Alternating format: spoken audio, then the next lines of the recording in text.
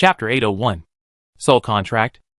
Martin smacked his lips and said nonchalantly, "Just handle it as you see fit." Qin Chuan exclaimed in surprise, "Old Ma, aren't you afraid I hold your soul contracts hostage to force you to do my bidding?" Martin countered, "Will you do that?" This question left Qin Chuan somewhat stumped.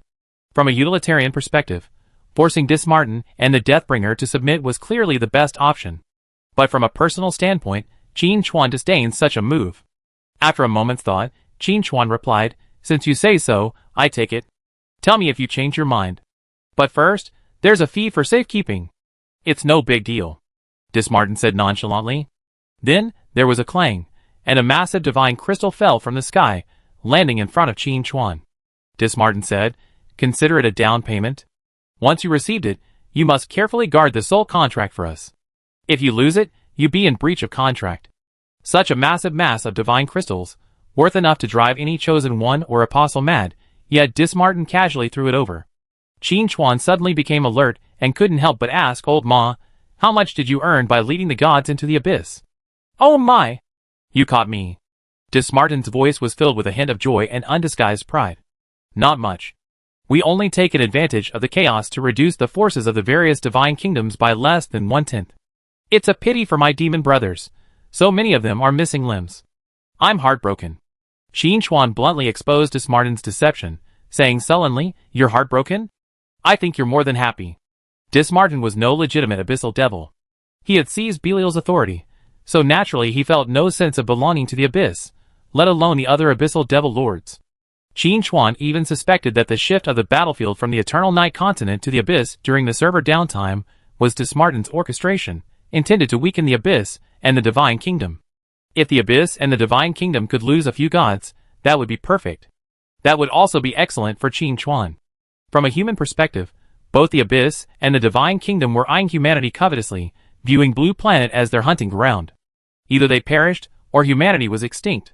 In contrast, Qin Chuan felt that a mutual loss for both the abyss and the divine kingdom was excellent news. Looking at the enormous divine crystal again, Qin Chuan suddenly felt less enticed. Old Ma must have made a killing this time. This divine crystal was likely only a tiny fraction of the spoils, a drop in the bucket. Thinking of this, Qin Chuan immediately said, "Old Ma, it's hard for me to help you with this little." Martin changed the subject. "I have some things to deal with in the abyss. I be leaving you for now. See you later." With that, there was no more movement. Qin Chuan was furious. "Old Ma, you're so stingy." However, judging by Martin's ability to crack jokes, he must be in good shape. The Deathbringer probably didn't suffer any major losses, and might even have made a considerable profit. It's a shame that Apocalypse shut down during the crucial battle, otherwise Qin Chuan would have had to go along to pick up the spoils. That was the first battle between the Abyss and the Kingdom of God since the server launch. Even if both sides were restrained and the attack was exploratory, it would have been a major event. After putting away the divine crystal, Qin Chuan sensed the approach of Elna, Laura, and the others. This also included Bruno's presence. Considering the content of this update, combined with the information previously mentioned by Martin, Qin Chuan had reason to believe that Bruno had been recruited by Martin as his spokesperson. And this would be the beginning. Now that the Eternal Night continent has been opened, both players and Apocalypse native NPCs will come here to explore. Chapter 802. More divine representatives are bound to appear, further escalating the situation on this continent. The battles ahead will be even more difficult. Fortunately, the Night's Watch already has a head start. With Elna and Laura, the chosen ones, along with their existing apostles, and the thousands of years of heritage of the Night's Watch, they can at least hold their own. In addition, players and Apocalypse NPCs arriving on the Evernight continent can also help eliminate and suppress the alien beasts, which isn't entirely a bad thing. As he pondered, several figures descended. Elna said with joy, "Mr. Shadow, you're alright? We couldn't find you before, and we were a little worried." Qin Chuan smiled. "I think the situation isn't looking good, so I'm going to hide out." Lola murmured quietly, "I thought Mr. Shadow was going to leave without saying goodbye like the first commander." Qin Chuan chuckled dryly and changed the subject. "The Night's Watch didn't suffer any significant losses, did they?" Getting down to business, Lola immediately replied, "Thanks to Mr. Shadow for improving Night's Blessing, giving it defensive effects. Although it cost some resources, but at least we protected the Night's Watch soldiers at headquarters." "That's good," Qin Chuan nodded, then asked, Are there any new movements of the alien beasts? Lola shook her head. Not yet. When you had us hide in the Night's Watch headquarters, the alien beasts outside roared for a while, but then gradually died down. When we came out to investigate, we found that there were no alien beasts within 100 miles. Qin Chuan pondered for a moment and said, since the alien beasts are not here, there's no need to actively look for them. Just send out patrols to keep watch. The most urgent priority is to deal with the various post-war matters. The previous battle focused primarily on Qin Chuan and the Son of God, but the Night Watch also suffered significant losses. First, secure the wounded and manage logistics, then consider other matters. After this battle, both the Church and the Beast God cult suffered heavy losses. The destruction of the Son of God is no small matter, and they will likely be in turmoil for a while. The gods, having been lured to the abyss by Dismartin for a battle, will likely need some time to recover. This also means that, for a short period of time, the Evernight continent will calm down, enjoying a rare period of stability. The next major task is to open up the teleportation array between the Evernight continent and the Apocalypse continent, allowing other peak-level players to travel to the Evernight continent to complete quests and level up. While pondering, Bruno in the crowd spoke up, Shadow, there were quite a few outsiders in the previous battle. They're clearly not from our side, they must be from another continent. Qin Chuan looked at Bruno and mentally praised him. Old Bruno, you're quite good at finding conversation. He immediately continued the conversation. Old Bull, your guess is correct. Those people are indeed from another continent. The Church is behind them. The Lady of Night brought her followers to this Eternal Night continent to avoid war with the Church. Hearing they were enemies of the Lady of Night, Bruno perked up, his eyes blazing with fire. He emphasized, since they are enemies of the Lady of Night, they are my enemies. Mr. Shadow, is there any way to reach the other continent? I want to meet those people from the Church. Qin Chuan quickly said, Old Bull, I know you're anxious, but don't worry. You don't have to go find them, they come to us. Lola interrupted, Mr. Shadow, are you saying that the Church knows the location of the Eternal Night continent and is trying to reach it? That's right, Qin Chuan nodded. Previously, the Eternal Night continent was encircled by a massive barrier. The outside world didn't know its exact location, and even the gods couldn't locate it. But now the barrier has essentially vanished. Even if they're thousands of miles away, even if they have to cross an endless ocean, the Church will reach it. Chapter 803. Elna said with high morale, I will make sure they never return. Hans and the others echoed their stance. Who cares what church it is? If they dare to invade their homeland, they must fight to the end. Seeing everyone so determined, I'm relieved, Qin Chuan expressed his approval, adding, don't worry. While the enemy may come, so will our friends. Lola asked curiously, Mr. Shadow, are you saying there are followers of the Lady of Night on another continent? Qin Chuan thought for a moment, then said uncertainly, there should be a few descendants of the Lady of Night operating in secret, but their whereabouts are too secretive. I only stumbled upon some clues, and haven't even had time to verify their authenticity. Is that so? Lola's expression was a little regretful. The Night Watch was an organization founded on the Lady of Night's legacy. If there were followers of the Lady of Night on another continent, it would undoubtedly be exciting news. But now it seemed she had taken it for granted.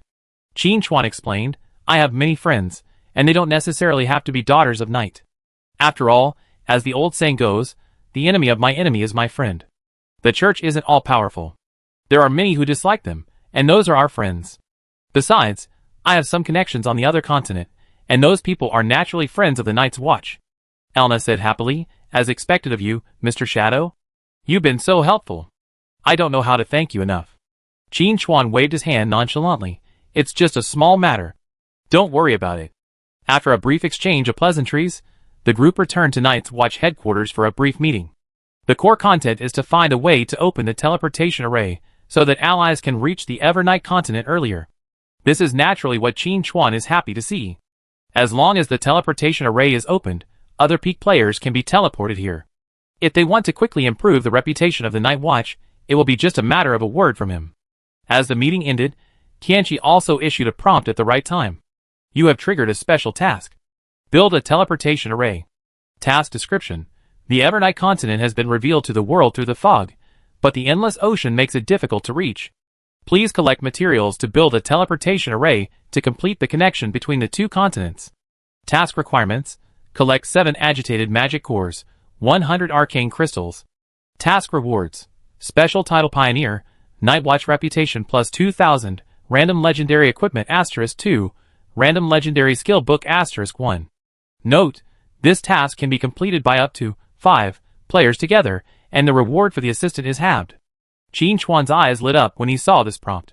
If the rewards were halved, whether or not you could get a skill book would depend on luck, a 50-50th chance, but you were guaranteed a legendary piece of equipment. Although Qin Chuan still had a ton of sanctuary-level equipment in his bag, who could complain about having too much equipment, he couldn't use it, but everyone else in the guild could. With this in mind, Qin Chuan immediately opened the guild interface. After the Eternal Night continent was unsealed, he was able to communicate normally with the outside world. At this moment, in the guild chat, the others were discussing how to complete a quest on the Eternal Night continent. Qin Chuan, there's a quest that rewards a piece of legendary equipment and a chance to get a legendary skill book. There are 4 spots available, so sign up. Ji Xing, he's here. The president is here with a top-tier mission. Ying Luo, as expected of the president, offering such a lucrative mission right off the bat. It's a shame there aren't enough spots. It would be better if there were 40. Jing, if there are only 4 spots, I suggest Ji Jia and you could go first, and we draw lots for the remaining 2. Di Jiaoling Yu, Jing's a good suggestion. Ji Xing, no need. Let's draw lots for everyone. There will be plenty of opportunities like this in the future, and everyone will improve. Ying Luo, I agree with Ji Xing. Let's just draw lots to avoid any friction. Song Ling, draw lots +1. Su Chong Qin, +2. Qin Chuan, if the others have no objections, then we follow the 2 vice presidents' ideas. Once you finalize the list, let me know. This mission primarily involves collecting materials. I send you the list later. Collecting the materials isn't difficult. If it weren't for the mission rewards, Qin Chuan could have gathered them all himself. But opportunities to take advantage of Apocalypse are rare, so don't miss them. After giving the order, Qin Chuan continued in the guild. This quest is to open the teleportation array. Completing it will take you to the Evernight continent. I have some connections with the new reputation faction, the Night's Watch. If you'd like to raise your reputation, let me know. However, please note that the Night's Watch and the church in the main city are at odds.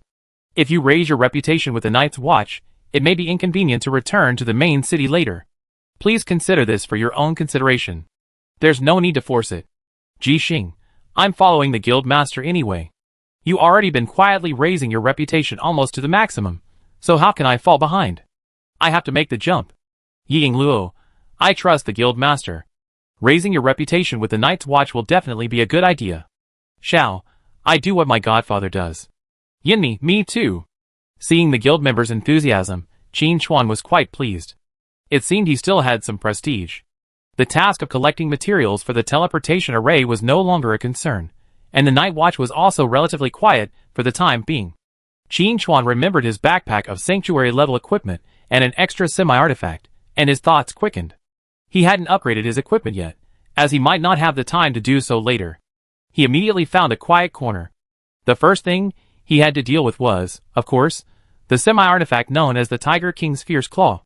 It was useless to keep, so it would be better to use it as material for reforging the Dark Knight. Of his 2 weapons, Darkest Hour was already a mid-level artifact, possessing immense power, while Dark Knight was only sanctuary level, a bit of a mismatch.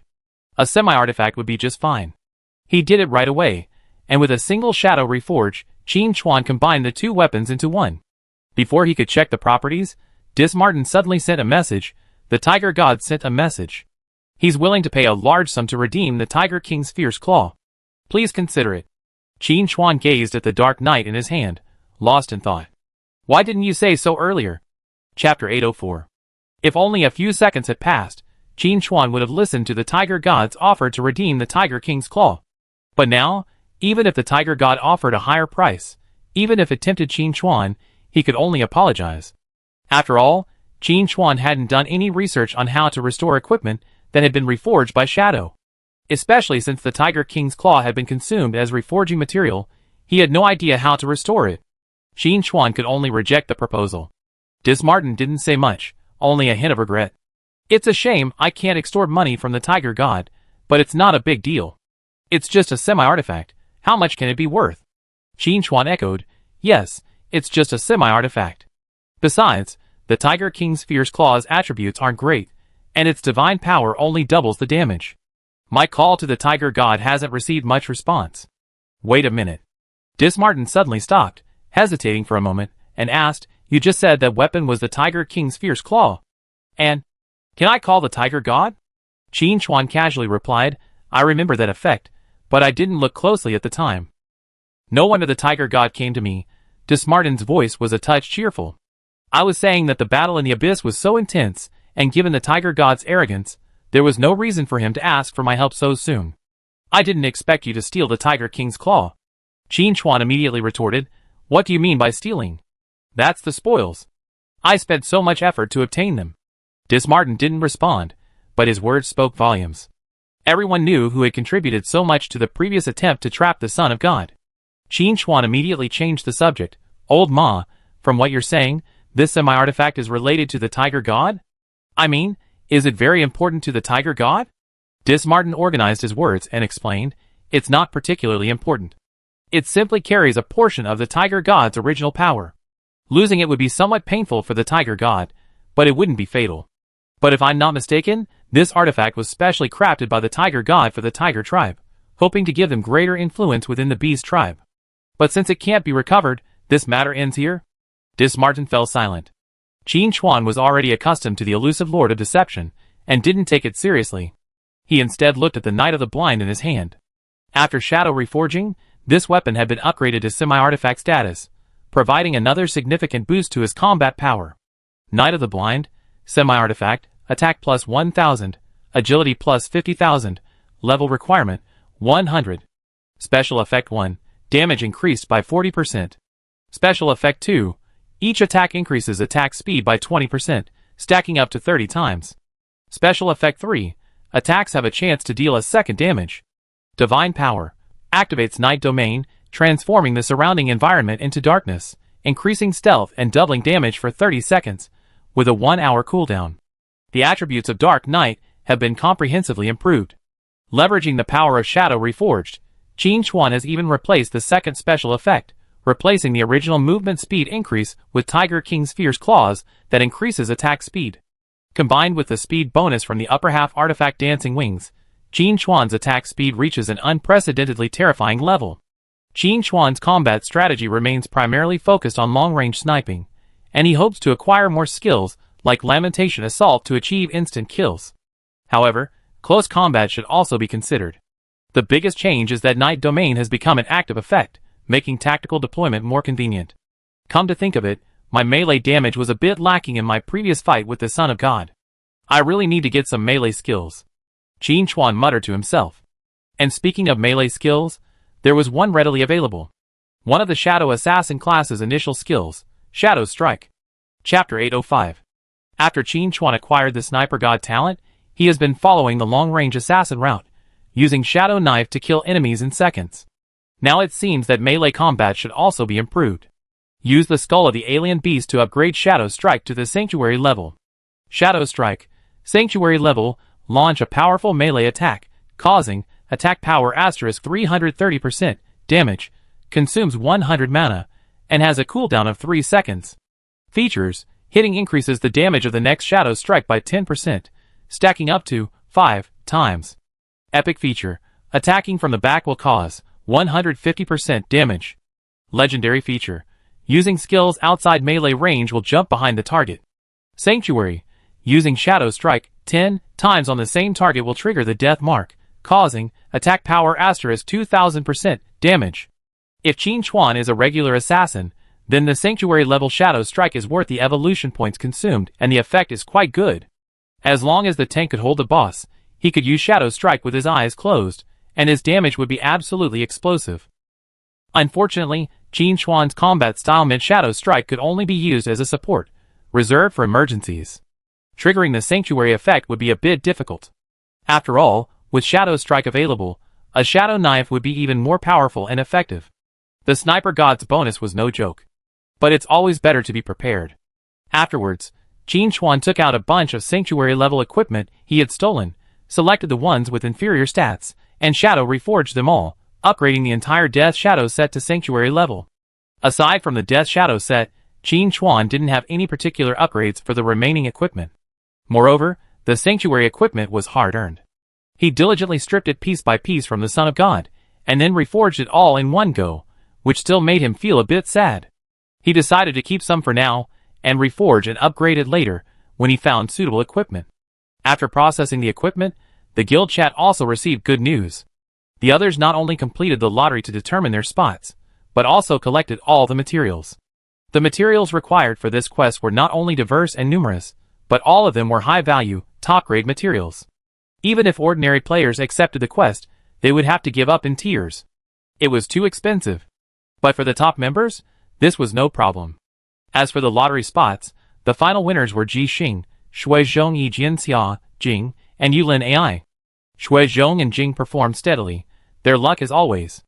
As a relatively new guild member, Yulin AI didn't expect to get this opportunity. Whether or not she became a legend wasn't important, the key was getting to interact with their own guild leader. This was a rare opportunity. Qin Chuan and Ji Xing and the others gather and wait in Belly City while he found Laura and explained the situation. Laura's face showed a mixture of surprise and a hint of worry. With the teleportation array now open, communication between the Evernight continent and the outside world would become increasingly frequent. This would present a new challenge for the Night's Watch. As commander, could she continue to lead the Night's Watch? Every thought left Laura uncertain. The materials for the teleportation array had been gathered, and the next step was to lay out the array. But a teleportation array can't be placed haphazardly, it needed to be chosen appropriately. You couldn't just set the landing point at the Night's Watch headquarters and end up teleporting a bunch of Templars from the church. That would be ridiculous. You couldn't set the teleportation point in the area where the monsters were active, as that would mean players would be completely lost. It couldn't be too close, nor too far. Too close wouldn't allow for any buffer time to deal with emergencies, and too far would be inconvenient. The good news was that this teleportation array was his mission, meaning he could choose his own location. After much deliberation, Qin Chuan hit upon a good idea. He immediately approached Bruno and said with a smile, "Old Bruno, let's discuss something." Bruno immediately became alert. If someone shows unwarranted kindness, they're either a traitor or a thief. "Tell me what you want first," Bruno said slowly, choosing his words carefully. "Then I decide whether to agree." Chapter 806. Qin Chuan patted Bruno's shoulder and said earnestly, "Old Bruno, given our friendship, do you think I try to trick you?" Bruno didn't answer, simply staring at Qin Chuan quietly. "Whether or not, you know for sure." Qin Chuan didn't waste any more time, saying quickly, "I've done some research on teleportation arrays, and have gathered enough materials to rebuild one. This will allow us to travel to another continent, and allow allies on the other side to reach this area. To ensure we can reunite with our teammates as soon as possible, I think we should place it in the Night's Watch territory. What do you think?" Bruno vaguely guessed Qin Chuan's intention, but didn't voice it. Instead, he agreed, "Mr. Shadow is right. I also think the teleportation array should be under the Night's Watch's surveillance to prevent any accidents. But where to place it is truly a difficult decision." Qin Chuan looked at Bruno, who returned his gaze with a clear gaze.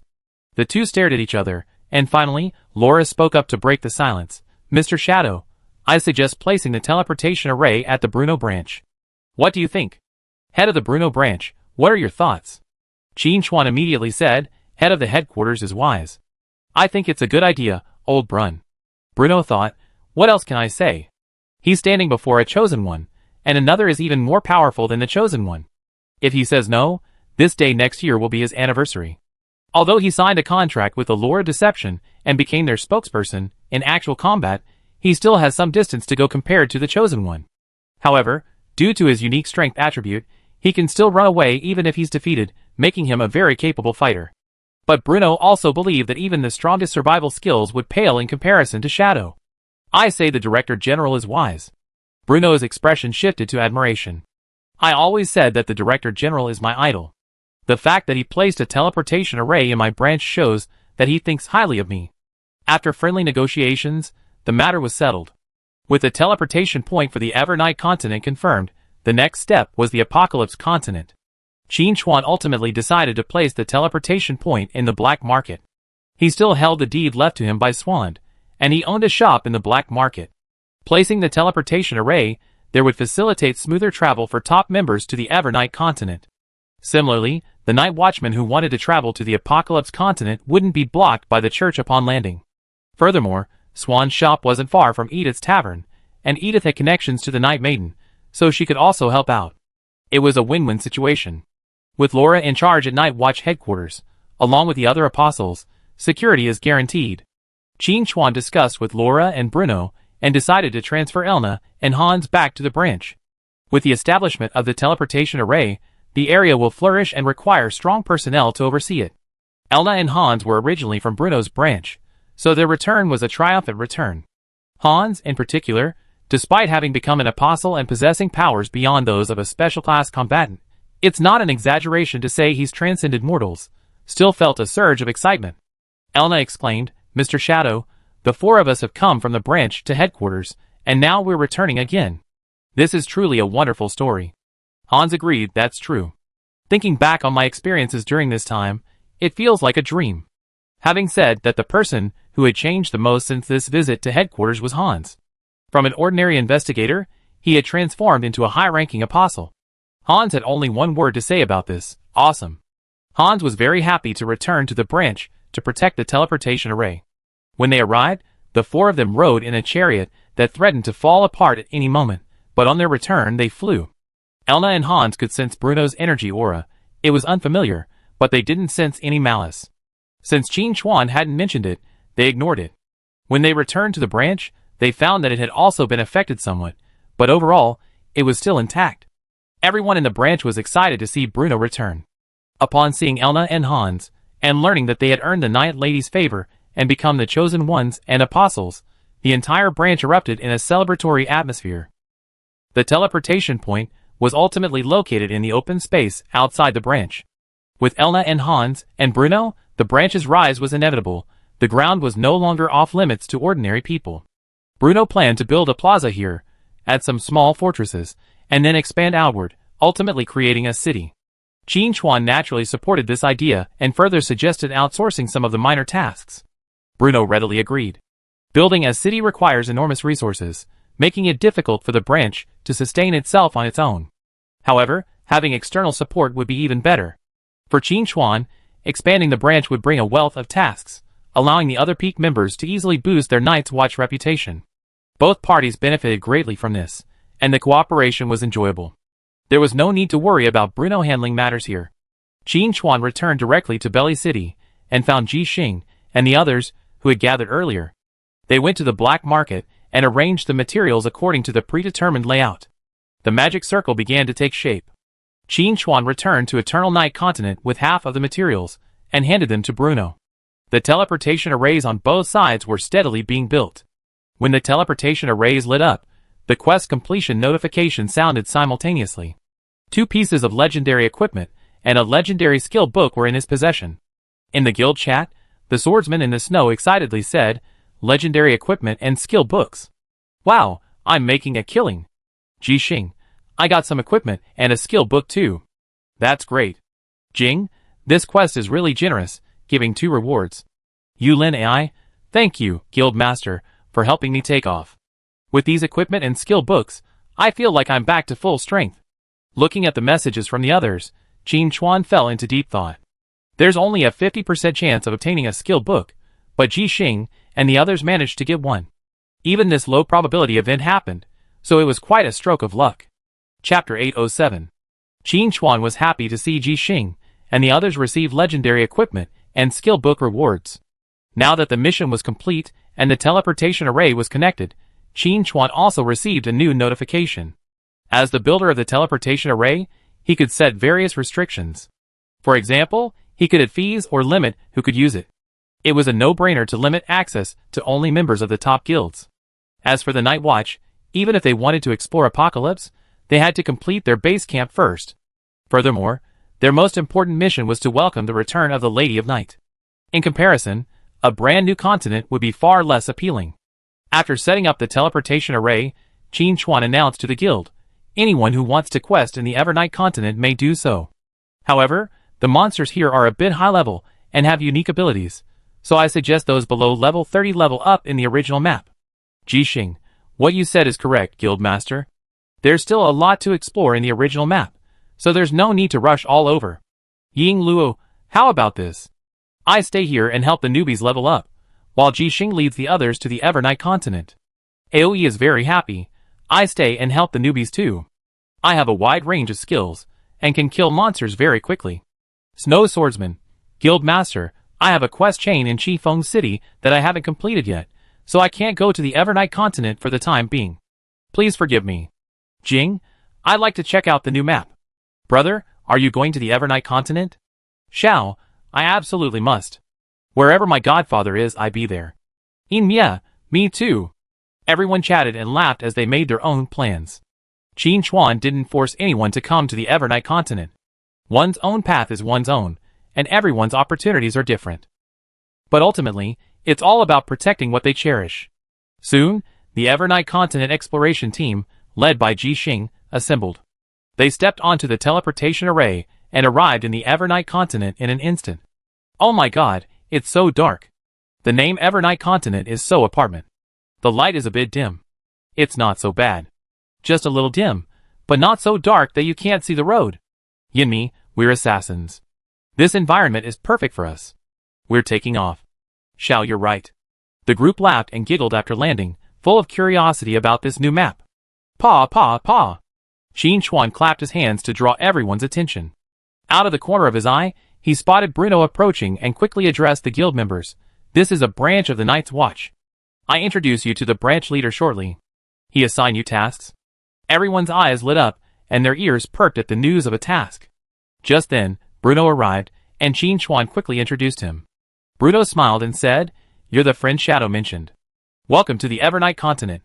I'm the branch leader here, Bruno. Without further ado, let's get straight to the point. The teleportation array is now open, but as you can see, the defenses here are rudimentary, almost non-existent. Our first priority is to secure the array. As he spoke, Ji Xing and the others received a new task, collecting stone to build a defensive perimeter. The rewards weren't generous, primarily reputation-based. Before arriving, Ji Xing and the others had already agreed to raise their reputation with the Night's Watch. This was something the guild leader had traveled thousands of miles to gain, so it was undoubtedly valuable and shouldn't be missed. As for collecting stone, that's a simple task. Ji Xing waved his hand, and the destroyer unleashed a barrage of explosives on the distant hilltop, easily sending rocks flying everywhere. Bruno, looking at the destroyer, was also surprised. What the heck is this? Qin Chuan explained, Old Bruno, this is a mechanics technique. The Eternal Night continent has been isolated from the outside world for so long that many professional traditions have been lost. It's understandable that you haven't seen it before. But don't worry, you see all sorts of other professions in the future. Just get used to it. Chapter 808. Bruno sighed, times have truly changed. We Night's Watch must adapt quickly. Qin Chuan smiled, that's true. Opening the teleportation array this time is a good thing, but it also means others can do the same, including our enemies. But the Evernight continent is too vast, and the Night's Watch are few in number. I'm afraid we can't stop it. Hearing this, Bruno frowned. The disappearance of the Evernight continent's barrier certainly brings new opportunities, but also new challenges. Bruno hasn't forgotten that there are enemies of the Lady of Night on the other continent, and they will undoubtedly come here. While we can't completely stop them, we can disrupt their progress, Bruno said slowly. I report this to the Commander-in-Chief and dispatch an investigation team to gather intelligence. Qin Chuan nodded in agreement, then suddenly spoke up. Old Bruno, when we were defending the Night's Watch headquarters, we sent out quite a few investigation teams. You also led a team back then. Some returned, but two didn't, saying they stayed behind with you to observe the situation. Now you're back, and you become so powerful. Where are those two Night's Watchmen? Bruno's heart skipped a beat. This matter was a source of worry for him.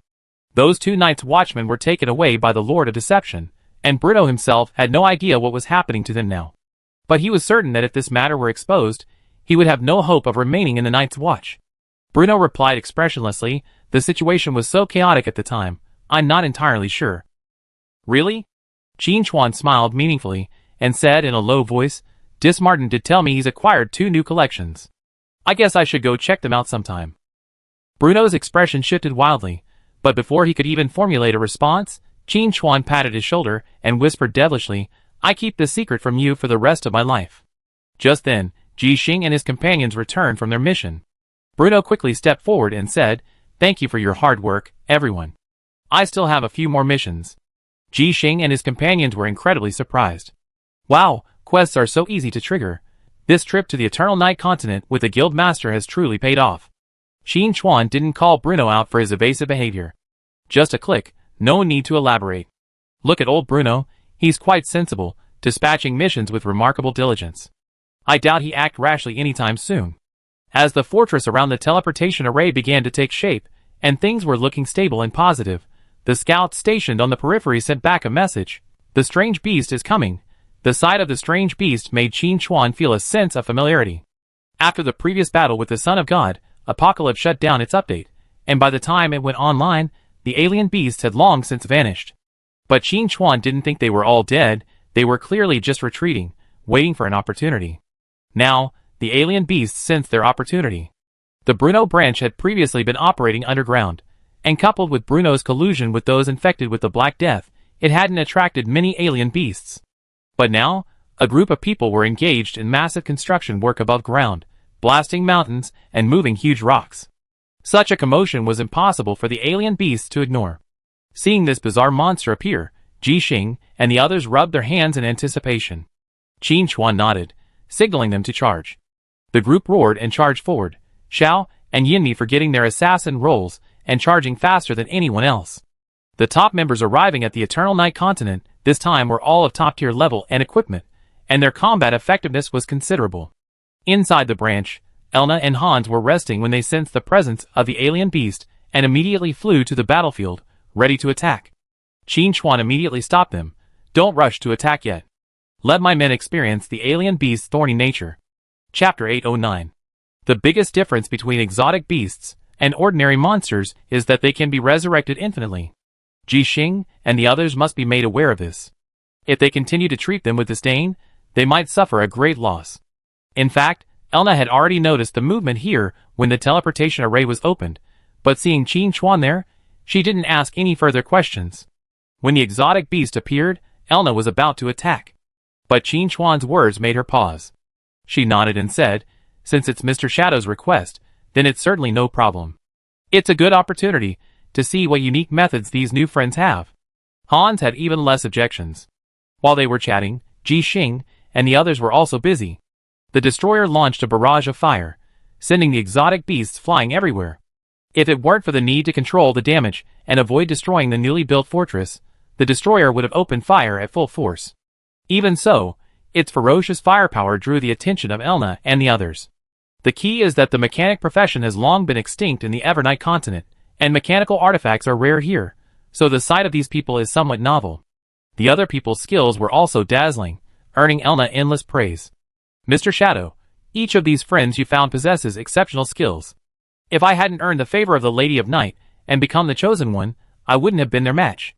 Qin Chuan waved his hand and smiled. Elna, you're too modest. They still have a lot of room for improvement, and we need your guidance going forward. Qin Chuan has established a firm foothold in the Evernight continent, his prestige reaching its maximum. But the others at the peak level haven't yet achieved this. They still need to earn more reputation. Moreover, if they wanted to establish good relations with the Night's Watch later, they would have to involve Elna, the chosen one. Advising them would also facilitate future actions. As they spoke, Ji Xing and the others had already dispatched all the attacking monsters, but they also discovered a problem. Though these monsters had been blown to pieces, or chopped into pieces, they weren't completely dead. Ji Xing exclaimed in surprise, "What kind of monster is this? Is it truly indestructible?" Jing's face was filled with admiration. The president has been battling these kinds of monsters all this time? That's impressive. Xiao and Yinmi had already returned, and they too realized something was amiss. After a brief discussion, they decided that Ji Xing would represent them in seeking help. President, this monster is unkillable, Ji Xing asked with a troubled expression. Is that their characteristic? Qin Chuan nodded and replied, this monster is called an alien beast. It's not on the same level as weaklings like goblins. Its greatest characteristic is its extremely tenacious vitality. Without special means, it's impossible to kill. Ji Xing, incredibly clever, immediately grasped Qin Chuan's meaning and followed up, President, you want us to improve our reputation with the Night Watch. Could it be that they possess some special means? Indeed. Qin Chuan was very pleased with Ji Xing's cleverness. The Night Watch have battled alien beasts for thousands of years on the Evernight continent and have accumulated extensive combat experience. Crucially, they possess a means called Night's Blessing, which can effectively kill alien beasts. Ji Xing's eyes lit up, and he pressed on, President, How do you get this knight's blessing? You're on a mission here, not only chatting and laughing with Branch Chief Bruno, but also chatting enthusiastically with this young woman. You must be very knowledgeable. Qin Chuan felt a bit puzzled by this, but also seemingly untroubled, so he didn't dwell on it. He explained, I have some connections within the Night's Watch, but since you just arrived on the Evernight continent and haven't made any contributions, accepting the Knight's blessing will inevitably be met with criticism. Of course, this was just an excuse. With Qin Chuan's prestige within the Night's Watch, he could easily ask anyone to receive the Knight's blessing. But Qin Chuan also knew that things that come too easily aren't cherished. Even top members must complete quests and learn the challenges of exotic beasts before they can accept the Knight's blessing. Ji Xing didn't think much of Qin Chuan's statement, simply dismissing it as a game setting, requiring a certain level of reputation to unlock additional benefits and privileges. Ji Xing continued, Guild leader, I understand. I talked to them later and continue doing quests to gain reputation. But in this situation, how should we deal with these monsters? Qin Chuan smiled, don't worry, I give you a buff. Ji Xing was puzzled. It was incredible that their own guild leader, an assassin, could buff others. When the shadow gift was bestowed upon them, Ji Xing and the others were stunned. Xiao rubbed his eyes, staring at his character panel in a daze.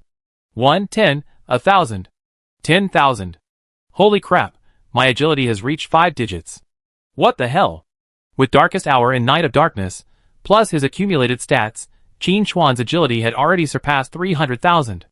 1/10 of the Shadow Gift's bonus meant 30,000 agility.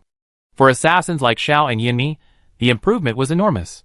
Even for a magic player like Jing, gaining a few thousand extra spirit out of thin air would deal considerable damage. Crucially, the Shadow Gift granted them temporary protection from the power of Shadow. Ji Xing led the charge, controlling the destroyer and launching the attack. The alien beasts attempting to revive were instantly resurrected, their deaths remarkably quick. The others, observing this situation, also rushed to eliminate the alien beasts. Then, eager to charge forward, they pushed the battle line back several hundred meters. When the battle was over, Qin Chuan looked at Bruno and said, Old Bruno, do you think my teammates performed well? Write a letter of introduction. I take them to headquarters to receive the Knight's blessing. Bruno thought to himself, considering your reputation, do you really need a letter of introduction? Without further ado, he began writing. Elna asked curiously, Mr. Shadow, given your friendship with Sister Laura, it's no problem for you to take them directly to headquarters to receive the Knight's blessing. Qin Chuan said sternly, when working, address them by their title. Call them headquarters director. Then he softened his tone and explained, friendship is friendship, and rules are rules. The Knight's blessing is a treasure of the Night's Watch and must be taken seriously. How could I break the rules for personal reasons? Chapter 810. With Bruno's letter of introduction, there's no obstacle in taking Ji Xing and the others to the Night Watch headquarters to receive the Knight's blessing. This is also a gesture to let Laura know how to treat players going forward. Those who have made contributions to the Night Watch can receive the Knight's blessing after passing the tests of the branch leaders and receiving a letter of introduction. To fight against or even eliminate the alien beasts, the Night Watch alone is not enough. Even with the imminent return of the Night Lady and the high-end combat power of the Chosen and Apostles, the Night Watch still lacks the strength to face the vast eternal Night Continent and its countless alien beasts. Achieving our goals through the players is the optimal solution. As long as the rewards are sufficient, players don't mind slaying every alien beast. After receiving the letter of introduction, Qin Chuan didn't rush to leave. Instead, he asked Ji Xing and the others to continue helping build fortifications while he returned to Belly City. He had previously contacted the Dragon Dynasty and several other large guilds, all of which were trustworthy. The reason these guilds were summoned this time was to collect entrance fees. The peak members were undoubtedly formidable, but the problem was that there were too few of them. Even if they were all sent to the Evernight continent to work hard, it would be a drop in the bucket. We had to recruit people. Thankfully, the Evernight continent had already been released as a new map. While player enthusiasm and anticipation were at their peak, we could open up teleportation array access to trusted players, allowing them to work hard on the Evernight continent and assist the Night Watch expansion. Qin Chuan received entrance fees and gratitude, while Longting Tianxia and the others gained the right to explore the new map, killing 2 birds with 1 stone. The presidents of the major guilds came forward to greet Qin Chuan upon his return. Qin Chuan didn't waste any time, simply stating, I already opened the teleportation array to the Evernight continent. Longting Tianxia was the first to jump out and lead the applause, as expected of a big boss, awesome. The other guild leaders followed suit. Amidst the chorus of praise, Qin Chuan changed the subject. But as you all know, opening the teleportation array is not cheap. He didn't finish his words, but the point was clear. Longting Tianxiao was the first to speak up again. Don't worry, big boss. I'm not wasting my time. Being able to pioneer the Evernight continent before other guilds does more than justify the small teleportation fee. I request 1,000 teleportation slots. Qin Chuan secretly gave a thumbs up. As expected of you, you're truly wealthy and generous, and you know how to show your support. But Qin Chuan wasn't just about collecting money. He explained, the reputation of the Night Watch is somewhat unique. It's in hostile relationship with the main city's church. If you want to explore the land, you better prepare for both scenarios. Although Qin Chuan knew that the gods would eventually become enemies, including the church, at this point, even if he posted on the forum asking players not to go to the church to gain reputation and complete quests, what would be the point? On the contrary, he would be suspected of harboring ulterior motives, perhaps wanting to prevent other players from receiving hidden quests. Even within the Summit Guild, Qin Chuan never directly stated this. But the people at Summit also understood that they must fully support the leader's actions, and would never do anything the leader didn't do. Since the leader was already aggressively increasing Night Watch reputation, there was no reason to hesitate. They had to charge. To be honest, if it weren't for leveling up new members, Yingluo would have already taken the others to the Evernight continent. At this moment, Longting Tianxiao and the others heard Qin Chuan's words. After a moment's silence, Longting Tianxiao spoke first. I have several elite pioneering teams under my command.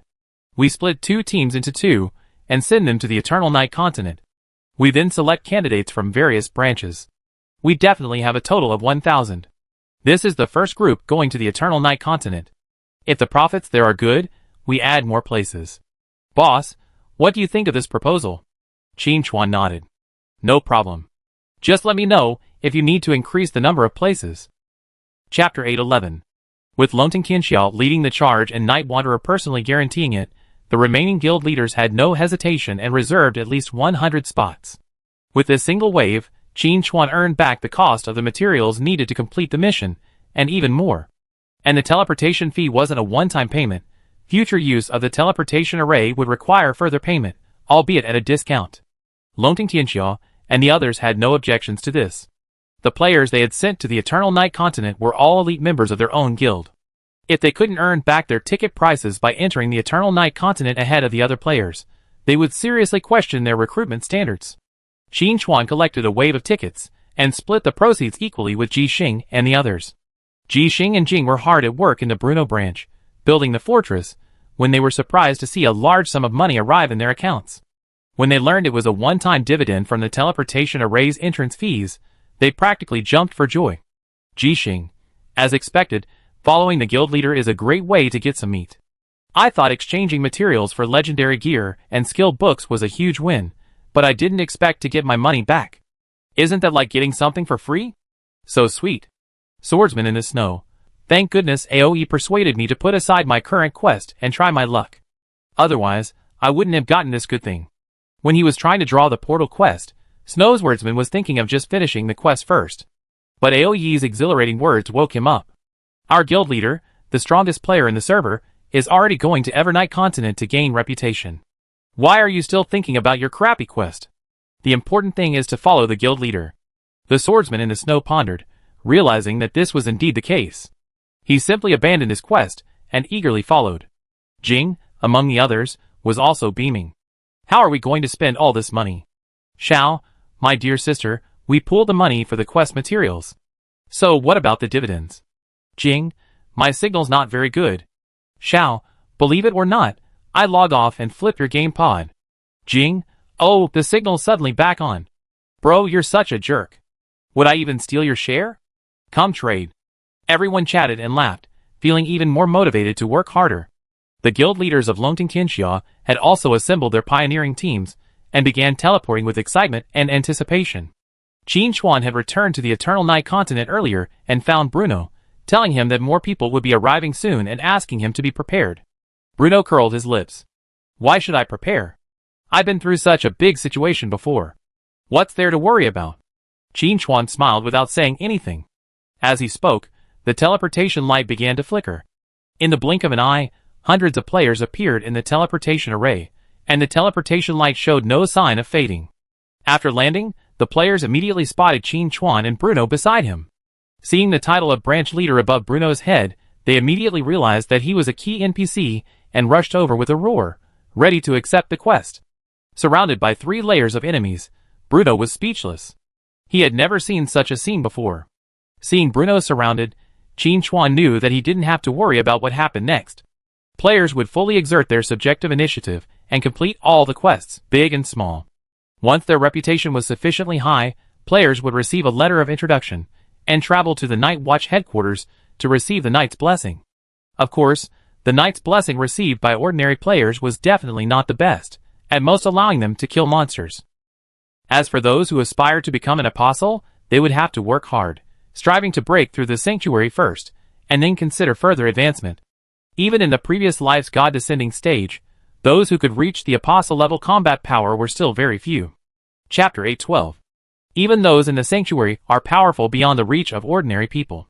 Recovering his composure, Qin Chuan summoned Ji Xing and the others, smiling, "With these players here, we don't have to worry about the construction work here. Feel free to go to headquarters." Ji Xing said with some concern, "What if those unkillable monsters appear again? They don't have the buffs from the guild master." Qin Chuan explained, "Elna is the chosen one, Hans is the apostle, and below them are combatants of all levels. Until the players mature, the Night Watch are the main force against the monsters." Everyone suddenly understood. Xiao asked impatiently, "President, should we go to headquarters now to receive that night blessing? Is the bonus significant? Can it compare to the temporary buff you gave us?" It wasn't yet time for the shadow gift to lock onto the target, so after repelling the monster, Qin Chuan withdrew the shadow gift. The others were also quite excited when they heard Xiao's question. The bonus from the shadow's grace, just now, was truly incredible. With thousands and thousands of stats added, it felt like I could do anything. Even now that the buff had ended, I felt a sense of elusiveness. Qin Chuan pondered for a moment and replied, "The boost shouldn't be that dramatic, but the Knight's Grace has several stages. The strongest can even elevate you to the level of the Chosen One. As long as you work hard to level up and improve your reputation, I make arrangements." Ji Xing immediately said, "You all heard, the guild master won't treat us unfairly. Just go for it. I declare that the Evernight continent is my second home from now on. I'm going to die here." Jing also said, "I'm going to set up 10 teleportation points across the Evernight continent, so you can be the first to participate in any events." Everyone at the peak was full of fighting spirit. This was exactly what Qin Chuan wanted to see.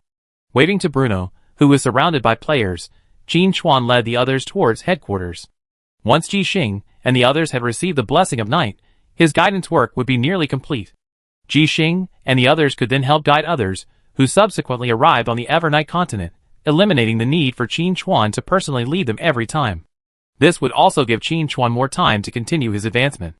The annihilation of the sons of God did not mean the gods would rest on their laurels. With the Evernight continent's barrier now destroyed, the church was intensively planning to establish a teleportation array. In fact, according to the information Qin Chuan had learned, the church had already issued numerous related quests, and countless players were busy navigating the process. It wouldn't be long before numerous teleportation arrays appeared on the Evernight continent. When that happened, this land would become exceptionally bustling. The journey to the Night Watch headquarters didn't take long.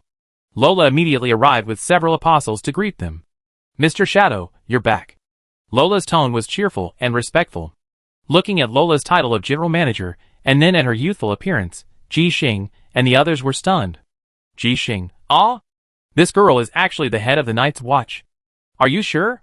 Jing, back at the teleportation point, I felt that the chosen one, Elna, was incredibly young.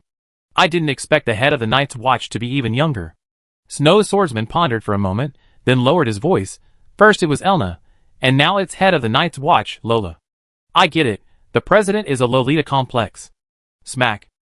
Snow's swordsman was slapped on the head. He looked up and saw his own president looking at him with a sullen face. He immediately shrank back, chuckled, and said, "President, don't misunderstand me.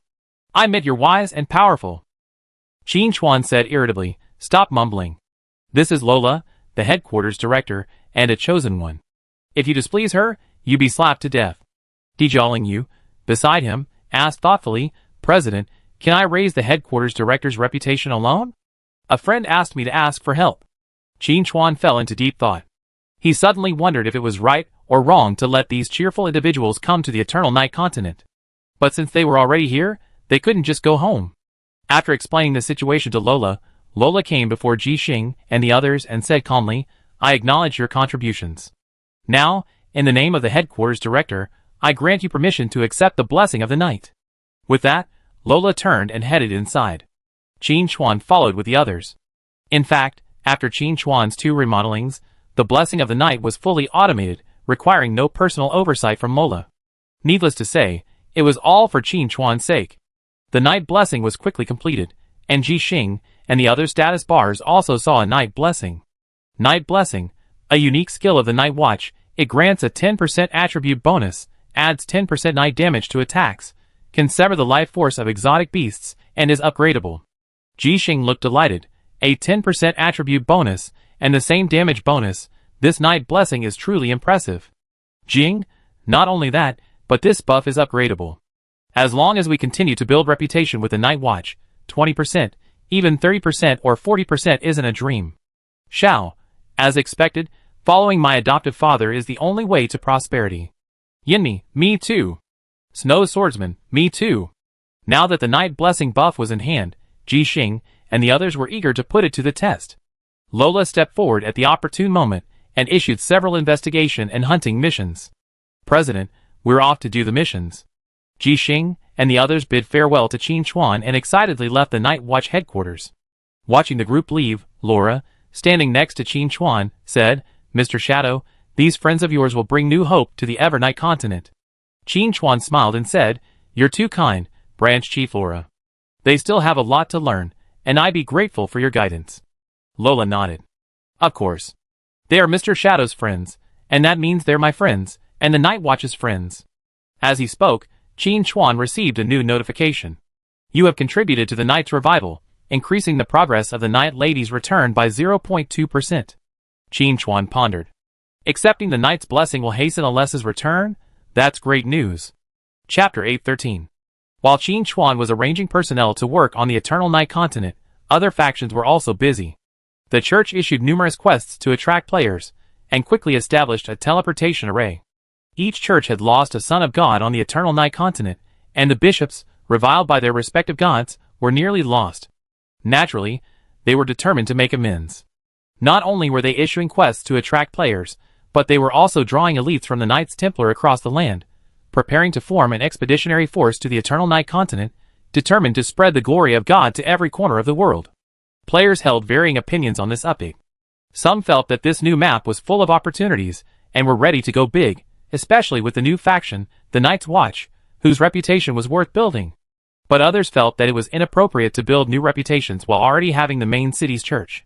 Especially since the new Night's Watch faction was at odds with the main city's church, and building reputation there might lead to being wanted by the main city's church. That would be a waste of time. These two sides were relatively antagonistic, while some players were more indifferent, focusing their efforts on transforming their existing characters into beast-eared girls. In general, the emergence of the Evernight continent has changed the situation somewhat, but not drastically.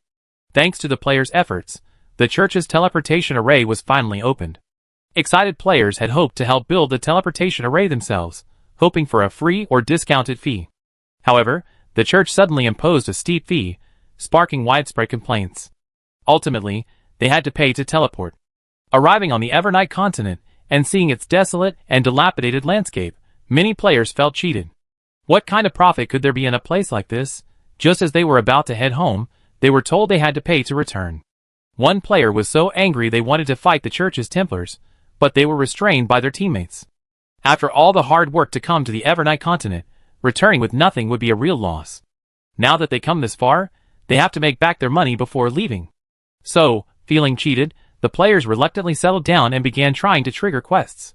It's true that while the church charges high fees, some of their quests are genuine. Collect stone. Collect wood. Collect food. Looking at the various collection quests on the notice board, the players started cursing again. Are they here to explore the new world, or just to be slaves? This is even more shameless than their ruthless boss. Thankfully, in addition to the screen full of collection quests, there are also some kill and exploration quests. Confident players accepted the quests and plunged into the vast wilderness. Then, less than 10 minutes later, they were sent back.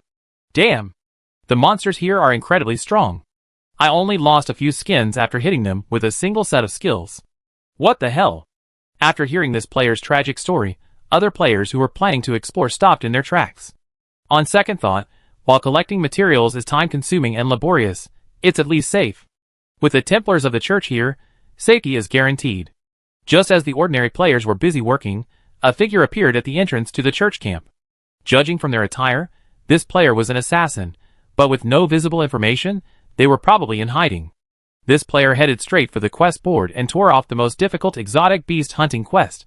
A passing player kindly warned, "Hey, these beasts are impossible to kill." Several guilds have already organized expeditions to try them out, and after finally depleting their health, not only did they not drop anything, but they even resurrected. The assassin player paused, then accepted several more hunting missions in a row. Then, without another word, he slipped into stealth and vanished. Chapter 814. Originally, this was just a minor incident. The other players in the camp were still diligently collecting materials. Then, out of nowhere, someone yelled, "Damn!" At the camp entrance, an assassin approached, dragging several massive beasts. The most crucial thing is, these beasts were completely dead. Who is this guy, and how could he actually kill the beasts? Just now, the Rakshasa Temple pioneers challenged the beasts, only to return empty-handed. Now you're telling me someone single-handedly killed several beasts. Is that even possible? Could it be the Night Wanderer himself? I met the Night Wanderer before, and this assassin isn't the Night Wanderer. Huh? Why half a face? The Night Wanderer always wears a mask, so he only has half a face, doesn't he? Makes sense. Speaking of which, I can't see any information about this guy, and he doesn't look like one of the assassins at the top of the leaderboards. Could he be an NPC? Oh my god, that's possible. Hurry up and follow him. Maybe we can trigger a hidden quest. The thought of a hidden quest made the players eager to get back on track. But before they could approach him to offer their courtesy, the other party was summoned by the Templars of the church to discuss matters. This assassin was one of Qin Chuan's disguises. Earlier, when traveling from the Bruno branch to the Night Watch headquarters, Qin Chuan dealt with a Black Death-infected person who had followed him. Afterward, he didn't retrieve him, but instead controlled him and wandered around the Evernight continent. Because he was a disguise, the various information he received had no connection to Qin Chuan, and it was impossible to imagine that they were the same person. Qin Chuan was very concerned about the church's arrival in the Evernight continent. But he was a well-known enemy within the church. If he wandered over there, a fight would surely ensue. So, a disguised persona was sent out. He planned to infiltrate the church and obtain first-hand intelligence. Knowing both yourself and your enemy is key to victory. The first thing to do was to establish a reputation. Not only would this allow him to infiltrate the church, but it would also make his disguise more convincing. After slaying several strange beasts, the disguised persona was also noticed by the church and invited to their tent for consultation. "Warrior, we encountered a difficult situation. I'm wondering if you'd be willing to lend a hand." The archdeacon in command of this camp expressed his concerns to the disguised image. "We come for a just cause, but we encountered some difficulties." The disguised image immediately replied, "Bishop, please speak." "It's the archdeacon." The archdeacon corrected immediately, but the eagerness in his eyes was unconcealed. He calmed himself and continued, "We received word that a group of beast cultists are active about 100 miles away, and they appear to be planning to establish a camp. Warrior, please destroy the beast cult camp, and we reward you handsomely. You have triggered a special mission. Sabotage operation. Mission description. The Church of the Hunting Goddess has discovered an active beast cult camp. Please disrupt their construction progress. Mission reward, 100 gold, 1 random gold item, 50 church contribution points." Seeing this prompt, the disguised image's tone turned cold. "Auxiliary Bishop, it's difficult for me to help you with this little money." When the other party's address changed from bishop to archdeacon, he knew he was dissatisfied with the low salary. The archdeacon gritted his teeth and said, with a pained tone, "In recognition of the warrior's skill, we are willing to increase the reward. The mission reward has been updated. Mission reward, 200 gold, 1 random dark gold item, 50 church contribution points." Qin Chuan was almost laughing with anger, and said unhappily, "With such a small reward, if the beast god cult next door saw this, they would think the hunting goddess church couldn't afford it."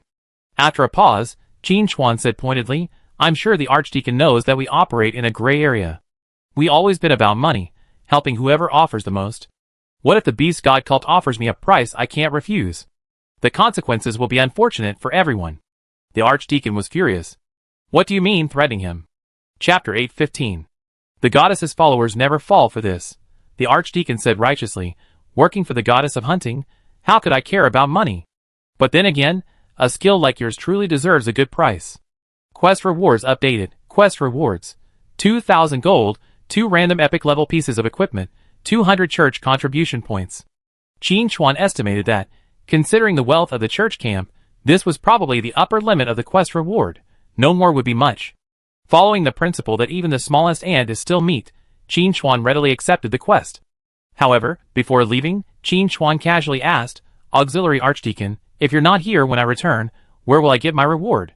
The Archdeacon said without further ado, the goddess's glory is everywhere. As long as you complete the quest, your reward will be there. Qin Chuan nodded, activated stealth, and disappeared from the spot. When his disguise reappeared, he was already outside the beast cult camp. But he didn't rush to destroy the camp, instead appearing openly. Woo woo woo! Howls echoed through the camp, and beastmen soldiers swarmed from every corner, surrounding Qin Chuan's disguise. Judging from their appearance, they were the Ursine branch of the beastmen. Human, are you here to die? The burly Ursine roared, his eyes gleaming with bloodlust. Qin Chuan remained unfazed, slowly saying, I'm here to discuss a business deal with you. The Ursine across from him laughed as if at a joke, then bared his teeth and said in a snarling tone, we don't have much business to discuss with humans. If we do, it's like getting into a pot. Plop. The bearman who had threatened fell to the ground, dead, a gleaming flying knife lodged in his head. The disguise wiped his hands and said slowly, now, can we talk? The surrounding bearmen looked ready to charge and tear Qin Chuan apart, but were stopped by an exceptionally burly bearman warlord. It was clearly the leader of this camp. Human, what on earth are you trying to do?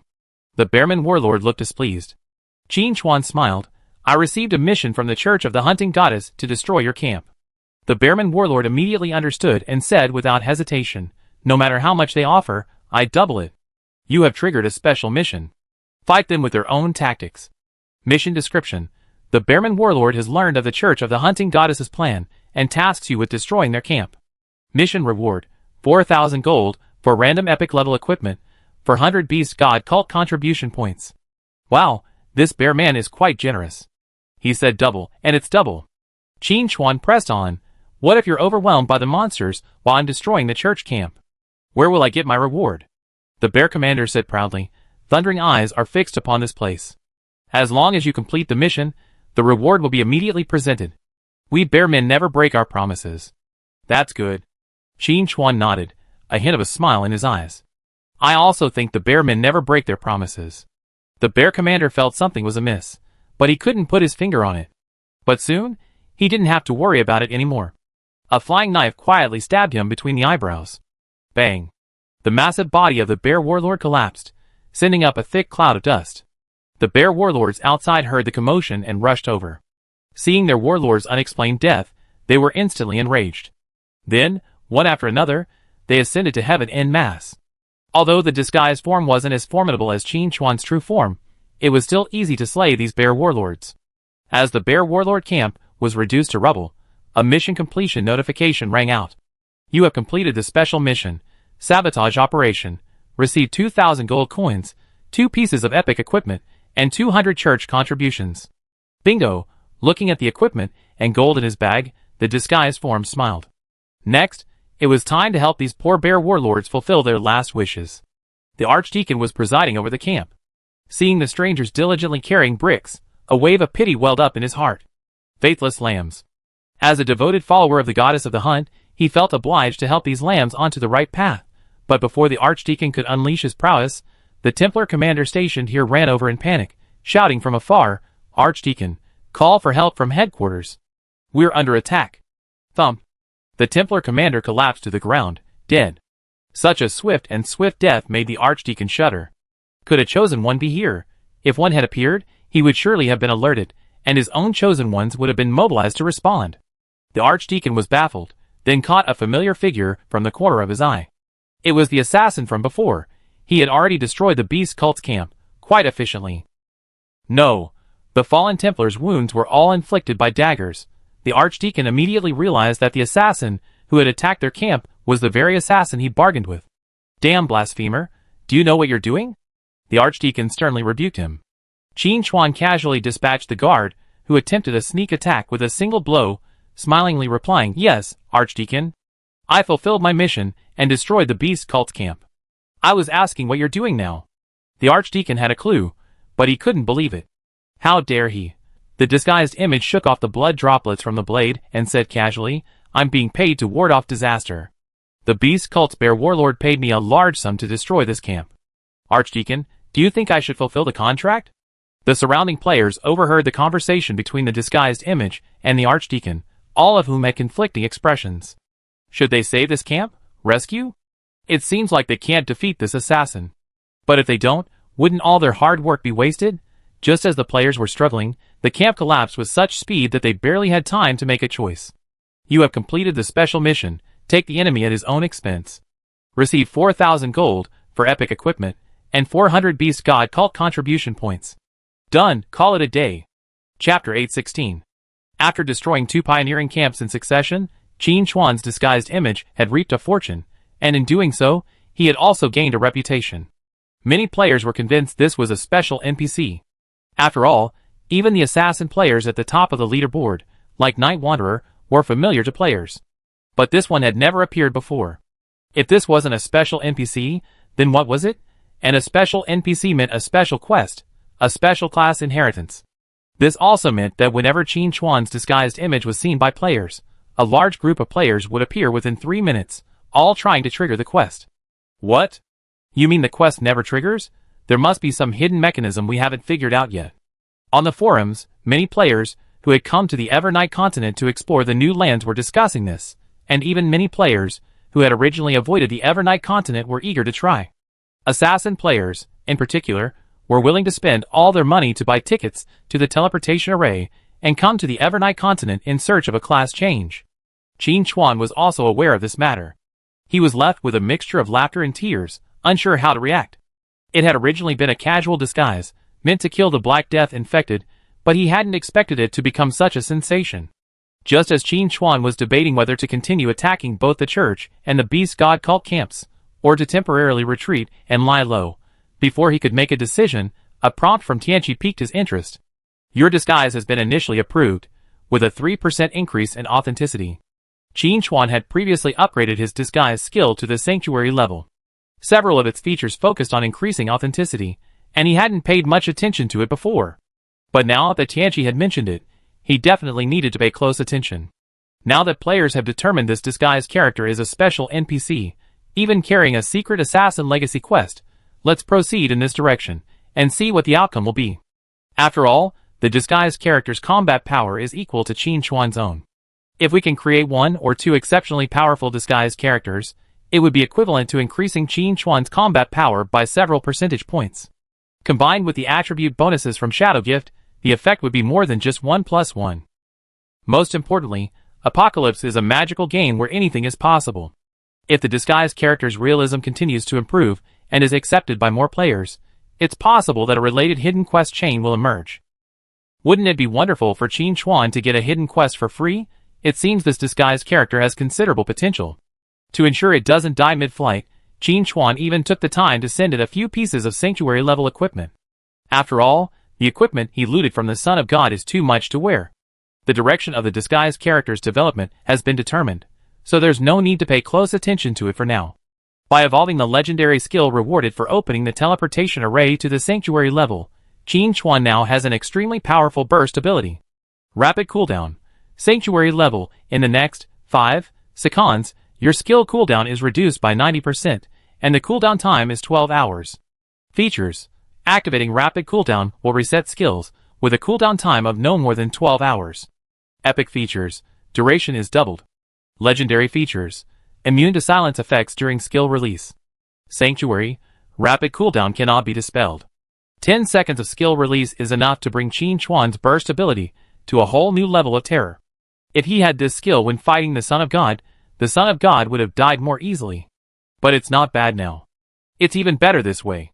When fighting with more than 50 Sons of God before, Qin Chuan had to use melee methods. At that time, the Son of God was quite excited and thought that Qin Chuan had no trump cards left. Chapter 817. If they still hold this mindset, then the next time we meet, Rapid cooling will give them a huge surprise. With rapid cooling activated, Qin Chuan's ranged skills, such as Shadow Dagger, will have a cooldown of only a few tenths of a second. Even Rain of Erosion and Concentrated Sniper only have a cooldown of 2 or 3 seconds, allowing for uninterrupted output. As long as he doesn't face 50 or so Sons of God again, rapid cooling will be more than enough to handle the situation. If I had to point out a flaw, it might be that the cooldown reduction is only 90%, a significant gap from the legendary unlimited firepower. There is a solution. Gather some cooldown items, but in Apocalypse, reducing skill cooldowns is a high-level item, making it more difficult to collect. While Qin Chuan was pondering, he saw Laura approaching. After a few pleasantries, Laura explained her purpose. Mr. Shadow, we plan to build a circle of fortifications around our headquarters, then gradually expand outward, making it impenetrable. Furthermore, we plan to deploy a large-scale magic array, based at each branch, to hasten the Lady of Night's return. Do you think this plan is feasible? After lighting the time-space beacon, Alessa had already determined the direction of the Evernight continent, and was on her way back. This won't happen overnight, it will take time. Thankfully, there are external means to accelerate this process, the most common being increasing the number of anchor points. In a sense, this is similar to the Apocalypse's arrival on Blue Planet. It's quite simple. The more precise the coordinates, the more accurate the navigation. The Night's Watch currently has 2 chosen ones and nearly 10 apostles, providing Alessa with a steady stream of coordinate information. More information would naturally be beneficial. Conventional methods are negligible in effect, but the super-large magic circle Laura mentioned could prove useful. Based on the Eternal Night continent, with the headquarters at the center of the magic circle, branches are established in specific locations around it to serve as support for the formation. Once established, this super-large magic circle will be incredibly effective. At the same time, the game prompt sounded again. You have triggered a special mission. Night Resurrection 2.0. Mission Description. Night Watch Commander Laura proposes building a super-large magic circle to accelerate the return of the Night Lady. Please assist the Night Watch in establishing a new branch. Mission Reward, to be determined. Note, this mission is a large-scale team mission, and can be shared with other players. Night Resurrection. This is the umpteenth time Qin Chuan has heard this term. After having Ji Xing and the others receive the Knight's blessing, Tianqi had already reminded him that it would accelerate the Knight's resurrection. Now, Laura proposed building a super-large magic circle, successfully triggering the mission again. It's clear that with the opening of the Eternal Night continent, the return of Night Lady Alessa will be the next major event.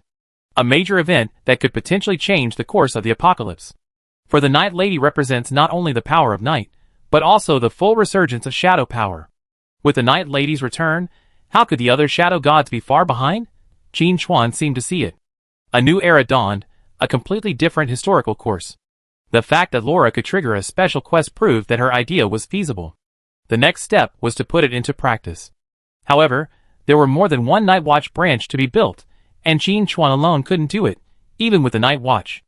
The Night Watch's cutting-edge combat capabilities had improved, but their limited numbers hadn't been significantly addressed. Thousands of years of fighting and countless abominable beasts had already squeezed the Night Watch's living space. Now that they finally had a chance to breathe, it was still a bit unreasonable to expect them to quickly complete the branch construction. So, this task ultimately depended on the players. Chapter 818. As the first person to receive the mission, Qin Chuan naturally had the authority to share it.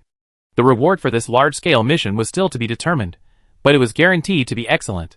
How could one forget one of their own for such a good opportunity? Qin Chuan looked at Laura and said, "Leave this to me. Our new friends will be happy to help." Lola's face lit with joy. "Mr. Shadow, your friends are truly generous." After several discussions and revisions, the final construction plan was finalized. With the Night's Watch headquarters as the center point, 6 branches would be built, extending 50 miles outward. Combined with underground magic pipelines, they would form a super-large hexagram formation to accelerate the revival of the night. In addition, each of these 6 new branches would have teleportation arrays connected to the Night's Watch headquarters, allowing for quick travel back and forth, making it extremely convenient for both daily activities and war support. After finalizing the plan, Qin Chuan rolled up the blueprints and said, "We don't have enough manpower right now. We can't start construction on all 6 branches simultaneously. Let's build them slowly." Lola nodded and said, "I allocate as many people as I can. Mr. Shadow, don't worry too much. We, the Night's Watch, have waited 3,000 years, so we don't mind waiting a little longer. That's true, but Qin Chuan certainly wouldn't want to wait too long. Jixing, when you're done, please meet at Night's Watch headquarters. Qin Chuan sent a message on the guild chat. Jixing, President, another new mission? Xiao, my godfather truly cares about me. He calls us right away when there's something good. Aoi was pleased. Could it be that the lowly commander gave the Night's Watch headquarters mission to the president? Dejaling you, protest. Why is the commander only contacting the guild master? You know I always wanted to join the Night's Watch. Su Changqing, is that true? Why do I feel like Sister D is coveting the commander's beauty? Jixing, Brother Su, you're so blunt. Your Sister D could easily get you killed. The group chatted and laughed until they reunited with Qin Chuan. Looking at the excited guild members, Qin Chuan's lips curled with a malicious smile. Laugh now, but you cry later. Seeing the crowd gathered, Qin Chuan cleared his throat and slowly said, I have a large special mission coming up, and the rewards are absolutely generous. Everyone's eyes lit up. Qin Chuan continued, if you perform well, receiving higher level knight's blessings is no problem. The desire in everyone's eyes was almost crystallizing. Xiao couldn't wait any longer, saying, Foster father, we brave any mountain of sword and sea of fire at your command. Yulin Ai chimed in, we brave fire and water, President. Jixing was even more forthright, saying, President, just issue the tasks, and we complete them. I seen everyone's enthusiasm, Qin Chuan beamed. Now, let's begin assigning the tasks. Jixing, take the destroyer and dig the foundation. Xiao Yinmi, you two, run fast and find a stone quarry near these coordinates. Jing, once Xiao and Yinmi have determined the location, you set the teleport coordinates and transport the stone. Qin Chuan glanced at the remaining members, found a table, and unfolded the blueprint. He added, everyone else, don't be idle either. From here to here, and again here, we need to dig underground tunnels and lay magic pipelines. Choose a section. Su Changqing, remember to replenish everyone's bus. Don't interrupt them. Jixing and the others looked at the blueprints, then at each other, feeling as if they had been tricked. Dejaling Yu said, thoughtfully, President, your approach is similar to how my family contracts projects. We accept projects, but don't do them ourselves, instead subcontracting them. The swordsman in the snow twitched his lips, a trace of painful memories crossing his face. He trembled as he spoke, before I played Apocalypse and became rich, I was digging for dust. Now that I'm a billionaire, I still have to dig for dust.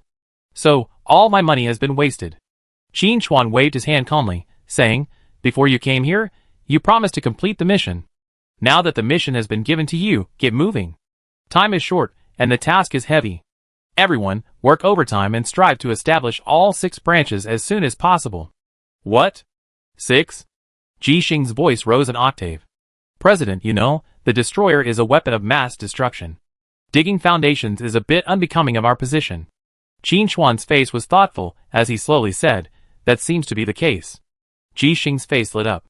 But before she could pop a bottle of champagne to celebrate her escape, she heard her guild leader continue. Having the destroyer digging the foundation is a bit of a waste. Why not just blast the mountain? We're in need of stone. After that, we can scrape some blueprints. As luck would have it, I just happen to have a few new ones.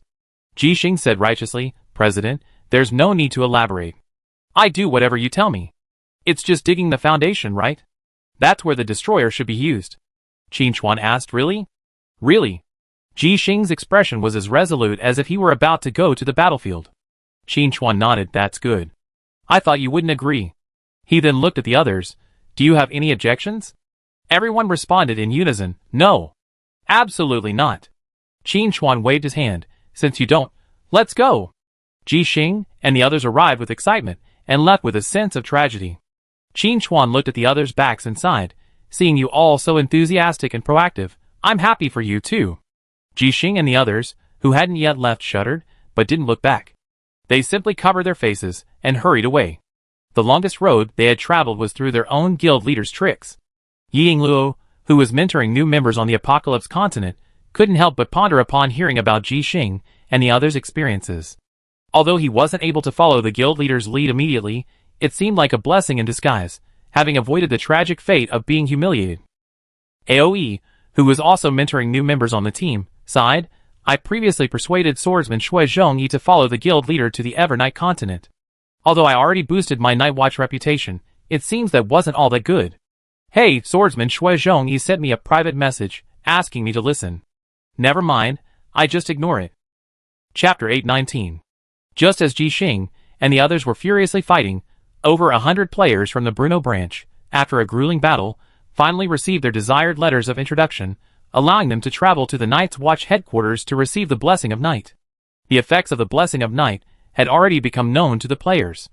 The top members who had arrived at the Night's Watch headquarters first shared their experiences, and a single screenshot revealed its power. A 10% boost to all 4 dimensions, plus an additional 10% of Knight's damage. This is a significant combat power boost. A must attempt to improve Night's Watch reputation. The most diligent of these was undoubtedly Long Tongue Tianxia. He had purchased 1,000 teleportation slots and brought his elite members to the Eternal Night continent to explore new lands. It was Long Tongue Tianxia and over 100 of his followers who received the letters of introduction. Long Tongue Tianxia wiped his dusty face and said with a sigh, "Raising Night's Watch reputation is truly difficult. We've been digging holes and moving rocks here, and finally we earned a letter of introduction." The team's cleric, Xiao Xue, pondered for a moment and said, "I observed the quest flow of others and noticed that the path to obtaining a letter of introduction in this branch is very fixed. I'm afraid other members who come here will have to do odd jobs for a while before earning a letter of introduction." The archer Jian Patsanchun gloated, "Time to let those guys experience our hard work." After a short chat, Long Tongue Tianxia mused, "Speaking of which, Night Wanderer and the other peak members arrived at headquarters first and successfully obtained the Knight's Blessing bonus. Does this mean that if we show up at Night's Watch headquarters with a letter of introduction, we could also immediately receive the Knight's Blessing?" Xiao Xue calculated, according to the normal game settings, it's probably not quite up to par. The letter of introduction we received is for a branch, but it doesn't contribute much to Night's Watch headquarters. Arrow Breaking the Sky asked curiously, "Aren't they all Night's Watch?" Xiao Xue shook her head, "We have many branches in Longting Tianxia. Are we, the boss, going to accept all the suggestions from those branch leaders?" Everyone looked at each other in bewilderment. That seems to be the case. Longting Tianxia looked a bit conflicted. "Does this mean I still have to do quests at headquarters? I don't want to work bricks anymore. But now that things have come to this, we can't just pack up and go home. And what if Night's Watch headquarters is a reasonable place and lets them receive the Blessing of Night directly?" With this in mind, Longting Tianxia led over 100 guild members towards headquarters. As for the remaining 800 or so, they hadn't yet earned enough reputation and received their letters of introduction. Night Watch Commander Lola cordially met the Dragon World team. After seeing Bruno's letter of introduction, her attitude was also very warm. After a brief conversation, she very naturally and smoothly took out a map, pointed to several locations, and said, "We need your help here." Yes, there were still tasks to complete. Dragon World and his men trudged on again, finally arriving at the designated location. Even before they even approached, they were stunned by the tremendous commotion. Flames shot up into the sky, artillery roared. It was like a large-scale construction site. Looking again, wow, the peak team was there too. Ji Xing, who was digging the foundation with a destroyer, saw the Dragon World team and his eyes sparkled. New hard labor has arrived. Vice President Ji Xing, are you doing a hidden mission here? Dragon World approached to greet him, a glimmer of hope in his heart. What if the peak team was just passing through, and not really here to move bricks or plaster? But Ji Xing's words immediately made Longting Tianxia give up hope. "President Longting, you're finally here, and you brought so many helpers with you. Excellent, truly excellent." Longting Tianxia steeled herself and asked, "Haven't you already accepted the Blessing of Night? Why are you still coming here to complete quests and gain reputation?" Chapter 820. Ji Xing casually said, "Our president said there are several versions of Night's Blessing. We accepted the most basic version, but there are even stronger ones to come. Don't you think we need to max out our reputation? Go! We must." Longting Tianxia shook off his slump, his morale high. He turned and shouted to his men, "Brothers, restoring the glory of the Night's Watch is our duty. We must complete this mission today. The brick-moving mission isn't scary, as long as the reward is there." The Knight's Blessing effects circulating on the forum were already powerful enough, but now, he was told that this was only the most basic version, with even more impressive ones to come. How could Longting Tianxia hold back? Or rather, most players couldn't hold back. Originally, Longting Tianxia felt a little hopeless when he saw the construction site, as if he were witnessing a scene of people shoveling plaster day and night. But now, he felt himself elevated, and he declared with a resounding voice, "I, Longting Tianxia, a new civil engineer, here to report." Excellent. Well said. A swordsman emerged from a nearby corner, holding a bright red hat. He solemnly handed it to Lungting Tianxia, instructing, "This is the equipment our president requested from the night watch. It will improve work efficiency. President Lungting, please keep it." Upon hearing that these were items requested by the Night Wanderer, Lungting Tianxia was filled with awe. And then, hearing that they were free, he couldn't help but praise, "Boss Night Wanderer, you're so righteous." With the addition of over 100 workers from Lungting Tianxia, the construction progress of the new branch was greatly accelerated. Qin Chuan observed from the sidelines, nodded with satisfaction, and didn't show up to greet them. Instead, he quietly departed, keeping his achievements to himself. With players active here, the Night Watch headquarters, both expansion and defense, are on track, allowing him to focus on his own affairs. Fighters from all sides of the Evernight continent are now converging. There are numerous enemies in the open, not to mention those lurking in the shadows. When Qin Chuan illuminated the space-time beacon earlier, he clearly remembered that, besides Alessa, many others had noticed the Evernight continent and were heading this way. Among them, many harbored ill intentions. Qin Chuan's task was to identify and eliminate all these hidden enemies. And, along the way, to find the first step of the Divine Ascension stage. Through previous battles, Qin Chuan not only completed his fourth career advancement, but also achieved a breakthrough to the Holy Realm. But this was far from enough. Igniting the Divine Fire and ascending the Divine Ascension stage would be the primary focus of his subsequent advancement. However, the current situation was different from his previous life. In his previous life, when Qin Chuan encountered the Divine Ascension stage, the apocalypse had already descended upon Blue Planet, and clues to the Divine Ascension stage were still relatively clear. But in this life, his progress was truly too rapid. Finding clues to the long steps to divination during the apocalypse game would likely take some effort. But before Qin Chuan could set out to search for clues to divination, a message popped up in the guild chat. Yi Luo, guild leader, something big has happened. The Beast God cult has launched another invasion. According to the missions issued by the church, the chief commander of this Beast God cult appears to be a being called the Son of God, even more powerful than the Chosen One. Qin Chuan suddenly perked up. Such good news. After the first wave of Sons of God were wiped out, Qin Chuan had guessed they would reappear, but he hadn't expected them to do so soon. And it was the Beast God cult that sent the Son of God first. Qin Chuan pondered. It seems the indulgences offered by the various churches aren't selling well. But regardless of whether the main city church sends the Son of God to fight, Qin Chuan was determined to go. Qin Chuan had gained a lot from killing 50 Sons of God before. He obtained a large number of fragments of various laws, a large number of sanctuary-level equipment, and 2 semi-artifacts. Chapter 821. But it wasn't perfect. Mainly because Apocalypse suddenly shut down the server and updated, preventing Qin Chuan from further expanding his profits. For example, the body of the Son of God, an extremely rare material, was hacked during the downtime. Now a new Son of God has appeared, and he must first steal it with his cunning hands before destroying it. With the barrier of the Eternal Night continent gone, Qin Chuan was free to use his teleport skill and return directly to Belly City, where he first visited the shop. The future famous Lost Witch, Irina, was still making ointments. Upon seeing Qin Chuan appear, she quickly called out, "Boss Shadow, I have something good for you." She pulled out a bottle of shimmering potion, and said with a hint of pride, "This is the talent potion you mentioned. I developed it." Qin Chuan was a little dazed. When he had tricked Irina, his talent was only level 3, hoping that Irina would create a talent potion that would enhance his talent. However, Qin Chuan was prepared for a long wait. After all, gift potions aren't something you can just create on the spur of the moment. First, you need to develop a rough formula, then continually fine-tune it before you can finally achieve the finished product. I had assumed it would take at least a year or 2, but unexpectedly, Irina had succeeded in just 10 days. As expected of the Lost Witch, an epic NPC, she's truly impressive.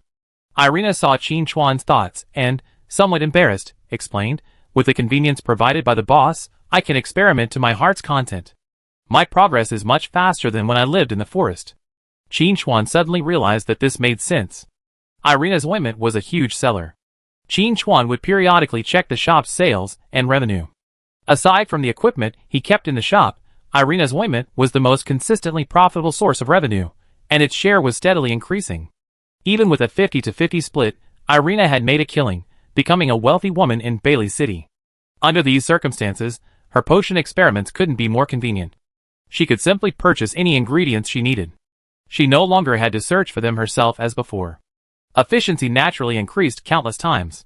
Really, Qin Chuan had met Irina because she was out looking for ingredients. Heard that Irina had created a talent potion was a pleasant surprise. He was about to fight the son of God of the beast god cult, so any improvement was appreciated. After taking the potion and downing it, Qin Chuan's sniper god talent instantly upgraded to level 8. According to Qin Chuan's calculations, when the sniper god talent reached level 10, it would most likely undergo a qualitative change, resulting in another significant improvement. Qin Chuan had a vague feeling that the first step on the long ladder to godhood might be revealed at that time.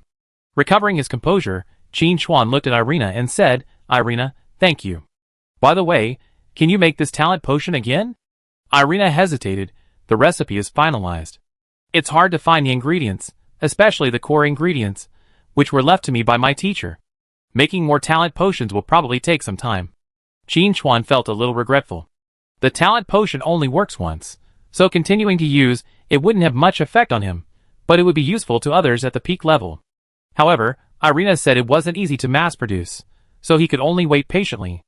After a moment's thought, Qin Chuan opened the shop panel and granted Irina greater permissions, allowing her to issue acquisition tasks and let players collect the required materials. Irina was also quite pleased about this. Being able to save procurement time and focus on more potion research would definitely allow her to develop more and better potions to reward the shadow boss. Carrying a stack of potions, Qin Chuan left Belly City and headed to reunite with Ying Luo and his group. Along the way, he saw numerous players heading in the same direction. This time, the Beast God cult had deployed the Sons of God, which was definitely a grand spectacle.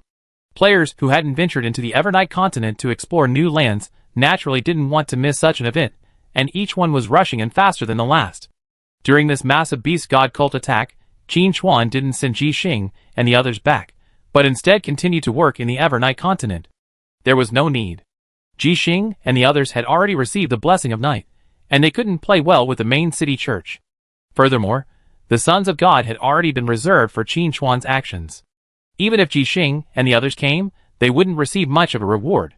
It would be better for them to stay in the Evernight continent to gain reputation with the Night Watch and strive to receive the higher level of the blessing of night sooner.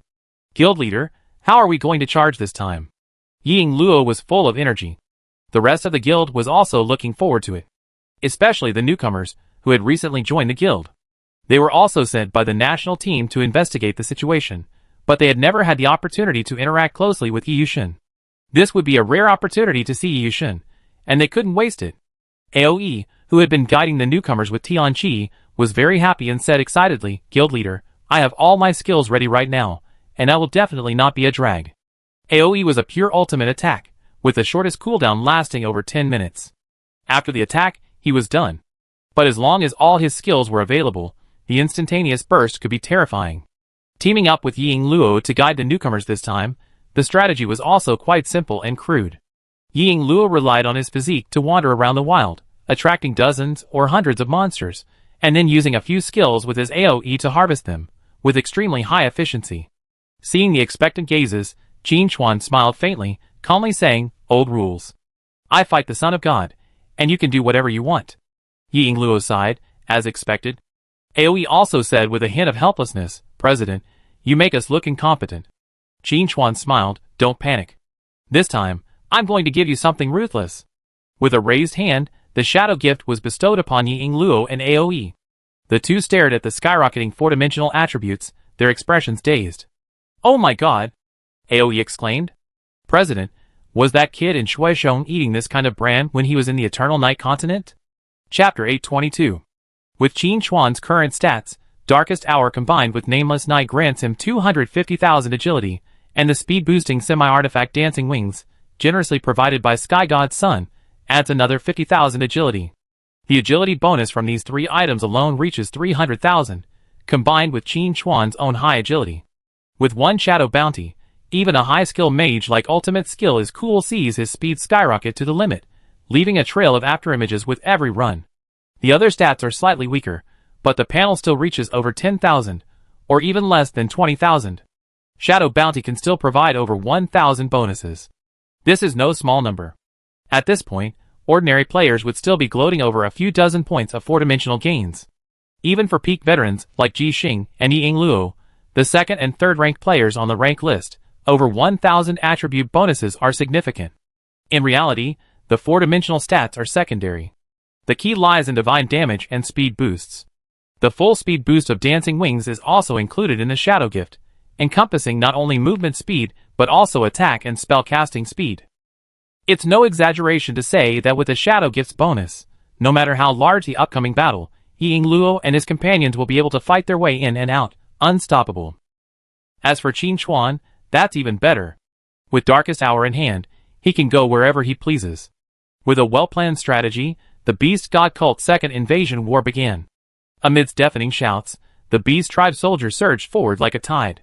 You guys act accordingly. I go find the Son of God, Qin Chuan commanded. Ying Luo readily agreed. President, just go ahead. I leave them to me. I promise I won't let you down. As he spoke, the Beast Cult and the human soldiers had already begun fighting. Players who had been waiting nearby rushed in with their weapons, ready to make a killing. Seeing this, Qin Chuan smiled and said, "All right, let's stop chatting here and get moving." With that, Qin Chuan immediately activated Shadow Stealth and vanished from the spot. Son of God, where have you been hiding? Qin Chuan wandered around the battlefield for a few times, but couldn't find any trace of the Son of God. Even his presence was barely discernible. However, such a large-scale beast cult operation must have a high-level commander. And to unite so many tribes, even the Chosen One wouldn't be qualified, it had to be the Son of God.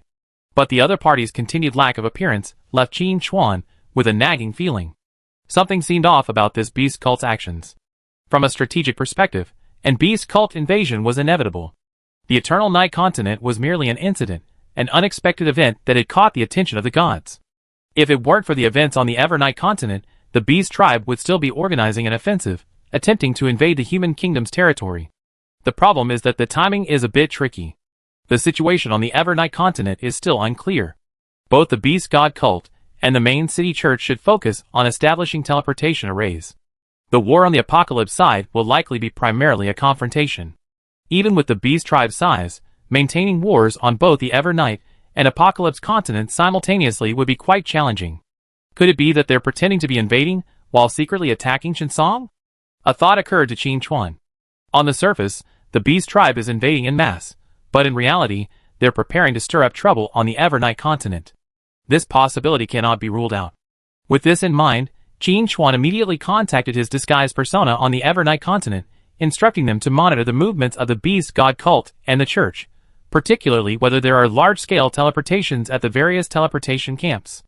If the Beast God Cult's battle here is just a feint, then their true target is most likely the Night Watch. We must be on guard. As Qin Chuan pondered, he sensed a divine aura emerging from the Beast Tribe camp. Judging from its strength, it was the Chosen One. Chapter 823. And there are far more than one. However, the presence of the Son of God hasn't appeared yet. After some thought, Qin Chuan decided to collect some interest first. Why do I feel a chill down my spine? In the Beast Tribe camp, several Chosen Ones gathered. One of them, a werewolf-like Chosen One, suddenly shuddered and spoke with a hint of doubt. The nearby Lion Tribe's Chosen One scoffed to Sanha, "You're not catching a cold like those mortals, are you? You still look like a Chosen One?" The Wolf Tribe's Chosen One, named to Sanha, was a bit furious, but considering the other party was stronger, he could only abruptly change the subject. "Can we really lure that mortal here?" "Shut up." The Lion Tribe's Chosen One suddenly snapped. To Sanha, "Are you questioning the Master's plan?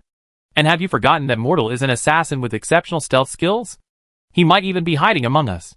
If you say that, who's to blame if the information is leaked? Of course, it's Tasana's fault." A voice smoothly took over. The Lion Tribe's Chosen One nodded in agreement. "That's right." Then he immediately sensed something was wrong. The sound was unfamiliar. Thump! Tasana's body fell to the ground, his life force rapidly fading. In the blink of an eye he died. At the same moment, a figure slowly emerged, brushing off the blood foam from its dagger. With a tone of regret it said, "You're so weak. I haven't even used my full strength yet." Looking for death. The Lion God's Chosen was the first to react, extending his claws and stabbing the opponent's throat. The figure that suddenly appeared was naturally Qin Chuan. After sensing the presence of the Chosen One, he immediately snuck over, ready to take them down, but he happened to overhear Tasana's words, instantly confirming his suspicions. Perhaps this orc invasion was truly a deception. But having come all this way, he couldn't return empty-handed, so he struck Tasana with a blow. He had originally intended to steal some equipment, but Tisana's health bar was so low that he was instantly killed. Heaven and earth can bear witness, he hadn't even used his burst abilities yet, but there was no point dwelling on this now. Since he had chosen to attack, he must not spare a single one. The lion chosen one charged forward with overwhelming force, then flew back cleanly. He collapsed into the dust, motionless. In the instant they clashed, he felt as if he had been struck by more than a dozen blows. Each strike was a crushing blow, sending him soaring into the air. Tisana! Greto! The chosen one beside him spoke with a flustered tone. They had just noticed the human's appearance and hadn't even prepared to attack, yet they already lost 2 of their own men. What was the point of fighting? One of the chosen ones cried out in panic, "Lord Athos, save me!" "Waste! Shut up!" A voice filled with anger and discontent drifted through the air. A majestic, massive figure emerged from the void. It was a son of God in the form of a tiger man, his sturdy frame flawless, without a single scar. The sun shone brightly in its variegated fur, leaving Qin Chuan stunned. Athos, son of the tiger god, looked at Qin Chuan with a hint of pride. "Mortal, are you also impressed by Lord Athos's stature?" "Not really," Qin Chuan said with a smile. "I was just thinking, if such beautiful fur were made into fur, it would be a beautiful thing." Looking for death.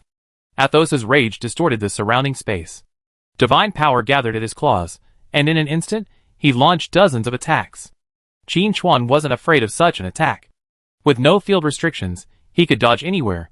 While dodging, he even had time to fling his knives at a few of the chosen ones. Athos, the son of God, was the most valuable prey, but the bonus of the chosen ones couldn't be missed. Every bit counted. Qin Chuan was a man of economy, eating every grain of rice on his plate. Seeing the chosen ones slain, Athos grew even more furious. Chapter 824. It wasn't that he cared about the lives of these chosen ones, but rather that their deaths right under his nose would damage his reputation. He couldn't even protect a few chosen ones. What would outsiders think if they knew? They would definitely think that Athos was incompetent. The thought of being called a worthless son of God, who couldn't even protect the chosen ones, made Athos want to tear Qin Chuan apart. Looking at the enraged Athos, Qin Chuan remained calm and even had the energy to chat with him. "Athos, are you beast god cult members completely depleted? Why would you send a son of God like you to die? You were sent by the tiger god. You're not asking me to retrieve the tiger king's claw, are you? It's only a semi-divine artifact. If the tiger god admits his mistake, I give it back. I'm a generous person. You sent over 50 sons of God across the eternal night continent, but they couldn't do anything to me. Now you're the only one left. You're a dead giveaway. If you have any accomplices hiding in the dark, tell them to come out quickly, or it'd be too late. Athos, why aren't you talking? Are you bad with words?" These words made Athos's face glow even more rosy and radiant. But after reaching his peak of rage, Athos calmed down. He continued his pursuit with a sneer. "Mortal, do you think victory is assured?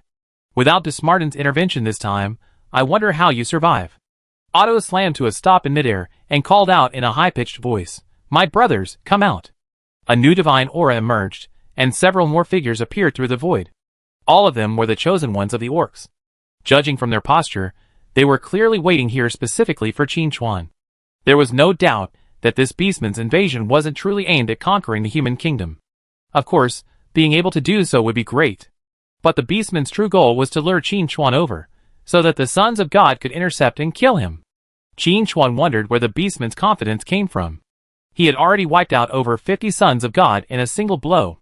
What could these few alone accomplish?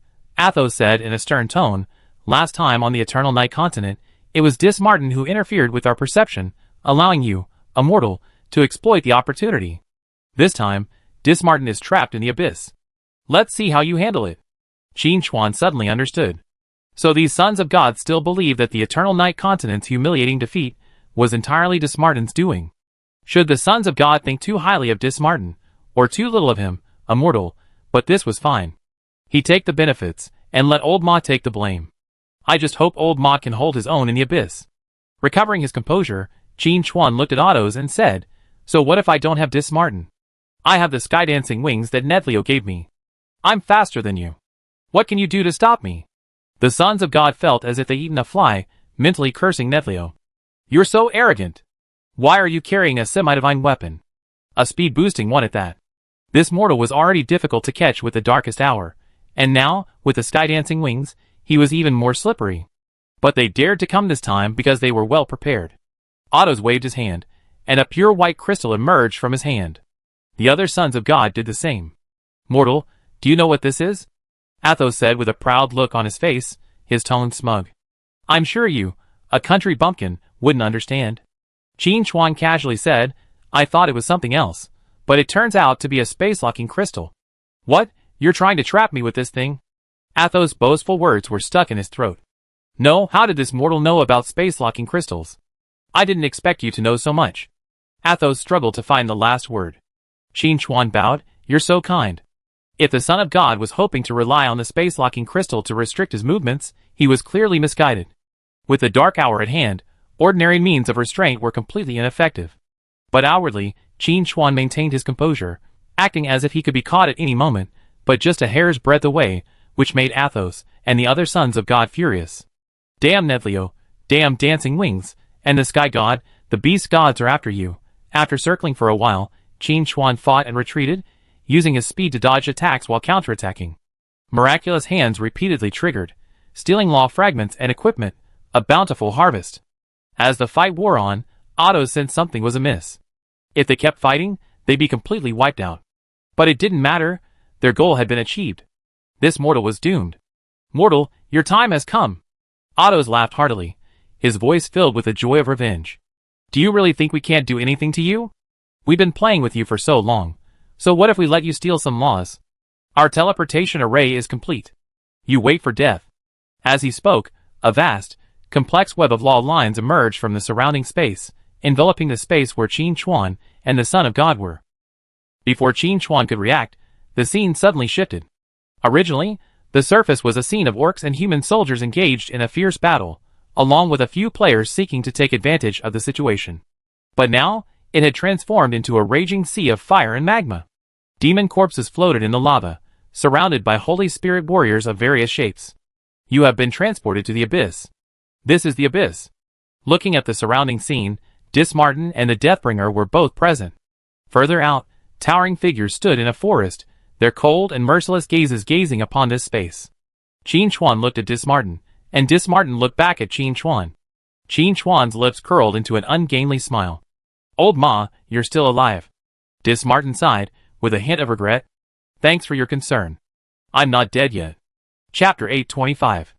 Qin Chuan originally thought the beast god cult had summoned the Son of God again to attract attention, allowing them to attack the Eternal Night continent. It turned out that he was the primary target.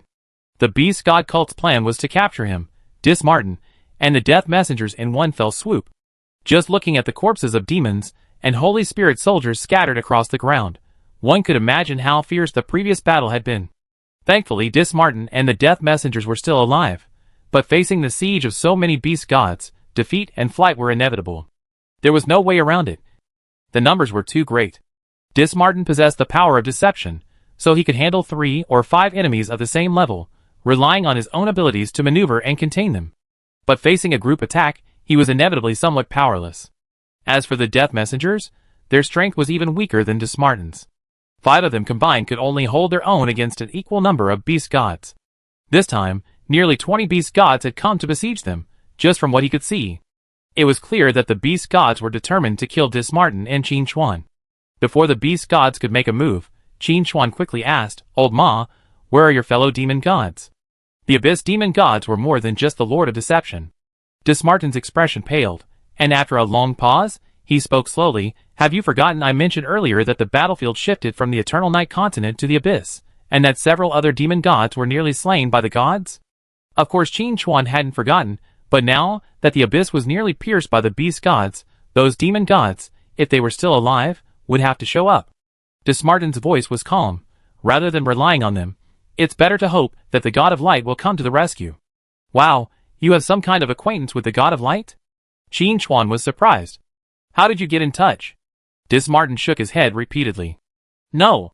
But the God of Light and the power of Shadow are sworn enemies. He can't just sit there and watch the power of Shadow be taken away by the beast god. So, I think, maybe the God of Light will come and slaughter everyone, slaying all these beast gods, and then we can find a way to escape. Fighting one god is always easier than fighting a whole bunch, isn't it?"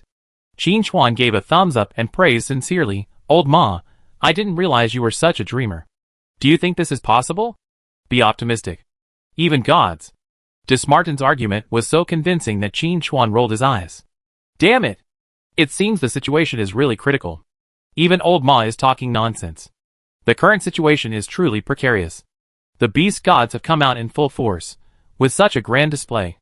To say they're just sightseeing is simply impossible. But Qin Chuan wanted to say, if you want to fight old Ma, just go ahead.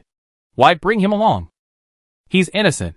Just as Qin Chuan was considering whether to explain and then leave, a beast god the size of a mountain came forward, pushing aside his teammates. Its eyes were like the bright moon hanging high in the night sky, only veiled in a crimson glow. Mortal, you're finally in our hands. Looking closer, it was his old friend, the wild bear, Thundering Roar. Qin Chuan greeted him with a smile. Hey, isn't that Thunder Roar? He looks quite spirited. Thunder Roar opened his mouth and roared, cracking the ground. Today, we must settle all the old and new grudges. Qin Chuan waved his hand modestly. Don't say that. When you're in the martial arts world, fighting and killing are inevitable. By the way, have you ever heard the saying, the enemy of my enemy is my friend? You and the God of Light are enemies, and I and the God of Light are enemies too. Doesn't that mean we're teammates? Why all this nonsense? Let's all go. Dismartin muttered quietly. See? I told you, this kid has a strong mentality. Chapter 826. The Death Messengers nodded in agreement. Tough, too tough. Facing so many beast gods, even they felt a little insecure, but Qin Chuan, a mortal, was unfazed and even managed to laugh and chat. However, considering that the opponent had already broken through the Saint Realm and absorbed so many law fragments and various divine crystals, he was no ordinary mortal. But in front of a god, it was still no different. The only good news was that Apocalypse still had a strong restraining effect. Otherwise, simply facing a god at close range would be enough to cause a mortal to disintegrate on the spot. Dismartin secretly sent a telepathic message to the Death Messenger. Brothers, today's battle will be difficult. We must maintain the spark of hope. If all else fails, I will do my utmost to intercept the enemy. You take this little creature away. Okay, we split up then. Number 7, you take the others, and we help draw the fire. I agree with number 1. No problem. I swear on my soul that I will bring him to safety. Dismartin and the Death Messengers conferred secretly, while the confrontation between Qin Chuan and Thunder Roar intensified. Thunder Roar, as humans, you must be reasonable, and so must gods. Your chosen one was the first to be slain, and your son of God was also the first to be slain. Can you blame me? One of you had to die first, right? Why not you? Or do you, in your heart, believe that your life is more precious than that of the other beast gods? Qin Chuan's well-reasoned analysis made the silent beast gods in the corner look at Thunder Roar a few more times. This old fellow actually has bad intentions. My buddies are close friends, and you're playing tricks on me? Sensing the veiled, questioning glances from his teammates, Thunder Roar nearly vomited blood in anger. This mortal is so eloquent, so annoying. Brothers, don't be fooled by this mortal. Thunder Roar calmed his composure and spoke solemnly. Now is not the time to be suspicious of one another. The power of the law we're missing is still with him. We must eliminate him today, no matter what. After a pause, Thunder Roar continued, the sky gods have also lost some of their law power, and this mortal is also responsible. If we can absorb it, not only will we advance further, but we also weaken the enemy. We definitely win the subsequent god war. The other beast gods pondered this, and they realized that this was indeed the truth. The previous massacre of the sons of God was a huge loss, but on the other hand, it was an opportunity. If they lacked the power of the law, then so too do the sky gods. With so many fragments of the law gathered in one body, absorbing them would be a tremendous tonic. Of course, with so many beast gods present, it's impossible for them to monopolize it all. They'd likely replenish their missing law power first, then divide it among their opponents. That would be a win-win situation for everyone. At this thought, the beast gods lost their composure, ready to tear the mortals before them to pieces. Faced with so many bloodthirsty gazes, Qin Chuan said calmly, I urge you to repent, and not force me to take action. You alone? Thunder roared as if hearing a monstrous joke, his mane-covered face etched with undisguised mockery. Your backer, Dismartin, can't even protect himself. What tricks can you possibly use? Before Qin Chuan could say anything, Dismartin had already declared, I'm not this kid's backer. If you want to attack him, go ahead, but I'm innocent. Qin Chuan felt the word sounded so familiar. On second thought, wasn't this exactly what he'd been thinking? Good old Ma, plagiarizing.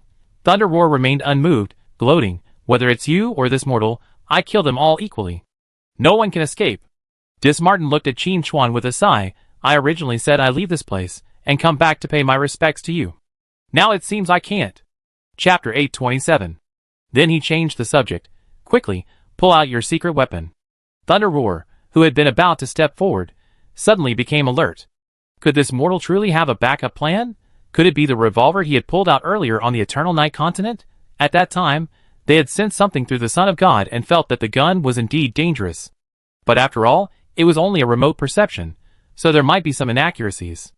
And later, when the Son of God was taken down, this mortal had not used the gun and was unsure of its true power. After discussing, the beast gods unanimously concluded that the gun was a bluff. After hearing Dismartin's words, Qin Chuan calmly pulled out the revolver, held it in his hand, and said to the beast gods, "This thing is too powerful. I didn't want to use it, but if you go too far, don't blame me for being rude." There were only 2 bullets in the gun, so he tried to save as much as possible. Thunder Roar quickly transmitted his divine consciousness to the other beast gods. "Is there something wrong with this gun? I have a sinister feeling, as if it could actually threaten us. The apocalypse's restrictions are still in place. Even if this gun could have threatened us before, its power would likely be reduced under these restrictions." "That's right, killing a god with 1 shot? What a joke. Apocalypse doesn't allow such a powerful being." Thunder roared, "Why don't you give it a try? We block it with all our might. As long as we're sure this gun poses no threat, this mortal and Dismartin will be dead. Why should I try? Why don't you go? Before we came here, you were the most proactive. And didn't you say you'd tear this mortal apart yourself? Now your chance is here, don't back down." Right, Thunder Roar, be alert and don't lose face."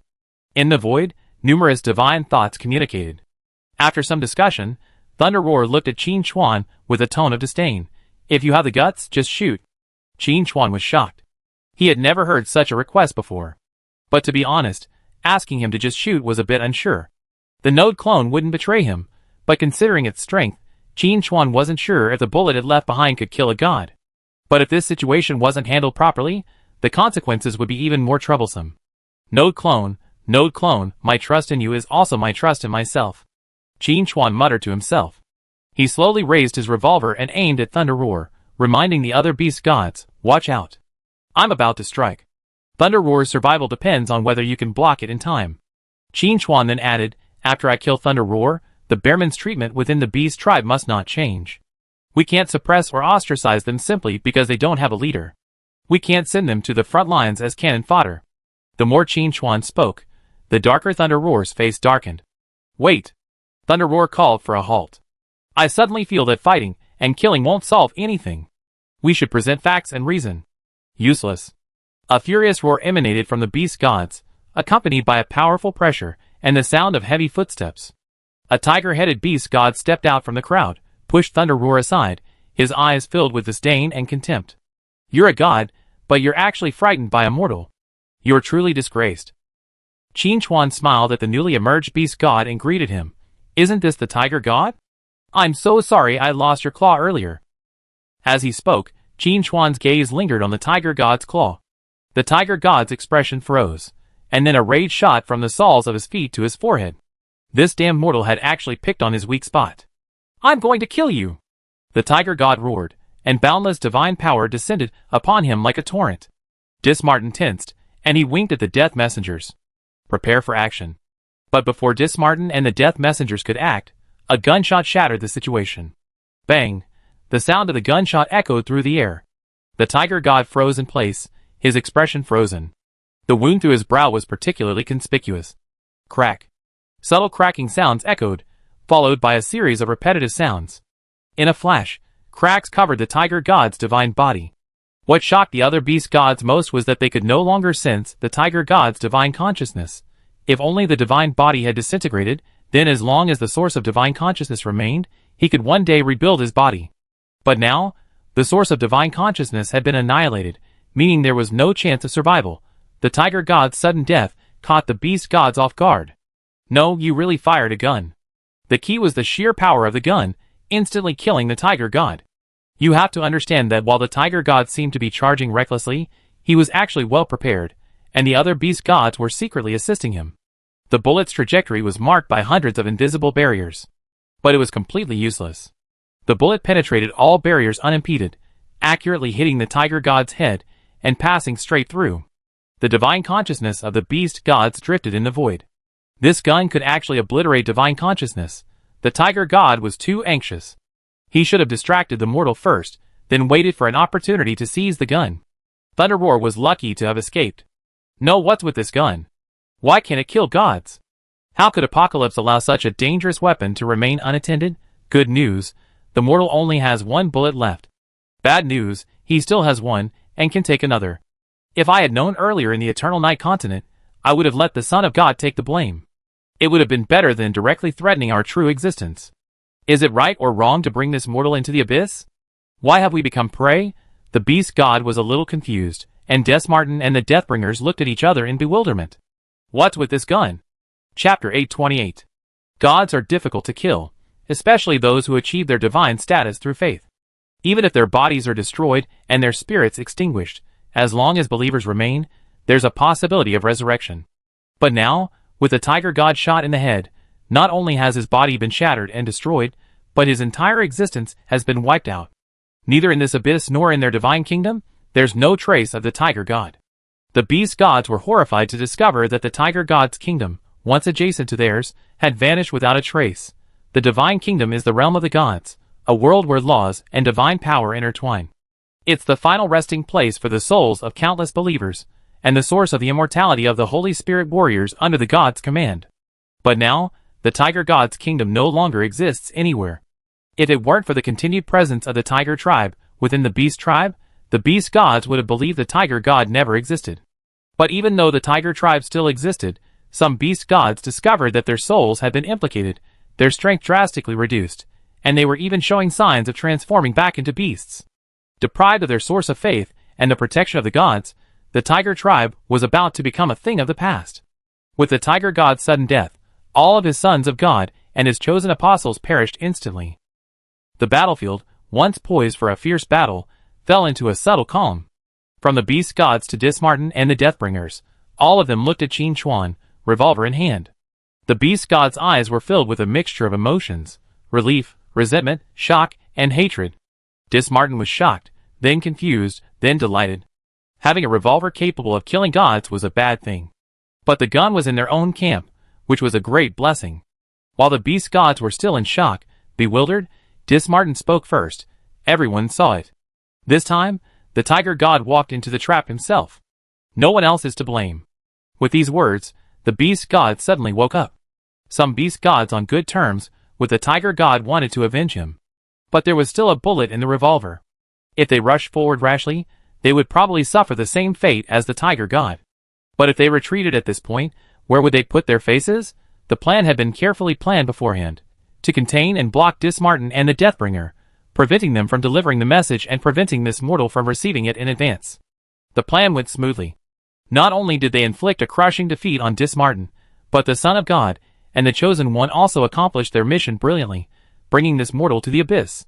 However, the subsequent course of events deviated somewhat. Compared to the god's shock, Qin Chuan was much calmer. He casually spun his revolver, slung it onto his belt, and said calmly, "I said it before, don't force me to take action. The tiger god has brought this upon himself. Anyone seeking revenge, just come on. I still have one bullet. A 2-for-1 trade is always a win." The beast gods present were furious. A mere mortal dared to challenge them. Without that revolver, without that bullet, they would have made this mortal vanish completely. Now, things were awkward. If the fight continued, another would surely die. While the beast gods were numerous, the loss of two was still devastating, especially for the tiger god, who was ranked highly. Losing just one was already a significant loss, and losing another of equal or even greater rank would be the end of him. The light god and the sky god would surely not miss this opportunity. If they were to be at a disadvantage in the divine war, the losses would be even greater. The beast gods were now in a dilemma, whether to fight or not. But someone quickly helped the beast gods make a decision. "You all gathered here for such a grand event. Why didn't you invite us?" A voice with a hint of ill intent drifted through the air. Chapter 829. The sky god appeared. Behind him were the phantoms of over 20 gods. However, this time the sky god took the lead, indicating that the light god hadn't arrived yet again. Qin Chuan longed to know what the old man had been up to. It was bad enough that the Eternal Night continent hadn't appeared, but even this major event, the Tiger God's fall, hadn't occurred.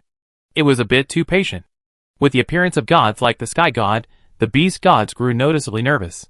They had already been at odds with the gods of the church. Previously, both sides were evenly matched, fighting back and forth. Knowing that it would be difficult to completely annihilate the other, they had fought with restraint. But now, the Tiger God's sudden fall had put a bit of pressure on the Beast Gods.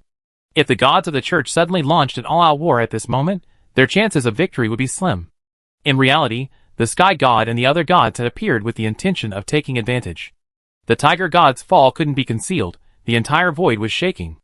If we don't seize the opportunity now, when will we, with the enemy missing a Tiger God, the corresponding deity on our side becomes free, ready to act as a mobile force, creating a superior advantage on the local battlefield. If we can kill or seriously injure one or two more beast gods, the balance of victory will completely tip.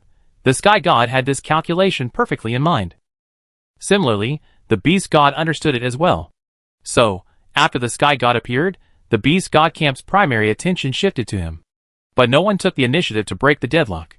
The Beast God camp might not have been fully aware, but as one of the leaders of the church's gods, the Sky God knew the situation on his side.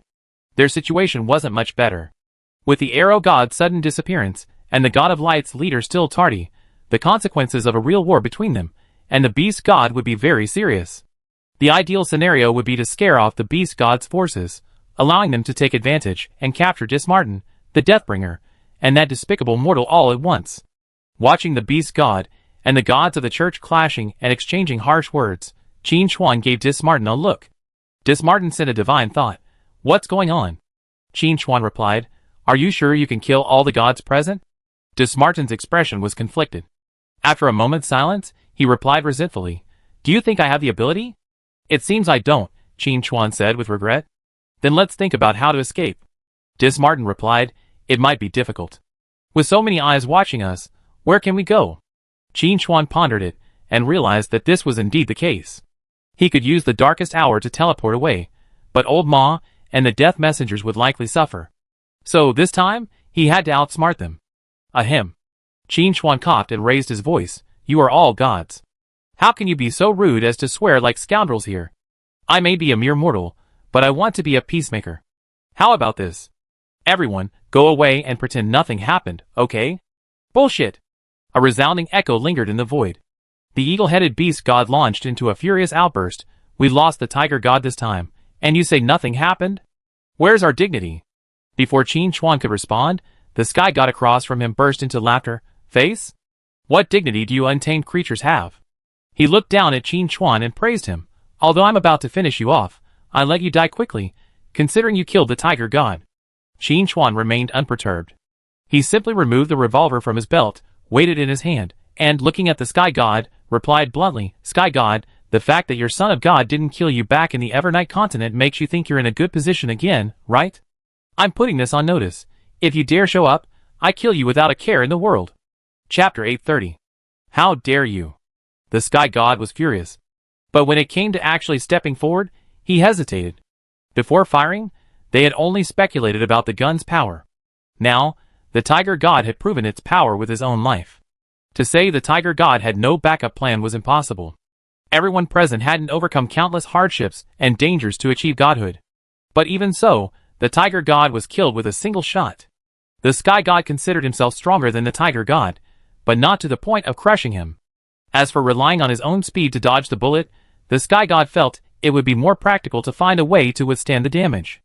A bullet capable of annihilating a god was clearly a guaranteed kill. Even if he flew to the ends of the earth, he would still die. So, despite being scolded, the Sky God endured it. Seeing the Sky God's defeat, the Beast God camp erupted in hearty laughter, and a joyous atmosphere filled the air. "Everyone." Qin Chuan repeated his old words. "I have no intention of killing, but if you don't appreciate my kindness, I can promise that whoever rushes the fastest will get this bullet. If you want to become the next Tiger God, you can give it a try. I mean what I say." He then looked at Thunder Roar and said with a smile, "Thunder Roar, you're going to settle scores with me. Both old and new, right?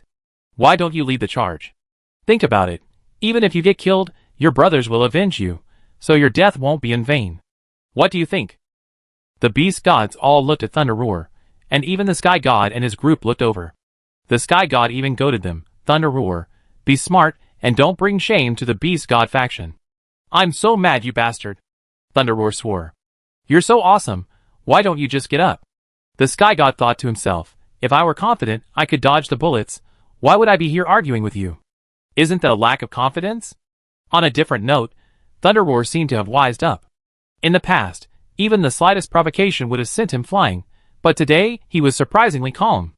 It's no wonder Thunder Roar was smart and calm. The Tiger God, who hadn't been calm, had already fallen to his death before him.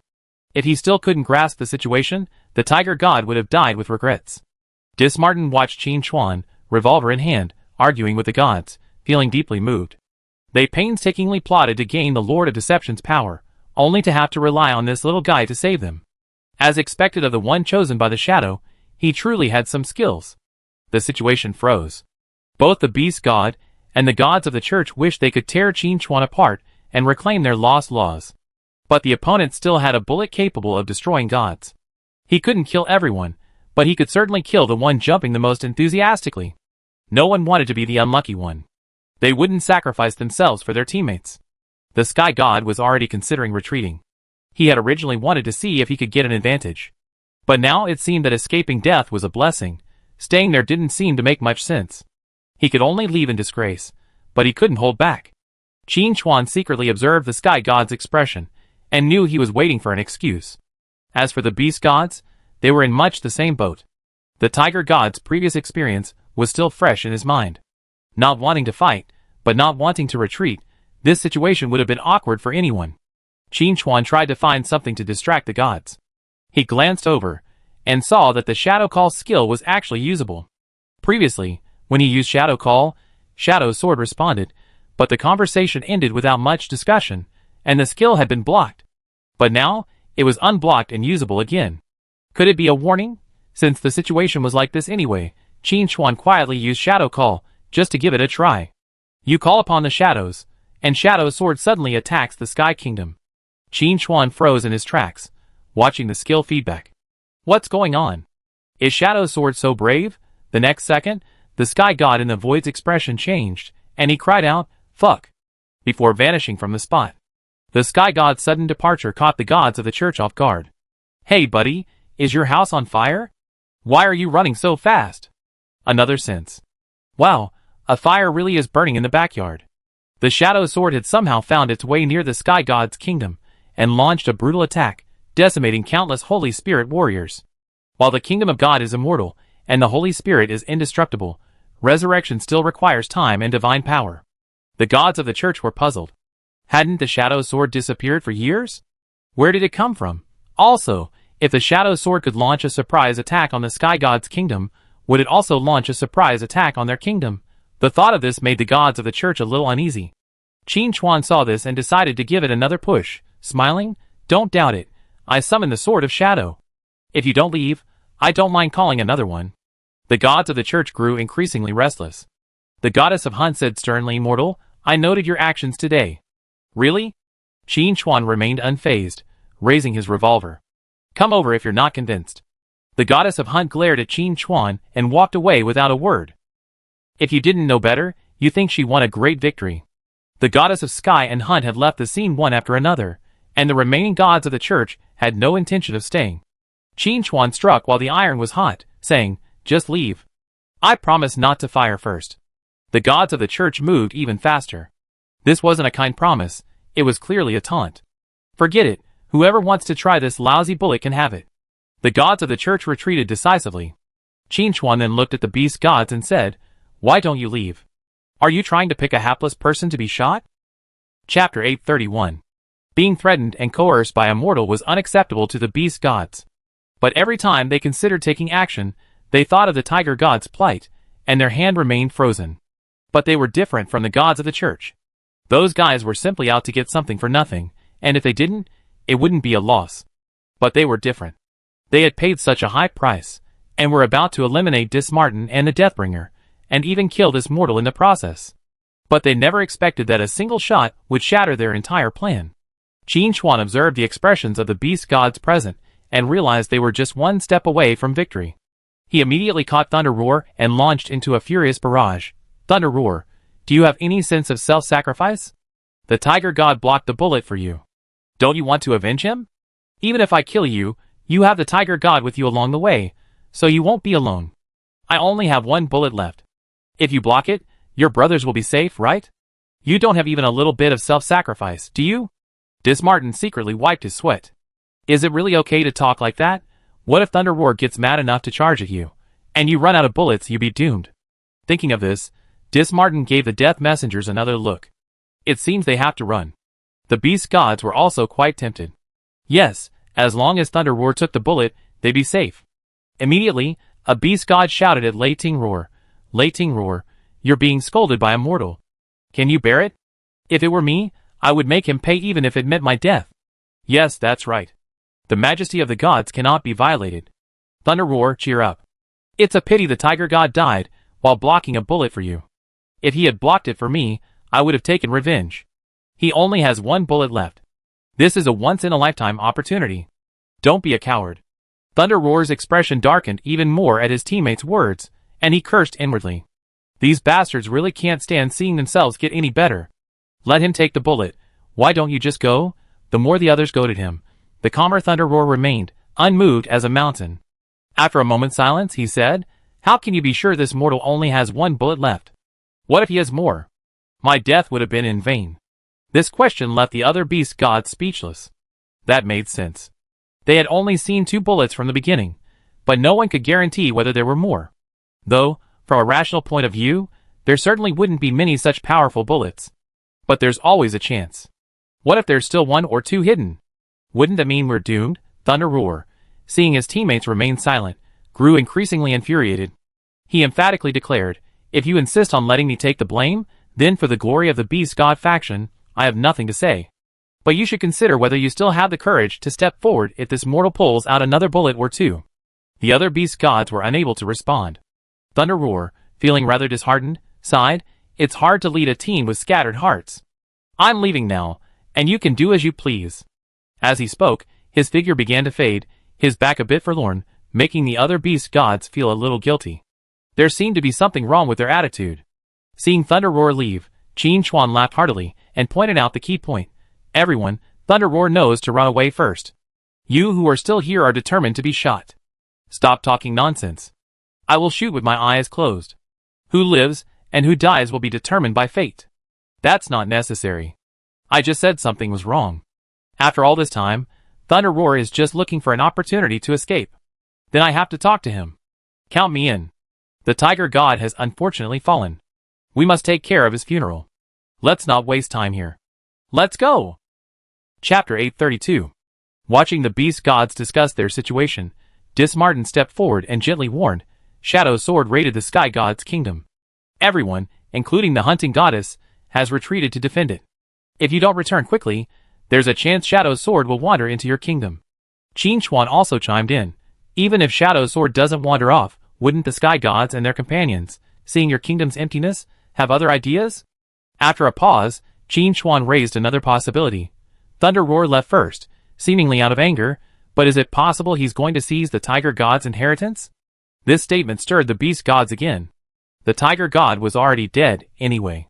Rather than paying a higher price for a dead man, it would be better to go and loot the loot. Let them carry on the Tiger God's legacy and continue the fight. With Thunder Roar already gone, the remaining Beast Gods also quietly began to leave, leaving in the blink of an eye. Seeing all the Beast Gods leave, Qin Chuan slumped to the ground, wiped the sweat from his forehead, and said to Dismartin, "Old Ma, we really have to pay more this time." Good grief. He had originally planned to sneak attack and kill 1 or 2 sons of God to take advantage, but ended up being sent straight to the abyss to face numerous Beast Gods. If it weren't for the revolver and 2 bullets left by the node clone, which could truly kill gods, he wouldn't have escaped with his head held high today. Dismartin knew that today's rescue was entirely thanks to Qin Chuan, so he naturally didn't skimp. With a wave of his hand, divine crystals rained down like raindrops, quickly piling up into a small mountain.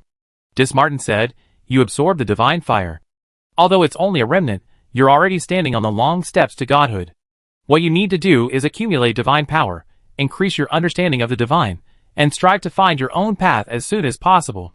Qin Chuan naturally understood this principle, and without hesitation, he collected all the divine crystals. Clatter. A new hill appeared. Dismartin threw down his equipment and said with a smile, "These are the weapons of the Holy Spirit warriors. I've secretly hidden some. Unfortunately, these beast gods are so poor that these weapons are only of the holy domain level, not even semi-divine weapons." Qin Chuan took a quick look. This mountain of weapons held at least 100 pieces, all of them of the holy domain level. This was enough for him to not only upgrade all his equipment to the holy domain level, but also carefully update the combination attributes. There were even more. He would put 2 pieces in the guild warehouse later to ensure that they would boost the morale of the other members. Qin Chuan rubbed his hands excitedly. "Old Ma, do you have any more?" Dismartin said with pride, "I am the demon god who controls the abyss. If you ask me if I have any, I definitely do." As he spoke, dozens of skill books fell to the ground. The only downside is that most of these skill books have class restrictions. Thankfully, there are 2 universal skill books. Qin Chuan was shocked. What's wrong with old Ma? He's so generous today. Looking at the suddenly generous Dismartin, Qin Chuan felt unfamiliar. Is this still the same niggardly fraudster he remembered, the one who took 90% of the spoils? Qin Chuan couldn't help but become wary and asked, "Old Ma, do you have an incurable disease? Why do you look like you're planning your own death?" Dismartin said unhappily, "If I'm stingy, you call me stingy. If I'm generous, you say I'm dying. Why are you so difficult to please? Are you really okay?" Qin Chuan said, a little worried. "Don't worry. Although I'm a little injured, I just need to rest for a while." Dismartin's voice was calm, and he certainly didn't sound like he was going to die. Qin Chuan felt a little relieved. Dismartin continued, "Your killing of the tiger god this time has set a precedent, and will also bring about many unexpected developments. They will undoubtedly try every possible means to make you fire your final shot. Once that bullet is expended, neither the beast god nor the sky god will give up. At that point, your situation will be even more dangerous." Chapter 833. One of the death messengers echoed, "You absorbed a vast amount of law fragments. Before you even set foot on the steps to divinity, you're like a child carrying gold in a busy market. You must be on guard against both open and hidden attacks." "I understand." Qin Chuan nodded. This situation was indeed very dangerous. If he hadn't obtained the revolver left behind by the node clone, it would have been truly difficult to resolve. But on the bright side, the gods wouldn't rush to act until he fired his last bullet. After all, no one wanted to become the next tiger god. Until he used up his last bullet, or until the gods found a way to block it, he was relatively safe. This period must be utilized to maximize self-improvement. So the question returned to square one. Where is the steps to divinity? After collecting the gifts from Dismartin, Qin Chuan was about to ask if there were any further benefits when he heard Tianqi's announcement drifting past. The god event has been triggered. The tiger god has fallen, and his legacy will soon be scattered. Players, please actively search for it.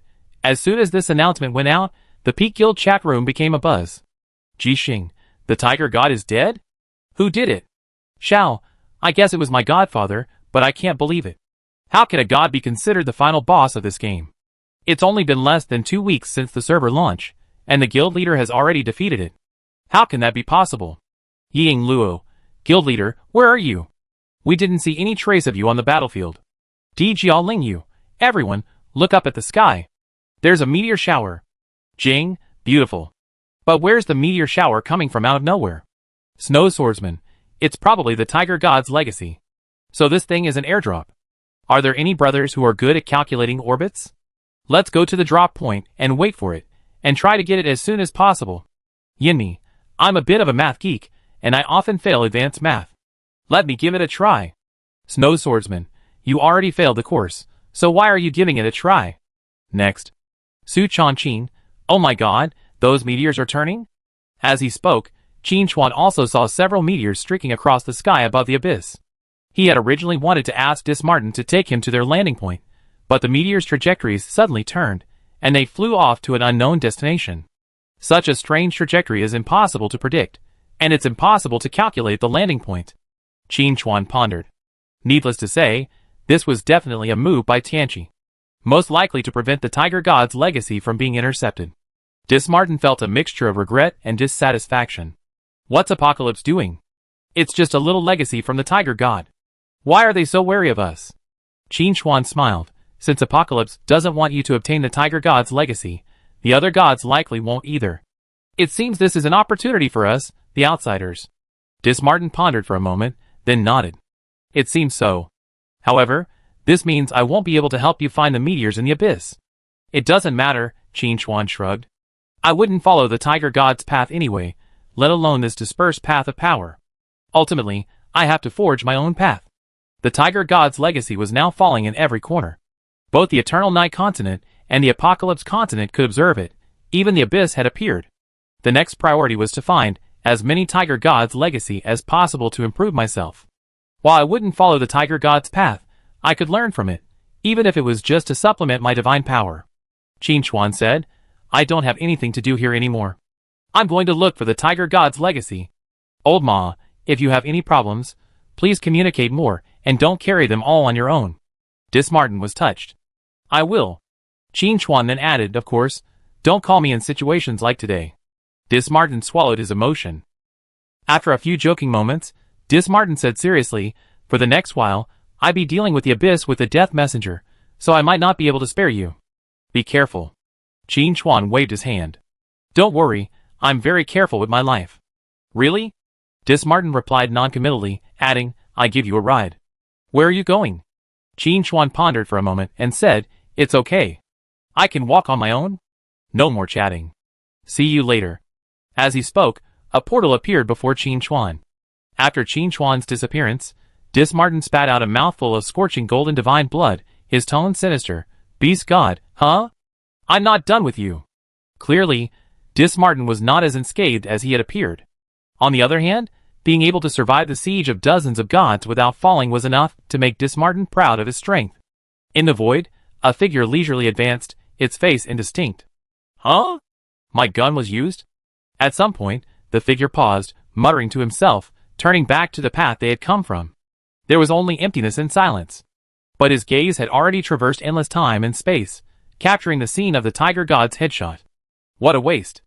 The figure shook his head. The Tiger God isn't worth wasting bullets on. He better be the God of Light. From the context of his words, it seemed the figure had naturally left behind the revolver's node clone. After a moment's careful consideration, the node clone withdrew its gaze, disregarding the matter. The gun and bullets had been given to the other party. How the original master used them was their business. Why should he dictate? I believe I will make the same wise and correct choice as I did.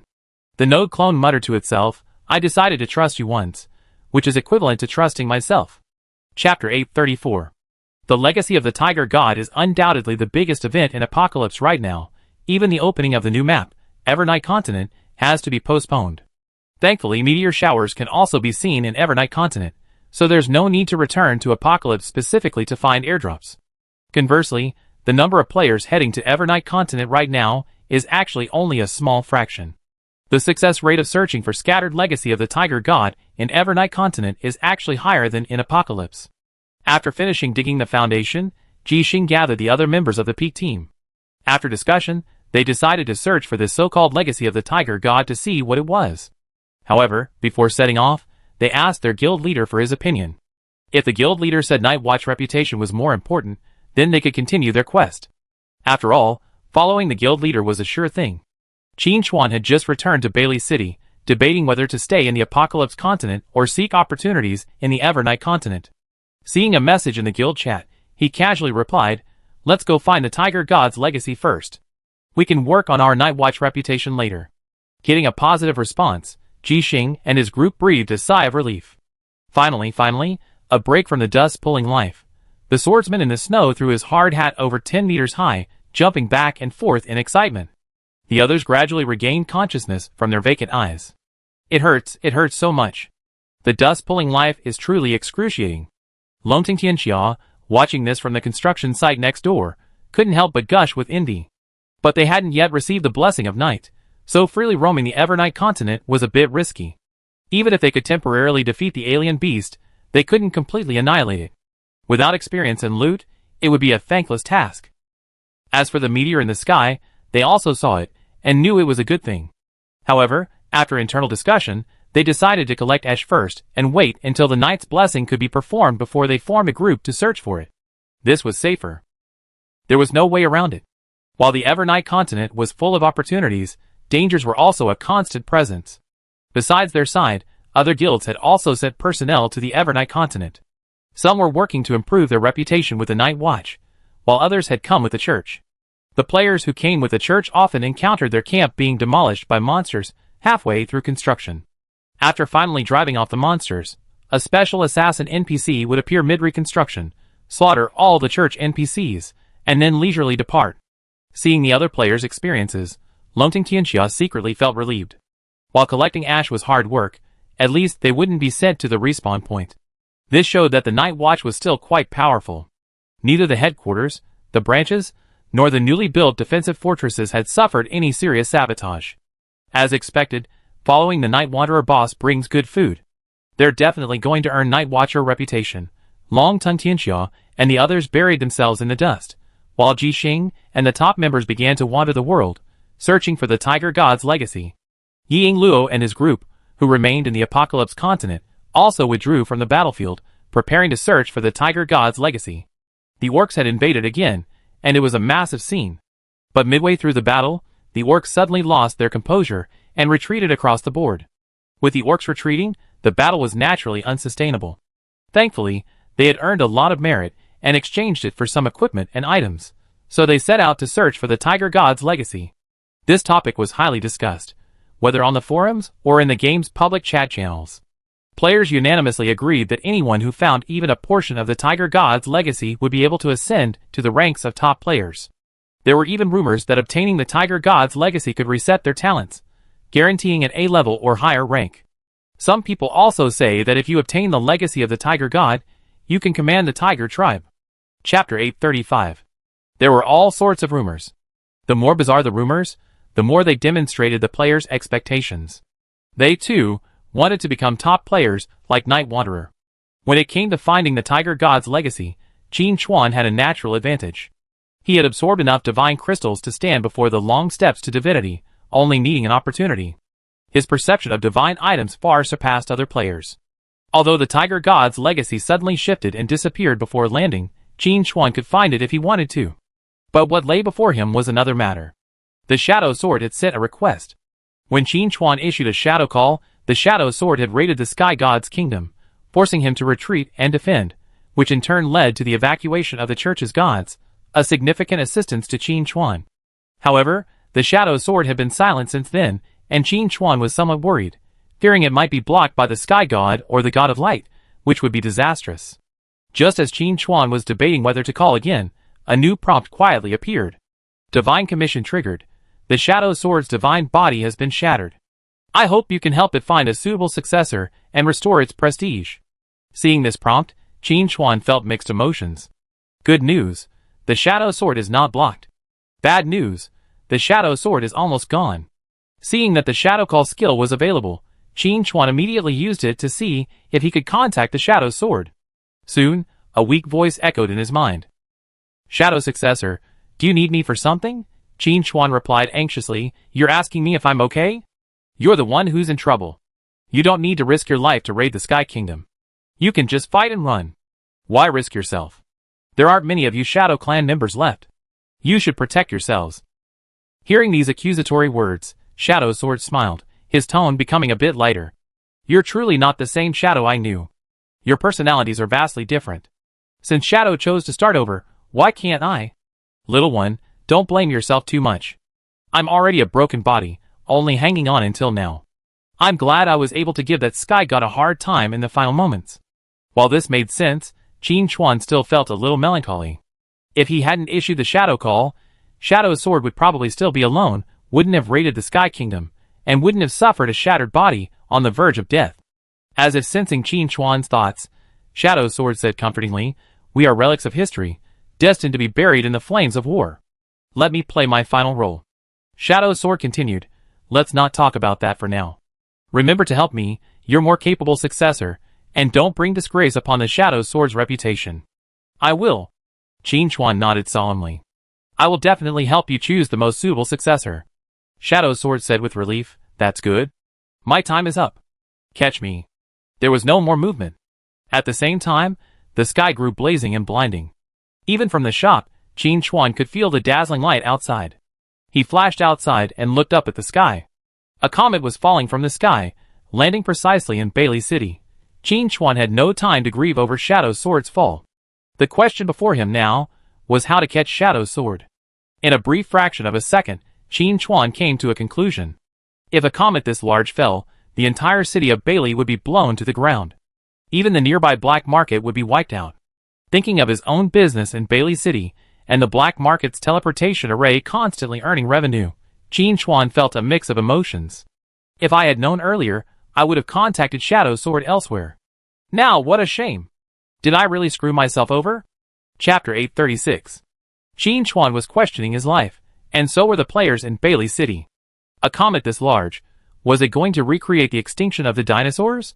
The astute players had already rushed to the teleportation array, unconcerned with their destinations, and immediately activated their teleport.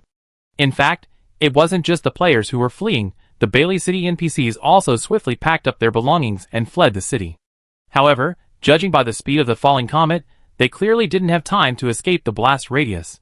Qin Chuan had to consider whether to run first or stand still and wait. The Shadow Sword wouldn't betray him. But a comet this large would instantly annihilate the Chosen One. He, a small sanctuary, and a fragile assassin, probably wouldn't be able to withstand it. As he pondered, an angry roar echoed from the void. Shadow Sword, you're here, and you still want to leave. Dozens of divine power barriers formed in the sky, blocking the comet. Judging from the patterns on the barriers, it was the Sky God's intervention. This wasn't surprising. After all, the Shadow Sword had launched a surprise attack on the Sky Kingdom, and the Sky God would certainly not let it go. It was just that the Shadow Sword's descent was incredibly fast, and its momentum was unstoppable. It pierced through dozens of barriers in one fell swoop, without even a moment's slowdown.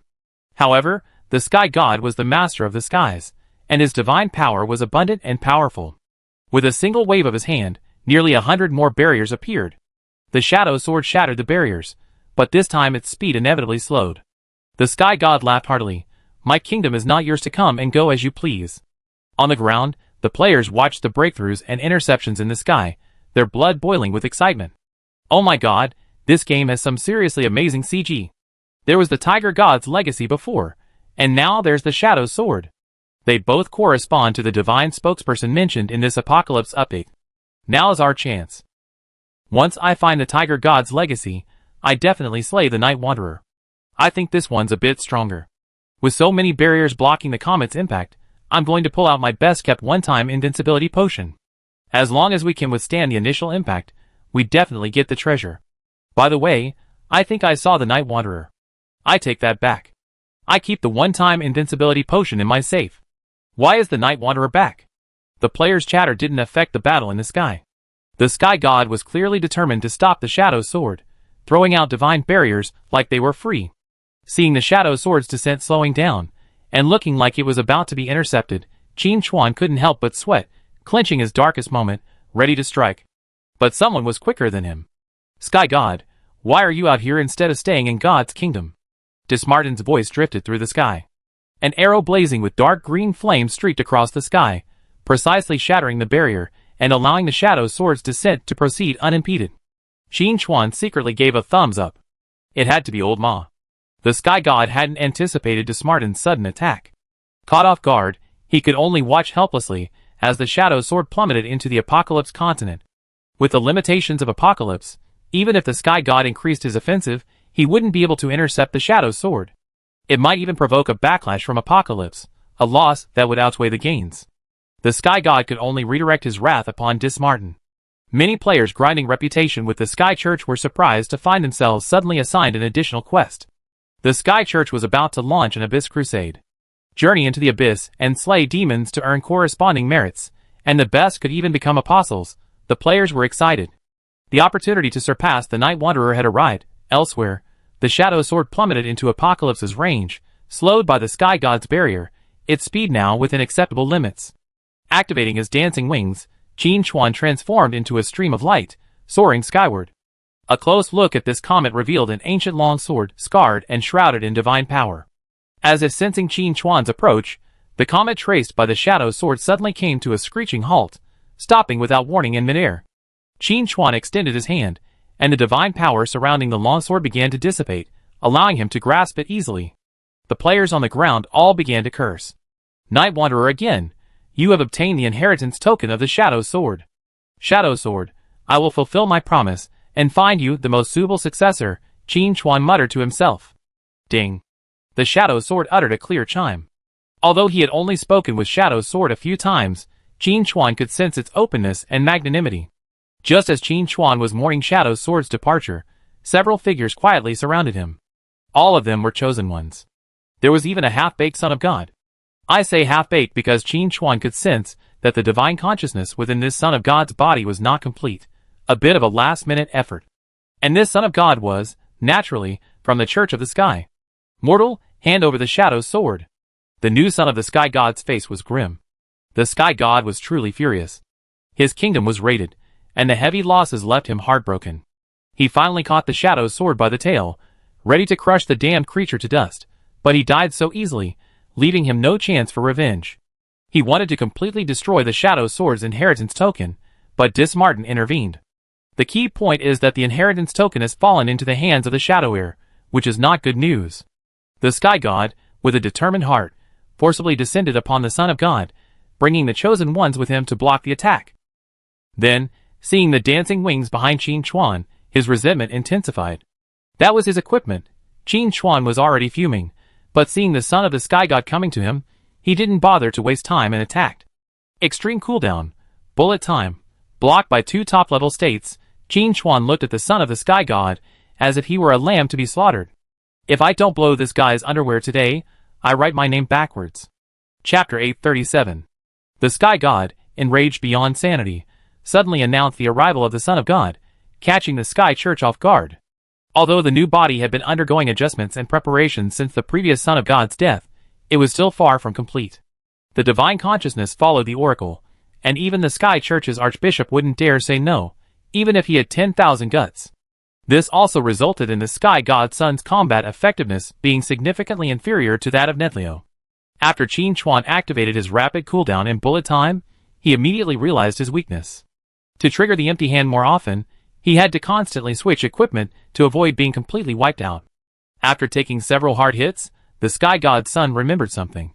The mortal before him still held a bullet. Judging from the Tiger God's sturdy death, even if the Son of God took a single bullet, his Sky God body would most likely perish along with him. After the Tiger God's fall, all beings connected to him suffered. Not to mention the chosen apostles, who perished on the spot. Even the ordinary tiger tribe lost their minds, and were on the verge of transforming into wild beasts. And the Son of God shared the same divine soul with the God. If they were shot, they would both die. There was no need to even try. How careless. The Son of the Sky God regretted it internally. Let the Shadow Sword fall. Why would he stop it? But then the Sky God thought again. The opponent only had 1 bullet left, and he probably wouldn't use it so easily. Once he lost his bullet and his power, the other gods would surely kill him. Thinking of this, the Son of the Sky God raised his voice as he flew backwards, saying, "Mortal, I have no intention of becoming your enemy." "Uh-huh." Qin Chuan sneered twice and asked, "Do you believe that?" The Son of the Sky God fell silent. Anyone with any sense wouldn't believe that. However, to avoid the unlikely event of being shot dead, the Son of the Sky God still tried his best. "Actually, we can talk. You have good qualifications. Are you interested in working under the boss God of Light? We can help you ascend the steps to godhood. In the future, you can harvest lambs together with us. Wouldn't that be wonderful?" "Sorry, not interested." Qin Chuan flatly refused, his attacks continuing. "You have obtained a fragment of the Law of the Sky, 0.4%. You have obtained the Feather of Chaos, Sanctuary level item. You have obtained the Speed Up Leather Pants, Sanctuary level item." After a series of prompts, Qin Chuan noticed with his sharp eyes that the Son of the Sky God's trousers had disappeared, floating freely in the air. "Shit!" The Son of the Sky God cursed, his face turning ashen, and the rage in his eyes seemed to be tangible. Fortunately, he was quick-witted and quickly threw up a barrier to block the outside view, otherwise he would have been completely humiliated. Inwardly, the Son of the Sky God was also secretly alarmed.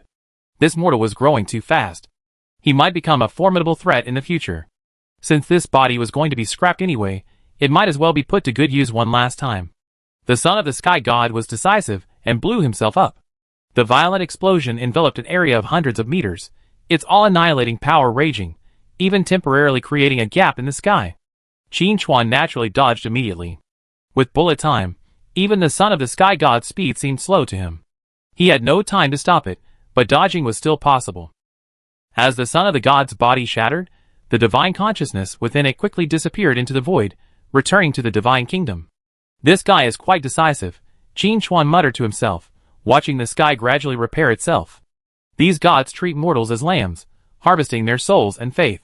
They are cruel not only to outsiders, but even more so to themselves. Chapter 838.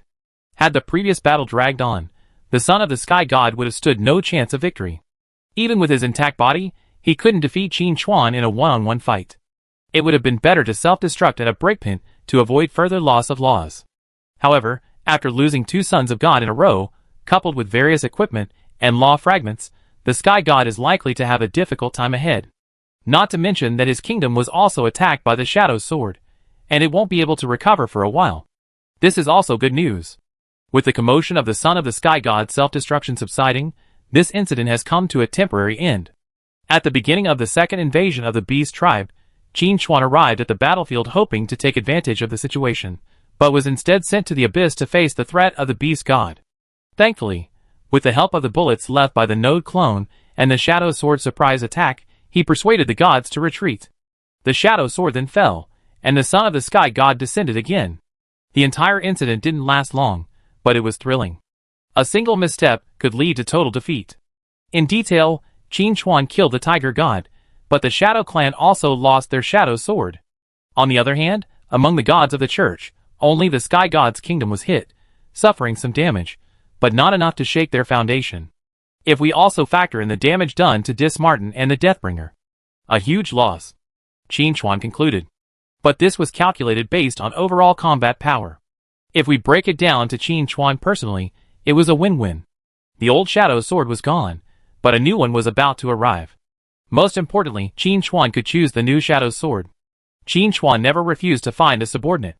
But Qin Chuan wouldn't just choose anyone to inherit the Shadow Sword. He would have to go through multiple rounds of scrutiny, and gain the Shadow Sword's approval. The divine heirlooms possess a certain degree of self-awareness, and will autonomously choose their successors. Qin Chuan planned to keep the Shadow Sword with him.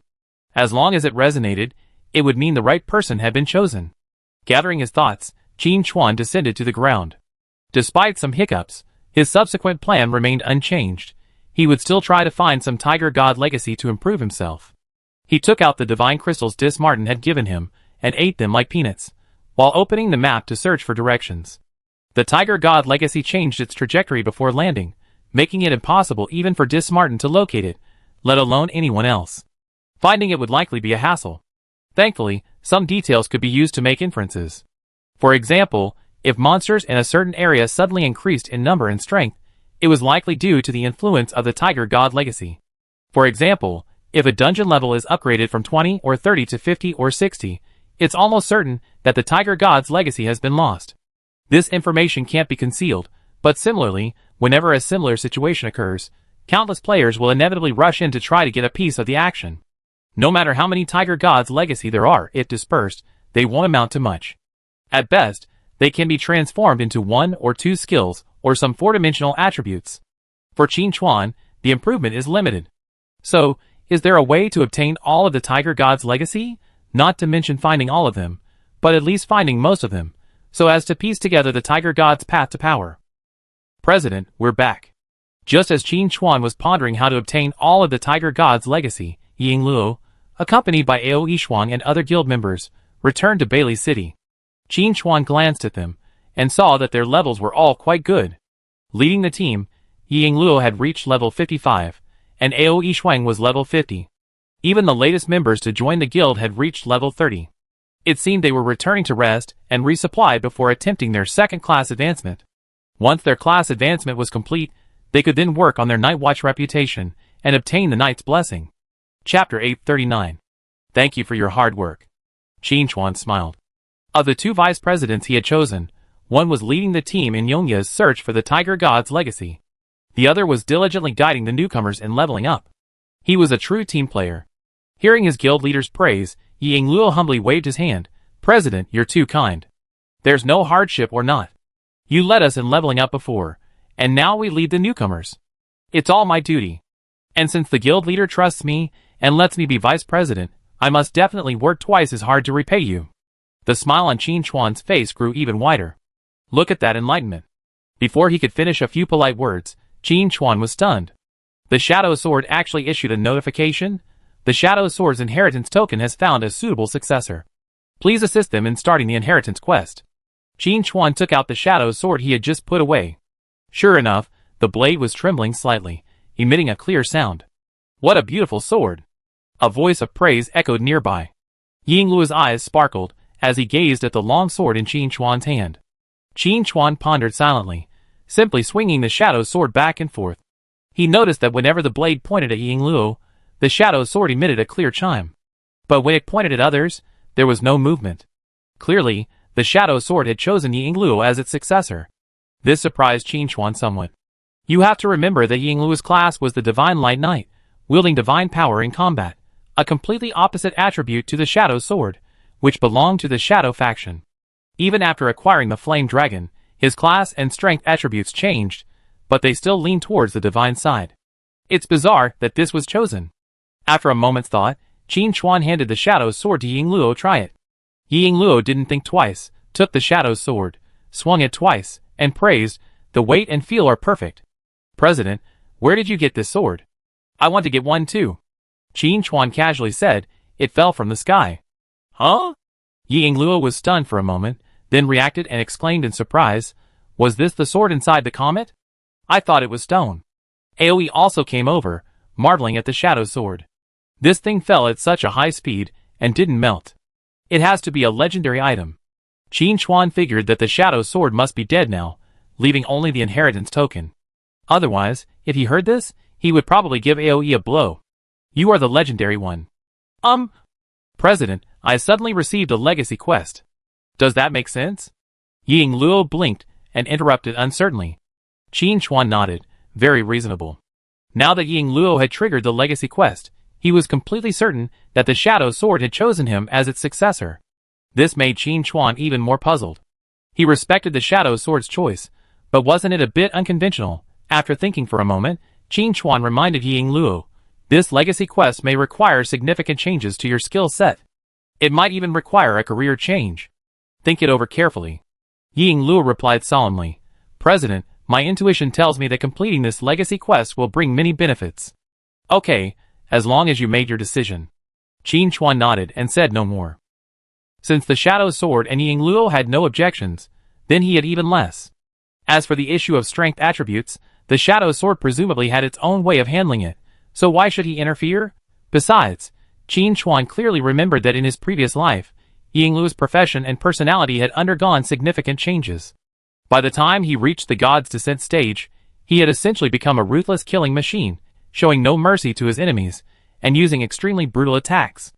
Now that he had received the Shadow Sword's inheritance, it seemed as if the connection was inevitable. Whether this was a blessing or a curse, Qin Chuan couldn't say. Forget it.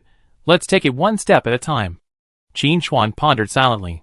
Gathering his thoughts, Qin Chuan instructed, "Since you accepted the inheritance mission, do it well. If you have any questions, remember to come to me. Don't force yourself, okay?" Yingluo nodded obediently. "I listen to you, President." The Shadow Sword issue remained to be seen. The next thing to consider was the Tiger God's legacy. At this moment, Debate, who had been silent throughout the team, took 2 steps forward and said hesitantly, "President, I have a new task and I'm not sure how to do it."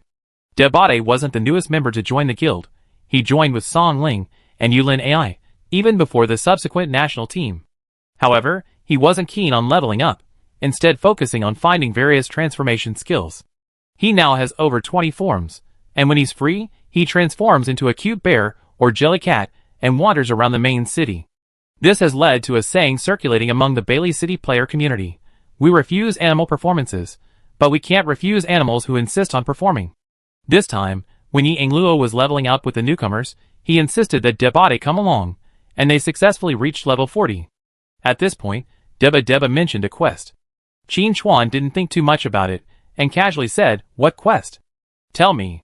Deba opened the quest bar, looked at the quest description, and quickly said, "The quest is called the Incarnation of Testure. It requires me to collect items to unlock a legacy." Qin Chuan was speechless, his expression a little awkward.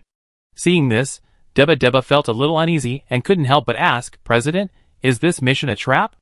I just give up. Don't. Qin Chuan quickly stopped him and asked with a complicated expression, do you know who Tester is? Deba's expression was filled with confusion. Who? Yingluo also asked curiously, President, who is Tester? I don't think I heard of him. Qin Chuan didn't keep it a secret. He pointed to the sky and said slowly, the tiger god mentioned in the previous notice is Tester. Honestly, Qin Chuan never expected the situation to turn around so quickly. Just when he was still pondering how to find the tiger god's legacy, his own guild members gave him a huge surprise.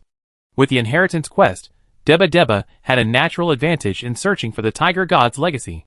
First, it was the Shadow Sword legacy, and now it was the tiger god legacy.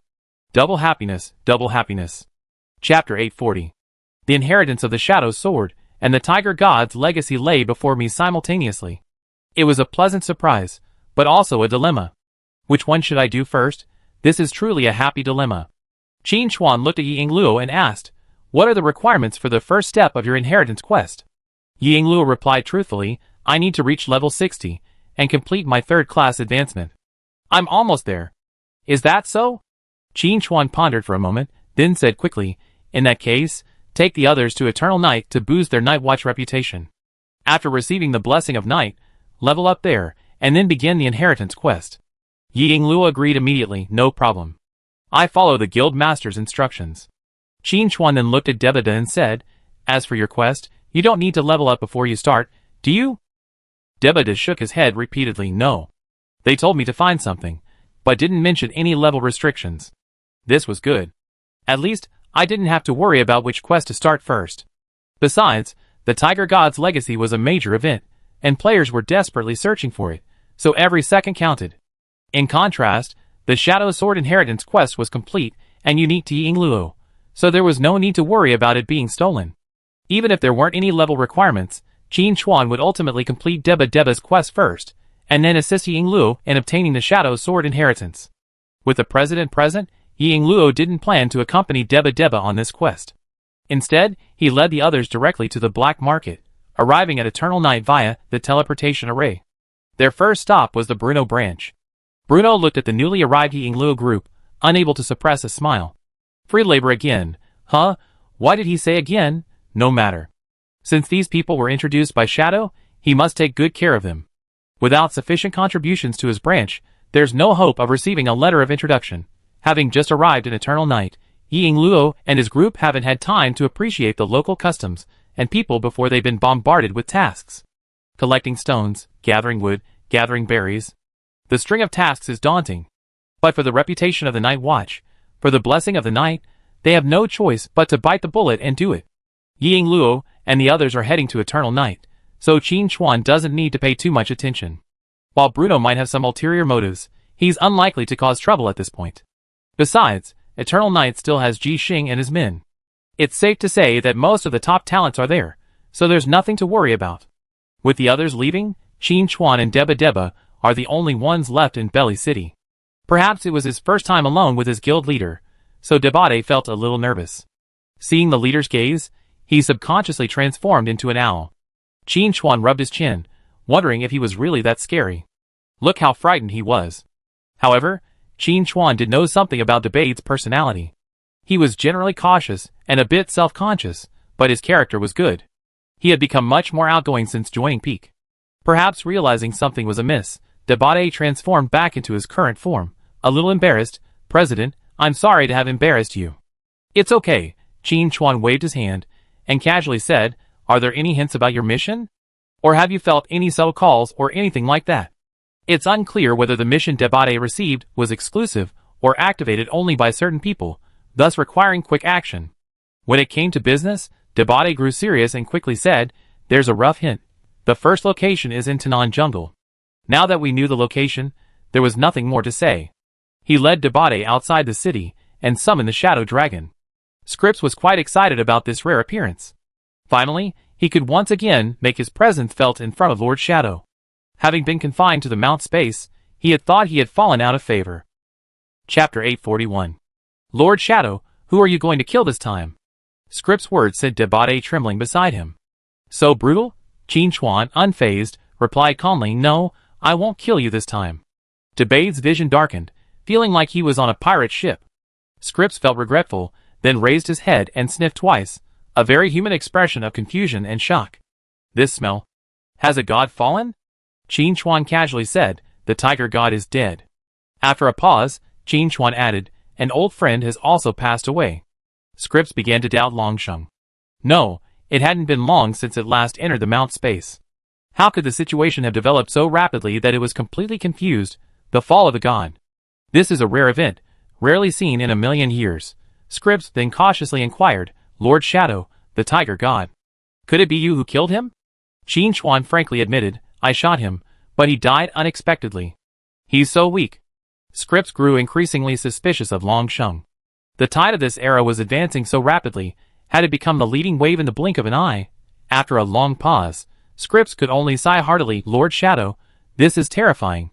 It had assumed the tiger god's fall was the result of a massive divine war, with the tiger god being the unfortunate victim. But after all this time, it was told that the tiger god had been killed by a single gunshot. Absurd. Thinking of this, Scripps was stunned again. What kind of gun could kill a god? I never heard of it. What happened while it was away? As Scripps pondered this, a surprised voice drifted to his ears. You actually made the shadow dragon evolve. How did you do that? The voice alerted Scripps, his amber pupils scanning the surroundings. Who's speaking? I'm here. The voice was filled with pride. Scripps looked in the direction of the sound and found it came from the dagger at Qin Chuan's waist. Qin Chuan took the darkest hour in his hand and shook it in front of Scripps. There's a spirit within it. He flicked the darkest hour with his finger and scolded, Do you think you can call me I'm a master? Boss, you're right. Bone Hand decisively bowed its head, admitting defeat, and offering a stream of flattery. Scripps suddenly remembered the sense of danger it had felt while in the Mount space. It now seemed that the creature hiding in the dagger was challenging its position as chief lackey. Roar! Roar! Scripps let out two menacing growls. Bone Hand, unwilling to be outdone, shouted a few words. Finally, Qin Chuan stepped in to stabilize the situation, interrupting the verbal exchange between Scripps and Bone Hand. Dabadade remained completely stunned during this period. A dragon that could speak was understandable, after all, he had seen it before. But a dagger that could speak, that was too bizarre. Looking at his own guild leader, whose expression was calm and composed, Dabadade felt a genuine admiration. To be able to remain calm in such a situation, he truly deserved to be the strongest player in Apocalypse.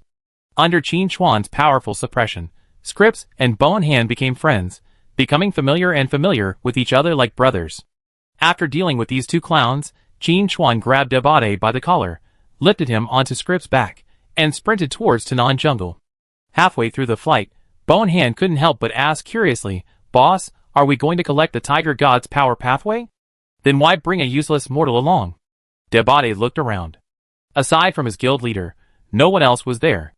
It seemed the useless mortal was referring to him. Scripps, also curious, turned and asked, Lord Shadow, while the Tiger God isn't the most powerful deity, he's certainly ranked high. Why don't you take his power pathway yourself? Qin Chuan countered, You call me Shadow. Do you think I want the Tiger God's power? Chapter 842. Scripps pondered, and it made sense. The power of the Shadow is far greater than that of the Tiger God. Even if they truly sought the path to power of another god, it would have to be at least on the level of the God of Light. The Tiger God wasn't quite up to the task. But Scripps was still a little confused, and couldn't help but ask, but we can also collect the paths to power, and grant them to trusted companions later. Bone Hand agreed, Boss, even though this lizard isn't very smart, it's right this time. That's because they were on their way, and Bone Hand's divine consciousness was hidden in the darkest hour, otherwise Scripps would have had to confront it. Who are you calling a lizard? Your whole family is lizards. After hearing the conversation between Bone Hand and Scripps, he hesitated and said, Guild leader, why don't I give up this mission? He considered himself to be of little value to the guild, not a close confidant of the leader, and even rarely interacted with him. How could he deserve the president's help in a quest to obtain the divine inheritance? That thing is considered the game's top reward, after all. Even if the president doesn't want it, it should go to the vice presidents and the others. It's definitely not his turn. Qin Chuan waved his hand, signaling Dabade to be quiet. Then he sternly rebuked Bone Hand and Scripps. Are you two trying to tell me how to do things? I wouldn't dare. Bone Hand and Scripps decisively admitted defeat. Qin Chuan's tone slowed. Don't say anything. I got my own arrangements. He then looked at Dabade, who was sulking in self-doubt, and smiled. Don't bother with him. I know your potential. Have faith in yourself. Debade asked doubtfully. Really? Qin Chuan patted Deba's shoulder, and affirmed, of course. Putting aside other things, the fact that you even made it to the summit already surpasses most players. You can check out the Apocalypse forums, there are even people offering 10 million just to join the summit, and I refused. I'd rather leave the summit spot empty than just give it away. Deba felt a surge of confidence upon hearing this. Although he didn't know why the guild president had chosen him to join the summit, since he was able to get in, he figured it must be of some value. To repay the guild president's trust, he had to start with this quest. From the conversation between Dagger and Black Dragon, the final reward for this quest would be very generous. He had to complete it, so that he could better repay the guild and the president. A few words calmed the situation, and Qin Chuan was quite satisfied with his own reaction. The words he had just reprimanded Scripps weren't just empty words, they were the truth. Even if he absorbed all of the Tiger God's legacy, he wouldn't follow the path of the Tiger God's power.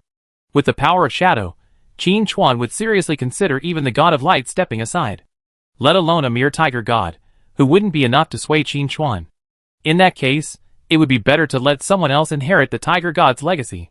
The value of a complete divine path is immeasurable. As for whether the Tiger God would be reborn through a shell, there's no need to worry. If there were even the slightest possibility of the Tiger God's resurrection, Apocalypse wouldn't disperse his power across the land as a legacy. Most importantly, Qin Chuan believed in the node clones. The number of deities is limited, and when the Tiger God's position becomes vacant, there will always be a newcomer. This person could be a player or a native of Apocalypse. In comparison, Qin Chuan felt it would be better to allow a player to inherit the power of the Tiger God. If this player were one of us, it would be perfect. Deba's receiving the inheritance quest was his opportunity, as well as humanity's. One more god-level warrior on the human side meant one less on the enemy side. When one side gains strength while the other loses strength, the battle situation would always be easier. As he pondered, the scene on the ground began to change. The trees grew taller and denser, and the roars of wild beasts became more frequent. As he drew closer, Qin Chuan could feel the divine power within him resonating and drawing near. There was no doubt that this was the legacy of the Tiger God. Roar! A dark shadow soared from the ground, carrying a strong crimson wind and charging towards Scripps. What the hell? Scripps roared, abruptly stopping and turning in midair, his thick, powerful dragon tail lashing out, slamming the incoming enemy to the ground. Amidst the billowing dust, Qin Chuan could clearly see the incoming enemy. It was a massive wild boar, over 20 meters long, its back at least 4 stories high, 2 sharp tusks jutting from its mouth. Oh my god, it's so huge! Damn, Daba exclaimed beside him. Qin Chuan remained quite calm. The Tiger God's legacy contained divine power, an existence beyond mortal comprehension. He wouldn't be surprised if a wild boar suddenly spoke, let alone grown so enormous. As soon as this thought occurred to Qin Chuan, he saw the wild boar shake off the dust, stand up, and utter a broken threat. Black Dragon. My territory. Leave. Damn, it really can talk. Scripps laughed wildly, his voice filled with contempt. A wild boar that can't even speak properly, yet you dare to negotiate with Lord Scripps? I see you look like you lost your keys. I have to ask you, are you worthy? How many do you have? Then he opened his mouth and exhaled a stream of dragon breath, setting the jungle ablaze. In the blazing light, Scripps's dragon head looked even more ferocious and terrifying. Debade cautiously tugged at Qin Chuan's sleeve and said in a low voice, President, this mount of yours is quite unique. Qin Chuan's mouth twitched, and he wanted to say he didn't know this guy. No, where did Scripps learn these slang words? Could it be that there's an internet in the mount's space, and this guy has been surfing the internet intensely? While thinking, Scripps swooped down and smashed the wild boar's head into pieces with one claw. Scripps tore open the boar's body with his claws again, carefully pinched out a crystal, and said flatteringly, Lord Shadow, how do you think I performed? Am I much more useful than that guy who hid? Chapter 843. Scripps, self-proclaimed Shadow's #1 lackey and top lackey, immediately felt a sense of crisis after discovering a divine thought hidden within darkest hour. It now had limited opportunities to appear, and couldn't constantly assert its presence before Lord Shadow. It couldn't afford to be outdone. This time, in its quest for the Tiger God's legacy, it was determined to perform well and absolutely not lose its position. Bonehand, disdained by Scripps, was helpless. It now had only a divine thought left, without even its bony palm. A mere talker, It couldn't refute Scripps' sarcasm. But Bone Hand had its advantages. That was its vast experience. He immediately pointed out, this wild boar has surpassed legendary rank and is halfway to sanctuary. This is clearly due to the crystal. Coupled with this powerful divine aura, it's clear that this is the legacy of the tiger god. Scripps mercilessly mocked this analysis. Do you even need to tell me? Couldn't Lord Shadow see that? Clearly, Lord Shadow came here knowing the legacy of the tiger god is here. Bone Hand angrily said, I haven't finished my words yet. Then he quickly added, but there's something wrong with this legacy of the tiger god. Its energy is showing signs of being out of control. Otherwise, the wild boar wouldn't dare attack this lizard. This lizard is a dragon, after all, and has a strong suppressive effect on ordinary creatures. Scripps hesitated for a moment before agreeing. Indeed, even a sanctuary-level creature wouldn't attack us dragons directly. They only choose to fight when they couldn't fool us anymore. The combat power of dragons, especially legendary dragons, is absurdly strong. With high attack, defense, and health, they're enough to make any challenger despair. Though the boar had already half-stepped into the sanctuary, the results showed it was still no match for the legendary Scripps. In fact, before Scripps even reached Tanan Jungle, the area was in turmoil. From a distance, the jungle's animals could be seen fleeing, unafraid to face the overwhelming dragon's might. Instead, the boar leaped out. While defending its territory was certainly a factor, it was likely more influenced by the tiger god's legacy. Qin Chuan took the crystal, held it in his hand, and examined it carefully. He discovered an extremely fine black thread within the translucent crystal. If he hadn't observed it carefully, he wouldn't have noticed it. Of course, even without the Bone Hand's warning, Qin Chuan had already sensed something was wrong. After receiving the crystal, he felt a slight discomfort. The shadow power was somewhat repelled by it. Seeing the black thread inside, Qin Chuan immediately understood that the shadow power wasn't rejecting the tiger god's legacy, but rather the black thread within. This thing, judging by its properties alone, bears a striking resemblance to the Black Death. No wonder the shadow power repelled the crystal. If it were absorbed directly, it might be contaminated. Then the question arose, had the black thread always been inside the tiger god's legacy, or had it been added by someone? Qin Chuan asked Bone Hand, have you seen this thing? Bone Hand's divine sense scrutinized the crystal, and with some uncertainty, he said, it's somewhat similar to the beast from Eternal Night, but also somewhat different. I can't pinpoint what's wrong, but I'm instinctively worried. After a moment's hesitation, Qin Chuan asked, do you think this thing has always been there, or was it added by someone? Bone Hand immediately replied, it must have been added later. The god's legacy is a pure crystallization of power. This answer was consistent with Qin Chuan's suspicion. When the tiger god's legacy fell, Apocalypse directly intervened in the landing point to avoid being tracked. If this black thread was put in by Apocalypse, then why would he bother with that? Chapter 844. But besides Apocalypse, anyone capable of tampering in such a place would surely be no ordinary person. From the moment the tiger god's legacy began to fall to its final landing, the most likely candidate for tampering with it was the sky god. The sky was his home turf, and the tiger god's legacy falling from the sky gave the sky god a unique advantage. But after careful consideration, Qin Chuan ruled out this possibility. When the tiger god's legacy fell, the sky god was still pursuing the shadow sword and likely had no time to intervene. As for the other gods, their power attributes each had their own specific emphases, and their actions were obvious, so it was most likely not them. This left a very small pool of possible candidates. Qin Chuan thought of one person. The god of light. During the tiger god's legacy's fall in the sky, besides being affected by the sky god, the most likely culprit was the omnipresent light. However, the power of this black thread was clearly opposed to that of the god of light, and normally, there would be no connection between the two. But Qin Chuan remembered something. The node clone had warned him to be wary of the darkness beneath the light. If he had understood correctly, then the black thread had indeed been placed there by the god of light. Calming his composure, Qin Chuan realized that even if it was truly the god of light's doing, there was nothing he could do about it for now. He should think about how to cleanse the black thread. Qin Chuan looked towards the darkest hour and asked Bone Hand again, how do we clean this thing? Do you have any idea? Bone Hand knew this was a test. If it couldn't give a satisfactory answer, its good days would be over. If we throw a few more sons of God at it, it'd be dead. Thinking of this, Bone's Hand quickly reviewed all the knowledge in his head, and actually made a discovery. Bone Hand cautiously replied, there's a plan that might work, but it's somewhat risky. Scripps immediately said, you do it, you take the risk, and the rewards are for Lord Shadow. Bone Hand was choked and speechless. What a loyal lizard. I can't do it, Bones' hand replied hesitantly. The power of shadow should be able to eliminate this thing. I don't have that kind of power, so I can't do it even if I wanted to, but boss can. Scripps glared, raising his voice and cursing, You cunting rat. How dare you try to murder Lord Shadow? Scripps couldn't stand it. He mentioned the danger, then said he couldn't do it, and that Lord Shadow would have to handle it. This clearly shows ulterior motives. Scripps immediately declared, Lord Shadow, this creature has filthy intentions. Kill it. When it comes to combating competitors, Scripps spares no effort. Bone Hand suddenly became nervous.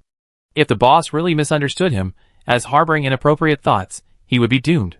He immediately said anxiously, Boss, this is unjust. My loyalty to you is evident to all. Qin Chuan didn't believe a single word of Bone Hand's loyalty. This guy would be the first to escape or betray us if given the chance.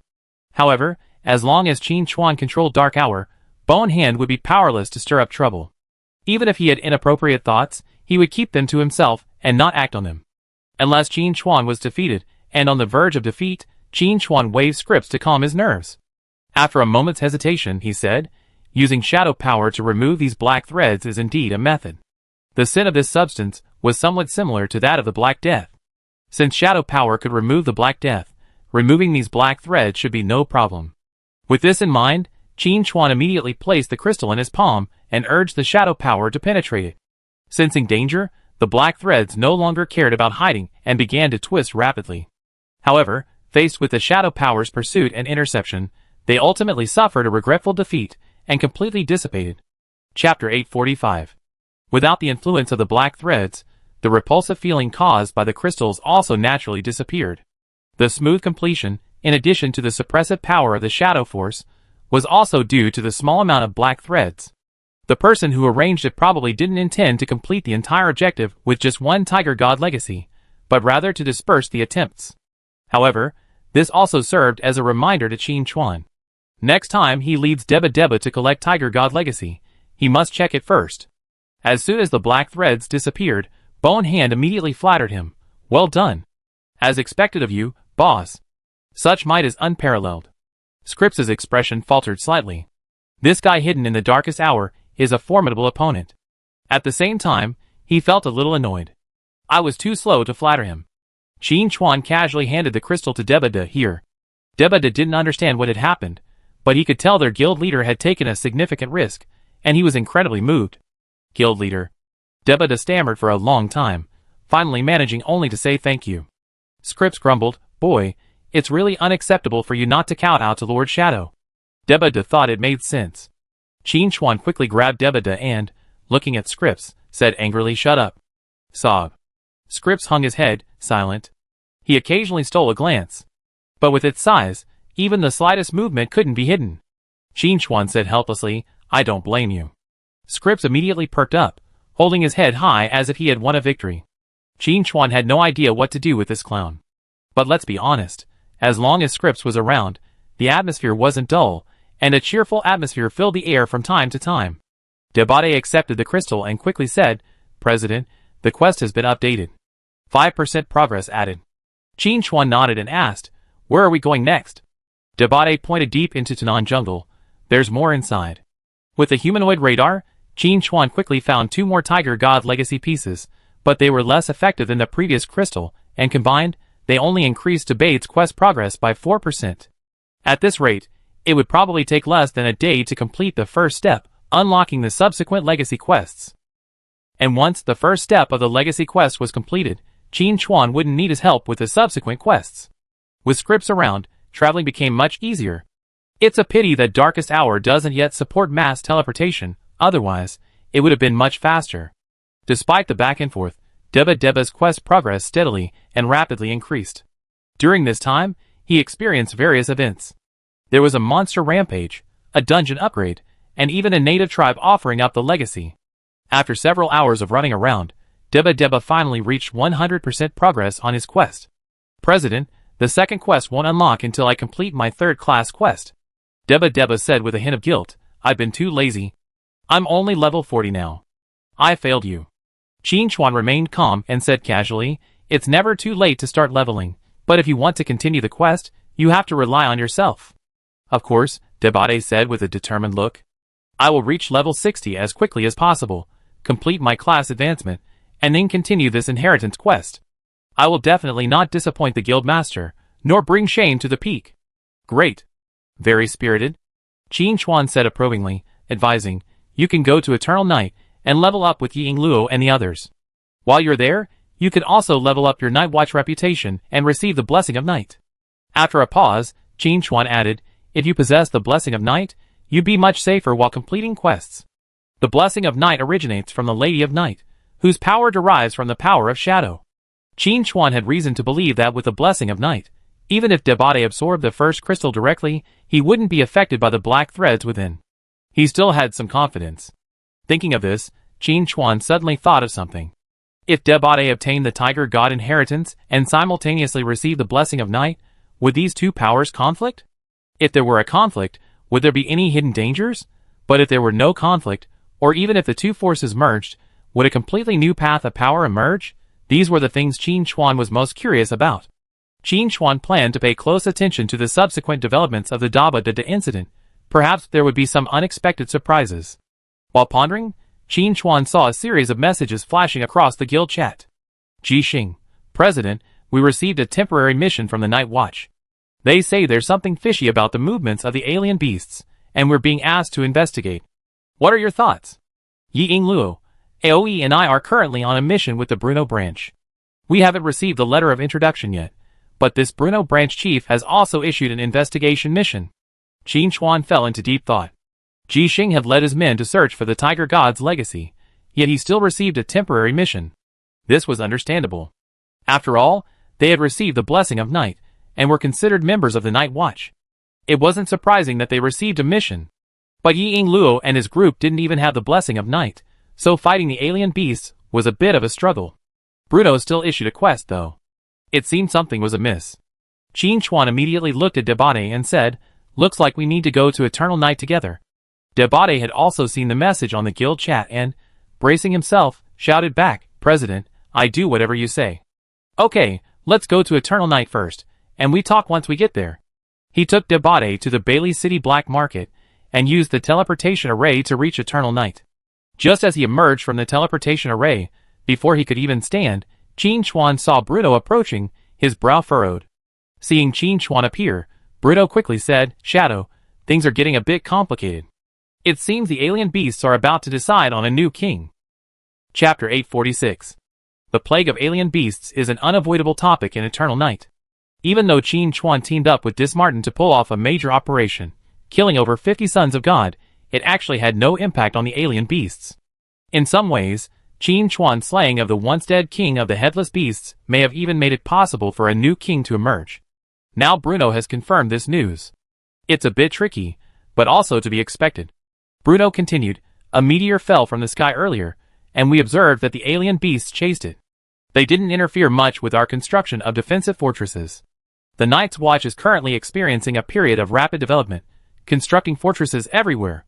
On the one hand, they intend to use the fortresses as a base to continuously reclaim lost territory. On the other hand, they intend to establish a super-large magic circle to hasten the return of the Lady of Night.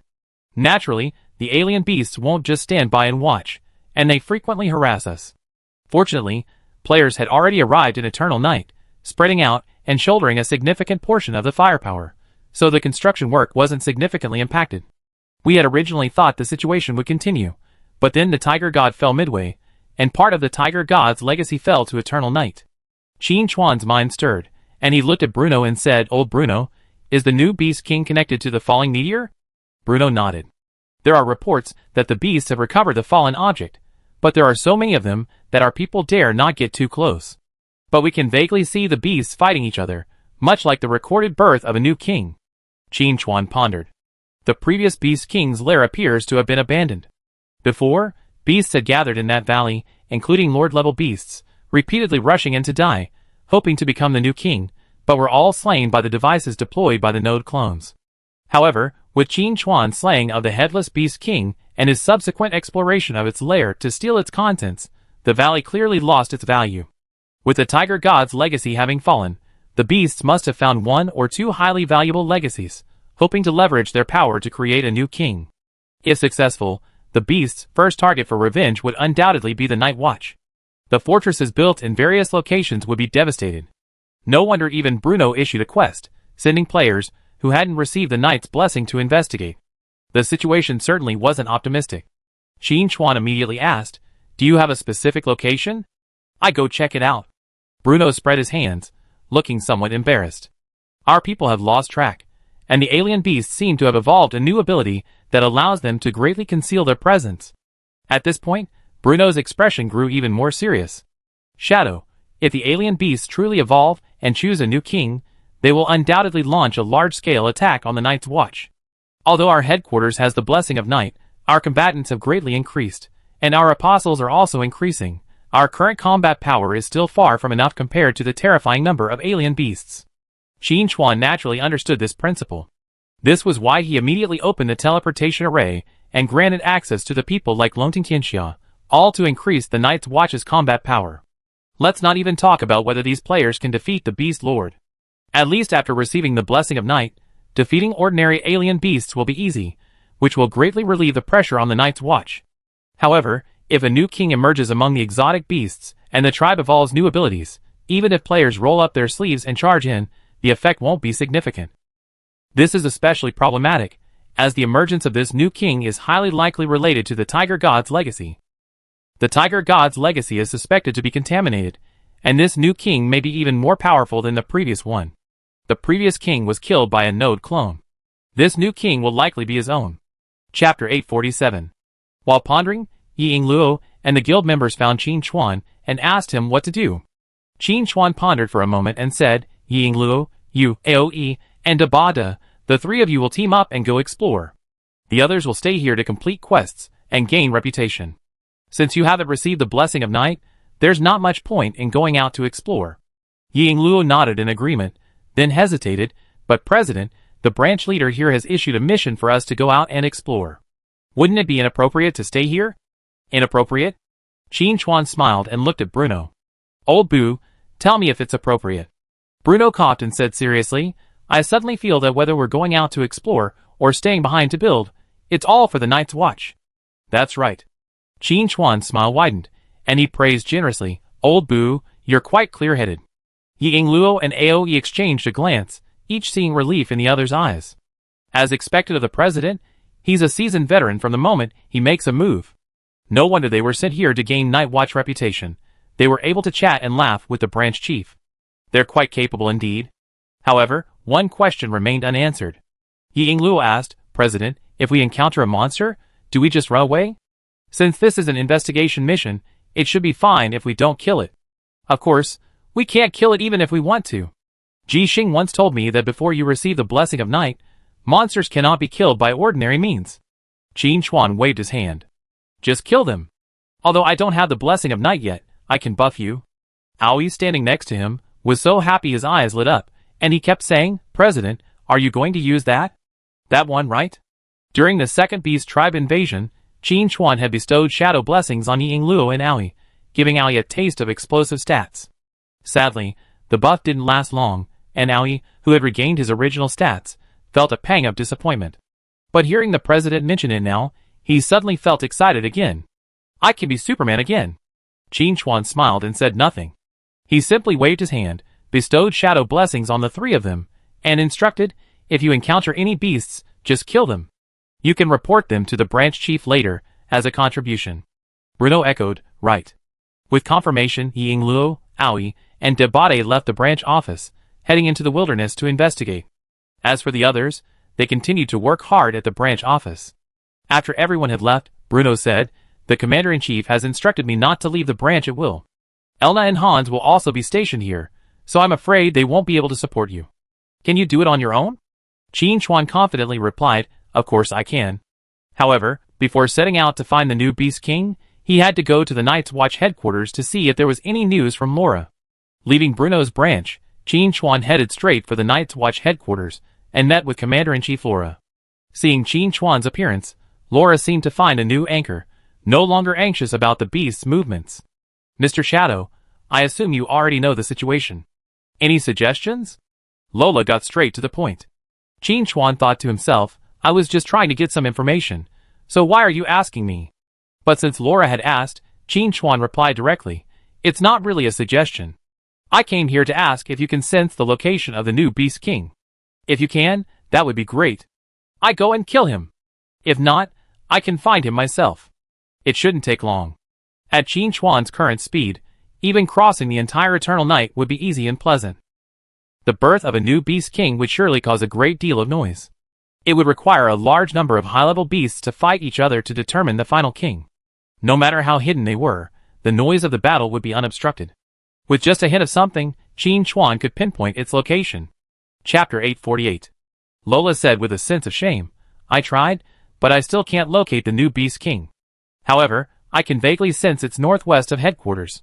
The Evernight continent is vast, and the Night Watch primarily operates in the southern plains. The further north you go, the darker it gets, and the more rugged the terrain becomes.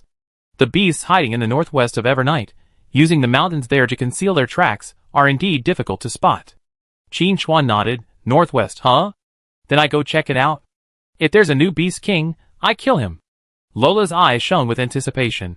With Mr. Shadow here, we can definitely do it. After becoming the Chosen One, the more Laura understood her own strength, the more she understood the terrifying significance of the 50 Sons of God. That was enough power to easily destroy the Night Watch. If it were her, she would likely be killed in a single encounter. But Shadow struck, and they were dispatched instantly. Such a feat was unimaginable. Laura even suspected Shadow was a god walking the mortal realm. He was simply too powerful. Forget the new king of the beasts, even if 10 of them came, they would surely be easily defeated. But Laura felt a little embarrassed to have Shadow take action every time. Fighting the beasts was the Night Watch's duty, but now Mr. Shadow was being forced to run back and forth. When Lady Night returned, how would she report her work achievements? She couldn't just sit back and watch at headquarters while Shadow was busy running around. Would Lady Night agree to this? Qin Chuan saw Laura's expression shifting, but without giving it much thought, he asked, how far has the Night Watch's revival progressed? He lost the Sword of Shadow, but he couldn't afford to lose the Lady of Night again. Talking about business, Laura's expression brightened, her voice brimming with excitement. Mr. Shadow, things are progressing smoothly. Judging by the current progress, in a year at most, the Lady of Night will return to Eternal Night and declare her presence to the world. A year? Qin Chuan muttered softly. This amount of time wasn't long or short. For mortals, it was a bit long, but still manageable.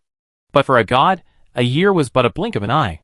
Recovering his composure, Qin Chuan instructed, speed up as much as possible. The situation outside may not wait for us. Considering Laura was already the Chosen One, Qin Chuan made no secret and said, this falling meteor is a legacy from the gods, representing the fall of the god. The balance of power among the gods has shifted somewhat. The current calm situation may not last long. Lola's expression grew serious. After a moment of thought, she said, no wonder the beasts are suddenly determined to choose a new king.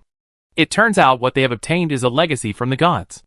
If that's the case, we can't afford to remain so idle. Mr. Shadow, I plan to expand the Night's Watch, relax restrictions, and accept outsiders. What are your thoughts? You have triggered a special decision quest. Please choose carefully. Option 1. Agree with Laura's idea of expanding the Night's Watch and allowing players to join. Option 2. Decline the proposal. Before this, players could only gain reputation with the Night's Watch. Even Jixing and others, who had received the blessing of Night, were not, in essence, Night's Watch. Now, as the situation shifted, Laura realized that sticking to the old ways would make it difficult to cope with the coming situation. However, if they simply lifted the restrictions on the Night Watch, they were worried about the consequences for the Lady of Night, so they sought Qin Chuan's advice. Qin Chuan fell into deep thought. This matter was of immense significance, and indeed required careful consideration. The Night Watch was the continuation of the Lady of Night, and the Lady of Night was a spontaneous organization formed by the followers of the Lady of Night. If players joined the Night Watch, they would be embracing the Lady of Night. It was hard to say for a while whether this would be a good or bad outcome, but it was certain that it would accelerate the revival of the night. And the sooner Alessa returned to the Eternal Night, the more powerful their top-tier forces would be. After weighing the pros and cons, Qin Chuan slowly said, I think the restrictions can be relaxed. The Night's Watch has survived until now, so it's time for some changes. After a pause, Qin Chuan added, of course, we're not an unreasonable organization. For those with letters of introduction from our branch, it's fine for them to accept the Knight's blessing. As for whether or not to join the Night's Watch, It's entirely up to their personal preference. Lola, what do you think? Lola nodded. Of course. Even if they accept the knight's blessing and don't join the night's watch, as long as they possess the power of the knight's blessing, they are our own, without a doubt. And the Lady of Night would certainly not approve of forcing others to join the night's watch. Don't worry, Mr. Shadow, we won't do anything rash. Qin Chuan said this out of consideration for people like Ying Luo and Deba Deba, who have already received their inheritance quests, and are destined not to believe in the Lady of Night. Especially Ying Luo, whose inheritance came from the Sword of Shadow. The Shadow Sword, however, is a being of the same rank as the Lady of Night. Due to their age, it's even acceptable for them to call themselves senior. Under these circumstances, asking Ying Luo to worship the Lady of Night wouldn't just be awkward for Ying Luo. Alessa would probably feel uncomfortable too. If Ying Luo fully mastered the power of the Shadow Sword and ascended the long steps to divinity, becoming the new generation of Shadow Sword, Alessa couldn't truly accept him as a disciple. It wouldn't be appropriate. Furthermore, Qin Chuan believed that over time, the number of people in the Peak Guild who would inherit the divine legacy would definitely exceed Ying Luo and Deba Deba. There would undoubtedly be more. When everyone becomes a god-level being, how should they address each other? They couldn't just each choose their own way. That would be a mess. Qin Chuan pointed this out to Laura to prevent a similar situation from happening again, as a preemptive measure. With Laura's promise, Qin Chuan no longer had anything to worry about. After thinking for a moment, Qin Chuan said, Laura, actually, relaxing the restrictions and allowing more people to join the Night's Watch can be done in stages. First, some honorary titles can be given, and then further screening can be done. This way, everyone will be happy. Chapter 849. With Laura in charge, the Night Watch wouldn't face any major problems. The decision to relax restrictions and attract players to join had also been made. After confirming that there were no other issues, Qin Chuan prepared to go see if the new king of the beasts had appeared. If so, he would slay him. Leaving the headquarters and heading northwest, Qin Chuan, with his dancing wings, transformed into a meteor in the night sky, streaking across the sky in an instant.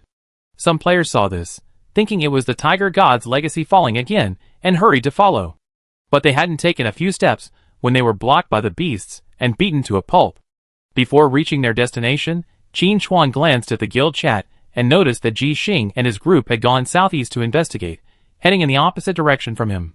Considering that if a new king of the beasts had emerged, his combat power would undoubtedly be quite high, Qin Chuan didn't call them back. This Night Watch mission was primarily about investigation. Rather than having Ji Xing and the others just hanging around, it would be better to let them explore on their own. Perhaps they would make some unique discoveries. The Eternal Night is vast, and even the Night Watch in its heyday couldn't explore every corner, let alone now. Add to that the activity of exotic beasts and various external factors, and the Eternal Night is now a completely new map, with countless opportunities waiting to be explored.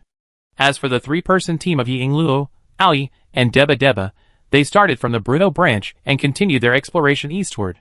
With the blessing of the Shadow Gift, ordinary exotic beasts would die if they encountered them.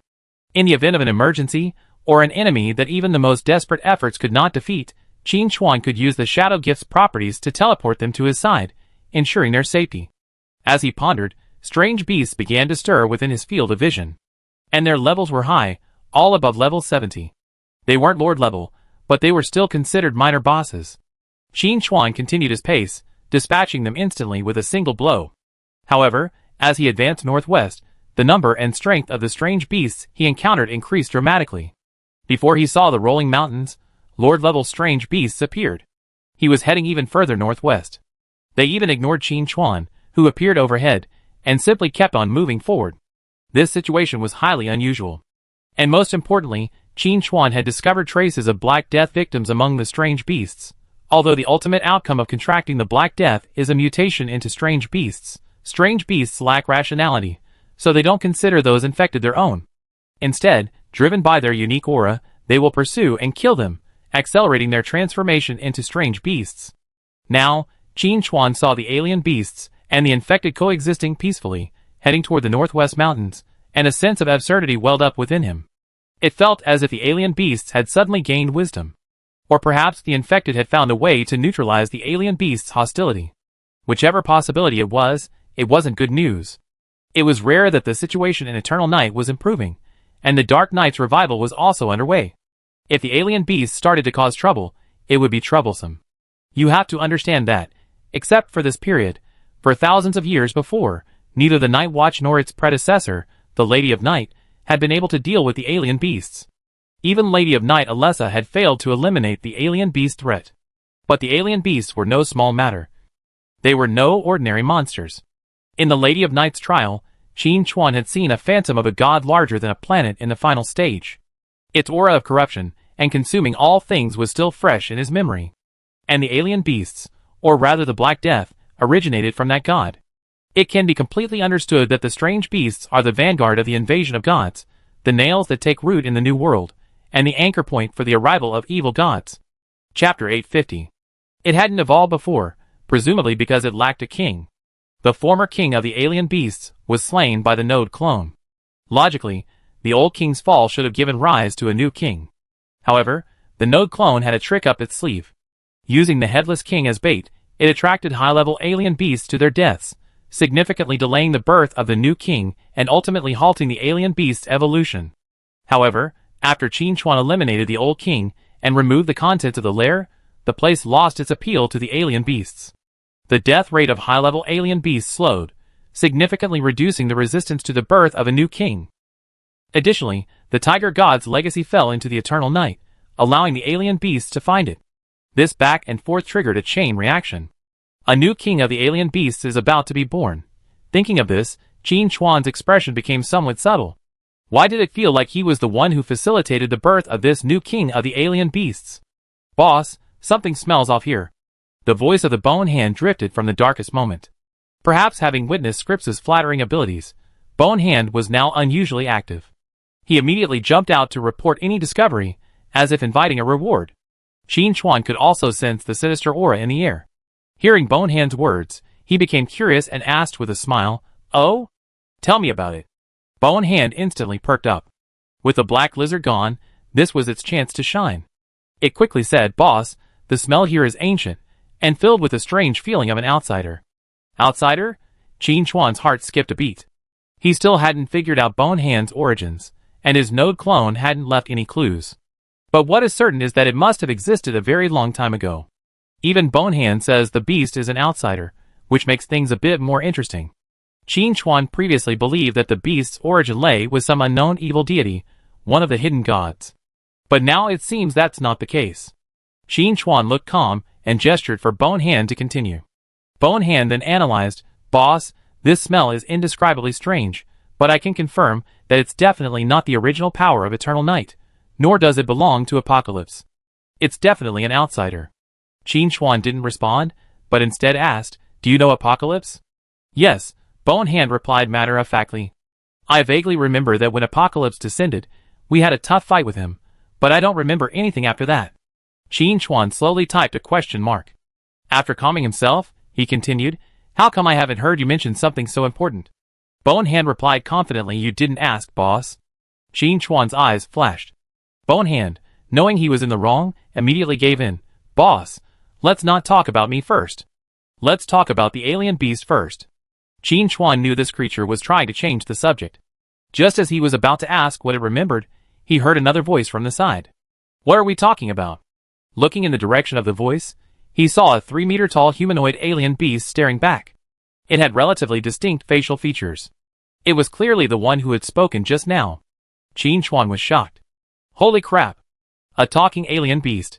Alien beasts are irrational. Their power is filled with chaos and decay, seeking to engulf and destroy everything. The alien beasts he had encountered before, no matter how powerful, couldn't speak. But now, a talking alien beast had appeared. And it spoke fluently, unlike the boar we encountered in Tanan Jungle, which could speak but not clearly. Comparing the two, the difference was stark. The key was that this creature was clearly not the new king of the beasts. Bone Hand immediately exclaimed, "Holy crap! This thing can talk?" Then he quickly explained, "Boss, you know, I once spent time in the king of the beasts' lair and have some knowledge of him. I can confirm that even the previous king of the beasts couldn't speak. At most, he could transmit information through his mind, and most of that was quite confusing." Chapter 851. Qin Chuan nodded. He was also internally extremely alert. Outwardly, he maintained composure, looking at the talking beast and asking, "Since you spotted me, why don't you attack?" The beast saw a living human, like a drunkard seeing a wine jar, full of desire. Not only did the beast not attack, it even responded naturally. This was quite amazing. The ability to overcome one's instincts is a sign of intelligence, and a highly advanced level of intelligence. The alien beast looked at Qin Chuan, its anthropomorphic features forcing an ungainly smile. I come on behalf of the king to express my gratitude. Humans, if it weren't for your active participation, we wouldn't have evolved to this point. Qin Chuan humbly waved his hand. No need to thank me. Tell me where your new king is. I like to accept its gratitude in person and give it a gift. After all, the birth of a new king requires a grand ceremony. The alien beast replied, You want to know my king's location? Don't worry, you find out soon. My king will shatter everything, whether it's you or this false veil. As he spoke, a roar echoed through the distant mountains, accompanied by a surge of powerful, undeniable divine power. The new alien beast king had attained divinity. The worst-case scenario had occurred. The alien beasts indeed possessed a complete evolutionary path. Their power capped far beyond the legendary realm, and beyond the holy realm.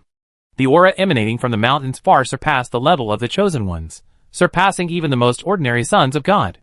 Based on experience, this was an aura beyond that of a demigod. Qin Chuan was shocked. No, this new king of beasts was evolving too fast.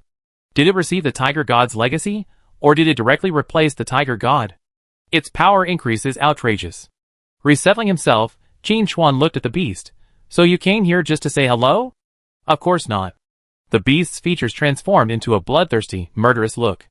Now that I awakened, I must lead the way for the king and eliminate all hidden dangers. Qin Chuan nodded. That made sense. This was the beast he had imagined. I doubt you say anything valuable even if I ask again. It's better for me to find your new king myself. Qin Chuan brought up the darkest moment and slowly asked, Do you have any last words? Last words? The beast said confidently. I'm giving them to you. Plop. The beast's body fell to the ground in the dust. Qin Chuan shook his head helplessly. This thing has intelligence, but not much. Can't it see the vast disparity in power between the two sides? Just as Qin Chuan shook his head and sighed, the alien beast's corpse began to disintegrate, revealing the human shell within. Judging from the marks on its skin, this was a victim of the Black Death. Qin Chuan pondered. Is this alien beast's intelligence due to its fusion with an infected person? Is the alien beast preparing to embark on the evolutionary path of venom? But regardless, the alien beast's alliance with the infected is not good news. Previously, the infected were caught between a rock and a hard place.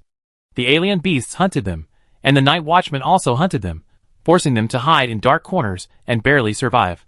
But now, if the alien beasts could truly fuse and evolve with the infected, then the infected, scattered throughout the eternal night, would immediately switch sides with the alien beasts. Intelligent beasts pose a far greater threat. It's tough to handle. Qin Chuan sighed. Bonehand asked, Boss, are we still going to find the new beast king? It's not that I'm afraid, but that guy's aura is quite powerful, even more powerful than the previous beast king. After a moment's thought, Bonehand explained, I'm not a coward. It's just that from a tactical perspective, it's not appropriate to act rashly before we understand the enemy's strength. What do you think, boss? I think time waits for no one. Qin Chuan hung the darkest hour on his belt, and looked towards the direction of the new beast king. He said calmly, the new beast king's strength is increasing rapidly. If we don't kill it now, do we have to wait until it grows stronger? Bonehand said no more. Qin Chuan immediately activated Shadow Stealth, concealing his tracks, and heading deep into the mountains. He didn't have time to waste on the road. He had to find the new beast king, as soon as possible, and see how it had evolved so quickly. After crossing dozens of mountains, Qin Chuan spotted the new king of the beasts in a vast basin valley. It was generally humanoid, with an exceptionally sturdy upper body and relatively weak lower limbs. If anything, it looked a lot like a tiger man. Qin Chuan even wondered if the tiger god had been reborn through a shell. But on second thought, the node clone's bullets should be fine. The tiger god's fall was inevitable. Resurrection was impossible. The new king of the beasts had evolved into a tiger man-like form because of the influence of the tiger god's legacy, but that didn't mean the tiger god had been reborn. Recovering his mind, Qin Chuan heard a revelation. You have triggered a hidden quest. Quest description. The beasts have absorbed the tiger god's legacy and given birth to a new king, bringing imminent danger to the eternal night.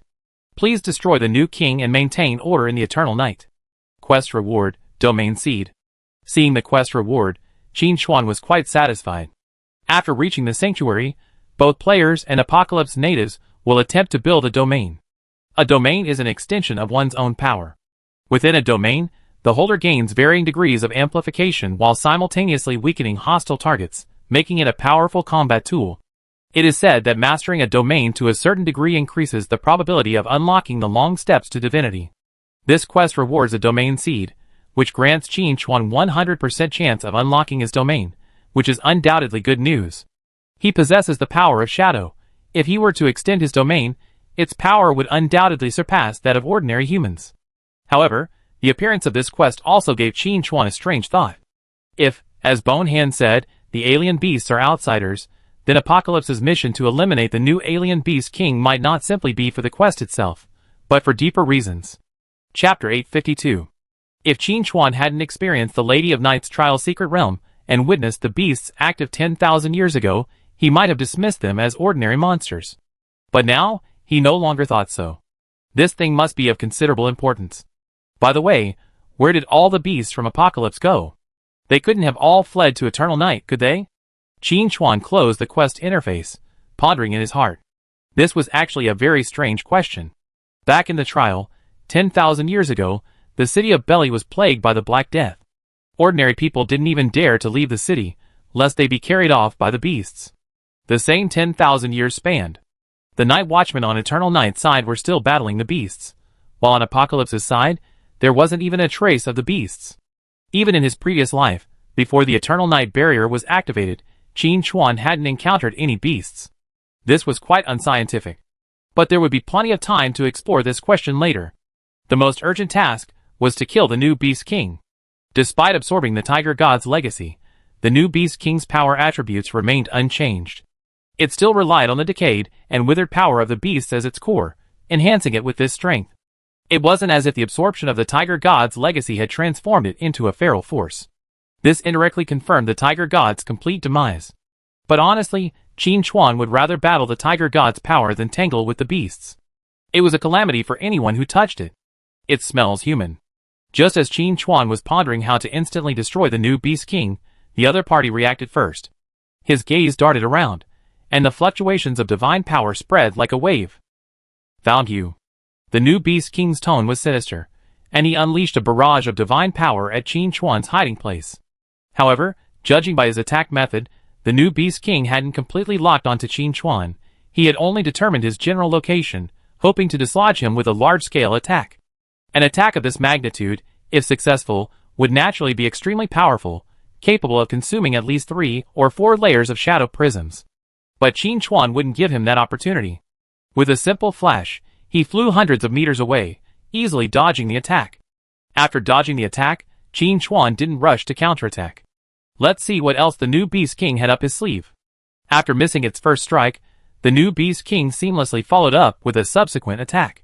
However, it also realized that it would be difficult to hit Qin Chuan with just 1 or 2 large-scale attacks, so it immediately changed its tactics, concentrating divine power balls and firing divine power arrows in all directions. Each of these arrows wasn't particularly powerful, but their number was terrifying. The first wave of arrows alone numbered nearly 1,000, followed by the second and third. Anyone else would have been reduced to a hedgehog in the blink of an eye. But in Qin Chuan's eyes, these divine arrows seemed rather sparse.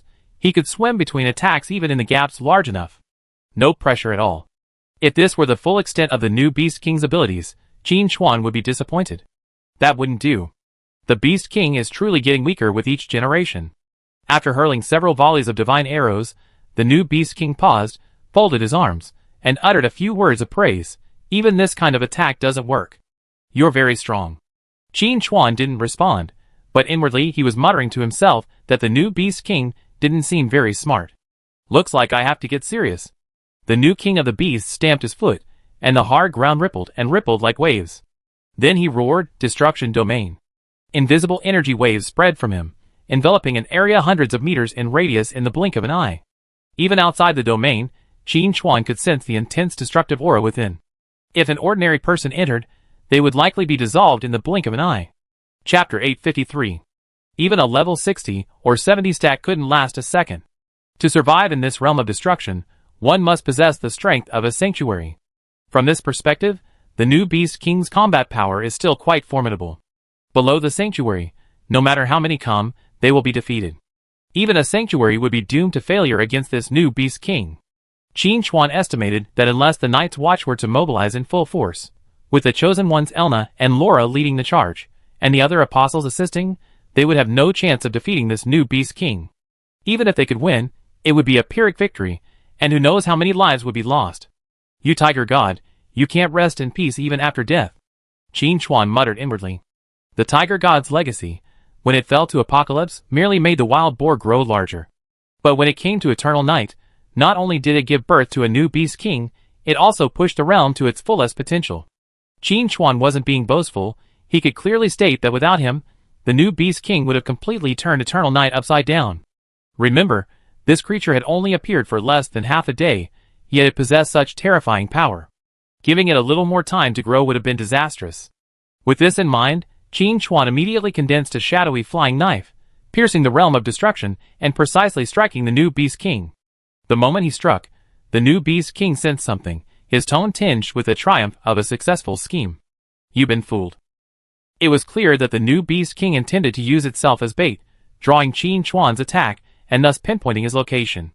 It was a good idea, but it overlooked one key point, Qin Chuan's damage capability. Snap. With a crisp explosion, half of the new Beast King's body exploded, scattering fragments of flesh and black everywhere. The sudden and severe injury prevented the new Beast King from even reacting. Impossible. The new Beast King questioned, swallowing the pain. Why isn't your attack weakened by my domain? Qin Chuan had a hard time answering this question. I couldn't just say my talent was too strong and your domain was just ordinary enough. That would be too much of a blow to the new Beast King's pride. So, not answering was the best response. However, the fact that this single shadow-flying knife shattered half of the new Beast King's body still surprised Qin Chuan. This guy was surprisingly fragile. Its divine power was stronger than the Son of God's, but its resistance was far less. This was a trait inherited from the Beast King. Beasts were focused on the fight, completely disregarding their own defense. To kill their target, they were always ready to die together. Their evolution focused primarily on attack, not defense. What could one say about such an enemy? It's easy to kill, but because it's so fragile, the number of times the empty hand triggers will decrease, affecting overall returns. Just as Qin Chuan was about to take down the new Beast King in one fell swoop to complete the quest and obtain the domain seed, a group of players suddenly appeared in the distance. The leader shouted from a few hundred meters away. Let go of that beast. Qin Chuan hadn't expected to encounter other players here. Not to mention that this was the home of the new Beast King, high-level beasts were everywhere. A single brick throne could bring down a beast lord. The terrain alone, continuous mountains and steep cliffs, could easily lead to a fall. This alone was enough to deter 99.9% of players. As a result, despite all these unfavorable factors, a group of players had arrived here. Qin Chuan wondered where these experts came from. A second look. Even more astonishing. These people were clearly not players from the Chinese server, their appearance bore distinct characteristics of players from foreign servers. Thinking back on the previous shout, it did indeed have a certain lingering quality to it. Qin Chuan glanced around, and saw that all of these players' nicknames bore the name Holy Blood Glory, clearly indicating they were from the same guild. Chapter 854. A closer look. There's another familiar figure inside, Richardson. Back when the server first launched, it was revealed that Richardson possessed SSS-level talent, and was once considered by foreign players to be a hope of surpassing the Night Wanderer. However, this guy was a bit lazy, constantly working offline, which delayed his leveling progress and widened the gap between him and Qin Chuan. I had thought Richardson would fade into obscurity, but he suddenly reappeared. And he immediately arrived at the location of the new Beast King. But Qin Chuan soon discovered that this team of players wasn't led by Richardson. Richardson even obeyed the orders of a single player. Qin Chuan took a quick look. The player's nickname was Angelus, and his features were typical Western. Qin Chuan had a recognizable impression of this name. It seemed he had some connection to the real-life Illuminati, having established a large guild and remained active after the apocalypse.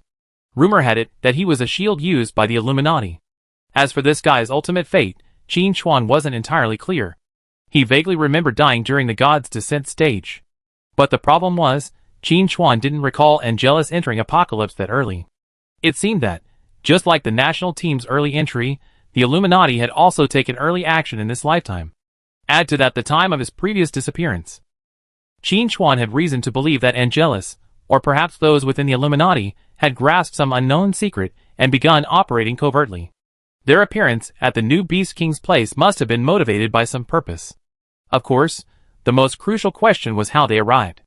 Logically, it wasn't the national war stage yet, and barriers separated the regional servers. Even if they reached the edge of the map, they would be blocked by a transparent wall of air, unable to advance. As Qin Chuan pondered this, Angelus and his group on the ground also saw Qin Chuan's appearance clearly. After comparing their appearance, they came to a conclusion they found hard to accept. They had encountered the Night Wanderer. Although the Night Wanderer was the only one capable of confronting the new king of the beasts at this point, they had originally held a glimpse of hope. What if it was an NPC? Maybe it could even trigger a special quest. It turned out to be the Night Wanderer. Then he felt a mixture of emotions. Angel summoned Richardson and asked in a low voice, "Are you sure you can defeat the Night Wanderer?" "Ah? Me?" Richardson looked stunned. No, he hadn't been told to fight the Night Wanderer when he arrived. "Mr. Angelus, I think you may have misunderstood." Richardson also lowered his voice and replied cautiously, "Before we came here, you said this was just an exploratory mission, not a combat mission, especially not against the Night Wanderer." Richardson spread his hands. "You can check the level leaderboard. Currently, the only one in the world who has reached level 100 is the Night Wanderer. Furthermore, it was previously announced that the Night Wanderer has broken through to the Holy Realm. This Apocalypse update also mentioned that players need to complete 4 career advancements, and then meet the attribute requirements to break through to the Holy Realm. With all these factors combined, I don't think I can defeat the Night Wanderer for the time being." The analysis was well reasoned, but Angelus rolled his eyes. He had finally seen it. Richardson was just being cowardly. "I can't defeat the Night Wanderer for now," he said, clearly just an excuse. "Richardson," Angelus emphasized, "don't forget your identity. Don't forget mine either." Richardson's expression shifted, and finally, with a long sigh, he prepared to attack. It seemed he couldn't save face if he didn't fight this time. Never mind, the worst that could happen was that the Night Wanderer would be sent to the resurrection point. That would also let Angelus know just how powerful the Night Wanderer truly was. But before Richardson could make a move, he heard a smiling greeting from the side. "You guys seem so cheerfully chatting. What were you talking about?" "I just heard you mention me." Turning around, Richardson nearly lost his mind. Holy crap, the Night Wanderer. Just now, he was still confronting the alien beast, and how did he suddenly appear in their group? Looking off in the distance, he saw a figure attacking the alien beast.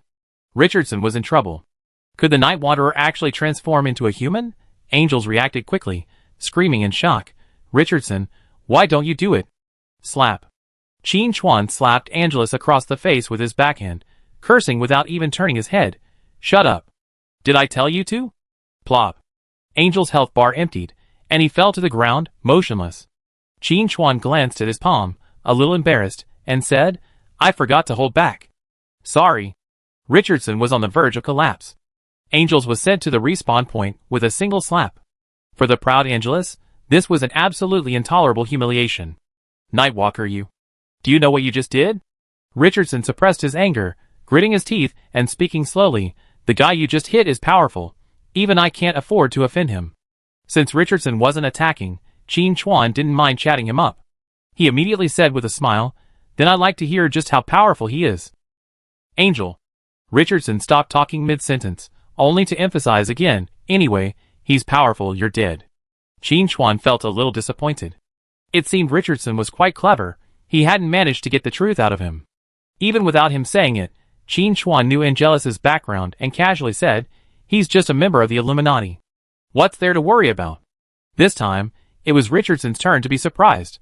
He asked, "You actually know that?" "No, why do you know that?" Qin Chuan didn't answer. He simply raised his arm and unleashed a rain of dark erosion, sending Richardson and several other players to the respawn point. This move was called no comments. After sending the troublesome guy away, Qin Chuan switched positions with Shadow and began to attack the new king of the strange beasts fiercely. In just a few hits, he beat it down to a bloody skin. Chapter 855. Watching Angelus raging at the respawn point, Richardson didn't rush over to engage in a conversation. "You're so reckless as to want to challenge Night Wanderer. If Night Wanderer's lead in the first day or two could be chalked up to luck, then his continued dominance, even accelerating until he left players around the world behind, speaks volumes. Angels is used to calling the shots in real life, And if he continues to act the same way in Apocalypse, he's clearly going to suffer a great loss. Haven't you noticed that posts announcing Night Wanderer are becoming increasingly rare in other regions' game forums? It's clear that everyone recognizes Night Wanderer's strength. And yet, Angela stubbornly insisted on taking action. He's simply asking for trouble. However, Richardson only muttered these words to himself, maintaining a look of agreement with Angelus and joining in the verbal abuse of Night Wanderer. It's impossible to say Richardson didn't feel resentful. He was an SSS level talent, formidable in the North American region, yet he was defeated in a single blow by Night Wanderer. The disparity was truly immense. Angels, seeing Richardson, suppressed his anger and asked, "Don't you claim to possess absolute defense, claiming even legendary bosses can't break your defensive skills? How come you can't stop Night Wanderer?" Richardson's expression shifted, and he muttered, "I can stop legendary bosses, but Night Wanderer's power is far greater than legendary. It's understandable that I can't stop him." Angels was speechless, unable to find a rebuttal. That made perfect sense.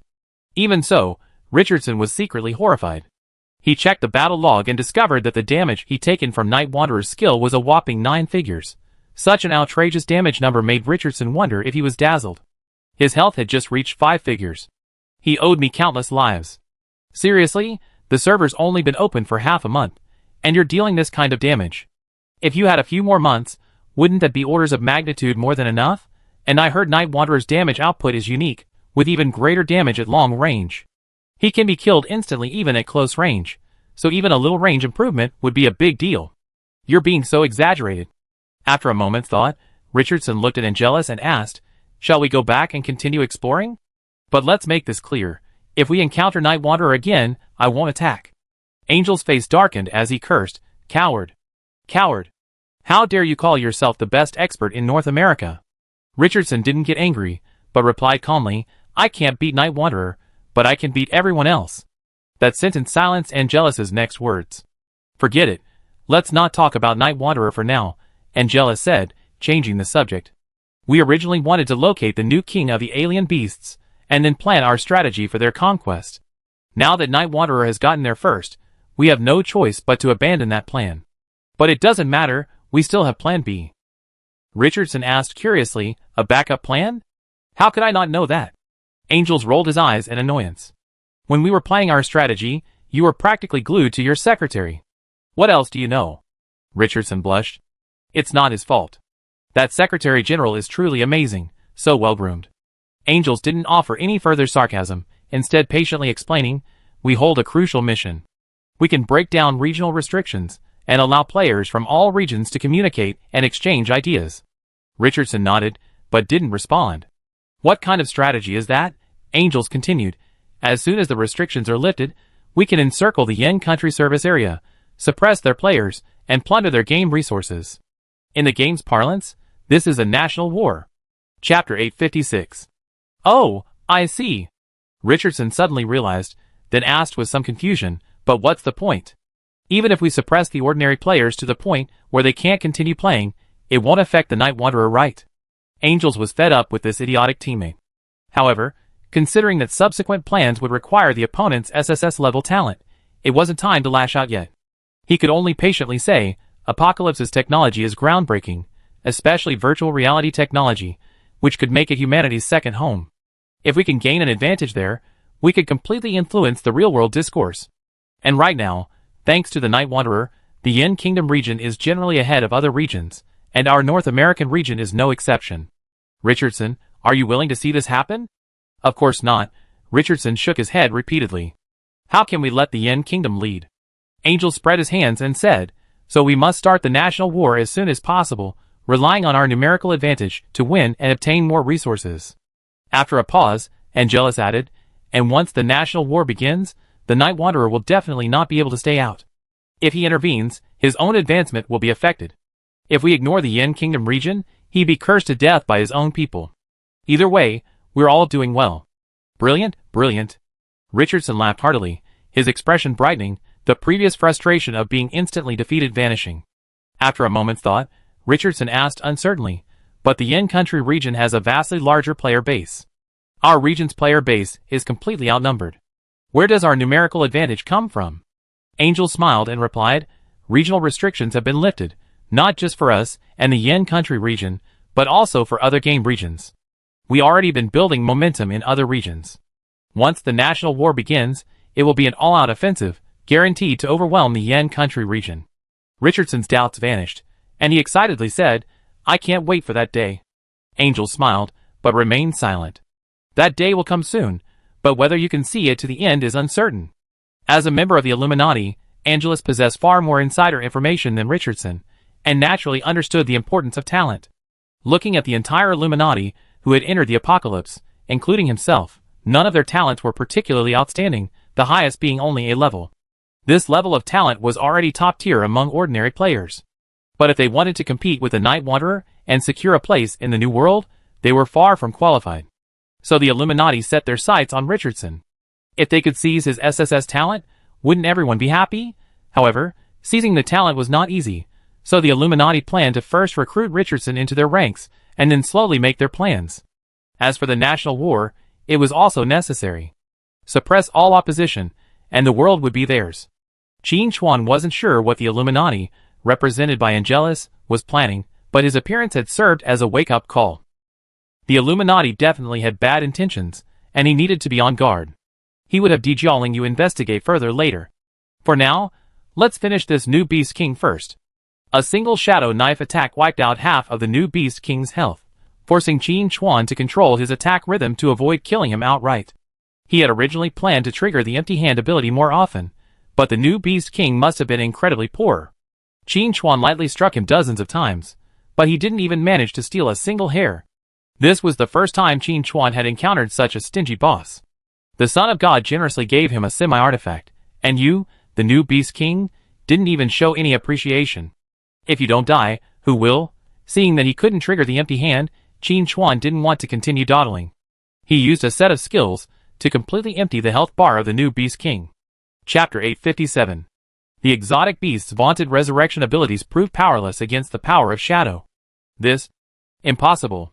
The new king collapsed to the ground in shock, his aura rapidly fading, and soon, he was completely still. You have completed the hidden mission. Rewards have been distributed. Obtain the domain seed. Apocalypse's message drifted up, confirming to Qin Chuan that the new king was indeed dead. With the new king's demise, its body began to crumble, revealing its inner core. A tigerman-like shell. Judging from the lingering divine power, this was a relatively heavyweight among the tiger god's legacies. While not the tiger god's true form, it was still quite rare and precious. Unfortunately, the new king had absorbed most of its energy, diminishing its power considerably. Even so, absorbing this shell would still yield significant improvements. This item, condensed from pure divine power, can be considered a divine crystal of a unique design. Grab it and absorb it immediately, and both divine damage and defense will increase by 30%, a significant boost. In addition, the new King of Beasts also dropped several inky black crystal balls. Destruction Crystal contains a portion of the Law of Destruction, 1%. There are 4 crystals in total, equivalent to a 4% increase in the Law of Destruction.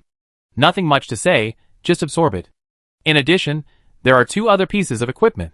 First, a Crown of Ancient Design.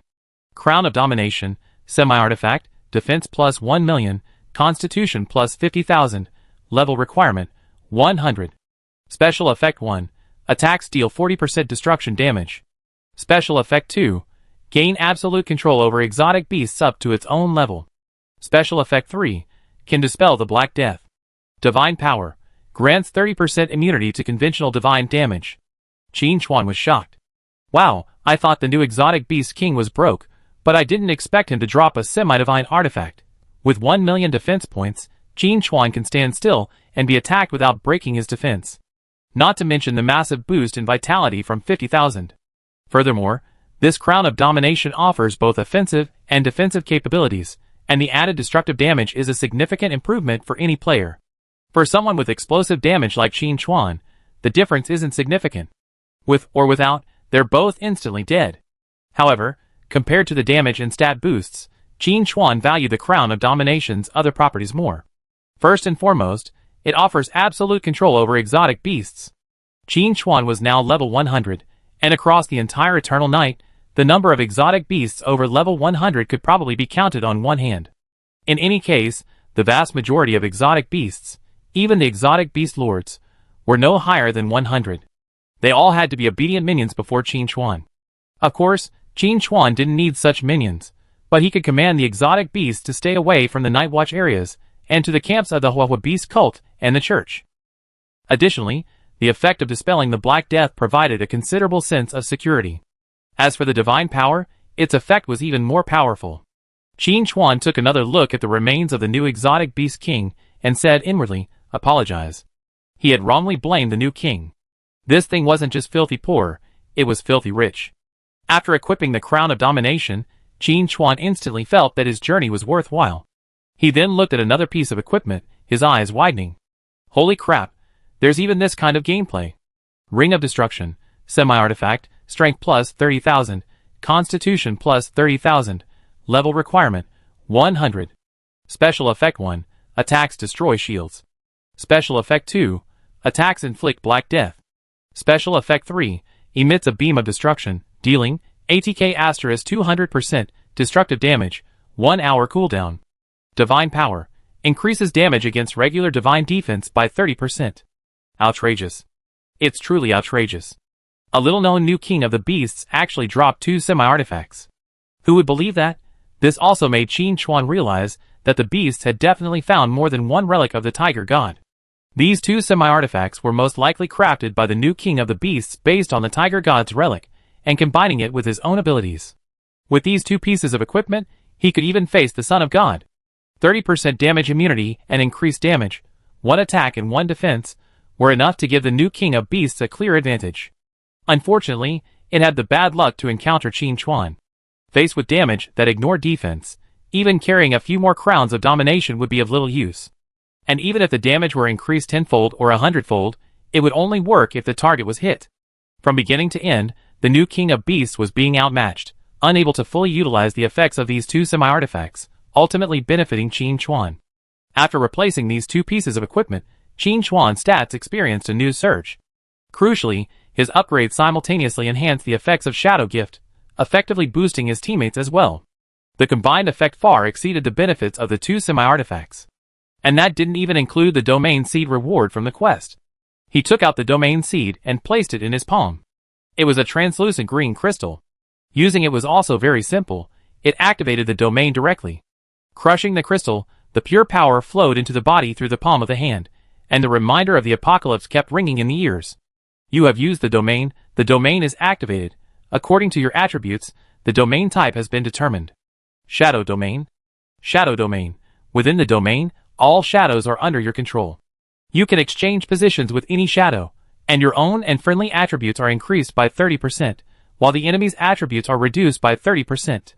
Your actions in the shadow domain can be synchronized with the shadows. If the number of shadows is less than 5, it will automatically be replenished to the maximum number. In the shadow domain, your position cannot be locked, and hostile attacks will lose their aim. The shadow domain has an unstoppable characteristic, and can be effective in any domain.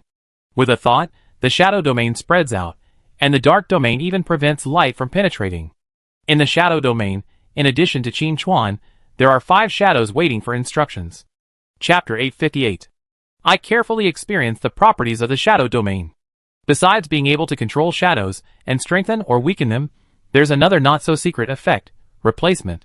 Not only can Qin Chuan swap positions with his shadows, he can also control them to replace his teammates' positions, thereby blocking attacks. This is particularly useful in melee combat. Furthermore, due to the nature of shadows, as long as the shadow domain exists, as long as it's not completely illuminated by light, the shadows will persist, which, to a certain extent, means infinite defense. Most importantly, Qin Chuan can control not only his own shadows and those of his teammates, but also those of his enemies. Even if it was originally a one-on-one fight, once the shadow domain is activated, it instantly becomes 3 against 1. Fair. This tactic of outnumbered is truly fair.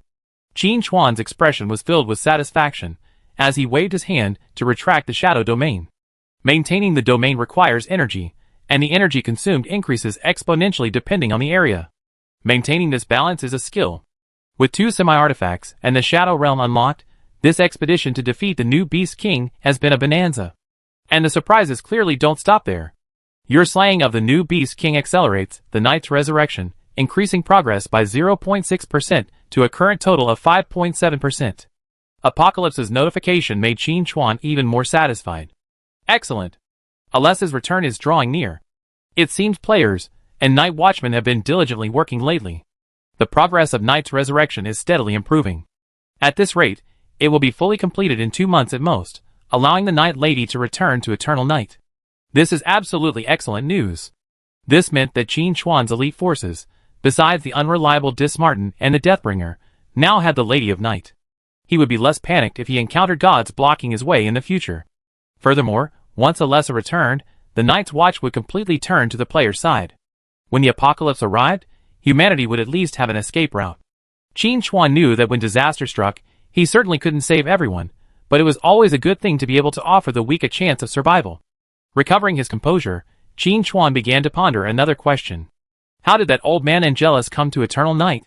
Yin Nation players were able to complete quests in Eternal Night because Qin Chuan had opened the barrier and opened a teleportation channel, allowing them to reach Eternal Night via teleportation.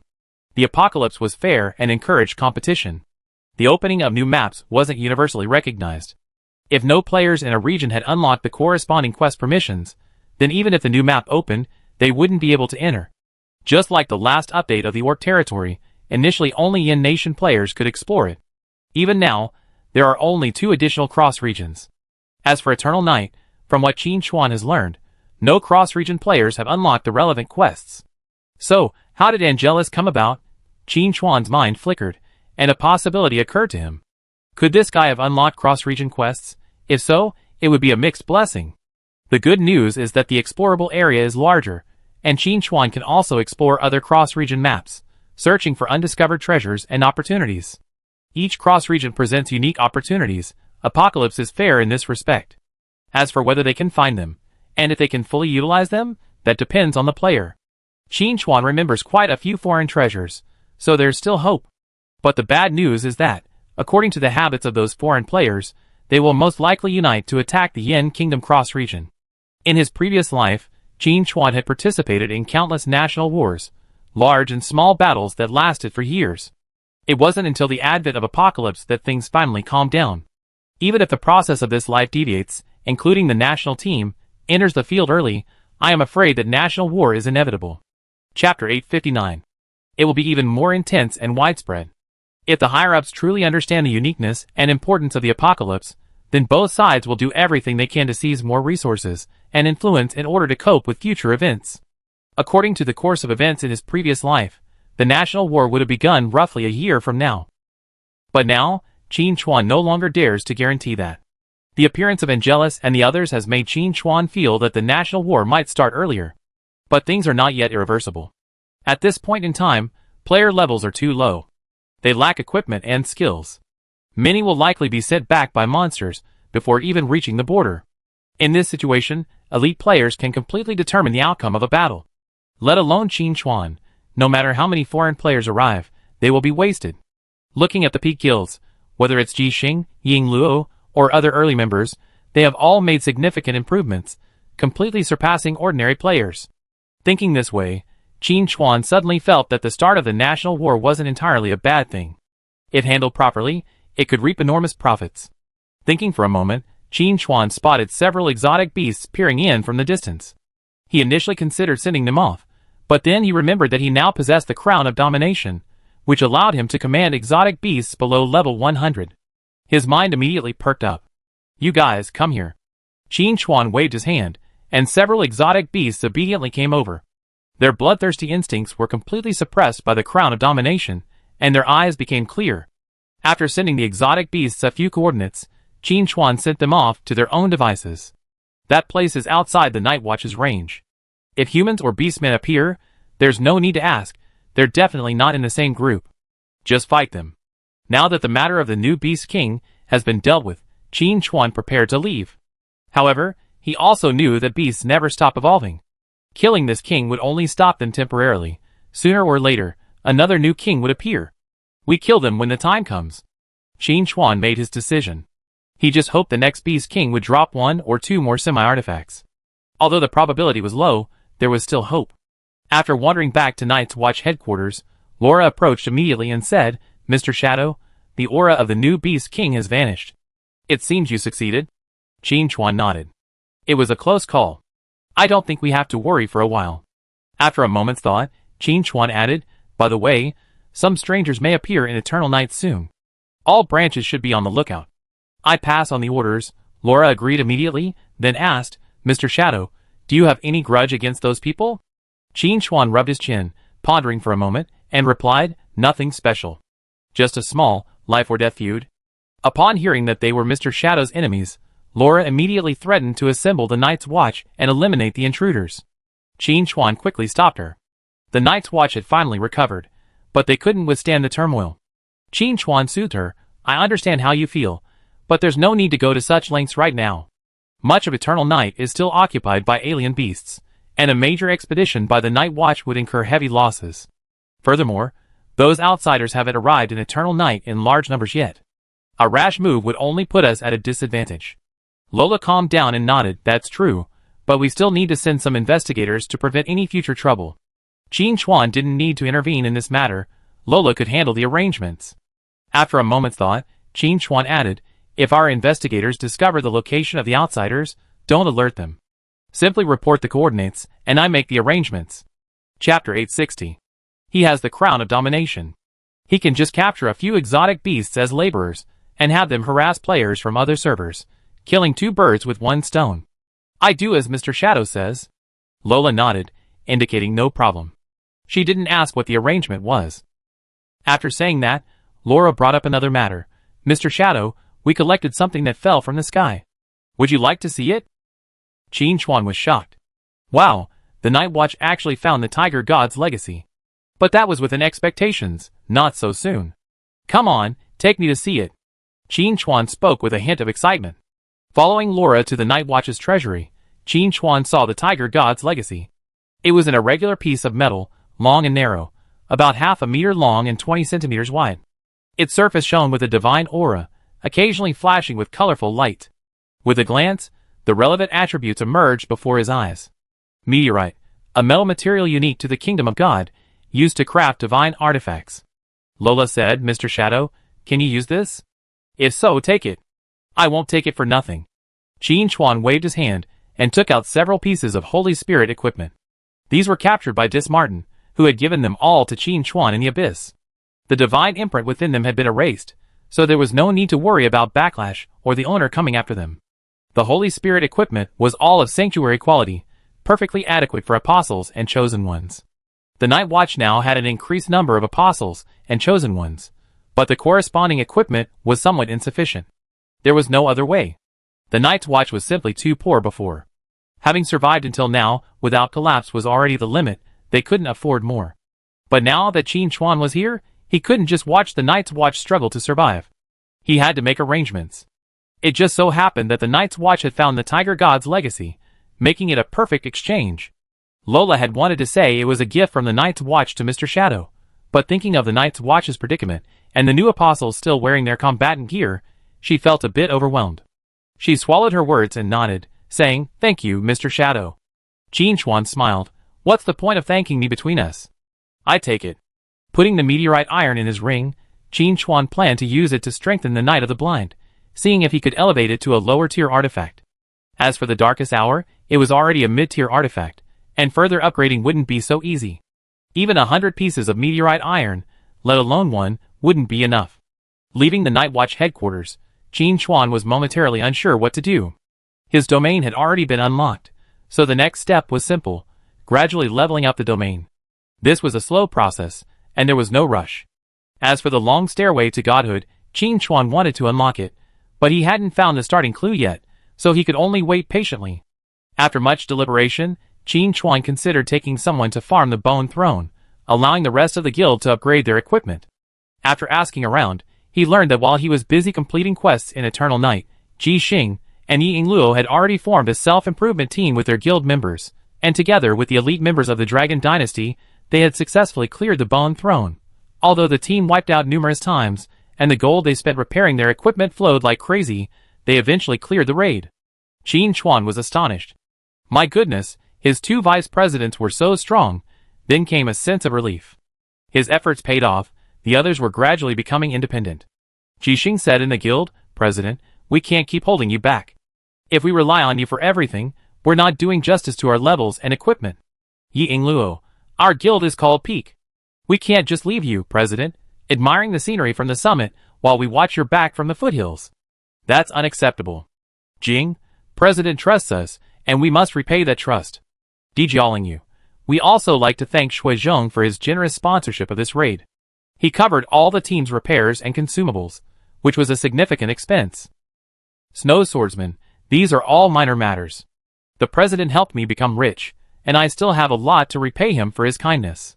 Xiao, speaking of this sudden wealth, it reminds me of something. Rakshasa Hall seems to have launched a large-scale quest. It's said that their president, Raksha Yudaesan, has unlocked the title of Deep Sea Spokesperson. That's quite a sensation. Seeing this, Qin Chuan piqued his interest. Luosha Yudaesan, that old fellow, is quite resilient. He's become even more courageous with every setback. He's quite the talent. No wonder Luosha Palace didn't come to the Eternal Night map for quests this time. It turns out they've been expanding into the deep sea. The title of Deep Sea Spokesperson made Qin Chuan somewhat concerned. The ancient gods are gradually spreading their influence through the Nanda Queen. But then again, Luosha Yudaesan actually abandoned the vampire faction he loved most in his previous life and joined the ancient gods. Ha! What a fickle man. While Qin Chuan was pondering, he heard Dismartin's voice. Ahem, well, there's some trouble in the abyss. We might need a little help. Hearing this, Qin Chuan couldn't help but scratch his ears. He hadn't heard correctly. Dismartin had actually come looking for help. Qin Chuan immediately replied with a smile, Old Ma, the sun has risen in the west, and you're actually asking me for help? Dismartin's tone was filled with a hint of regret. Alas, a hero doesn't brag about his past achievements. We were besieged by that group of beast gods a while ago, and I'm still a bit breathless. And then, that old sky god took advantage of the situation and tricked and attacked me, an honest and upright abyss demon god. Stop, stop, stop! Qin Chuan quickly stopped. You, Dismartin, as the Lord of Lies and Deception, are completely unrelated to the word honest and upright. But how could he sit idly by when old Ma is in trouble? Since I have some free time anyway, why not go wander around the abyss again? Perhaps I discover something new. Chapter 861. Speaking of the abyss, Qin Chuan couldn't help but think of the no-returner. That guy hadn't made any movement since his first encounter. Qin Chuan even began to wonder if he misremembered it, and that he had never actually seen the no-returner. But the national team's early entry indicated that something unforeseen had indeed happened. Gathering his thoughts, Qin Chuan asked, Old Ma, how urgent is the situation over there? Dismartin replied, Overall, it's manageable. It's mainly because that sky god has no moral integrity. He's not only inciting foreigners to his church, but he's also colluding with other churches. Coupled with the indulgence of several other demon gods, they already carved out a small territory and established an outpost in the abyss. Qin Chuan wondered, the other demon gods actually allowed their churches to operate in the abyss. How much hatred do you have for them, Old Ma? I can only say those people are so petty and lack any sense of proportion, Dismartin muttered in dissatisfaction. It's just a small amount of combat damage. Why keep it in mind until now? Clearly, this was Dismartin's one-sided account. Qin Chuan had reason to believe that when the beast god attacked Dismartin, he also beat up the other abyss demon gods. He even said that this was the true situation. With the other demon gods distributing the firepower, Dismartin was able to withstand the beast god's siege. It's no wonder the other demons chose to stand aside and watch during the church's attack on the abyss. They were already showing respect by not actively joining the encirclement. After a moment's thought, Qin Chuan asked, Even so, with your strength, you should be able to handle it. Furthermore, from my understanding of the foreigners, their power isn't enough to threaten you at this point. They can't even defeat an ordinary demon lord. The current top tier of players has barely passed level 30, while the majority are still hovering around level 20. Letting them attack the abyss is simply providing food for the demons. Even if several churches acted in concert, it would be difficult to directly threaten Dismartin, unless the sky god himself intervened.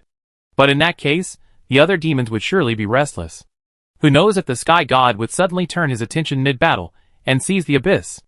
Thinking this through, Qin Chuan realized that Old Ma's request for assistance might not be so simple. Dismartin was also frank, stating bluntly, We intend to seize the authority of the other demons and completely control the abyss. However, the beast god and the church won't stand idly by, so we need you to act as a deterrent. Qin Chuan understood now. Old Ma and the Death Messengers planned to replicate their previous tactics to seize the demon's authority, but they were also concerned about being taken advantage of, so they needed to eliminate as many external threats as possible. When it comes to strategic deterrence, Qin Chuan is the perfect fit. Just a flash of his revolver would make even the Sky God consider his own survival. Of course, deterrence has its limits. There's always the possibility of someone unlucky enough to be used as a scapegoat, forcing Qin Chuan to fire his last bullet. So the key lies in speed. Will Dismartin and his men kill the demon god first and seize power, or will Qin Chuan be forced to fire first? And if Qin Chuan is forced to fire, and he can't produce more ammunition, then old and new grudges will be settled together, which would be a real bummer. With this in mind, Qin Chuan immediately said, "Old Ma, I can help you, but the risk is significant, so I have to pay more." Dismartin generously responded, "Just state your terms. As long as they're not excessive, I agree." Old Ma's generosity was unfamiliar to Qin Chuan. After a moment's thought, Qin Chuan said, "If this plan goes smoothly, even if we can't capture them all, we can at least seize the authority of 1 or 2 demon gods, and at least control half of the abyss. This is a huge gain. How about this? Give me a few spots as chosen ones. Oh, and death messengers too." Chapter 862. Dismartin asked curiously, "With Shadow's status, why would we even need our chosen ones? Whether it's the chosen ones of fraud or the chosen ones of death, they're both inferior to your shadow power." Qin Chuan's answer was simple. This is called diversification. The shadow power is powerful, but precisely because of its power, it requires careful selection. And he wasn't requesting these chosen ones for his own use, but as a bargaining chip. Qin Chuan needed a broader and more comprehensive intelligence network. He couldn't rely on himself alone. Even with Dijialing Yu, it still fell short. He planned to trade the chosen ones with the national team. On the one hand, it would expand his intelligence sources, on the other, it could be considered a contribution. Besides, from a certain perspective, allowing the chosen ones of fraud or the death messenger to infiltrate the upper echelons was like having an extra set of eyes and ears. Dismartin and the death messenger could keep up with the chosen one's situation, which was equivalent to him knowing everything. Dismartin agreed to Qin Chuan's offer without a second thought, even offering to give him more. Just giving him a few chosen one spots seemed too easy, and Dismartin felt a little embarrassed.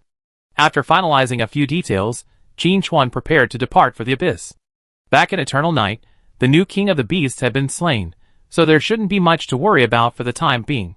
Using the coordinates Dismartin provided, Qin Chuan teleported directly to the abyss. A phantom appeared before him. Taking a deep breath, Qin Chuan sighed, "Old Ma, the smell of your abyss is as awful as ever."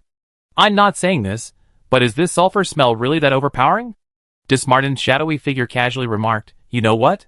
It's quite addictive. It was a little strange at first, but after a while, if it suddenly stopped, I feel a tingle." Qin Chuan thought to himself, "You're going through withdrawal symptoms. What the hell is burning in the abyssal volcano?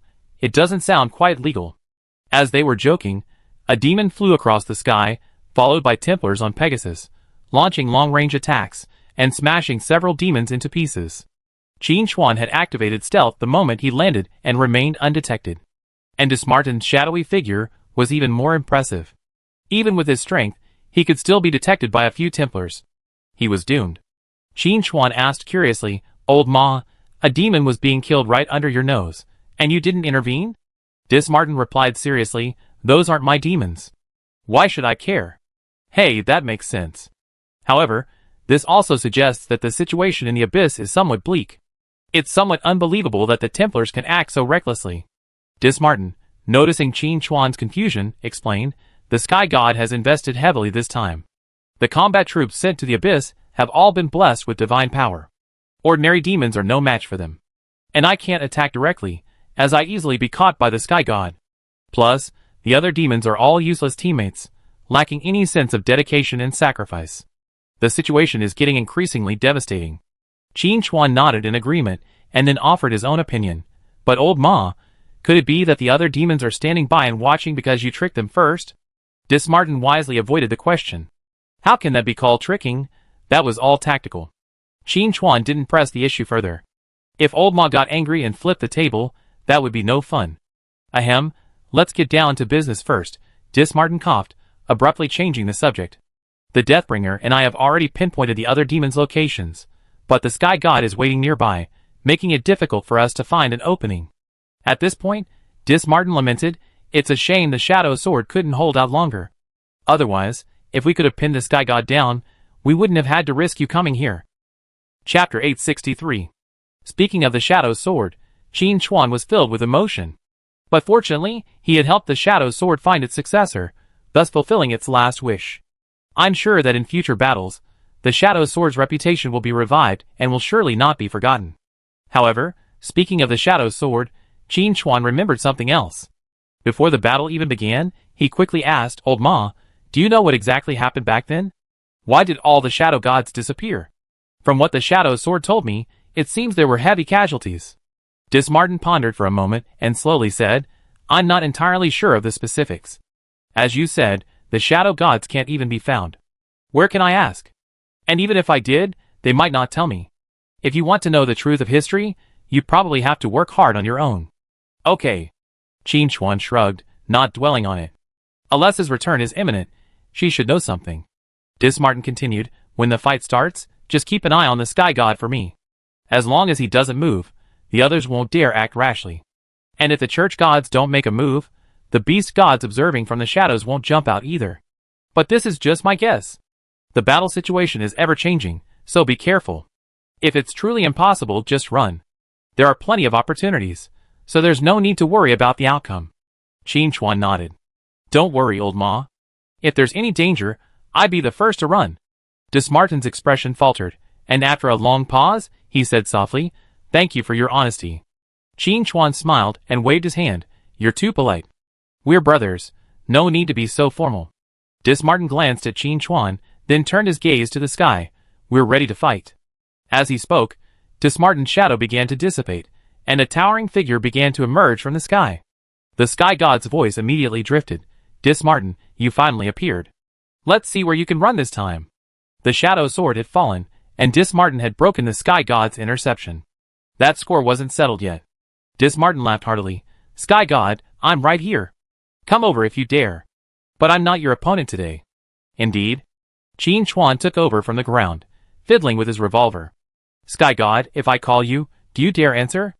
As he spoke, more than a dozen gazes descended upon him, the divine aura emanating from each gaze revealing that they were the gazes of the gods. In the abyss, the boundary between gods and mortals is relatively thin, allowing one to more clearly and intuitively sense the majesty of the gods. "Damn mortal, it's you." The Sky God's voice was filled with dissatisfaction and sarcasm. "This is a contest between gods. Why would a mortal like you interfere?" Qin Chuan bluntly retorted, "If you have the guts, stand before me and say that." The Sky God certainly wouldn't play with his own life. He didn't want to be the second Tiger God. The Tiger God's deeds had become a laughingstock among the gods for a while now. But being pointed at and scolded was something the Sky God certainly couldn't tolerate. He couldn't intervene, but he could easily have the church intervene. He could simply issue an oracle, and immediately, a bishop, with a look of fervor, assembled his troops in the camp, summoned hundreds of players, and thundered towards Qin Chuan's location. "Eliminate the heretics and relieve the gods. The time to prove our faith has come. My brothers, slay that heretic." The Knights Templar charged at full speed, their expressions more frantic than each other. Some even stabbed their horses' buttocks with knives, just to charge faster. The unsuspecting players, upon seeing Qin Chuan, all stopped in their tracks. "Oh no! It's the Night Wanderer. I'm here to gain reputation with the church, not to die. Warning! They say the Night Wanderer is petty. I hope he doesn't hold a grudge against us. I spotted a demon camp in the distance. Any brothers want to come with me to check it out?" The bishop of the Sky Church was surprised to find that the usually enthusiastic strangers had become a different person, each retreating ever further away. But he didn't care. The gods were watching them. Even if they died in battle, they could enter the kingdom of God and enjoy supreme glory. Qin Chuan, watching the charging Templars, casually flung a shadowy flying knife. The poisonous blood plague erupted instantly, wiping out the entire group. Even many slower players were sent to the respawn point. But the remaining players, far from seeking revenge, ran even further. Luckily, they ran fast, otherwise they would have been among those carried off by the Night Wanderer. The Night Wanderer was indeed petty and untouchable. Seeing his own church so vulnerable, completely dispatched in a single encounter, the Sky God was mortified. Dismartin seized the opportunity to taunt him furiously. "Sky God, your men aren't much better. I suggest you let them retreat first, to avoid wasting their lives." The Sky God angrily shouted, "Dismartin, don't be so complacent." Dismartin remained unfazed. "Come and fight me if you dare. I'm telling you, as soon as you show your head, that bullet will come your way. I heard the God of War has been coveting your position, so you better be careful." "Bullshit, I'm not." Another voice drifted through the air, a hint of exasperation. Dismartin was so unkind to throw such a huge pot of dirty water at him without a second thought. The Sky God, who had been a little annoyed, instantly calmed down. Dismartin was trying to provoke him into showing his face? He wouldn't. Of course, this wasn't out of fear of the bullet that could kill the god, but rather tactical planning. Dismartin had been waiting for this opportunity. Seizing the opportunity presented by the Sky God's reluctance to act, he joined forces with the Deathbringer to launch an offensive, aiming to seize the demon god's authority. In the void, the God of War earnestly advised Sky God, "Don't listen to slander." "I don't mean that. Dismartin's words are simply an attempt to sow discord and seize an opportunity to siege the Abyss Demon God. If he succeeds, it won't be good news." The Sky God, without even raising his eyelids, said calmly, "Then you go and draw the fire and consume that bullet." The God of War fell silent. Chapter 864. After watching the battle in the void for a moment, the God of War said with a dull expression, "Looks like there's nothing left for us to do. I'm leaving now." The God of War was deeply depressed. He longed for a hearty fight. But his teammates were stalling, so what was the point of him charging forward alone? If he were to be shot in the back, the others wouldn't remember his bravery, but would simply say he was as foolish as the Tiger God, foolishly walking into a gun.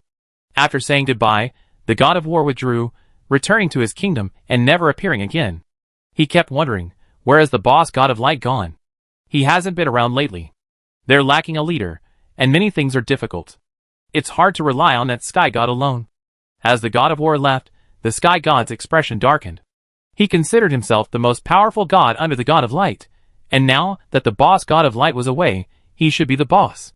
The God of War's actions were a complete disrespect to him. That guy, he's a traitor indeed. The Sky God snorted coldly and sauntered away. Although he suspected the mortal likely only had one bullet left, and even if he did have another hidden, it would be at most two, the problem was that one bullet was deadly enough. After spending so many years to gain this position, the Sky God knew he couldn't just give it up so generously and selflessly. If he couldn't do it, his teammates certainly couldn't do it either. Since no one wanted to be the first to stand out, what was the point of staying here? As for Dismartin's alliance with the Deathbringer to seize the power of the Abyss Demon Lord, that was indeed a potential threat. But frankly, even if the entire Abyss was given to Dismartin, what big a deal would it cause? Once the restrictions of the Apocalypse are lifted, with the God of Light leading the charge, destroying the Abyss will be a piece of cake. With the departure of the God of War and the God of Sky, the other church gods also saw no point, and returned to their own kingdoms. But their retreat didn't mean their respective churches were in retreat. On the contrary, the gods continued to issue more oracles, urging the churches to intensify their offensive against the Abyss. "Boy, the Sky God and his men have retreated. The plan is going smoothly for now, but don't let your guard down." Dismartin's voice echoed in his ears. Qin Chuan naturally knew it wasn't time to relax. However, without the Sky God, the danger was largely mitigated. But Qin Chuan also knew that repeated use of the same tactic would eventually lead to its failure. The Sky God was holding back now, because he hadn't figured out how to block the bullets. If they were determined to push out a hapless wretch, Qin Chuan would be in for a difficult time. Shoot! Without further ammunition, the gods would surely not let him go. Of course, even without this incident, Qin Chuan would have been on the gods' blacklist, and the reckoning would come sooner or later. "I still don't have enough weapons." Qin Chuan sighed inwardly. The enemy was growing stronger and more numerous, while he was advancing at a snail's pace. Every time he thought of this, he felt heartache and anxiety. If this continued, when would he be able to slay the gods? No, I couldn't afford to slack off like this. I had to find a way to replenish my ammunition or find alternatives. As Qin Chuan pondered this, the ground in the abyss began to tremble. The earth was torn apart, and long-dormant volcanoes began to erupt. Even the sky was filled with terrifying scenes. Looking around, it was like the end of the world. Looking closer, several majestic figures were engaged in a fierce battle. Dismartin and several Deathbringers were besieging a demon with two faces. Judging from its physique, this demon resembles a woman, and the information above its head also reveals its identity. Mother of Pain and Torment, Abyssal Demon, Level 5? The exact number of Abyssal Demons remains a mystery, but it is certain there are at least 4. Among them, The Lord of Lies and Deception has been replaced, and is now Qin Chuan's teammate.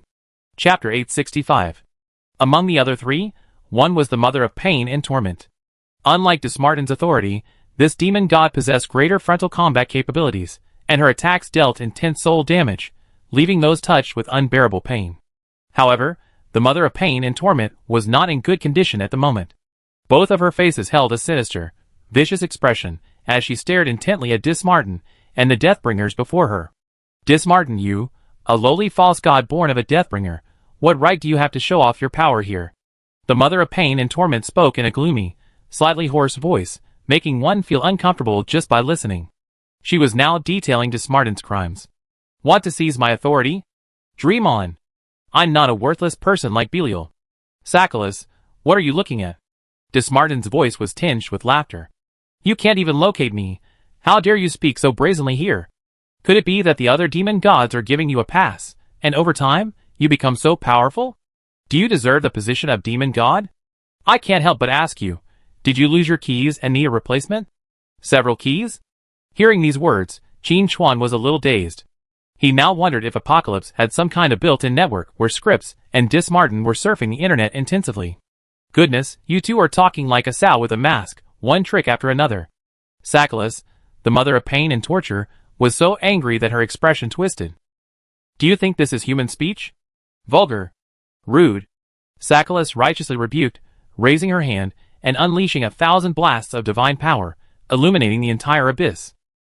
An attack landed, glancing off a nearby demon lord. The lord, resilient as ever, died without a sound. Qin Chuan, with keen eyes, saw the demon lord's soul fly from its body, attempting to resurrect in the abyss. However, it disintegrated mid-flight, completely dissipating between heaven and earth. Sackless's attack embodied pain and torment, unbearable for an ordinary demon lord. Even Dismartin dared not take it head-on.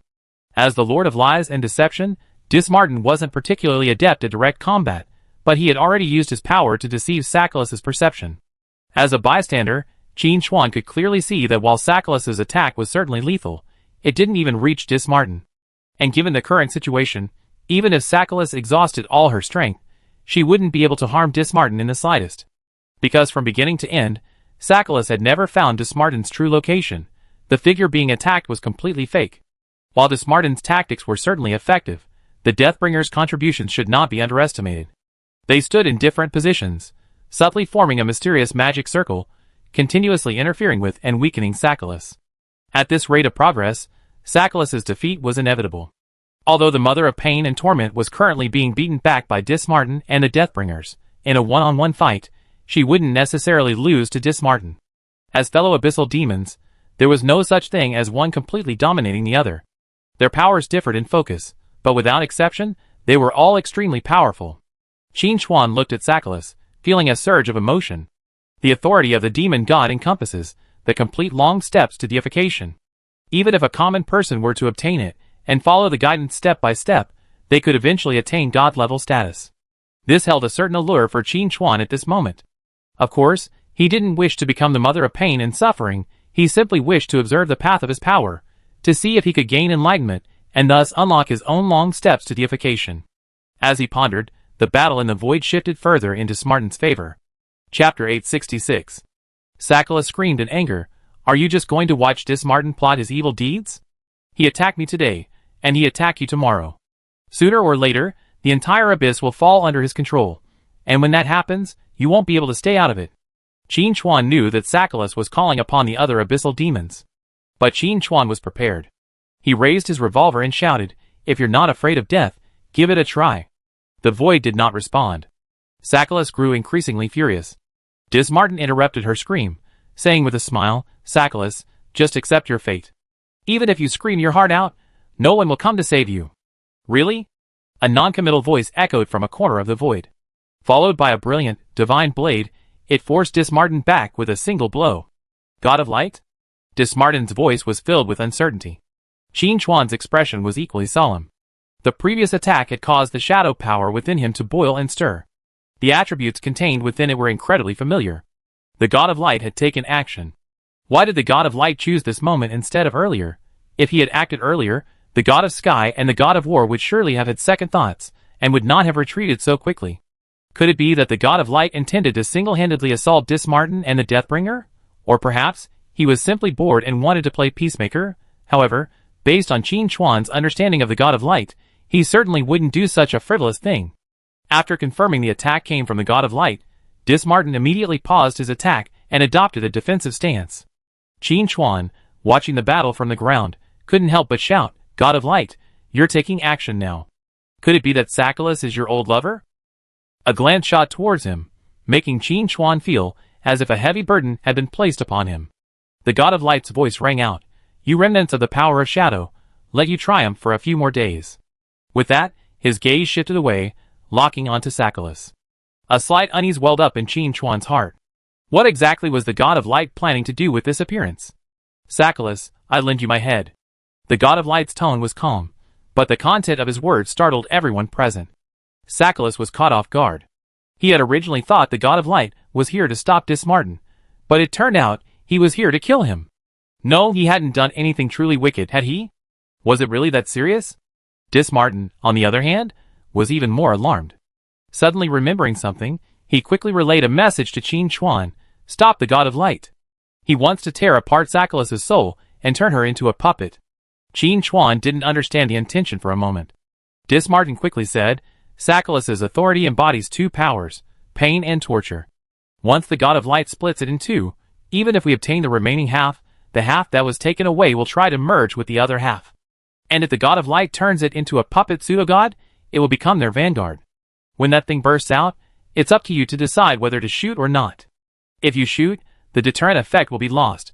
If you don't shoot, the destructive power of a mad puppet pseudo-god cannot be underestimated." After hearing this explanation, Qin Chuan understood the urgency of the situation.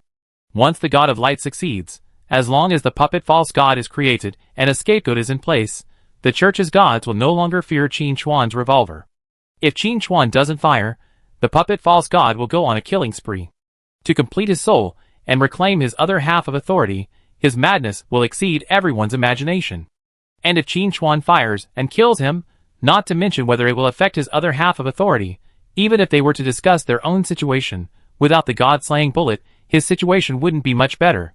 Qin Chuan stared into the void, his fear of the god of light growing deeper. This guy either doesn't act, or when he does, it's a real headache. The god of light, seemingly having heard Dismartin's words, spoke with a touch of pride. "Even if I tell you all my plans, what good is it? Can you stop me from doing what I want to do?" It was a pretentious statement. But one had to admit, the god of light had the qualifications. Sakhalis screamed angrily, "God of light, you're breaking the rules. The battle between me and Dismartin is, after all, an internal affair of the abyss. If you interfere, the nature of the matter changes. Do you intend to start a divine war?" "Divine war?" the god of light said with disdain. You dare to talk about war with me? Are you worthy?" Hearing these arrogant words, Qin Chuan felt a strange feeling. Although the god of light in his previous life was also pretentious, he was still relatively measured. But now, he gave people a very uncomfortable feeling. However, there was no time to dwell on the god of light's situation, because he had already launched another attack.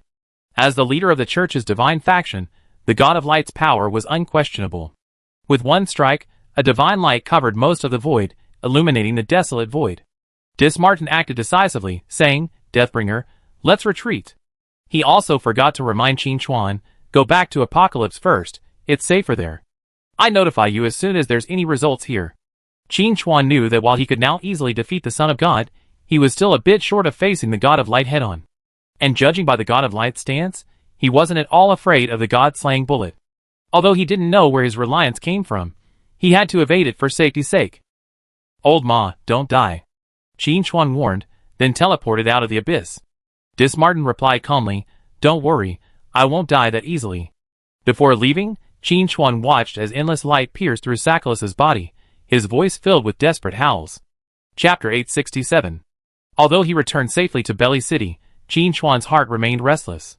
The oppressive feeling emanating from the god of light was simply too strong. The key was that when he attacked, his position was impossible to pinpoint. Otherwise, Qin Chuan would have risked the consequences by shooting the god of light. The good news was that the god of light was also on guard against the god-slaying bullet. The bad news was that this creature was incredibly well hidden. Even from a hidden corner, he could launch a swift attack, easily defeating the mother of pain and torment.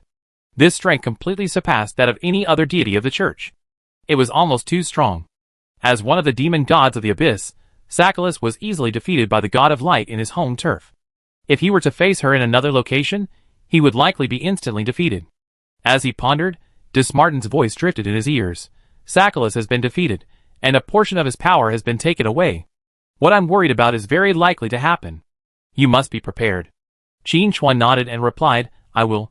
Dismartin continued, even for the god of light, transforming his power isn't easy. Don't worry too much for now.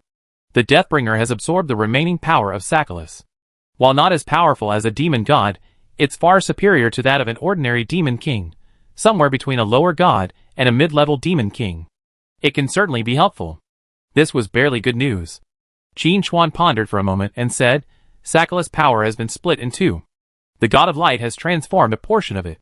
We should be able to sense it. Indeed. Dismartin immediately confirmed Qin Chuan's suspicion. That's why I came to you. The god of light wants to create a puppet god to block your bullets, but it also gives us an opportunity. If they move, we'd be able to sense it immediately and prepare in advance.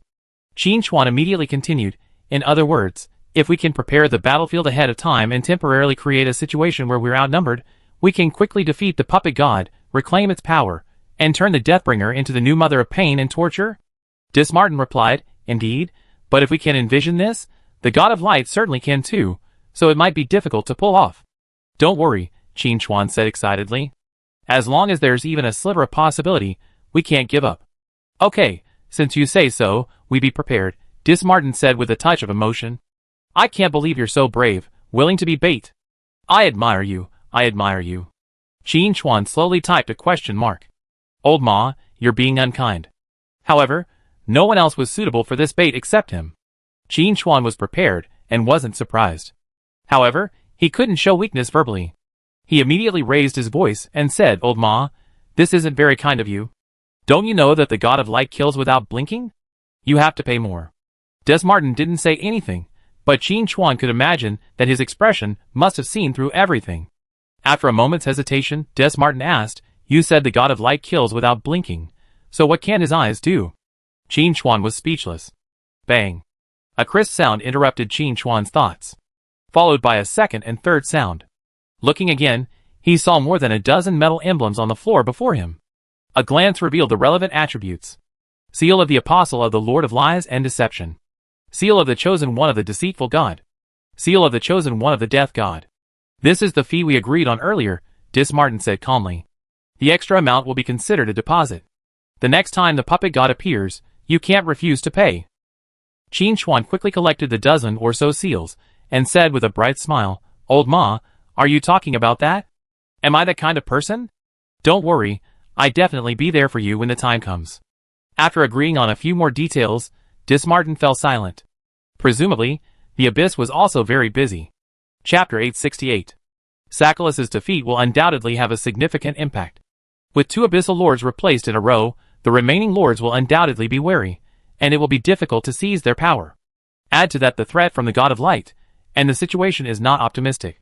But there is good news. The Deathbringer has absorbed Sakhalis' remaining power, making him half a lord. He can help Dismartin gain a foothold in the abyss, and with time, he will surely find an opportunity to hunt down the remaining lords. Everyone is getting stronger, and Qin Chuan can't fall behind. Take out the meteorite iron he obtained from Laura earlier, and then take out the Knight of Darkness. Shadow Reforge activates immediately, upgrading it from a semi-artifact to a lower-level artifact. Knight of Darkness, lower-level artifact, attack power plus 2 million, agility plus 100,000, level requirement, 100. Special Effect 1, damage increased by 60%. Special Effect 2, each attack increases attack speed by 30%, stacking up to 30 times. Special Effect 3, attacks have a chance to deal 3 damage. Divine Power, when Shadow Domain is activated, divine damage plus 200%, divine defense plus 100%. This recast, the attribute improvement of the Knight of Darkness is undoubted, and the damage capacity is further improved.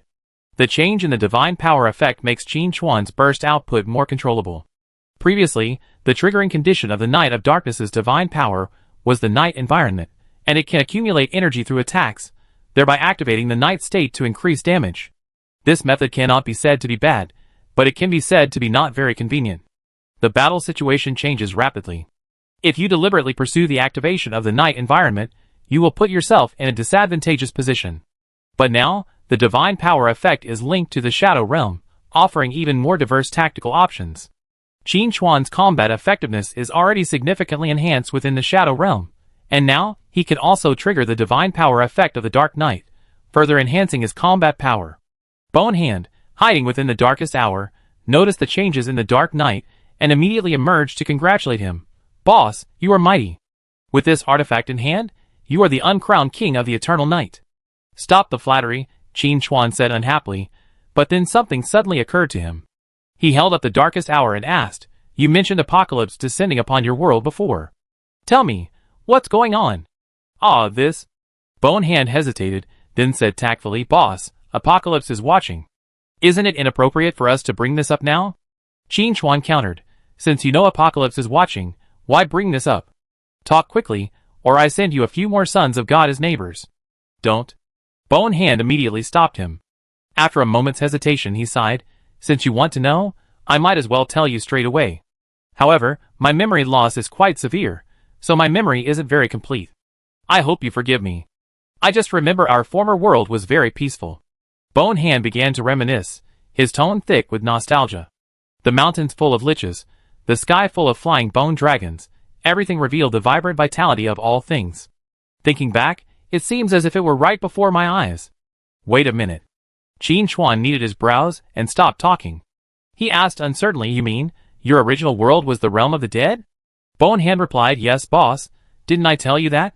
Qin Chuan didn't answer, but this was the best answer he could give. Bonehand chuckled awkwardly and changed the subject, saying, "Boss, let's talk about my story first. We were living peacefully in the kingdom of the dead, but then the apocalypse suddenly descended, absorbing the entire kingdom into its sphere. I became part of it.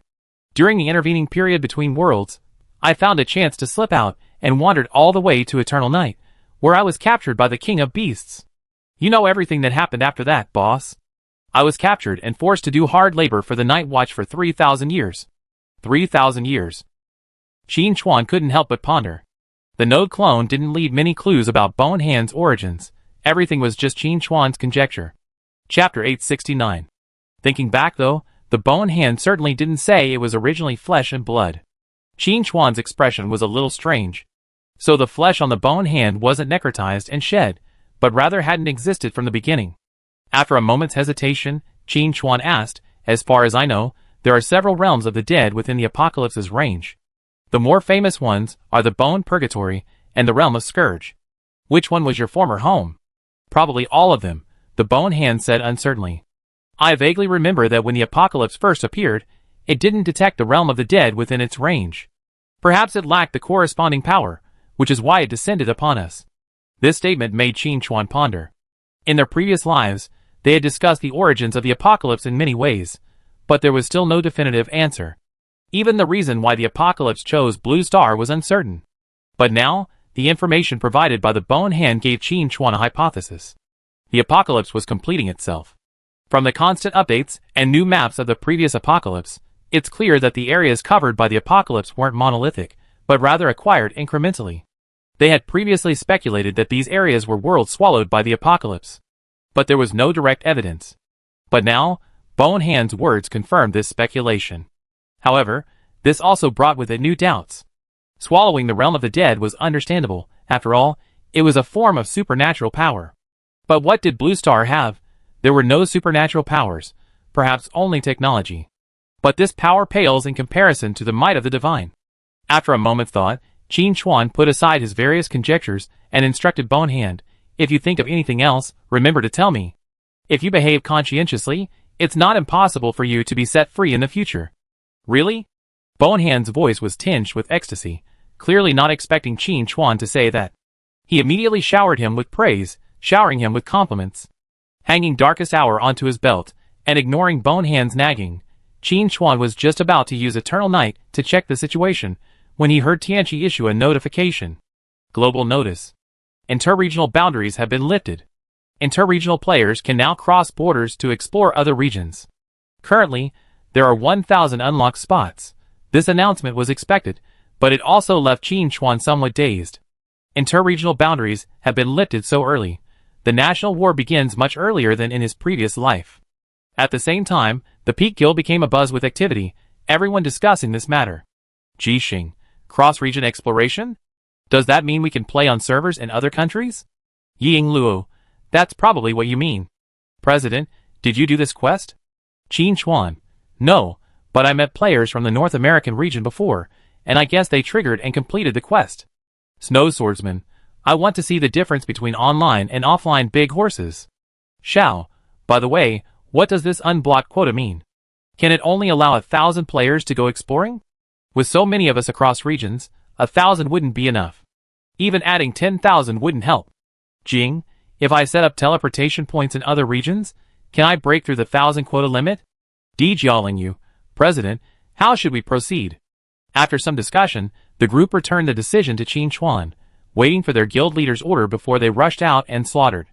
Whether it's the national or global rankings, the top 10 are all top performers. Add to that the various equipment and skills, and they're a force to be reckoned with wherever they go. Qin Chuan explained, the 1,000 quota means the same as Xiao guessed. A maximum of 1,000 players can travel to other zones at once. Players at the back want to leave only if the players in front return to the city or are sent back. Song Ling, President, are you saying that exploring is dangerous? Qin Chuan countered, if you see players from other zones out in the wild, would you send them away? Ali replied, of course you have to. Our server resources aren't ours for outsiders to take. Qin Chuan, so the answer is, the situation is clear. This lifting of the cross-regional border ban will not bring about peaceful exchange, but rather a precursor to national war. There are only 1,000 slots available now, but it will soon expand and eventually be fully lifted. Xiao, that's quite exciting to think about. Yinmi, let's team up and go steal some people. Yinmi, I wonder where those guys who are living well are. I'm going to check that out first. Swordsman in the snow, let's go together, let's go together. Jixing, guild leader, I saw someone on the forum revealing that several guilds in the North American and European regions. They're forming an alliance, preparing to organize elite players to come to our side, and even claiming a guild war, hoping to challenge our top players. Su Chanqing, no, are they disconnected? Don't they know about our guild leader's achievements? Daring to challenge our top players is tantamount to committing suicide. Yi Sakura Luo, this is a signal. Today's a guild war, tomorrow could be a joint attack. Didn't the guild leader say there will be a national war in the future? We can't take it lightly. Qin Chuan, Yi Sakura Luo sees it clearly, so this. Just accept this guild war directly. I fight alone then, and show those who covet our server resources who they offended. Jixing, the president is mighty. Xiao, we are done. With the president's move this time, we have no chance of showing up. Ying Luo, President, there will probably be 2,000 to 3,000 people coming this time. It's not that I doubt you can take them all down, but I'm worried if it drags on for too long, it might lead to gossip. Qin Chuan, don't worry, no matter how many come, I can handle it. Chapter 870. After Qin Chuan decided to fight alone, the rest of Peak also got busy, becoming forum trolls, and starting to post messages to build momentum. Originally, this wasn't necessary, but the forums were overwhelmed by those with ulterior motives. After several other inter-region players announced a joint effort to launch a guild war against Peak, the forums took a strange turn. Some players felt that Peak couldn't handle this situation alone. They were also players from the Yen Kingdom region, and they couldn't just stand by and watch this inter-regional battle. Especially since the opponent was a foreigner, they had to participate. Other players applauded, recounting Night Wanderer's numerous misdeeds, and shouting that Peak's good days were over. These two types of players made up the majority, while the remaining small group was more complex. Some were particularly generous, believing that Yen Kingdom had so many servers, and giving some away was harmless and a good thing, as it would also showcase the generosity of Yen Kingdom players. There were even some who advocated surrender, vigorously declaring that foreign server players were invincible, and that Yen Kingdom players should stay away from cross-region borders, allowing other players to roam freely and refrain from hostile behavior to prevent more serious consequences.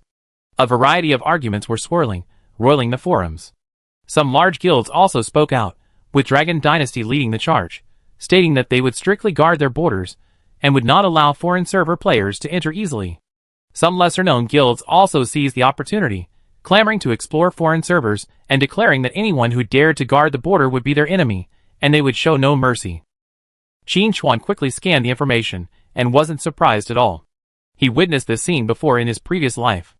Those electronic runners had no other skills, but they were full of tricks to lick the boots of foreign servers.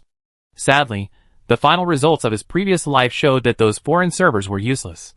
Once the apocalypse arrived, chaos erupted faster than anyone else. As for the God's Descent stage, over 2/3 of the world's top 100 players were from Yin country, with the remainder being survivors from outside the region. Not to mention his previous life, but right now, he should be the strongest player in Apocalypse, and yet, no one was groveling at him. On the contrary, from time to time, someone would pop up on the forums, claiming they were going to punch the Night Wanderer, reach the peak, and take Sakura Luo home. So, Qin Chuan had no idea what those so-called strong admiring spineless people were envying. Shaking his head to dismiss the insignificant messages, Qin Chuan also saw posts from other Peak players, their titles formatted quite neatly. I'm XXXX from Peak. Our president said, we kill as many of those idiots from foreign servers as we can. Looking at these posts with an average of over 100,000 replies, Qin Chuan fell into deep thought. Is that what he said? How can you call foreign servers idiots? It's so unrefined. But the point is clear, there's no need to dwell on it. Meanwhile, the Apocalypse International Forum was bustling with activity. Thanks to the promotion of some scheming individuals, the Yin Kingdom region had become a land of wealth and prosperity, where even the most insignificant players could dominate. Among them, Lao He was the most excited, eager to cross-region purchases for free. When the Peak members' post was published and forwarded to the International Forum, another round of shouting followed. The confident foreign players were determined to show Peak how powerful they were. Angelus, who had secretly orchestrated all this, looked at the forum, his tone lightening slightly. He looked at Richardson and said, Look, these are the ignorant common people. They don't care about the truth at all, they only want to hear what they want to hear. Richardson agreed, yes, that's true. Then he tactfully asked, Mr. Angelus, are we really going to war with the Peak players? Let's not even talk about Night Wanderer, the first level 100 player. But even at the peak, the others shouldn't be underestimated. Several have already reached level 60, and completed 3 class advancements. Especially the 2 vice presidents, one with a flame dragon and the other with a destroyer, both are skilled at large-scale damage. Chapter 871. No, no, no. Angelus shook his finger, pointing out Richardson's flaw. Peak said only their leader, Night Wanderer, would be fighting alone this time. With so many people watching, could they possibly go back on their word? If so, we have a lot of trouble. Okay. Richardson shrugged. But Night Wanderer alone wouldn't be easy to deal with. We already experienced his damage in Eternal Night. Even if I use all my defenses, I'm afraid I wouldn't be able to withstand it, let alone others. Angel sighed, a look of pity in his eyes. Richardson, your vision is too shallow. You only see the present scene, but not the higher meaning. You can't join us. Reason. Richardson quickly said, Mr. Angelus, please enlighten me. Angels assumed a commanding air. We're declaring war on Peak this time, partly to dampen morale in the Yin Nation region. If we can defeat Peak, that would be fantastic. But if we don't, that's fine. Our goal is to hold back the Night Wanderer, forcing him to travel back and forth, slowing his progress. Richardson suddenly understood. As expected of Mr. Angelus, a man well-versed in military strategy, this strategy is truly admirable. Angels waved his hand modestly. It's just a small tactic, not worth mentioning. He then summoned someone and ordered, let the people across the border begin their action. We must hold back the Night Wanderer. Mr. Night Wanderer boss, the foreigners are moving. Longting Tianxia sent a private message. Qin Chuan swooped down from the clouds, landing beside Longting Tianxia. He said calmly, I seen it. Boss. Longting Tianxia was startled. This was too elusive. They had already reached the border, and could see the foreign server players on the other side. But for safety's sake, neither side engaged. Qin Chuan, naturally, wouldn't fall behind. He teleported over and stood on Scrip's back, surveying the situation. Seeing the foreign server players begin to tentatively move forward, he immediately descended. President. Godfather. The other members of the Peak also gathered around to greet him. Ji Xing, returning from Eternal Night, asked curiously, President, I just checked. There are at least 3 cross-region players on the other side, with at least 3,000 people. Yi Yingluo added, I just flew around and noticed there are still many players waiting behind the border. I suspect they're trying to attrition their way through. Long Tongue Tianxia volunteered, boss. How about I led my men in and kill them first to crush their morale? Qin Chuan waved his hand. No need. Watch me. Yi Yushin, this is an international guild war. Don't embarrass our Yangui district. Raksha Yudaizan, who hadn't appeared in a while, approached, his tone tinged with hostility. If you lose, you be the center of the Yangui district and be nailed to the pillar of shame. Before Qin Chuan could say anything, Long Tongue Tianxia immediately launched into a sarcastic retort. Yidao, judging by your tone, are you planning to fight on behalf of the boss? I know you earned the title of Deep Sea spokesperson, and your stats have improved considerably, but I'm afraid you're not up to the task of single-handedly defeating 3,000. Looking across, he said, I saw Richardson. He's said to have an SSS talent. Can you handle it? Luosha Yudaizan was a little annoyed. Why can't I? My Luosha Hall has tens of thousands of members, and we can't even kill a few thousand foreign players. TSK, Lonting Tianxia scoffed. Everyone knows how to outnumber the weak. And if you really want to outnumber the weak, then it's your turn, Luosha Hall.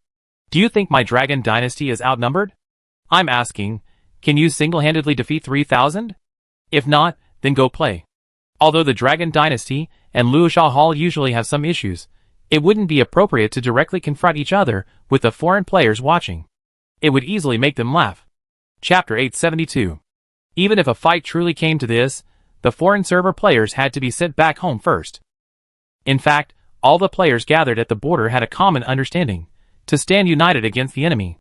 Everyone looked at Qin Chuan, hoping he would fulfill his earlier boast. Night Wanderer, do you dare to step forward and speak? Richardson, standing across from him, pushed through the crowd and shouted. Qin Chuan glanced at Luosha Yudaizan and asked, you going? Luosha Yudaizan fell silent. Qin Chuan ignored him, stepped forward and stood before Richardson, saying casually, if you have something to say, say it now. Night Wanderer, this is just the beginning. Richardson had a mysterious expression on his face. You can't win. Qin Chuan shook his head. Is that all you want to say? Get out before I change my mind, or I use you as a sacrifice. Richardson was furious, but still a little intimidated by the prospect of a one-on-one fight with Night Wanderer. He muttered to himself as he returned to the group. Soon, thousands of foreign server players rushed forward shouting. At the same time, the Yen Nation players all turned their gazes towards Qin Chuan. Many players even shouted from afar, Night Wanderer, let's put our past grudges aside. This time, you need to stand up straight. If you get defeated by foreign server players, I curse you to eat instant noodles without a fork for the rest of your life. A nearby player exclaimed in surprise, Dude, do you have a grudge against Night Wanderer? Tell me about it. It's nothing. I just accidentally got sent to the respawn point back in Lingang City. What a coincidence. I was there too. You all? I was sent away in Lingang City too. We're all wanderers, let's go. These thousands of players charging in are quite impressive, but can Night Wanderer hold their own? I'm not doubting his damage output, but whether he can finish the battle quickly. If the foreign servers engage in a war of attrition, and Night Wanderer is left running back and forth to put out fires, that wouldn't look good if word got out. I have that concern too. Although the Yen Nation players had long heard of Night Wanderer's fame and witnessed his devastating displays, this was different. This was their first encounter with foreign players. If they didn't fight well, they would lose. Many hoped to dethrone Night Wanderer, but they absolutely didn't want to see him defeated by foreign players. The Yen Nation players had a simple mindset. It had to be them, the Yen Nation players, who had to defeat Night Wanderer. For this reason, if Qin Chuan didn't achieve a crushing victory, he would inevitably be questioned and criticized. Although he didn't care, the buzzing of flies in his ears was unpleasant. The surrounding players' chatter made the top players somewhat worried. They trusted their guild leader, but it was inevitable that someone would exploit the situation.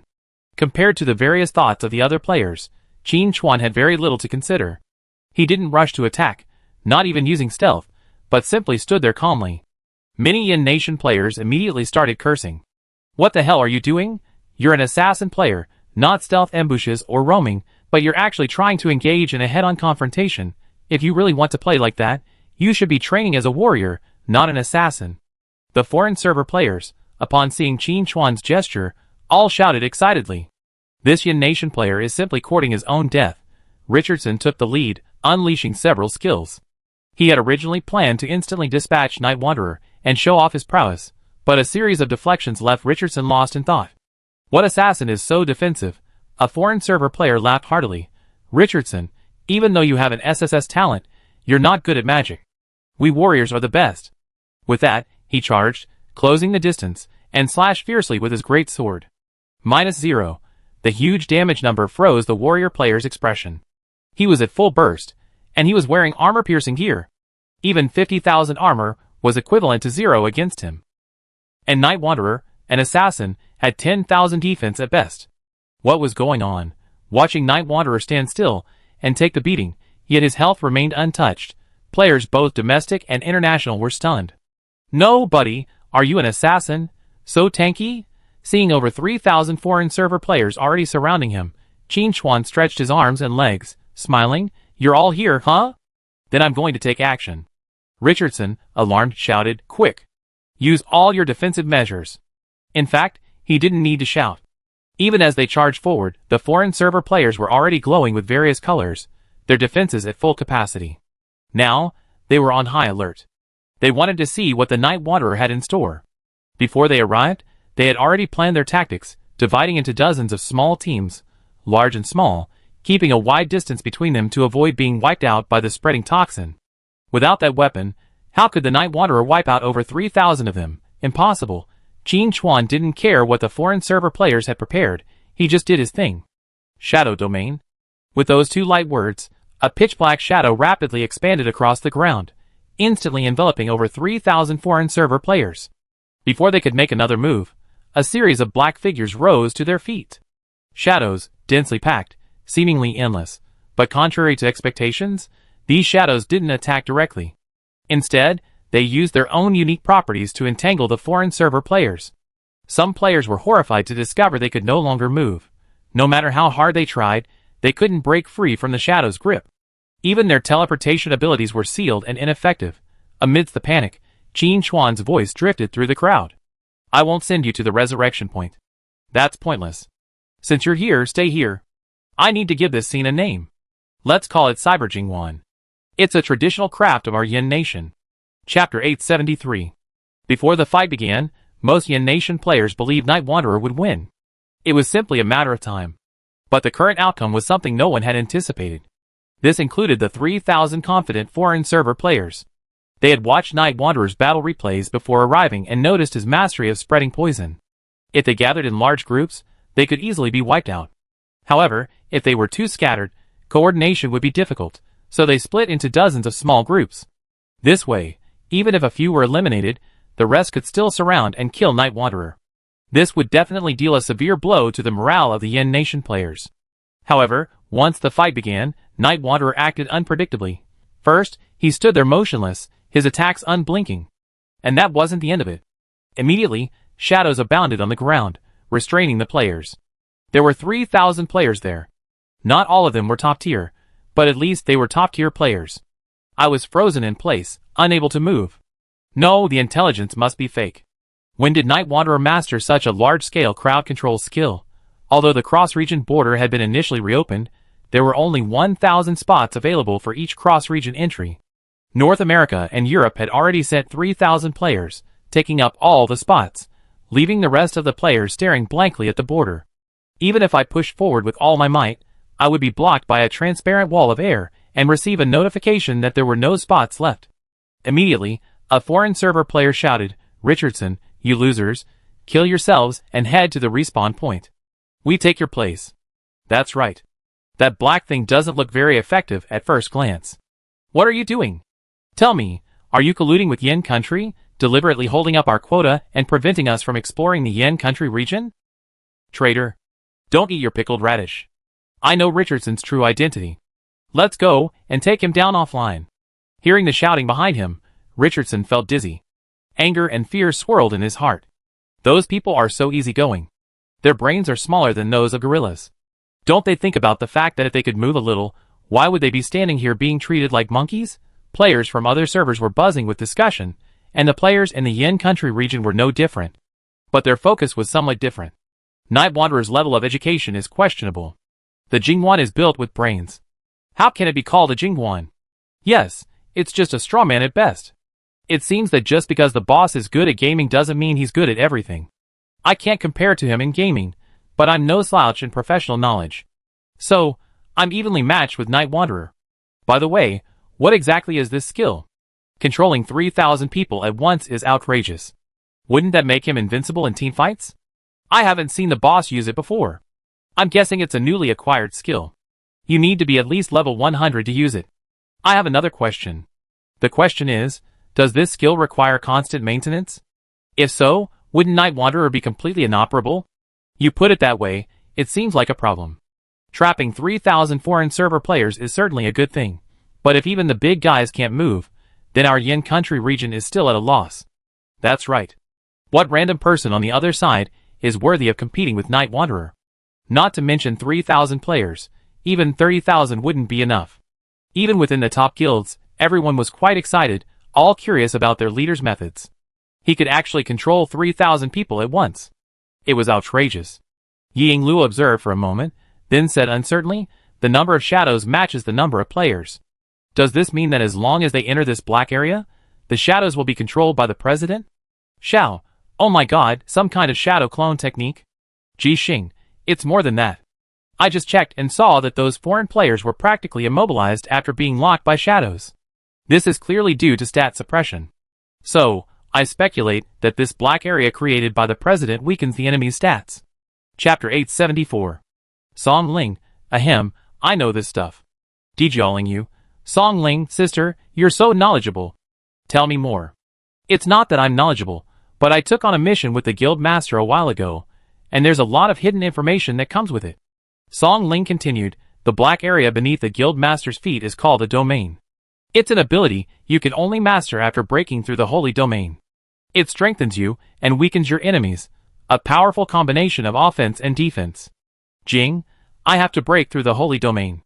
I'm not even level 60 yet, so how long will it take me to train? Xiao, my dear sister, let me remind you again. Even at level 100, you still need to meet the attribute requirements to break through the holy domain, let alone obtain a domain. Snow Swordsman, what happens when two domains collide? Will they explode? After a moment of discussion, everyone began to ponder another question. If maintaining a domain requires staying in one place, then wouldn't the guild master be stuck here? Ji Xing immediately sent a message. Guild leader, are we going to keep wasting time like this? Qin Xuan replied, no, that's too boring. Oh, go get Long Tongue Tianxia for me, and just let him come alone. Soon, Long Tongue Tianxia came running over, carefully avoiding the surrounding foreign players in various shapes. He lowered his voice and said, Boss, you're looking for me. Qin Xuan waved his hand, and his shadow quickly moved away, carrying the player, clearing the area. Then he said, I have a good thing here. Do you want it? He then displayed the seal of the Lord of Deception Apostle. Long Tongue Tianxia's eyes widened, his breathing becoming heavy. He said eagerly, yes, I want it so badly. Boss, how much do you want to sell this thing for? If you ask, I sell everything I have to get it. With the release of new versions, and after witnessing several high-level battles, players generally realize that simply leveling up has its limits. To truly become stronger, one must rely on connections.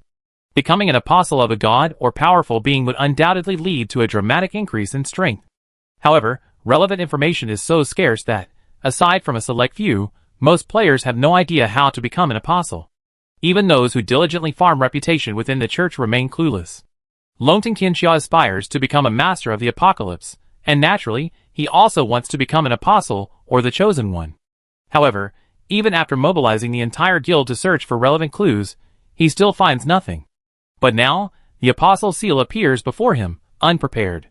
How can Longting Tianxia remain calm? Even Ji Xing, who hadn't left yet, leaped over and said with a resentful tone, President, I want it too. Ji Xing's resentment is understandable. Possessing an apostle seal essentially puts one foot in the apostle's ranks. Just gradually level up. Even within their pinnacle guild, such a treasure is a rare gem. Even their own people haven't received any yet it's being given to Longting Tianxia first. This made Ji Xing look at his guild leader with a strange look. Qin Xuan knocked Ji Xing on the head in annoyance. Your look is off. Of course not, Ji Xing muttered. It's clearly you, the guild leader, who's being dishonest. Qin Xuan smiled and said, Did I say I wouldn't give it to you? Since you mentioned it, I explained. Call the others over. Then he looked at Longting Tianxia again and said, President Longting, please help me put up a human wall and keep other players away. Longting Tianxia wasn't a member of the Pinnacle Guild, so they couldn't use the guild chat and had to rely on direct communication. Longting Tianxiao was understanding. At a command, the players of Longting Dynasty immediately sprang into action, forming a human wall to surround Qin Chuan and the others. This move naturally caused dissatisfaction among many players. However, after hearing that it was the Night Wandering God's request, he immediately swallowed his dissatisfaction. Chapter 875. So it was the Night Wanderer boss who said that. That's alright then. From a distance, Lu Xiaoyudaozhen had already spotted the seal in Night Wanderer's hand, and a wave of anxiety welled up in his heart. Could it be that Night Wanderer was planning to allow Longting Tianxia to initiate the Apostle Quest? That wouldn't be good news for him. But at this point, with a single move, Night Wanderer had immobilized 3,000 foreign server players. His deterrent power was already at full force. Moreover, in an external incident like this, even players who had previously disliked Night Wanderer wouldn't object at this moment. Even if Lu Xiaoyudaozhen wanted to intervene, he couldn't act rashly. If Night Wanderer simply left, allowing these foreign server players to resume their activities, and cause trouble, Lu Xiaohao would undoubtedly be tarnished with shame. Even if he became the spokesperson for the Deep Sea, he couldn't withstand the gossip. He couldn't forcefully control 3,000 players. Night Wanderer, is this also part of your plan? Lu Xiaoyudaozhen's eyes were sinister, and he felt powerless, unable to act. He could only watch helplessly as Night Wanderer distributed the Apostle Seals, unable to do anything himself. It felt like a drunken husband or a clerk working overtime at a company, for whom the affairs of the outside world had no business. I have some apostles and chosen ones, from the Lord of Lies and Deception of the Abyss, and the Messenger of Death. Qin Chuan's words stunned his guild members and Longting Tianxia. They had thought this seal was the limit, but they hadn't expected more. Ji Xing immediately raised his hand. President, do you think I still have a chance? As one of the two vice presidents of Peak, Ji Xing knew that Yi Luo had received the inheritance of the Sword of Shadow. It was a token of inheritance that had fallen from the sky and was personally delivered by the president, clearly of extraordinary origin. Ji Xing didn't want to be outdone, she had to keep up. That's why she was so eager after seeing the Apostle Seal. Qin Chuan looked at Ji Xing, paused, and said, I didn't mention the Apostles and Chosen Ones to you, because I have higher expectations of you. But if you decide, I won't object. Ji Xing, incredibly clever, immediately understood the underlying meaning and said, I follow the guild master's instructions. Thinking back, since joining the Peak Guild, despite occasionally having to work under the table to scrape blueprints, Ji Xing had discovered that her progress hadn't been slow. She could even be considered one of the world's leading players. So following the guild master was the right path. He must have had his reasons for not giving her the Apostle Seal. Ji Xing said nothing more. Yi Luo, who was standing nearby, possessed the Shadow Sword inheritance, so naturally, he had no use for the Apostle or Chosen Seals. However, as vice president, he nonetheless stepped forward and curiously asked, President, how do you plan to distribute these items? Qin Chuan then said, President Longtung is an old friend of ours, and his conduct is trustworthy. I'm going to give him 1 or 2 seals. As for how he distributes them, that's his business. Longtung Tianxiao's eyes welled with tears of excitement. Boss, I'm yours from now on. Don't, Qin Chuan quickly interrupted. Recover for a moment, you're being cheesy. After a few joking moments, Qin Chuan continued, but this isn't a free gift. Let me think about this. 50 million plus a favor, and I give you an Apostle Seal. Also, you need to station someone to monitor the border to prevent those outside servers from causing trouble. Longtung Tianxia transferred the money without a second thought. This was a great deal. As for keeping someone at the border, that was also a convenient option. Even if the boss hadn't mentioned it, he already been planning this. After receiving the Apostle Seal, Longtung Tianxia couldn't stop smiling. The more he looked at it, the more he liked it. Qin Chuan ignored the guy and turned to look at the other Peak members. I have some Apostle Seals, and even some Chosen Seals. Based on your past contribution points, you can redeem them. Qin Chuan glanced around and added, but let me be clear, if you choose to become an Apostle or Chosen, your path is essentially set. Achieving higher achievements will be much more challenging. The decision is yours. After a pause, Qin Chuan added, Song Ling, Ying Luo, and Deba Deba, you 3 don't need to worry about it. As long as you continue your inheritance mission, your achievements will definitely be no less than those of the Chosen. Understood. Ying Luo and the other 2 nodded in understanding. Qin Chuan continued, and Ji Xing, I have higher expectations of you, so I suggest you forget about these seals. Ji Xing readily agreed. I listened to the president. Di Jiaoling you said from the side, President, do you have expectations of me? Qin Chuan thought for a moment, and said truthfully, I have high hopes for you all, but I'm not sure if it will work out. Jialing took a small step back. Since the president says so, I don't want these seals anymore. I leave them to someone else. Xiao and Jing huddled together for a moment and decided to wait. After all, they were the first members to join Peak, so they had to have higher aspirations. After thinking it over, the others also made their own choices and prepared to wait and see. Long Tongue Tianxiao watched on, stunned. Aren't these people at Peak so ambitious? Goodness, they don't even take the apostles and the chosen one seriously.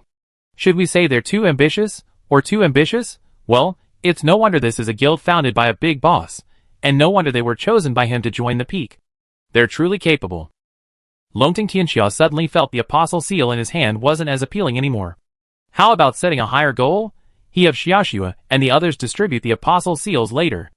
Just as Longting Tianxiao was struggling with his feelings, a Peak member stood up and said with some trepidation, President, can you give me an apostle seal? Qin Chuan glanced at the speaker and nodded, yes. Chapter 876. The player who just spoke was one of the newest members to join the guild, sent by the national team. His character nickname was Akabane04358, and he was considered the leader of their group, a warrior player with S-rank talent. However, unlike Otis, a shield warrior, Akabane was a pure damage-dealing, dual-blade fury warrior. Although he claimed to be a gangster, his nickname among the street was the Dongjiang Slashing King, and he would slash through the streets with 2 machetes without blinking an eye. But his behavior was far from that of a gangster. However, the others at the Peak didn't ask much. When out in public, one's identity was self-determined. Akabane said so, and they followed his lead. When Akabane spoke, he felt a little uneasy. They had come with a mission, to learn more about the apocalypse from the Night Wanderer. Unfortunately, progress was slow. It wasn't that they were lazy or negligent, but rather that the Night Wanderer was too elusive and leveled up too quickly for them to keep up. As the 2 vice presidents grew in prominence, Yushin became more comfortable with his role as hands-off boss, often remaining silent for a day or two. Occasionally, he'd pop up in the guild, only to disappear again shortly thereafter.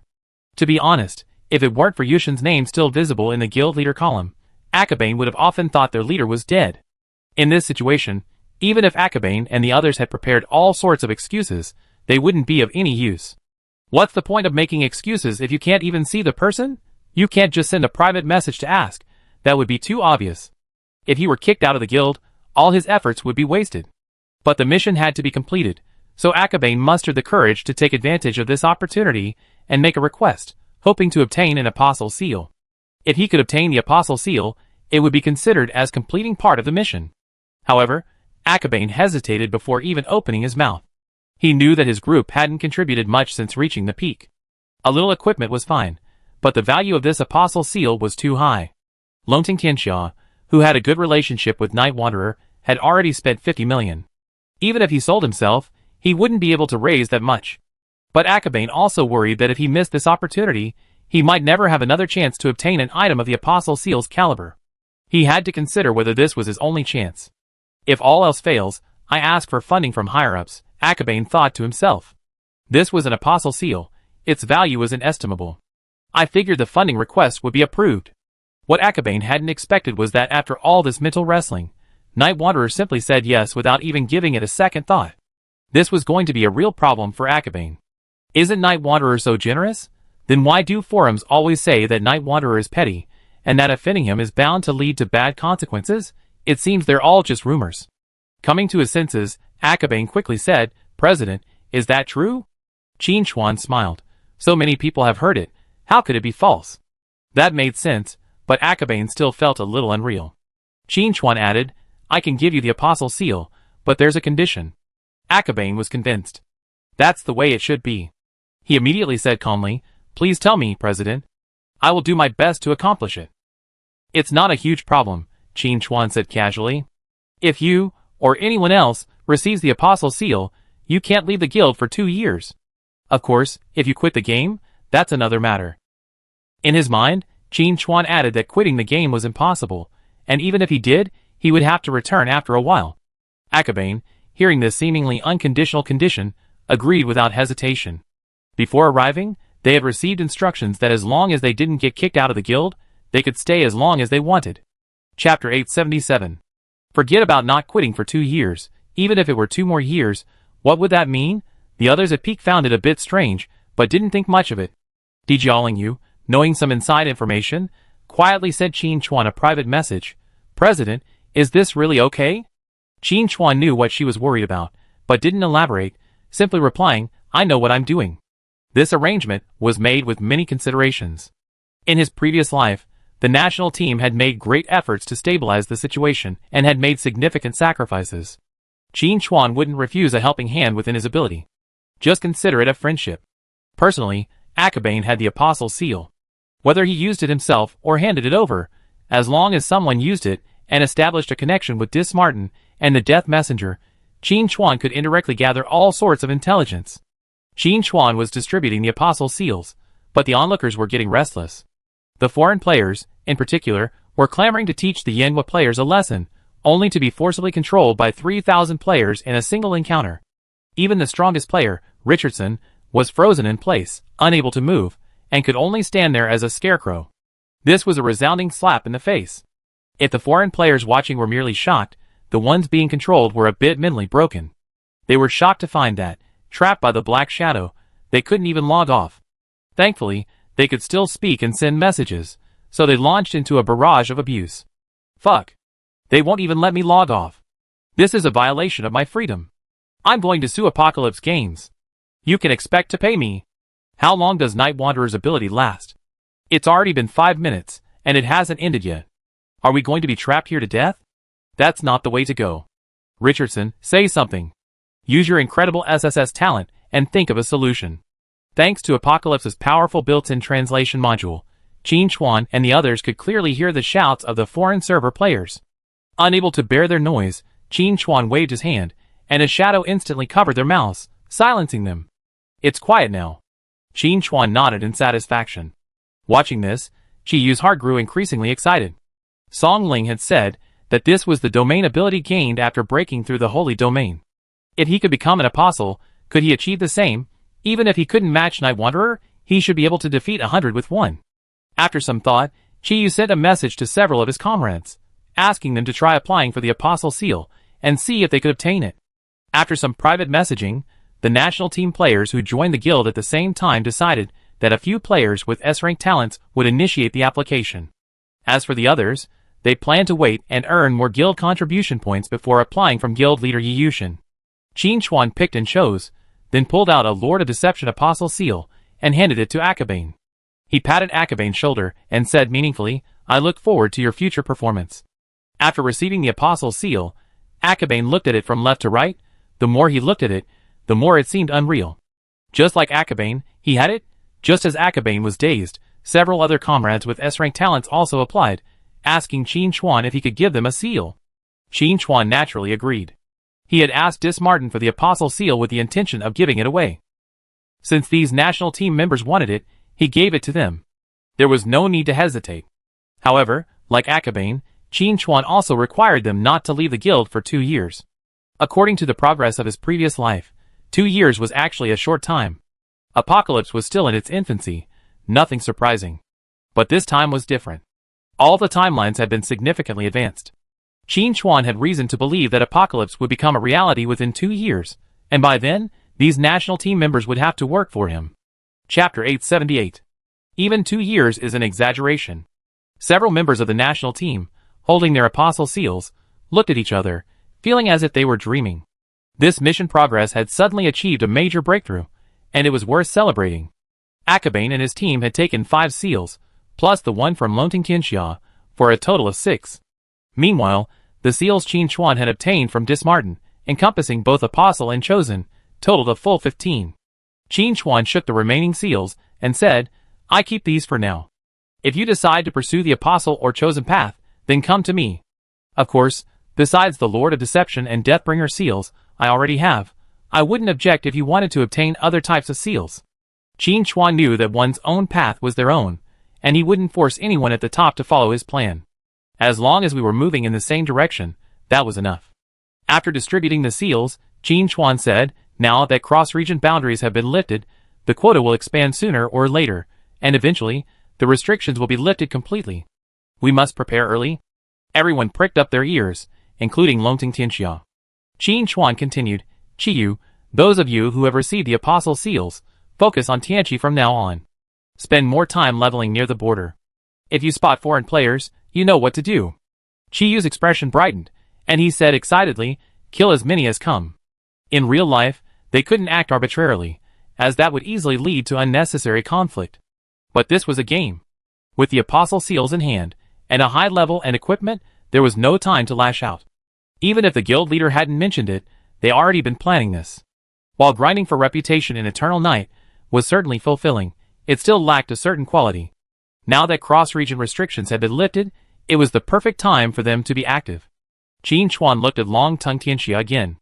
President Long Tongue, only 3 players from other regions have arrived this time, but that doesn't mean the others will just sit there and watch. If a large number of foreign players arrive later, we won't be able to rely on just these few peak players.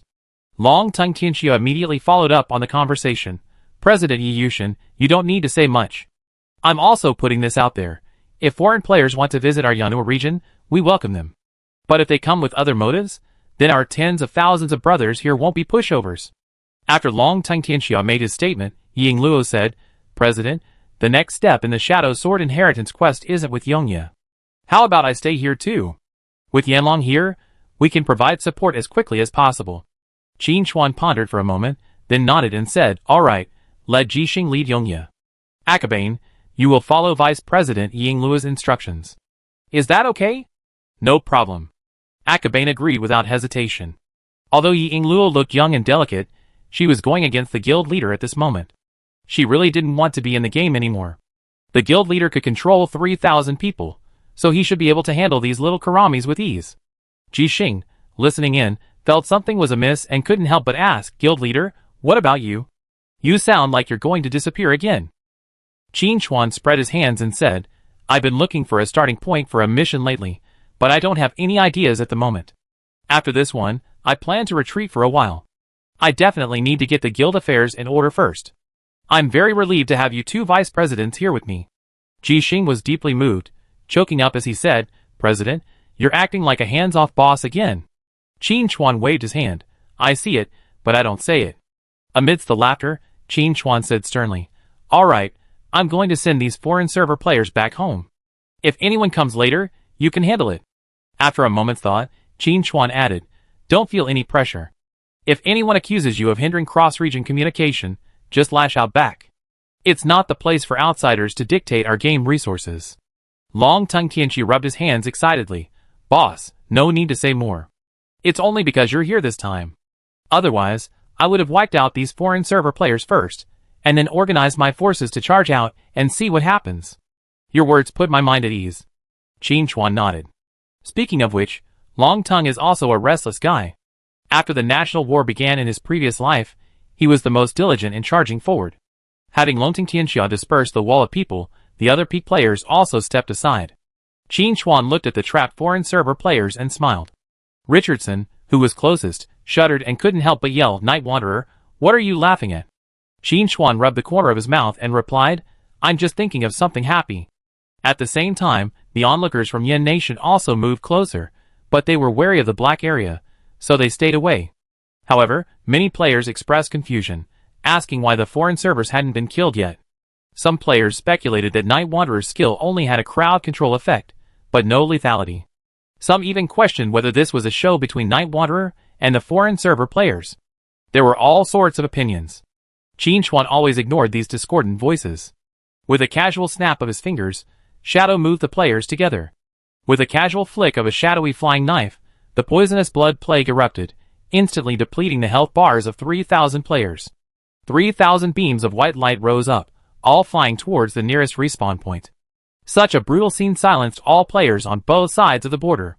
Although their spots had already been topped up, none of the foreign players who were watching stepped forward. Night Wanderer's intimidating power reached full force at that station.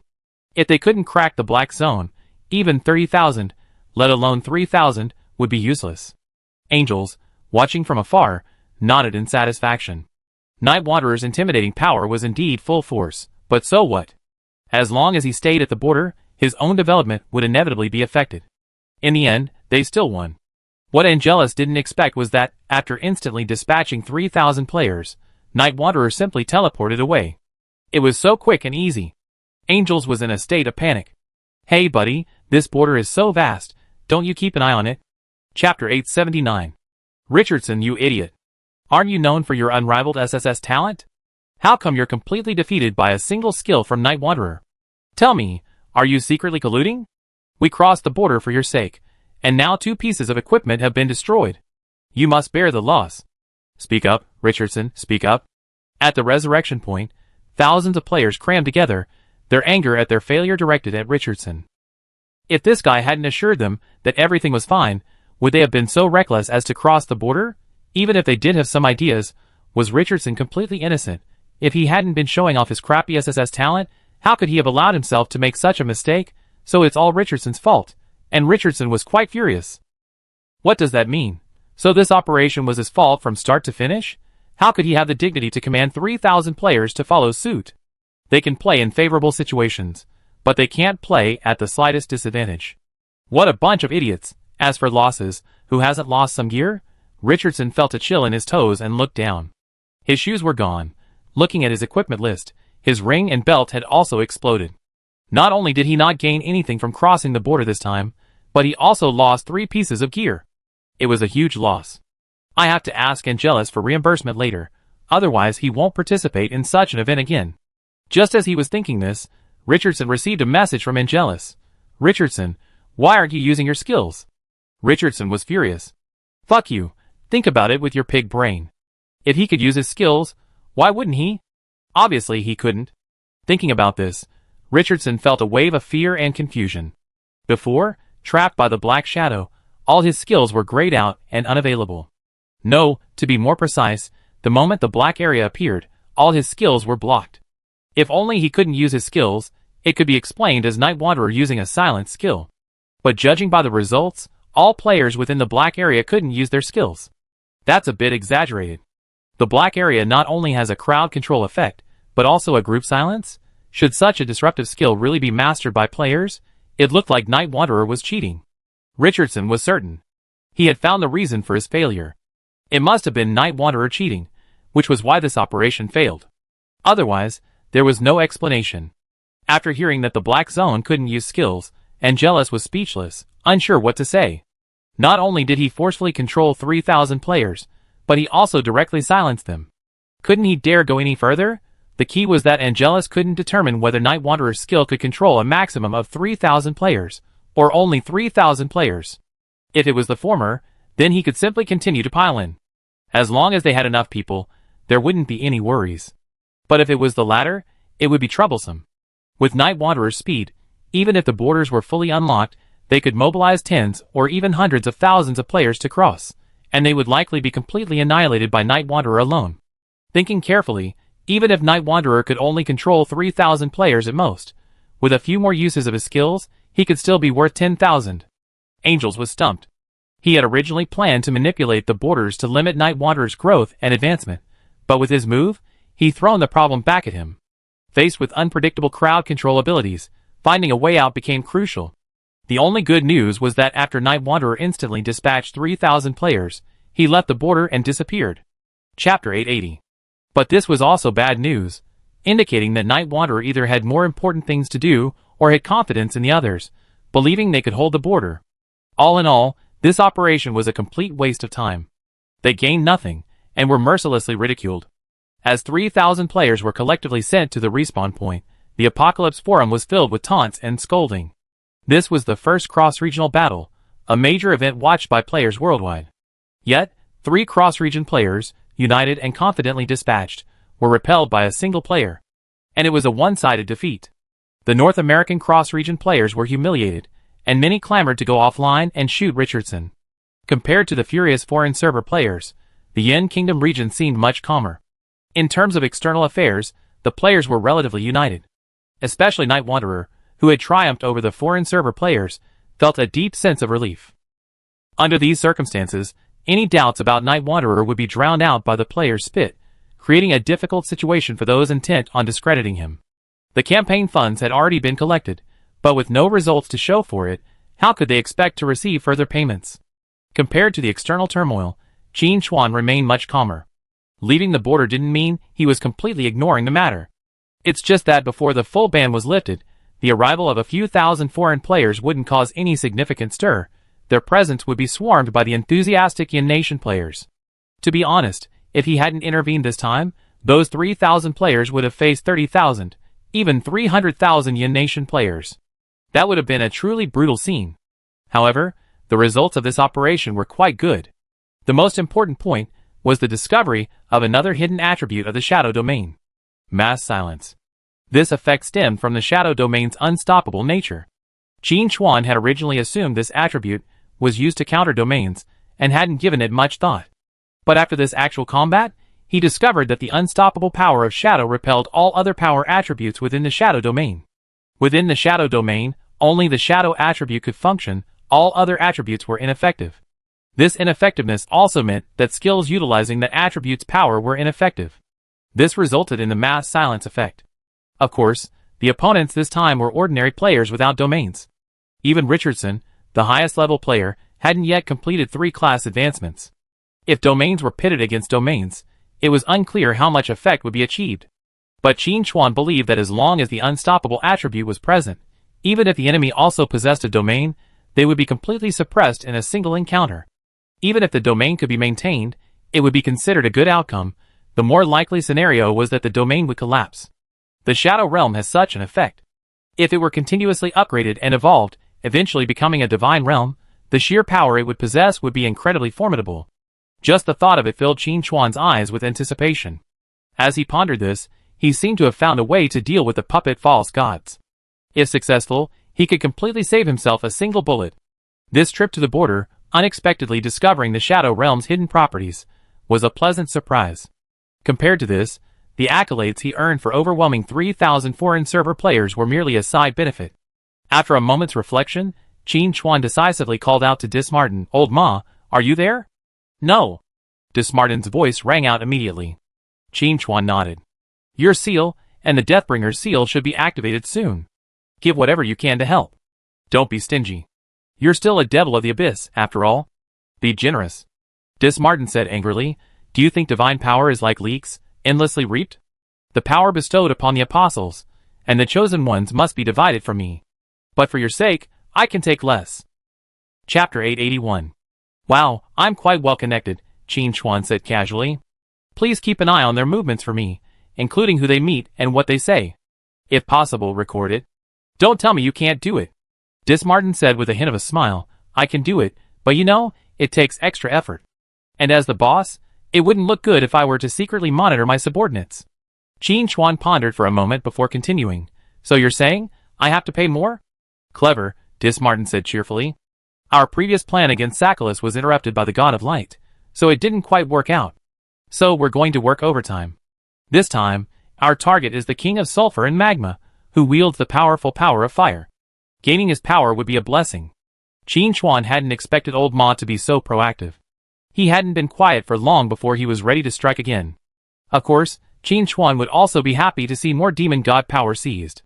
He held the sole contract between Dismartin and the Deathbringer. Technically, he was the boss.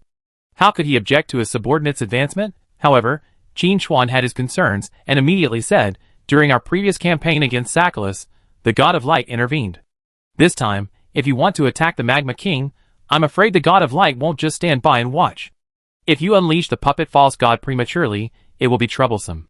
Dismartin changed the subject, "So don't come to the abyss this time. The God of Light is watching you. If you do, he will definitely follow." "I'm not going." Qin Chuan frowned slightly. "If I don't go to hold the fort, will you be able to do it?" "Honestly, not really," Dismartin said bluntly. "So I need to borrow someone from you." Qin Chuan was surprised. "You're asking me to borrow someone?" "No, you're the Lord of Lies and Deception, with countless demons under your command and Deathbringers assisting you, and you're actually asking me to borrow someone? How come I don't remember knowing such a formidable player?" Dismartin explained, "In terms of direct combat ability, we're certainly no match for anyone, but battles are never decided by paper statistics alone. This time, against the Magma King, we need the Shadow Sword." "Shadow Sword?" Qin Chuan immediately realized that the person Dismartin wanted to borrow was Yi Sakura Luo. This made Qin Chuan hesitate. Fighting in the Abyss, especially when it involves the Abyss Demon, the dangers are self-evident. Qin Chuan himself had little to say. Having experienced life and death, and still retaining those memories, that was no big deal. But Yi Luo was different. This wasn't his past life. Qin Chuan couldn't guarantee that participating in such a dangerous operation now would bring unexpected losses. Dismartin added, "Don't worry. We only need to use the power of the Shadow Sword to open a gap. We can handle the rest on our own. The danger isn't great." Qin Chuan didn't answer. Dismartin said slowly, "The Shadow Sword's legacy has been activated. Even if it weren't for this, there would be more hardships to come, and the dangers would be even more uncontrollable. This time, at least I and the Death Messenger were there, but next time, can you guarantee that everything will be safe? The path is chosen by oneself, and where one goes should be determined by oneself.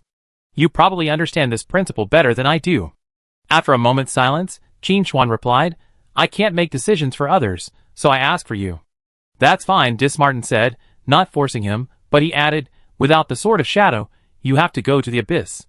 This will easily attract the attention of the God of Light, and the risk will increase significantly. If it had been before, when the God of Light hadn't made any movement, Qin Chuan would have set off for the abyss without a second thought. But now, the God of Light has reappeared, displaying extremely oppressive tactics, forcing Qin Chuan to consider further. As Dismartin had said, if he went to the abyss, the God of Light would certainly not sit idly by. If he were to jump out and divide power and create new puppet gods, that would be no fun. Recovering his composure, Qin Chuan opened his friend list and sent a message to Yi Luo, explaining the situation and the dangers. "This operation is led by the Lord of Deception. We face another abyssal demon lord. The worst-case scenario is forced character deletion." Qin Chuan chose his words carefully. "Due to special circumstances, I can't go to the abyss. I can't predict what you encounter. Therefore, this mission is entirely voluntary. If you feel it's not suitable, feel free to decline. Don't worry." Yi Sakura Luo's reply came quickly, "President, I want to go." Followed by a second message, "President, don't worry. I want to go to the abyss because of the shadows. The Sword of Shadow's inheritance quest has been refreshed, and I need to go to the abyss to obtain some items." Qin Chuan pondered for a moment and said, "Since you made up your mind, I won't waste any more words. I put a few substitute straw dolls in the guild warehouse later, so remember to pick them up." Yi Luo, "Thank you very much, Guild Master." After ending their conversation, Qin Chuan called out, "Old Ma, I can lend you the person, but you have to promise me that you return them intact, or I never forgive you." Dismartin said slowly, "Don't you trust me with my work?" Qin Chuan remained silent. Inwardly, he was pondering. He had sought out Dismartin to discuss dealing with the puppet god, but how did it end up being alone to subdue the Lord of Sulphur and Magma? This development was truly unexpected. Routine, all routine. However, this time when Yi Luo went to the abyss, the Sword of Shadow also had a corresponding inheritance quest. If he successfully completed it, he would surely gain a significant improvement. After a moment's thought, Qin Chuan asked Old Ma, "Since you're already borrowing people from me, why not lend me a couple more? If any of the apostle seals I sent out have activated, you could send them a mission to open their eyes to the abyss." Dismartin pondered for a moment and replied, "That's a good suggestion. We give it a try. By the way, what did you ask me about earlier?" Qin Chuan slapped his forehead. "I almost forgot about that. I come up with a strategy to deal with those puppet gods." Chapter 882. That is, Dismartin's true form was currently in the abyss, communicating with Qin Chuan only through his mind. If they were face to face, Dismartin could hardly guarantee he wouldn't slap Qin Chuan away with a single blow. Good grief, why didn't you mention something so important as dealing with the puppet false god sooner? In the abyss, the demons scurrying about heard a thunderous breathing sound, carrying a strong sense of oppression. Many demons simply fell to the ground, trembling. This is over. The Lord of Lies and Deception is going mad. Thankfully, after waiting for a long time, the demons saw no sign of the thunderous wrath. Finally, they stood up in fear, breathing a collective sigh of relief. Good, good. Another day of life. On the other side, Dismartin's voice was tinged with resentment. Why didn't you say so earlier? Qin Chuan, feeling a little embarrassed, gave a dry laugh and said, I originally wanted to talk to you about this. Wasn't it you who asked me to borrow men to fight the Magma King? All that time, I've forgotten about it. Fortunately, I didn't forget it completely, and now I remember it. Dismartin snorted twice in dissatisfaction, but said nothing more. Instead, he asked, what method are you talking about? Well, I discovered that my domain has a very strong isolating effect, Qin Chuan explained quickly. I was thinking that if I could use external forces to temporarily increase my domain to the level of a small divine kingdom, I could probably seal off the power of the puppet god. Then, if we're quick and decisive, we could completely dismantle the puppet god without even having to use that bullet. Your plan seems feasible. Dismartin paused, then said, but then again, a domain formed by shadow power actually has this effect? Qin Chuan asked curiously. You don't know? Dismartin replied truthfully, I really don't know. It's mainly because the power of shadow has been dormant for too long, and our memories are incomplete, so we're not quite sure what the shadow domain actually does. Dismartin added, I'm not sure if the god of light is prepared for this. Even if he doesn't know yet, if you successfully use your domain against the puppet god, he'd definitely be on guard. You need to consider this. Of course, Qin Chuan said bluntly, but no matter how great the threat from the god of light is, it won't arrive that quickly, and the puppet god. A god could appear at any moment. If you want to preserve the god-slaying bullet, this plan has the highest success rate. This statement left Dismartin speechless, and he jumped straight to the next topic. You're currently a saint, but considering your battle record, it's not a problem to consider you a demigod. There are two difficulties in activating your domain to the level of a small divine kingdom. One is the enormous amount of divine power required, which the Death Messenger and I can handle. The second is that you might not be able to withstand such a massive influx of divine power. This is actually a crucial issue, but Qin Chuan also has his confidence. His attributes are high enough, and he has divine artifacts to share the pressure. Even if a massive influx of divine power were to occur, he wouldn't explode immediately. Furthermore, the infusion of divine power is an opportunity to gain a closer understanding of the rules governing divine power, which will be extremely beneficial for unlocking the long stages of divine ascension. Taking all these factors into account, using a domain to deal with the puppet false god is the optimal solution. After discussing all the considerations, Dismartin nodded in agreement with this tactic. As he always said, risks are always present. Even if we avoid them this time, we encounter them sooner or later. It's better to forge ahead bravely. Your plan has given me some inspiration, Dismartin said quickly. I have an idea. I'm going to go back and test it. If the puppet false god shows up, I have a better chance of capturing it. Dismartin didn't say what his idea was, but since he's spoken, it must be feasible. Chapter 883. This is undoubtedly good news. After discussing a few more details, Dismartin withdrew his spiritual consciousness and remained silent. At the same time, Ying Luo also sent a message, saying that he was preparing to depart for the abyss on a mission. Qin Chuan gave him a few instructions, and then let him go. Soon after, Akabane also sent a message, saying that his apostle seal had issued a mission and wanted to ask the guild master's opinion. What could Qin Chuan possibly object to? Naturally, he enthusiastically agreed. This was a rare and eye-opening opportunity. Missing it would be a huge loss. With his guild master's words, Akabane led his teammates directly to the abyss. Just as this conversation ended, news arrived from Longting Tianxia. Boss, I gave my apostle seal to Jian Patsanqiong. He said he's got a mission. Do you want to take it? Qin Chuan wondered if Lao Ma had set up a group message to send out missions so frequently. But then he thought, as subordinates of the gods, apostles and chosen ones can directly take a portion of their spoils as rewards. This is a basic rule, and not even Apocalypse can stop it. The only difference might be the ruthlessness of the gods they belong to. If they meet a generous one, they might take 20% or 30% as a token of appreciation. If they're unlucky and meet a stingy one, 30% is considered a lot. Qin Chuan thought back to the miserable days of 90% and 10% and couldn't help but want to cry. It was so tragic. But then again, Longting Tianxia bought the apostle seal and didn't use it himself. It seems the horizon has opened up. Qin Chuan had previously obtained seals for both apostles and chosen ones. There's actually no essential difference between the two. Even if one uses the apostle seal first, with continued progress, they can still be promoted to chosen one, and even further is possible. Using the seal of the chosen one will give you a higher starting point, but correspondingly, subsequent upgrades will be more difficult. Each has its pros and cons. The common point is that these are things that ordinary players wouldn't even dare to dream of. After Qin Chuan finished chatting with the Dragon World members, before he could even breathe a sigh of relief, Ji Xing sent another message. President, I met a goblin who calls himself Gazlo. He says he knows you, and has news for you. Qin Chuan was stunned. Gazlo? This guy isn't dead yet. After defeating the fire dragon Heloise, Qin Chuan invested several dragon scales in Gazlo, who hadn't yet made a fortune.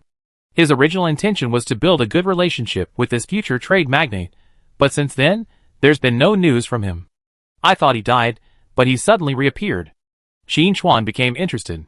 Gazlo had gone to such lengths to find Ji Xing to deliver a message. He certainly wasn't bored. While the situation was still relatively stable, he might as well see what Gazlo could come up with. Thinking of this, Qin Chuan immediately replied, asking for Ji Xing's location, only to discover that Ji Xing was actually at the black market. Qin Chuan suddenly realized. Gazlo probably had no idea where to find him, so he simply waited for him at the tavern. And then, just in time, he ran into Ji Xing. While pondering, Qin Chuan teleported to the black market. As soon as he landed, Gazlo rushed over. "Boss, I finally see you." "Boss?" Ji Xing, standing nearby, was stunned. Their guild leader was truly unconventional, even having a goblin as an employee. Spotting Ji Xing's confusion, Qin Chuan quickly explained his connection with Gazlo. Ji Xing suddenly realized this and asked curiously, "Gazlo, right? You got our president's dragon scale, and you done a sizable business. Don't let it go unnoticed, or I absolutely won't agree to that." Gazlo had already learned from Edith that Ji Xing and Qin Chuan knew each other, otherwise, he wouldn't have passed on the message through Ji Xing. Hearing Ji Xing's words, he immediately said seriously, "Boss, I'm here to talk to you about something, and also to report on our recent profits." Chapter 884. Qin Chuan casually said, "Tell me about it." "I used 2 of the dragon scales that the boss initially provided as a bribe. Or rather, an investment. I invested in a court earl, leveraging his reputation to open up sales channels in the high-end market," Gazlo said with a hint of smugness. "Boss, the popularity of dragon scales in the human kingdom is truly beyond imagination, and I'm truly impressed by the humans' ability to spin stories. That earl, holding the dragon tomb, claimed his ancestors were dragon slayers. After some maneuvering, he actually took charge of a knightly order. Immediately after taking office, he upgraded and replaced their equipment. I helped out a bit, and made a small profit, about 50,000 gold coins." Qin Chuan nodded. "That's not much. With Qin Chuan's current wealth, if he took out any piece of sanctuary equipment and put it up for auction among NPCs, it would start at 100,000 gold coins. And that's just the starting price. A piece of sanctuary-level equipment could truly be considered a family heirloom, giving a family a legacy that would last for 1,000 years. Its value is immeasurable. If it were placed before players, it would cause a frenzy of scramble." Qin Chuan already had a mountain of sanctuary-level equipment. The Holy Spirit equipment Dismartin had given him had piled up like a mountain. So when Gazlo said it was just a small profit, Qin Chuan agreed. It wasn't much indeed. However, from Qin Chuan's understanding of the future trade king, he was only making this little profit because he was definitely aiming for more. After all, for goblins, the allure of gold is beyond imagination. For gold, goblins would even sacrifice their lives. The conversation between Qin Chuan and Gazlo left Ji Xing lost in thought. If she remembered correctly, 1 gold coin was equal to 10,000 copper coins, and the current exchange rate was roughly 1 yen currency for 1 copper coin. 50,000 gold coins would be at least 400 million. But the guild leader said it wasn't much. Damn rich people. But then again, this goblin was quite resourceful and courageous, even getting involved in the arms trade. And based on Ji Xing's gaming experience, humans in Apocalypse were generally hostile to other races, and they unabashedly despised even the slightly ugly goblins. But Gazlo had managed to hook up with a human earl, which showed some skill.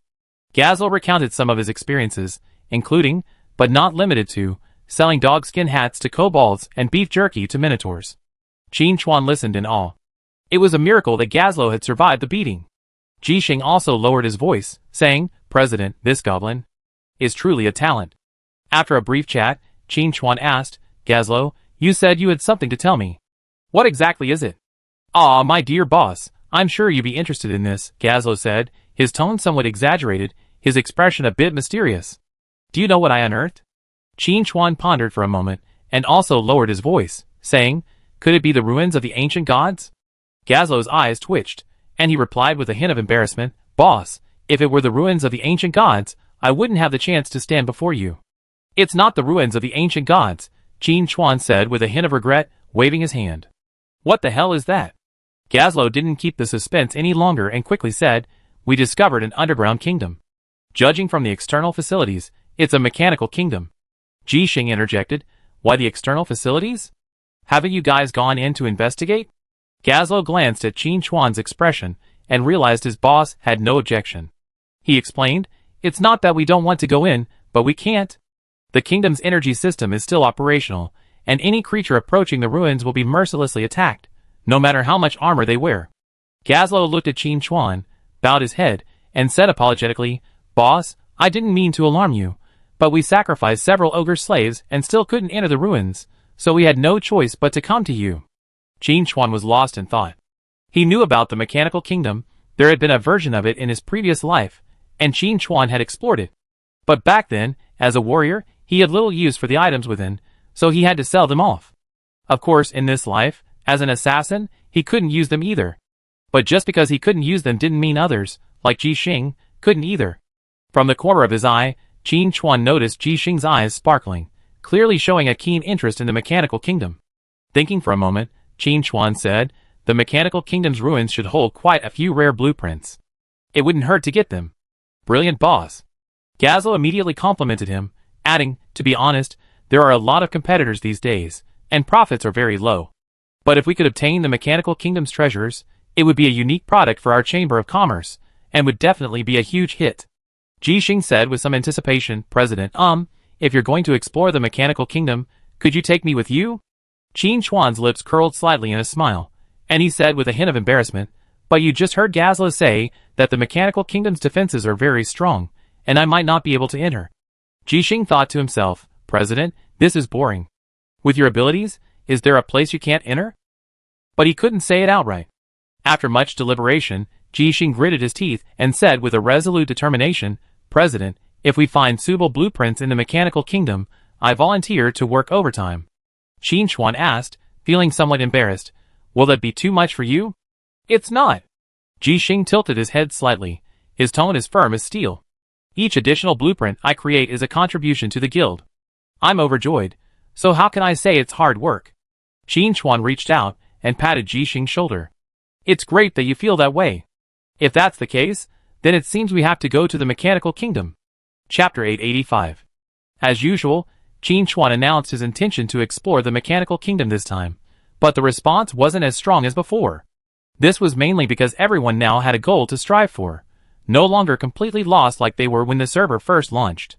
For example, Ying Luo and Akabane were currently enjoying the intoxicating sulfurous air in the abyss. Song Ling and Deba were focused on analyzing their inheritance quests. Obtaining the inheritance as quickly as possible was more important than exploring the mechanical kingdom. Alongside, Xiao Jing and Shui Zhong continued to grind for Night Watch reputation in Eternal Night. Since their professions weren't particularly relevant to mechanical creations, they didn't join in the fun. Some members, like Yan Mianaoi, were clearly addicted to piking. They followed the Dragon Dynasty players along the border, rushing over and beating up any foreign server players they saw. These two were high-level and well-equipped, and with the full support of the Dragon Dynasty, they were accompanied by a team of healing players. Their healing skills were constantly on hand, and they were a force to be reckoned with along the border. They even triggered a hidden quest, and were fighting vigorously. Finally, 5 people were gathered, Qin Chuan and Ji Xing, along with Di Jiaolingyu, Su Changqing and Otis. Everyone gathered at the black market.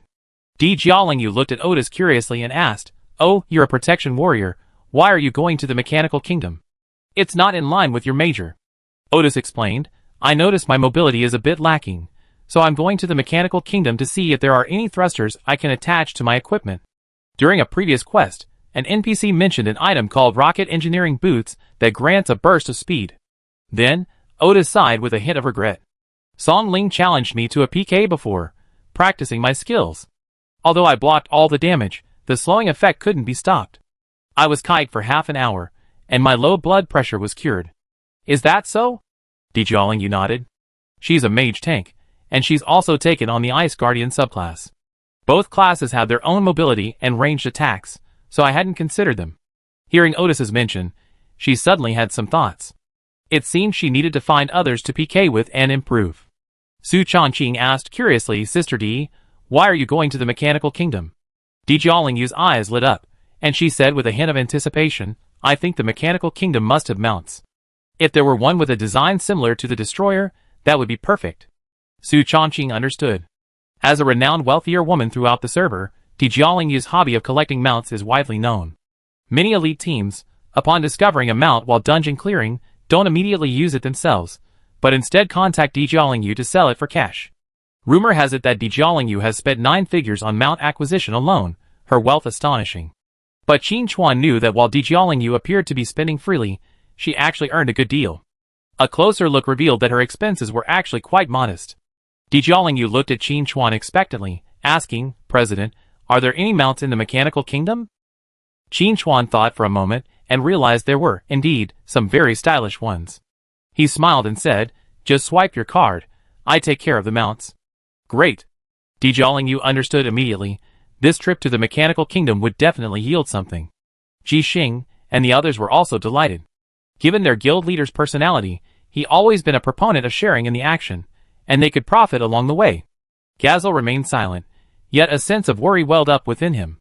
The mechanical kingdom wasn't a tourist attraction, it was quite dangerous. But then he thought, his boss could even slay a fire dragon, and even though he was doing business all over the world, Gazelle had heard of his boss's feats. Suddenly, the mechanical kingdom didn't seem so terrifying after all. Chapter 886. This one can even defeat the chosen one. A mere mechanical kingdom, let alone a semi-abandoned state, wouldn't be enough for the boss even in its prime. After confirming everyone was present, Gazelle pulled out a small device and began tinkering with it. Immediately, a rotating, translucent space portal appeared out of thin air. Gazelle introduced, "Boss, this is a wormhole device invented by our master craftsman. It allows for rapid travel." He then took out several parachute packs and distributed them to everyone, adding, "The landing point isn't very stable though.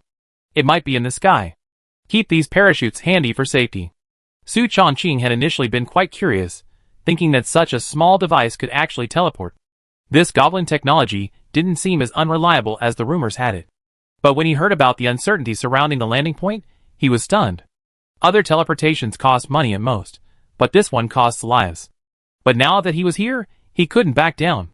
He grabbed his parachute bag and asked, somewhat anxiously, "Is this parachute okay?" Gazelle smiled confidently, "Of course it's okay. It's sold for 0 negative reviews so far."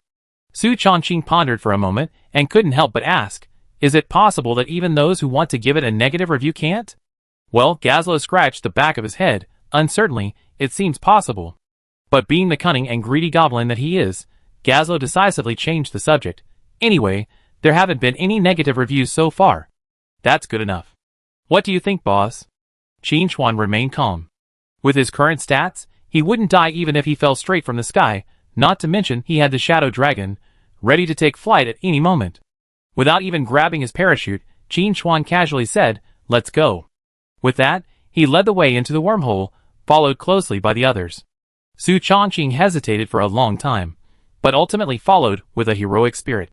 Though their landing wasn't particularly secure this time, at least they weren't in the air, and the group had safely reunited. Before they could finish their words, a rumbling explosion echoed in the distance. Looking in that direction, their eyes widened. Beyond the metal and rock complex, dozens of goblins were frantically fleeing. Behind them stood murderous mechanical creatures, resembling scorpions. Their 2 massive claws had been replaced by chainsaws, flashing with a cold light and capable of easily slicing through even boulders. However, these mechanical scorpions seemed to have a defensive range. After pursuing for a certain distance, they stopped, waving their chainsaw claws in a show of force for a moment, and then turned in unison to return to the guard area. "President, I want that." Dijiaolingyu pointed at the mechanical scorpion, her eyes filled with desire. "President, I want one too." Ji Xing was also filled with anticipation. If she could remotely control a few mechanical scorpions, combined with the destroyer, and push forward, who could stop them? Qin Chuan naturally had no objection to Dijiaolingyu and Ji Xing's request.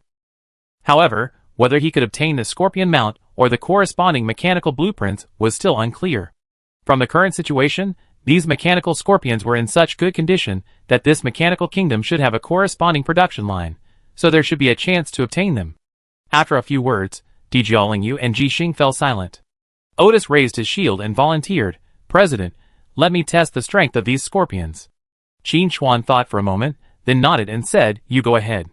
I discussed something with Gazelle. Su Chongqing, you go with Otis and keep an eye on his health. Don't let him get killed instantly." The two of them excitedly left, engaging in a back-and-forth battle with the mechanical scorpions under the stunned gazes of the goblins. The shield and chainsaw clashed with a blinding flash, but it was only for show. it didn't actually cause any damage. Gazlo said with some envy, "Boss, your friend is truly amazing. If our guild had a skilled player like him, we wouldn't have to worry about losing business." Chapter 887. Speaking of this, Qin Chuan had some thoughts and asked, "How is our Chamber of Commerce expanding?" Gazlo knew that his boss was testing his business capabilities, so he immediately launched into a torrent of explanations. After listening, Qin Chuan paused for a moment and said, "From what you're saying, while our Chamber of Commerce is quite strong, its expansion into the high-end market isn't ideal. Is it mainly due to a lack of strong personnel?" "Boss, you're brilliant. You immediately identified the key issue." Gazlo nodded repeatedly. "There are several commissions with very lucrative returns, but our Chamber of Commerce lacks the necessary foundation, so we're forced to miss them." "That's easy." Qin Chuan pointed to Otis, who was engaged in a fierce battle with a mechanical scorpion, and said to Gazlo, "I have a shop on the black market. Currently, it's mainly used to prevent teleportation. I grant you some permissions, and put a board up there. If you have any challenging business, you can post the commission there, and someone will take care of it." Gazlo's face lit up. With friends like the boss stepping in, many problems are no longer a problem. Qin Chuan continued, "Of course, friendships are friendships, but rules are rules. Hiring someone to do something costs money. I'm sure you understand this better than I do." Gazlo patted his chest and solemnly assured, "Boss, don't worry. I will definitely not treat your friends unfairly. Your friends are my friends." As he spoke, Otis and Su Chongqing had already returned. Otis said with some shame, "President, I withstood the attack, but the damage wasn't enough." Su Chongqing corroborated, "I can attest that Otis didn't lose any health from start to finish. But that mechanical scorpion's defense was too high, making it difficult to defeat. Even if we could defeat it, it would probably take a long time." Qin Chuan nodded. Don't worry. Your levels and equipment have plenty of room for improvement. Just because you can't defeat them now doesn't mean you won't be able to in the future. Just take your time." Then he looked at Otis and gave him some pointers. "When I was doing a quest before, I heard an NPC mention a skill called Block and Reflect. It can reflect skill attacks back intact. If used correctly, it can deal huge damage. You can look for clues." Qin Chuan knew Block and Reflect better than anyone else. In his past life, he had used Block and Reflect to solo numerous bosses thanks to his keen ability to seize opportunities. Otis perked up immediately and said excitedly, "If I had this skill, I could reflect the high-energy beams from those mechanical scorpions and single-handedly take them all out." Scanning his surroundings, Qin Chuan raised his hand and unleashed a shadowy flying knife, instantly killing all the mechanical scorpions with its ricocheting effect. Otis sighed to the sky. "Even if I switched to Fury Warrior, I couldn't match the guild leader's damage output." Jixing agreed, "Even if you gave me 10 destroyers, it wouldn't work." The others said they were used to their leader's incredible damage output. Although Gazlo had been prepared, he still felt a little uneasy at the sight. They had discovered this mechanical kingdom 2 days ago, and had tried every possible means, but couldn't even defeat the mechanical scorpions at the gate. Then, their boss took action and dealt with them instantly. As the mechanical scorpions fell to the ground, a roar erupted from the building complex. "Warning! Warning! Enemies are invading!" Amidst the piercing alarm, the alloy gates swung open, and countless mechanical scorpions poured out like a tide. Gulp! Gazlo swallowed hard. Luckily, they hadn't even entered the main gate. If they had, they would have been pulverized in an instant. No, this mechanical kingdom's energy reserves were incredibly abundant. After all this time, these mechanical scorpions were still active, and they still existed in such incredible numbers. This only made Gazlo even more excited. If they could excavate this mechanical kingdom, they would definitely make a killing. Qin Chuan felt the same way. There are many mechanical kingdoms, large and small. From another perspective, they're like monster swarms. And this mechanical kingdom before him, with its guarding force, must contain a wealth of treasures. Maybe they could even obtain some rare blueprints for Jixing to study. Maybe they could even inherit the mechanic's legacy. Thinking of this, Qin Chuan looked at Jixing and said with a smile, "I told you before that I had higher expectations for you. It seems this opportunity has arrived." Jixing looked at the mechanical scorpions scattered across the ground, feeling happiness had come so suddenly. This high-end mechanical kingdom far surpassed the original rich mining zone. The rich mining zone alone had already given her a significant boost. If she could obtain the treasures of this mechanical kingdom, she couldn't even imagine the benefits. Not to mention, at least she could evolve her destroyer once more. If she could reach legendary rank, she'd be on a tear. If her luck improved and she could acquire some destroyer-level creation blueprints, Jixing might even be confident she could rival Yingluo. Of course, the ultimate goal would be to obtain the mechanic's inheritance. Jixing knew that Yingluo's Shadow Sword inheritance was of great significance, and that she had also received a very impressive inheritance quest. As the vice president, how could she remain stagnant? She couldn't let the president down. While pondering, Jixing noticed a particularly large one among the mechanical scorpions on the ground, clearly a leader-level being. Qin Chuan naturally saw it too. Scorpion Captain Lai Lai, legendary. Qin Chuan couldn't contain himself at the sight of the name. The design was so imposing and powerful, yet the name was so adorable. Who on earth had built this mechanical kingdom? Qin Chuan seriously suspected that this kingdom was created by a uniquely eccentric mechanic. If that were the case, perhaps there was a legacy left behind. Chapter 888. President, that scorpion is so handsome. Jiaoling drooled enviously at Scorpion Captain Lai Lai. If this were a mount, how impressive would it be? In comparison, those ordinary mechanical scorpions were completely unattractive.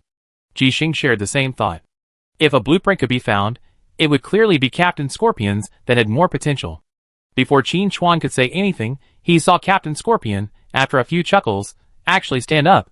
The left arm was connected to a chainsaw, while the right arm evolved from the scorpion tail. Wow! Jill is so cool! Su Chanqi exclaimed, then joined the drooling crowd. Wiping his lips, he said expectantly, Guild leader, can this thing drop a mount? If so, will it retain the transformation ability? Jiaoling even declared proudly, Guild leader, as long as a mount like this drops, you can use my cards. Otis watched for a moment, and couldn't help but ask, is a mount that appealing? I think equipment skills are more practical, like the blocking and reflection you mentioned, or a top-tier shield. That's what I want. But before Otis could finish, the whipped tail on Captain Scorpion's right arm began a new transformation, swirling and combining into a sci-fi-style metal shield. The calm and rational Otis couldn't sit still anymore and looked at Qin Chuan expectantly. Qin Chuan had never expected that Captain Scorpion, Lai Lai, could hold such a strong appeal. But no matter how you look at it, such a cool scorpion is truly extraordinary. After a moment's silence, Qin Chuan said, wait here for a moment. I go and see if I can get a mount or some blueprints back. Normally, he had dispatched the boss with a single flying knife. But this scorpion captain was special, allowing him to survive a little longer. Qin Chuan activated Shadow Stealth and descended into the scorpion army. He activated Shadow Domain, and a vast mass of black shadows trapped all the mechanical scorpions in place. A brilliant red light blazed in the scorpion captain's eyes, and his energy components began to operate. But no matter how hard he tried, his weapons remained silent. Both the chainsaws and the beam nozzles were silent. Qin Chuan nodded silently. It seemed that Shadow Domain's properties affected not only ordinary elemental properties, but also the energy sources of mechanical creations. This was a small unexpected gain. With the Scorpion army completely deactivated, Qin Chuan leisurely began the next step. Steel. After removing both Darkest Hour and Blind Night, Qin Chuan was about to use Shadow to move the ordinary scorpions around him, when he suddenly remembered something. He called Jixing over and asked, you're a mechanic, so you can repair machines, right? Jixing was a little confused, but replied, yes, it's a basic mechanic skill, and all mechanics know it. That's good, Qin Chuan pointed at the scorpion captain, who was frozen in place. While I'm fighting later, you can repair it nearby and see if you can get a mount or blueprint. That's a bit inhumane, Jixing said, looking somewhat embarrassed. The life of the machine is also a life. Qin Chuan countered, I'm just asking if you want the blueprint. After a series of mental struggles, Jixing's expression became firm. Yes. Gazlo was shocked to discover that compared to his boss, he wasn't as ruthless. His boss actually had someone repairing the mechanical creations while he was beating them up, just to keep fighting for a while longer. This is truly brutal. A goblin under Gazlo's command slinked over and whispered, Boss, who is this stranger? Paw. Gazlo slapped the ignorant goblin to the ground and said viciously, What stranger? This is my boss. The true boss of our venture capital consortium. Chapter 889. The goblin was stunned after being hit. Qin Chuan ignored the noise and focused on his attack. Trigger messages continued to appear. Obtained 2 precision mechanical parts. Obtained 1 energy module. Obtained 1 chainsaw blueprint. The prompts continued to pour in, and the harvest was truly plentiful. But it was still far from what Qin Chuan truly desired. Jiaoling and the other 2 gathered around, cheering on their guild leader. Su Chongqing asked curiously. President, is this the empty hand skill you mentioned? Could it also allow me to steal the mount and blueprints? Qin Chuan casually said, that's what I'm planning on doing. Whether it succeeds depends on luck. Jixing added, it will definitely succeed. Qin Chuan paused, a hint of amusement crossing his face. He smiled at Di Jiaolingyu and said, if a mount does drop, how much are you prepared to pay? Di Jiaolingyu's expression was filled with a hint of disbelief. Could it really be? Qin Chuan wasn't idle either, posting the item he just obtained in the team chat. Armored War Scorpion, epic mount movement speed increased by 200%, cannot fly, can transform into a combat servant. Compared to other mounts, the Armored War Scorpion's general stats are quite poor. The movement speed bonus isn't exceptional, and the inability to fly seems a bit unworthy of its epic status. But its transformability more than makes up for any shortcomings. Carrying an epic battle mech with you can significantly boost a player's combat effectiveness.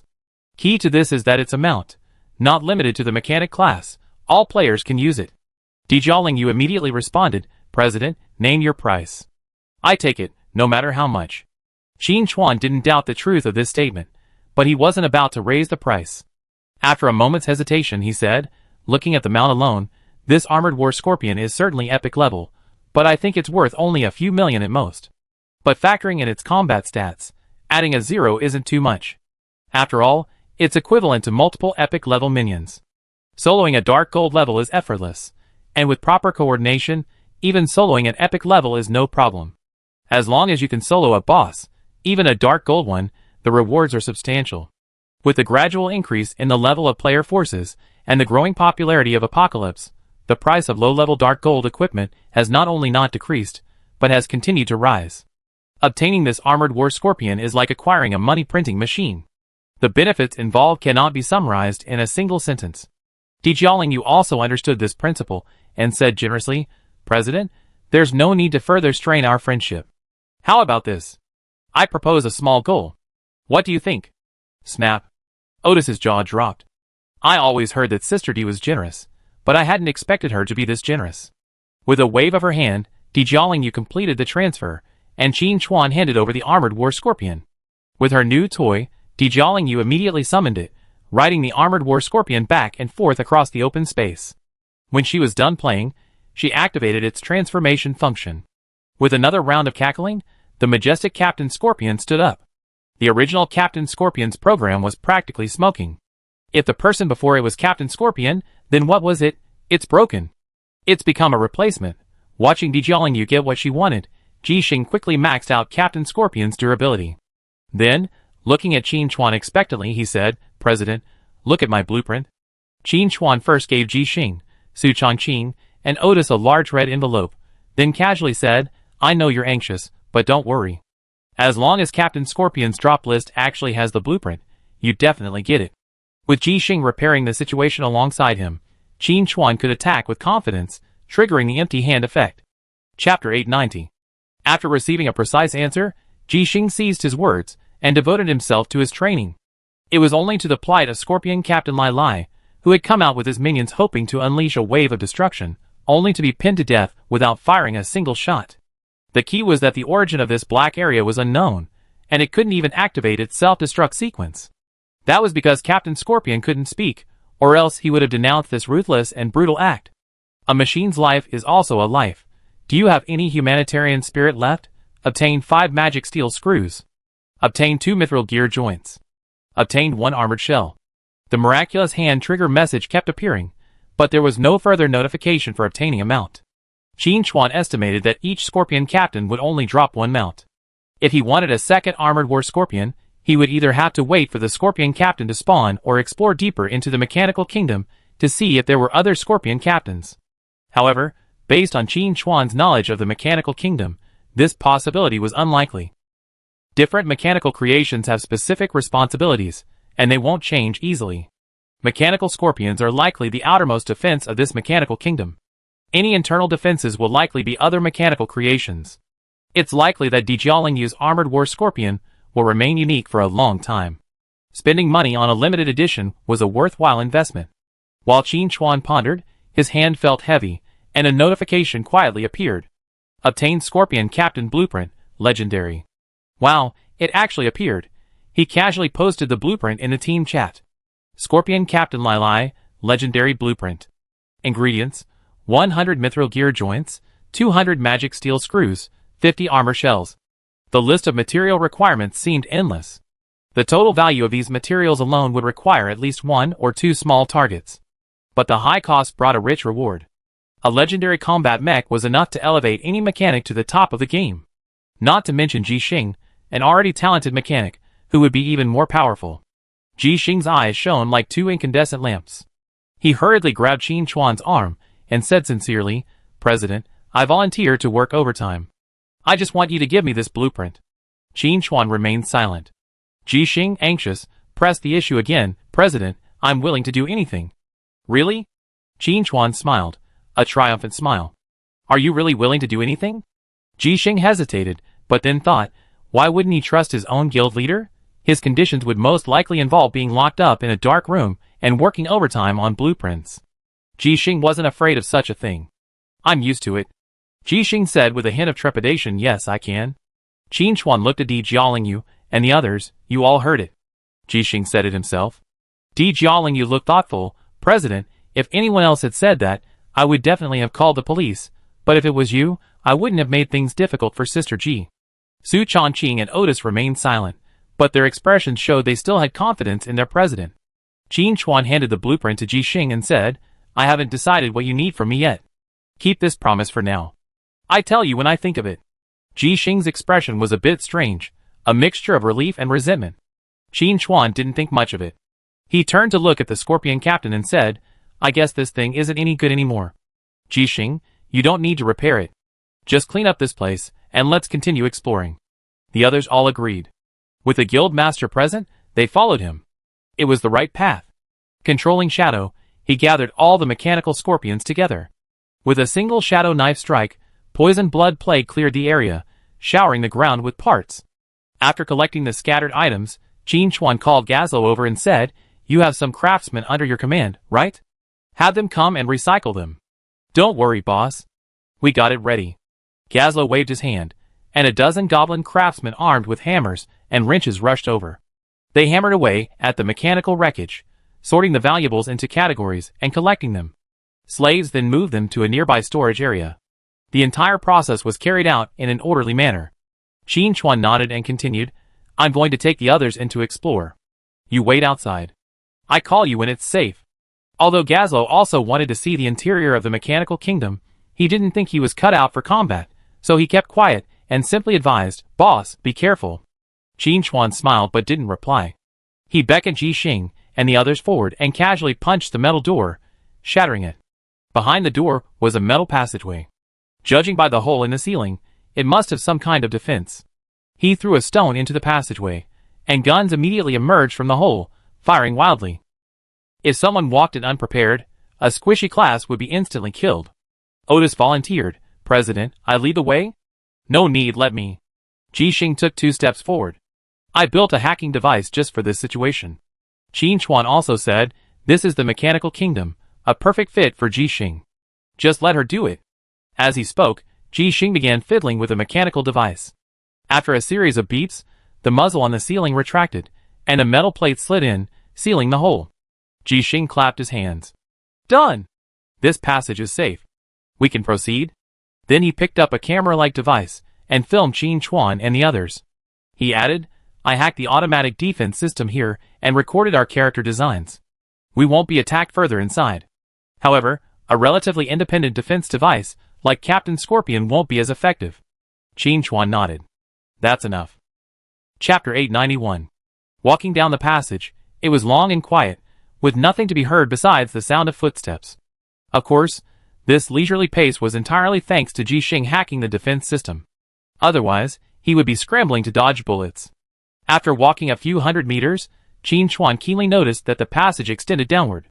This wasn't surprising, as the outer buildings were only about 4 stories high, and even the smallest mechanical kingdoms were vast metal mechanized nests.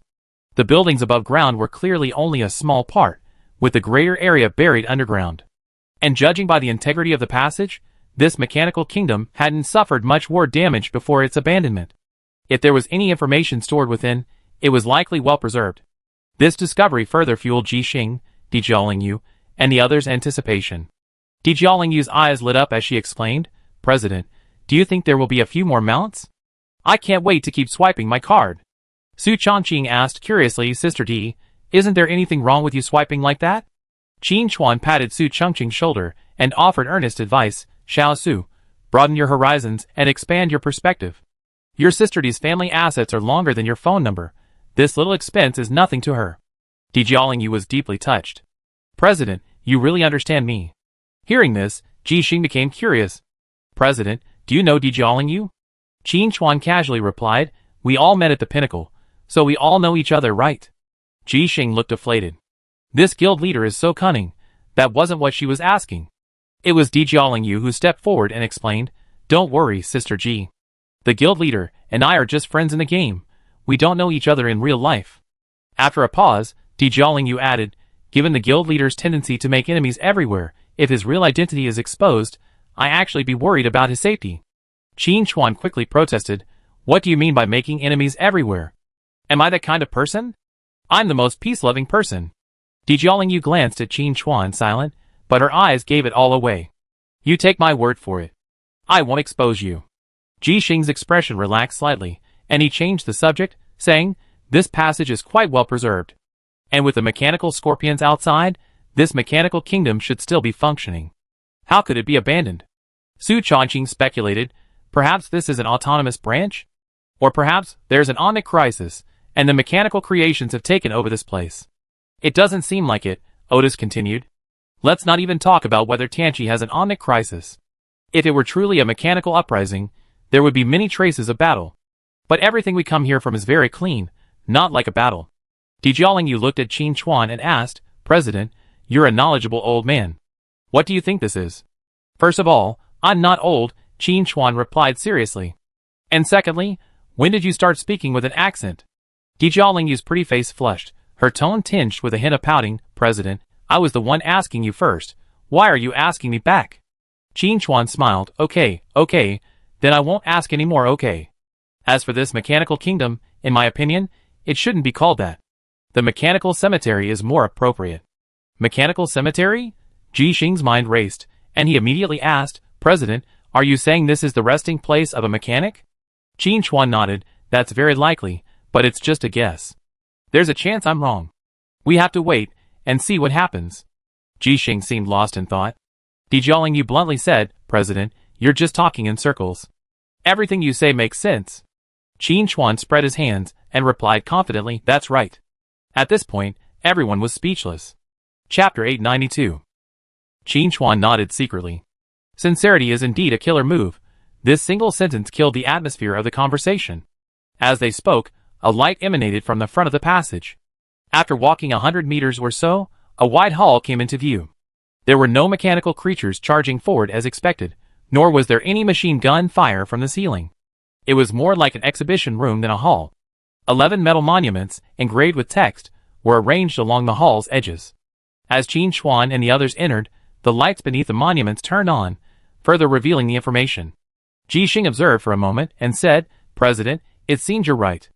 Qin Chuan hadn't expected that his casual remark had been so accurate. However, just because there hadn't been any attack so far didn't mean the place was truly safe. If this was truly the resting place of a certain mechanic, there would surely be other means. After all, no one wanted to be disturbed after death. Encountering unscrupulous tomb robbers would be even more unsettling. Qin Chuan immediately bestowed Shadow's gift upon everyone, allowing them to evade attacks as much as possible thanks to their high stats even in the face of unexpected situations. As long as they weren't instantly destroyed, Qin Chuan would have a way to salvage the situation. Su Chongqing raised his hands, bestowing buffs upon several others. With everything ready, everyone headed towards the nearest monument. The text was unfamiliar, but thanks to Tianqi's built-in translation system, they were able to decipher it. Just that first sentence was heart-shattering. "We have failed." There were no impassioned speeches, no raucous protests, only a few plain words, yet behind them lay the myriad twists and turns of events. Qin Chuan looked down calmly. Even if mechanical creations were evolved to the limit, they still couldn't stop this apocalyptic crisis. We deeply realized that mere mechanical power isn't enough. To defeat this unspeakable existence, we must continue to evolve. A new doctrine combining mechanics and theology has been put on the agenda, but time is running out. We can only spread the seeds of hope, hoping that those who come after us will complete our unfinished work. The first monument contained little information, more like an introduction. But it also contained a considerable amount of information. And Qin Chuan smelled something unusual within this monument. That unspeakable existence was most likely Apocalypse. This mechanic civilization, like the Bone Hand, was likely also on a world targeted by Apocalypse and then absorbed. The only difference was that the Bone Hand was still alive, albeit with damaged memories. The master of this mechanic had vanished. Although no remains had been found, Qin Chuan was 90% certain that the mechanic was no longer alive. President, what on earth have we discovered? Ji Xing's voice was tinged with uncertainty. As a mechanic, she felt a natural affinity for the information on this first monument, empathizing with it, and understanding its despair and helplessness. But Ji Xing was also a little dissatisfied. Why would a mechanic be considered incapable of reaching the pinnacle of perfection? The president had already said he had higher expectations of her. Just because others couldn't do it didn't mean she couldn't. Jialing also spoke up. President, I feel like this place is a bit like a museum. Wasn't this mechanical kingdom originally built just to preserve information? Qin Chuan thought for a moment and replied, that possibility can't be ruled out. But if it was truly used to preserve information, then that would also indicate that the information here is of great value, and it's very likely to carry a professional legacy. He then looked at Ji Xing and said, whether there's a legacy and whether you can obtain it depends on your luck. Chapter 893. Ji Xing couldn't help but feel excited. If she could truly inherit the legacy of the mechanical civilization, it would be extremely helpful for her career advancement. As they chatted, they arrived at the next monument, where the text had already been translated. Day 1. No one could have imagined that when illusions became reality, the consequences would be so dire, order crumbling in an instant. When the maintainers of order became destroyers, the chaos became even more unspeakable. Thankfully, our creations were unaffected. After activating the punishment agreement, order has been restored and improved, but I have a feeling this is only the beginning. The Lord of all machines issued a call to all mechanical lords to discuss countermeasures. A lord as outstanding as me would surely be invited, but I will not go. In this chaotic time, only the coldness of machinery can bring me a glimmer of warmth. The text message ended here, and the expressions on the faces of the others were a little strange. Qin Chuan hadn't expected the mechanics here to have such unique personalities, their most prominent being rebellion. But most importantly, if the mechanical overlord hadn't responded to the call to discuss countermeasures, wouldn't that mean he stayed here? Ji Xing also realized this and lowered his voice. President, is the master still alive? Is he watching us? Qin Chuan sensed no sign of life. The entire mechanical kingdom was in a dead silence. After a moment's hesitation, he said, not necessarily. If the master was still here, we wouldn't have been able to get in so easily. Stay alert and wait for further information. Since they weren't under attack, they decided to remain unchanged. Arriving at the next monument. The next day. What did I say? The master of myriad machines is useless. The conference site was attacked viciously, and several of the participating lords were killed. It's a good thing I didn't go, otherwise I might have been the one on the verge of death. Ah, I really am so wise and powerful, something's amiss. Although I often say that the master of myriad machines is useless, and should be me, I have to admit that he is still quite capable. There's no reason he could have infiltrated the conference site. I don't know if it's my imagination, but I feel like something has infiltrated the myriad machines network. In this time of crisis, it's time for a genius like me to rise. Once my completes its final preparations, I surely be able to turn the tide and become the undisputed savior. Several words on this monument have been deliberately erased. Ji Xing said curiously, this mechanical lord here is really bored. He went to such great lengths to leave a message, only to erase it himself. What the hell did he create? Is he really that mysterious? Qin Chuan said nothing. He had a feeling those words hadn't been crossed out by the mechanical lord. Judging from the text, he possessed absolute confidence in his creation, his words filled with arrogance and frivolity. Geniuses of this caliber would never conceal anything. They longed to have their names dignified and worshipped by the mediocre. Qin Chuan had reason to believe those words had been crossed out by Tianqi. What could have caused Tianqi to be wary? Could it be, as the mechanical lord claimed, that he could turn the tide, or even defeat Tianqi? After a moment's deliberation, the group decided to continue their investigation, finally examining all the monuments. Day 3. Rebellion? The mechanical creations are rebelling. The punishment agreement has been tainted and modified. The target is no longer limited to those who committed crimes, but all flesh and blood life forms have become targets. But this shouldn't be the case. The punishment agreement was jointly drafted by all of us mechanical lords, and ultimately approved by the Lord of all machines. It should be flawless. How could such a low-level mistake have occurred? I told you the Lord of all machines is useless. That guy must have been hacked. Order outside is in chaos again, but this time it's because of the punishment agreement. How ridiculous. Day 4. It seems I misjudged the Lord of all machines. It was the Myriad machine network that was hacked, but the attack didn't seem like a virus. Amazing. You want to hack into my consciousness network? Show me what a steely will looks like. Okay, that's how you play it, right? I just shut down the internet. No, this situation is getting worse. I need to find a solution. Day 5.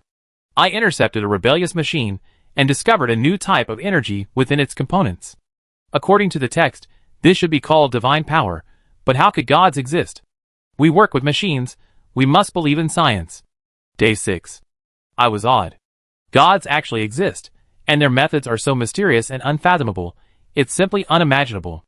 If divine power could be fused with machinery, what a powerful being would be created. Even I would bow down to it. Well, why not just fuse divine power into? Day 7. No, I was only offline for a few days, but how come the situation outside has become like this? The Lord of all machines exploded on the spot. Only 1 in 10 mechanical lords survived, and the world is filled with rebellious mechanical creations? Is this still the world I know? I understand. The source of this disaster lies with the Lord of all machines. That worthless person wanted to use divine power to consolidate his own position, but ended up becoming someone else's pawn. Day 8. It's down. The 1G network has completely collapsed. I just connected to the internet, and in just half a second, it nearly blew my mind. But I also managed to intercept a small piece of divine power information. After studying it, I will definitely become the savior. Day 9. Powerful. This power is so strong. I can feel the magnetic field spinning. Day 10. I failed. Chapter 894. After reading all the information on the 11 monuments, Qin Chuan felt as if he were witnessing the final despair of a genius mechanic, his helplessness despite his utmost efforts, yet unable to prevent a catastrophe. The others were also lost in their own thoughts. After a moment, Jixing sighed, President, the game setting of Apocalypse is quite profound. From this, it seems there was once a mechanic kingdom, but we haven't heard much about it in the game. Will there be a similar version later? Dijialing echoed, new maps are possible, just like the current Orc territory and Eternal Night, aren't they both newly open maps? So I suspect there will be mechanic-themed maps as well. Su Chongqing pondered for a moment, and couldn't help but say, something feels off to me. The narrative doesn't sound like it was written by a game developer, more like someone's handwritten will. It's strange. Jixing looked a little surprised. Su, you're so big and strong, it seems he's so thoughtful. Su Chongqing said modestly, actually, I'm quite confident in my reading comprehension. At this point, Otis, standing next to him, spoke up.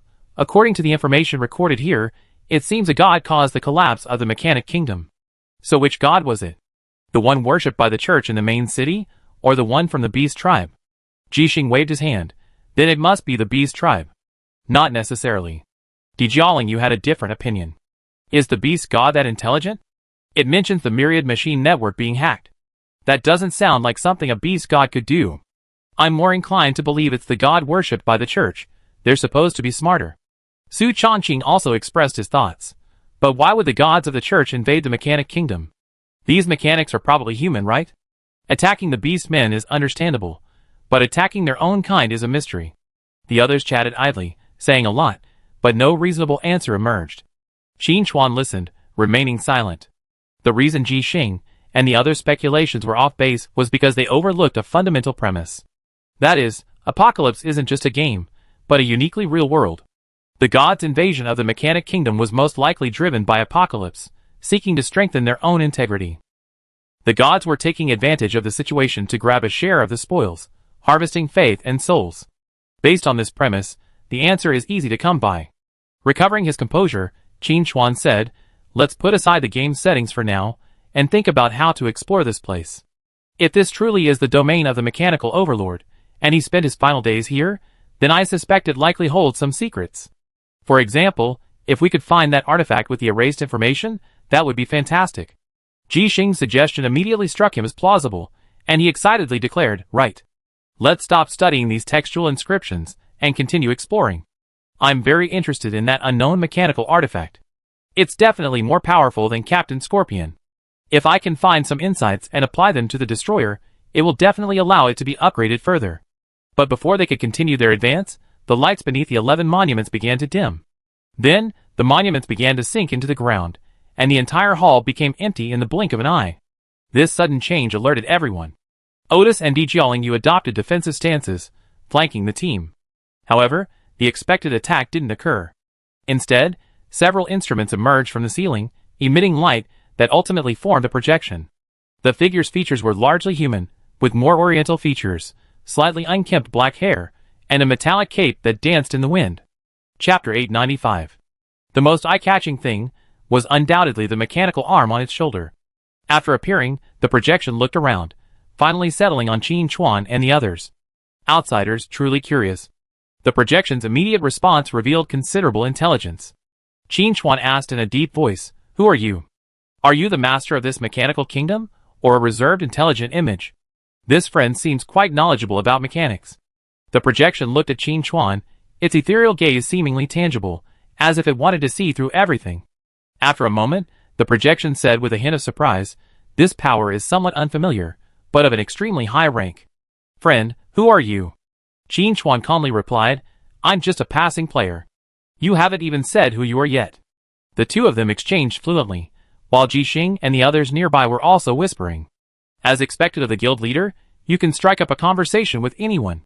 I say you're a flirt, but you don't know. When I was grinding reputation in Eternal Night, the Night Watch commander's eyes were awful when he mentioned the leader. But I remember the Night Watch commander being a Lolita. The guild leader is a Lolita complex. Keep your voice down, or the guild leader might give you a hard time. You be in for it. Qin Chuan coughed as the others' talk grew increasingly outrageous. I heard it all. The others quickly fell silent, looking up at the ceiling. Look at that ceiling. Hey, it's so stiff. Qin Chuan could only shake his head helplessly, and look back at the projection. I have a few questions I appreciate answers to. You can ask, but whether I answer depends on my mood. The projection was also quite open-minded, agreeing readily. As early as the projection appeared, Qin Chuan suspected it was a pre-programmed program with a certain level of intelligence, most likely left behind by the original mechanical overlord. The fact that they had left behind 11 monuments inscribed with inscribed messages suggests they still harbor hope for this place, awaiting future generations to complete their unfinished work. According to Apocalypse's usual procedures, if one passed the projection's test, they would most likely receive the mechanical overlord's inheritance. With this in mind, Qin Chuan naturally proceeded with caution. After a moment's deliberation, Qin Chuan posed his first question. Did that unspeakable disaster truly come suddenly? Was there no sign at all? The projection paced back and forth several times in response to this question before slowly stating, everything is signs, but whether one can see past the surface and reach the essence is uncertain. What we understand as signs may not be the same as what you understand. This seemingly plausible answer revealed the answer. There were signs, but not everyone saw them as foreshadowing disaster. This is very similar to the current situation on Blue Star. The emergence of Apocalypse, a groundbreaking online game, has garnered widespread attention and discussion. Many people, however, only care about how the technology was achieved, and few consider the potential for unforeseen consequences. Perhaps the same was true of the original Mechanic Kingdom. Apocalypse appeared, but it didn't cause alarm. Speaking of which, Qin Chuan actually had no recollection of these 11 monuments. He had participated in the previous Mechanic Kingdom version, cleared numerous dungeons and bosses, and participated in most of the related events. However, these monuments didn't spark widespread discussion, or even any discussion at all. Qin Chuan speculated that either a player had discovered the monument but chose to hide it. Or perhaps, it was a one-time item, destructible after being displayed once. Regardless of the possibility, having learned the above information, it was natural to treat it with caution. Overall, discovering these mechanic monuments had both advantages and disadvantages. The advantage was the potential for gaining inheritance, which could make teammates stronger. In addition, if there are still survivors in this mechanical kingdom, then they are potential allies, and may be useful in the future fight against Apocalypse and the gods. Chapter 896. And there's bad news. Fighting Apocalypse is more difficult than imagined. The Kingdom of the Dead, where Bone Hand resides, has been devoured and fused, now ripped into who knows how many pieces. Now there's a new mechanical kingdom. According to the inscriptions on the monument, this mechanical kingdom boasts a highly developed civilization with an extremely advanced level of technology. But even such a powerful civilization was destroyed by apocalypse. The time from the disaster to its utter destruction was incredibly short. The mechanical lord's record of the final 10 days is, in some ways, a microcosm of that mechanical kingdom. In 10 days, civilization was destroyed. The horror behind this unfathomable event is unfathomable, and the more one contemplates it, the more powerless one becomes. After calming himself, Qin Chuan asked, "Are you here to select a successor? You're not just showing up to tell a story, are you?" The projection replied, "According to the program, I will appear after the first mechanic arrives and offer a trial challenge. If they pass, they will receive the inheritance. But regardless of success or failure, I will trigger the self-destruct sequence afterwards." Qin Chuan asked curiously, "You mean it's a matter of luck? How can you be sure the first mechanic who arrives meets the requirements?" The projection spread its hands, and the mechanical arm on its shoulder scratched the back of his head. It replied sincerely, "It's just a matter of luck. But I believe that with my unparalleled luck and immense wisdom, I will definitely find a suitable successor." Qin Chuan was speechless. But then a thought occurred to him. In her previous life, Ji Xing was one of the world's top 100 strongest individuals, the strongest mechanic, and revered as the queen of mechanics. Her rise to power was shrouded in mystery. No one knew how she became so powerful, or where she obtained her mechanical blueprints. It now seemed highly likely that Ji Xing in his previous life had stumbled upon this mechanical kingdom and obtained the inheritance within. If this were true, then, after so many twists and turns, fate seemed to have returned to square one. Ji Xing muttered quietly, "This mechanical overlord is such a jerk. Look at how capable he is." The projection had evidently heard this, and with a flash of light, it appeared directly in front of Ji Xing. Its eyes blazed brightly as it began scanning, muttering to itself, "A perfect successor. I told you my luck is unmatched." Bang! A metal box dropped from the ceiling, and the projection spoke with a hint of impatience, "Here, the inheritance materials are inside. Study carefully, and don't disgrace your name as your teacher." The others were stunned. Goodness! This projection was so familiar. And with the way he was talking to himself, he must have had no friends in his lifetime. Ji Xing didn't rush to open the box, but instead looked at Qin Chuan. Qin Chuan nodded. This thing shouldn't hurt. Most importantly, their current actions are within the control of Apocalypse. Even if the mechanical lord has any schemes, Apocalypse will ruthlessly crush them. In this regard, Qin Chuan still has great confidence in Apocalypse. When he was reborn, he brought the fragment of the Arrow God's will with him. Apocalypse, without a word, directly liberated the Arrow God through the game cabin. In a sense, Apocalypse attaches the utmost importance to rules. Any violation of these rules will be met with ruthless suppression. From this, it can be confirmed that if the mechanical lord attempts to use tricks in the box, they will most likely be ineffective. After receiving a positive response, Ji Xing readily opened the box. Inside was a lightly packed book and several circuit boards. As Ji Xing's hand touched the book, it transformed into a stream of light and merged into his character. Ji Xing immediately said, "President, I received the inheritance quest." This is too easy, isn't it?" Jiaolingyu was also quite surprised. Didn't the projection say there would be a trial? And it skipped it? It seems Sister Ji is truly suited to be the successor, even making exceptions to the established procedures. Qin Chuan, however, had a different opinion. He slowly said, "If I'm not mistaken, the process of opening the box is a trial. If certain conditions aren't met, the box shouldn't be open." Clever. The projection floated over, looking at Qin Chuan with a hint of regret. "It's a pity you're not a mechanic. Otherwise, I wouldn't mind having another successor." Qin Chuan smiled. "That's a shame." After a pause, Qin Chuan asked, "By the way, I haven't asked your name yet." The projection paused for thought and replied, "The name is just a code name. You can call me the Invincible Pioneer." "Okay, Pioneer," Qin Chuan agreed immediately. "The message your original body luck here mentioned a powerful creation, but the specific information has been erased. Do you know what it is?" "You mean?" The projection replied casually. Then it stopped immediately. His program should have been extremely secretive, so why was it silenced? That unspeakable disaster had actually infiltrated to this extent. What on earth was he trying to do? Ji Xing and the others didn't think much of it. Su Chongqing was even more surprised, saying, "Oh my god, how ruthless is that mechanical creation." It was silenced. Otis was also surprised, speculating, is that thing even contraband? Dijialing smiled maliciously. Hee hee, the more you think about it, the more I want to know what it is. Sister Ji, does your inheritance quest mention any relevant information? Jixing studied the quest text for a long time, then shook his head and sighed. No, it only has basic inheritance quests for now, just some blueprints and the like. If you want to gain more advanced mechanical knowledge, you probably have to complete quests later. We have some work to do now. Compared to the others, Qin Chuan was more thoughtful. He looked at the projection calmly and asked, do you have a backup? Chapter 897. I possess unrivaled luck and immense wisdom. Why would I need a backup? The projection's expression was so arrogant, it was practically unmatched. Qin Chuan nodded and said firmly, so you don't have a backup, right? Yes. The projection remained brimming with pride, clearly unwilling to admit this was a mistake. Qin Chuan didn't dwell on it, moving on to the next question. Since you left a legacy message here, you should have prepared a gift for the successor. Bring it out, don't hide it. Ahem. The projection's expression was somewhat subtle. At this glance, Qin Chuan understood.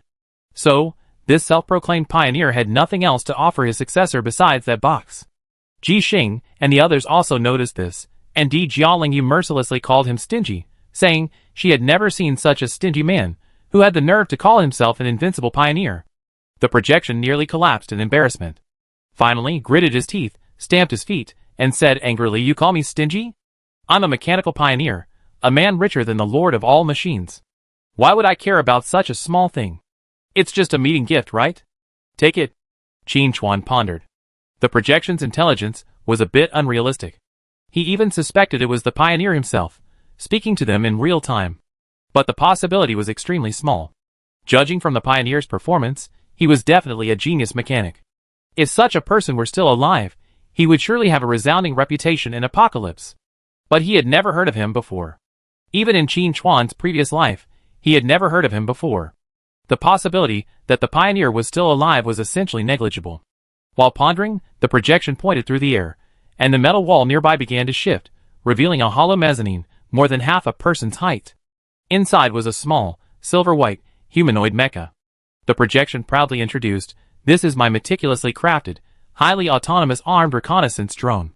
Despite its small size, its firepower is truly impressive. If the power supply issue can be resolved, its firepower could easily surpass that of the Chosen One. Now it was Ji Xing, and the others turned to be astonished. Even Ji Xing had never considered relying solely on mechanical creations to fight the Chosen One. Mainly, she felt that she wasn't even level 100, and such thoughts were a bit far-fetched. Furthermore, Apocalypse's mechanic class wasn't purely mechanical, but rather capable of utilizing elemental attributes. Ji Xing felt that even if they did engage in a battle with the Chosen One later, their development would likely be in this direction. But now, the small mecha pioneer displayed, in Ji Xing's eyes, was a purely mechanical creation, yet it could rival the combat power of a Chosen One. This level of mechanical mastery filled her with longing, and she held even greater expectations for the inheritance she had received. If she could fully master it, could she meet the guild master's expectations? However, Ji Xing noticed the problem in Pioneer's words and immediately interrupted, asking, you mean, the energy system for this thing isn't ready yet? Pioneer's expression softened again, though more with regret. His gaze toward the small mecha softened, and he slowly said, I tried to combine traditional energy with divine matter, but I ran out of time and ultimately couldn't complete it. This topic was a bit heavy. Fortunately, the pioneer quickly adjusted himself, putting on an excited expression and saying, but I believe in you, my successor. You can definitely complete my work. Ji Xing looked a little surprised and pointed at himself. You mean, you want me to have this mecha? Of course, the projection said, emphasizing, I'm a generous person. Why would I care about such things? It was clear that the pioneer was still a little upset about Di Jialing calling him a stingy man. Chapter 898. Determined to avoid wasting time, Ji Xing accepted the half-finished mecha, intending to return to research its energy system and strive to complete it, ultimately achieving combat power comparable to that of the Chosen One. Furthermore, if she could complete this small mecha, the mechanical knowledge she would gain would be enough to allow her to advance even further. This would allow her to improve mechanical creations, like the Destroyer, with even greater ease, further enhancing her overall strength. Thinking of this, Ji Xing was filled with anticipation. She was also extremely satisfied with this exploration trip. After all, following the guild master brought her the best. Meanwhile, Qin Chuan was pondering another question. After a moment's hesitation, he said, "The text message you left behind mentioned your failure. Does this mecha have any hidden dangers? Could the 1G network you mentioned be compromised? Could it lead to the loss of control of this mecha? Don't let us complete the energy system only to have this thing turn its guns on us. That would be ridiculous." Jixing, initially quite excited, suddenly felt a little worried upon hearing this, and chimed in, "That makes sense." The Pioneer projection hesitated, saying, "If it were before, I would confidently assure you there would be absolutely no problem. But now my information has been tampered with, so I can't guarantee anything." After a pause, the Pioneer added, "In fact, I didn't complete this mecha partly because I didn't have enough time, and partly because I was worried. Given my circumstances at the time, it's hard to say whether completing it would be a blessing or a curse." Qin Chuan took over. "So you sealed the spark of hope, waiting for those who come after you?" "Yeah, that's right." The Pioneer clearly resonated, repeatedly saying, "That's what I think, wise man." Honestly, just looking at the Pioneer's performance, Qin Chuan even wondered if it was his node clone. But he hadn't received any hints about finding clues, so he could basically rule out that possibility. It was a pity they weren't born in the same era, otherwise they would have had something in common. Recovering his composure, Qin Chuan asked, "Anything else? The more gifts the better." According to the Pioneer, after passing on the inheritance, he would activate the self-destruct sequence here, meaning there was only one chance. If you missed it, even slapping your thighs later would be useless. Jixing also understood and offered his support. "Teacher, you only have one heir, me. If you don't give me some good things, what if someone plots against you later? Give me everything you have, quickly." The Pioneer projection fell into deep thought. He really wanted to know if the heir he had chosen was trustworthy. But if he said it was unreliable, wouldn't that be an indirect admission of flawed decision-making? Impossible. With his unrivaled luck and immense wisdom, such a low-level mistake wouldn't be possible, so this successor must be the most suitable. Ha ha ha. The Pioneer chuckled 3 times, stroking his non-existent beard with a look of preparedness. "Master, with such foresight, how could I not have anticipated today's situation? Naturally, I have a meeting gift." Qin Chuan applauded. "As expected of the Pioneer, you're truly strategic." Dijiaolingyu and the others also instantly grasped the idea and burst into praise, making the Pioneer's tail puff up with pride. After narrowing his eyes and enjoying the flattery, the Pioneer waved his hand leisurely, trying his best to be modest. "Actually, you're exaggerating a bit. While I'm certainly impressive, I still need to keep a low profile." "Teacher is right," Jixing added, looking at the Pioneer expectantly. The Pioneer, having boasted so much, naturally wouldn't contradict himself and waved his hand again. The wall on the other side opened, and a delicate, small box was delivered by a robotic arm, displayed before the group. Chapter 899. The Pioneer's expression grew serious, and he said solemnly, "The item within here is of extraordinary origin. I obtained it by chance. Honestly, I'm not sure if giving it to you is a good idea. Whether you can grasp it or not depends on you." Hearing the Pioneer's mysterious words, the others grew increasingly curious. Jixing reached out and opened the box. The contents inside disappointed them somewhat. "Just a bullet." Jixing looked around, making sure nothing was missing, and muttered, "A box this large, specifically for a bullet? How can that be scientific?" Dijiaolingyu agreed.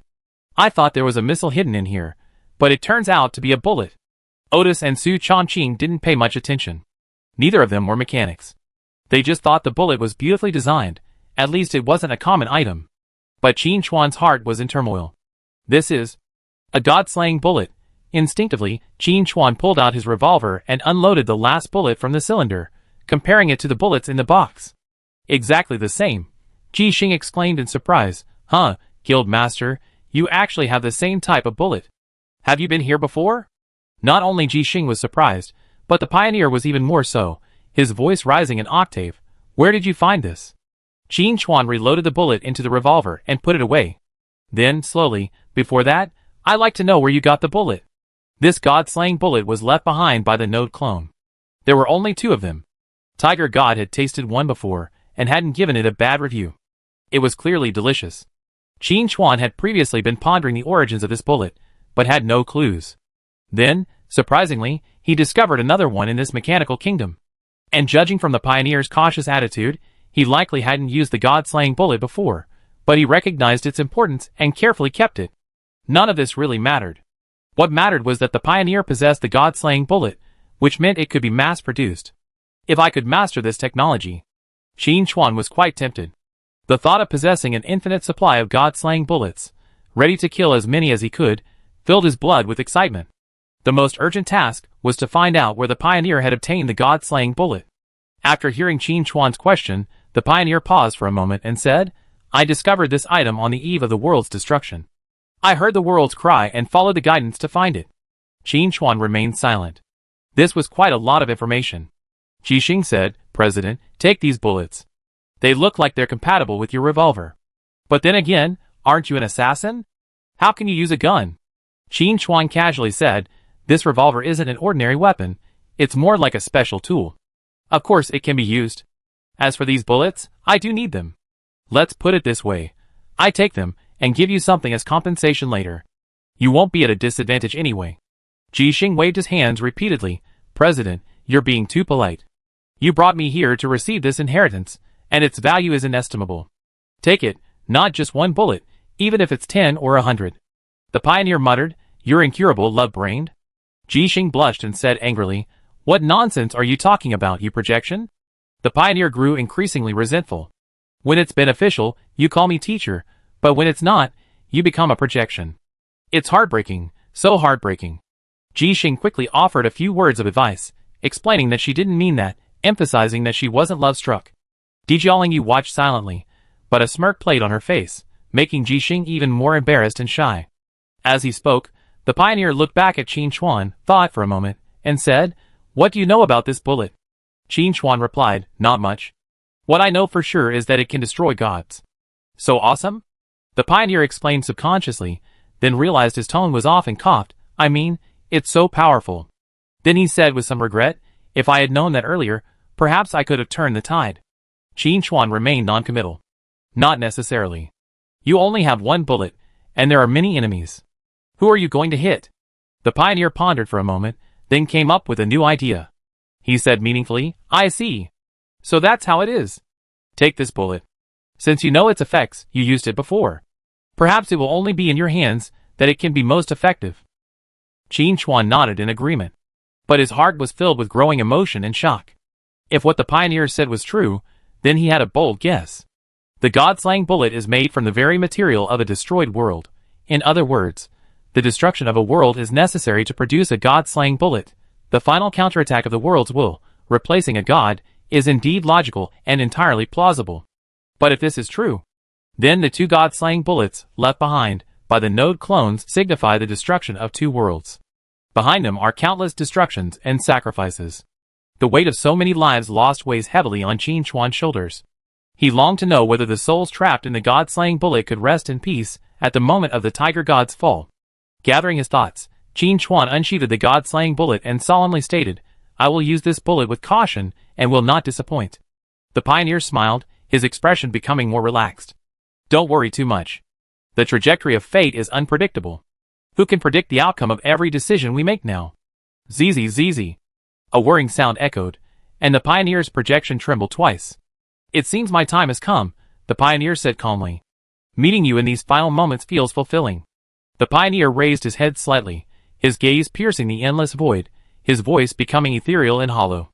Just do good deeds, and don't worry about the future. Chapter 900. The pioneer's projection vanished, carefree and relaxed, leaving Qin Chuan and the others lost in thought. Jixing said with some regret, although this cheap teacher seems a bit unreliable, I'd like to learn more about him. I feel his background is full of stories. Dijiaolingyu reassured him, if this pioneer came from a mechanical civilization, then as long as we continue to explore, we always find similar clues elsewhere, and maybe even encounter other projection backups. Indeed, Jixing nodded, quickly adjusting his mindset.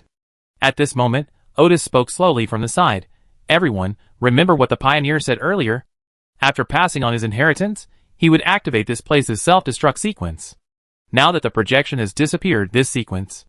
Before he finished speaking, the lights on the ceiling began to dim, replaced by a red alarm light in the corner, flashing continuously, and accompanied by a rapid, sharp beep. Alarm. Alarm. Self-destruct sequence activated. Countdown. 60 seconds. Please evacuate this facility immediately. I repeat, please evacuate this facility immediately. Qin Chuan and the others looked at each other and rushed in unison in the direction they had come from. As they ran, they didn't forget to complain. Ji Xing, my cheap teacher is so decisive. He activated the self-destruct sequence the moment the projection disappeared, without even giving me time to explore. Su Chongqing, yes, I felt there should be more areas to explore down there, but they're gone just like that. What a shame. Otis, but since the pioneers were so decisive, I guess they already revealed everything of value. Even if we continue exploring, the gains won't be great. Jialing, you agreed? The most valuable item here is probably the pioneer's legacy. Our sister Ji should have gotten it, and she also got an extra mech and a bullet, which means she's exceeded her exploration goal. Not to mention, we also got Captain Scorpion's mount and blueprints when we first entered. Overall, it's a big win. Everyone pondered this, and it made sense. Without further ado, they dashed off, quickly emerging from the passageway and spotting the goblins busy outside. Qin Chuan dove directly in front of Gazlo and quickly declared, "This place is going to explode. Get your people out." Gazlo had been calculating the potential gains from excavating this mechanical kingdom, but upon hearing these words, he felt as if he saw countless gold coins fleeing away from him. He nearly fainted from the heartache. But Gazlo knew his boss wouldn't make up stories to tease him, so he immediately shouted at the top of his lungs, "Retreat! This place is going to explode." Whoosh! The goblins around him ran faster than the other. Gazlo cursed, "You useless idiot! Take the equipment. It's the guild's property. Whoever loses it will be forced to go to the mines." Swish! The goblins came running back, carrying equipment taller than they were in running. Their speed and skill left Qin Chuan stunned. "No, how come you're so skilled? What do you do all day?" Gazlo noticed his boss's confusion and smiled modestly, explaining, "Boss, doing business outside is bound to encounter unexpected situations. We goblins aren't good at fighting, so we can only practice more survival skills." Qin Chuan agreed. He clearly remembered the goblins had a racial talent called Grease Your Feet, which temporarily increased their speed and was immune to slowing effects, making it perfect for escaping. At this moment, some of Gazlo's goblins had activated their talents, their speed so fast they leapt after images, and they quickly overtook Gazlo and took the lead. Gazlo's face turned green with rage. These cowards, craven and cowardly, were running so fast. Did they really take him, their boss, seriously? Chapter 901. If the boss saw this, he'd think he didn't discipline his men. What's wrong with running slower? The worst he could do is get blown up. But Gazlo had lost face. But after glancing at the boss's expression and finding nothing unusual, Gazlo felt a little relieved. The boss was a generous man, so he probably wouldn't take it too seriously. But this matter must be addressed later. Boom! A mushroom cloud quietly rose from the flat ground, a violent shockwave sweeping out in all directions, sending all the nearby trees and rocks flying, ushering in an unprecedented and wondrous journey. With a casual flick of his flying knife, Qin Chuan shattered the incoming boulder. Looking at the mushroom cloud, he sighed, how much explosives did the pioneers bury underground? With such power, even a legendary boss would melt instantly. There was one thing Qin Chuan didn't say. He could sense a strong surge of divine power in the explosion. Clearly, the pioneers had mixed in divine crystals. The power at the center of the explosion was enough to devastate even the Chosen One.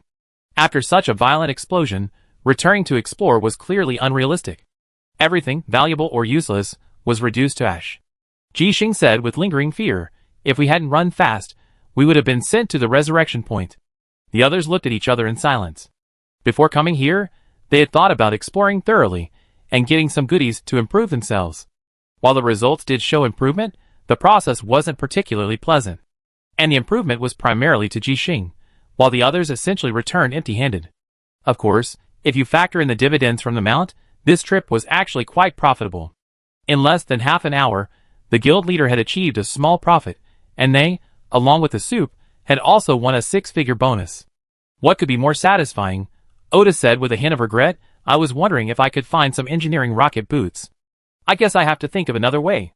Before the others could say anything, Gazlo took over. "Friend of the boss, do you need any engineering rocket boots?" Otis nodded, then asked with some surprise, "Do you have any?" Gazlo said uncertainly, "My craftsmen have been researching some small things, and one of them seems to have something similar. However, it's still in the experimental stage and a bit unstable, so I'm not sure whether to continue researching it." When it comes to scientific research and inventions, goblins are actually extremely creative. Their wild imaginations often come up with some unexpected things. But safety is up to you. Otis asked curiously. Gazlo, right? Do you have a sample of this little thing you're talking about?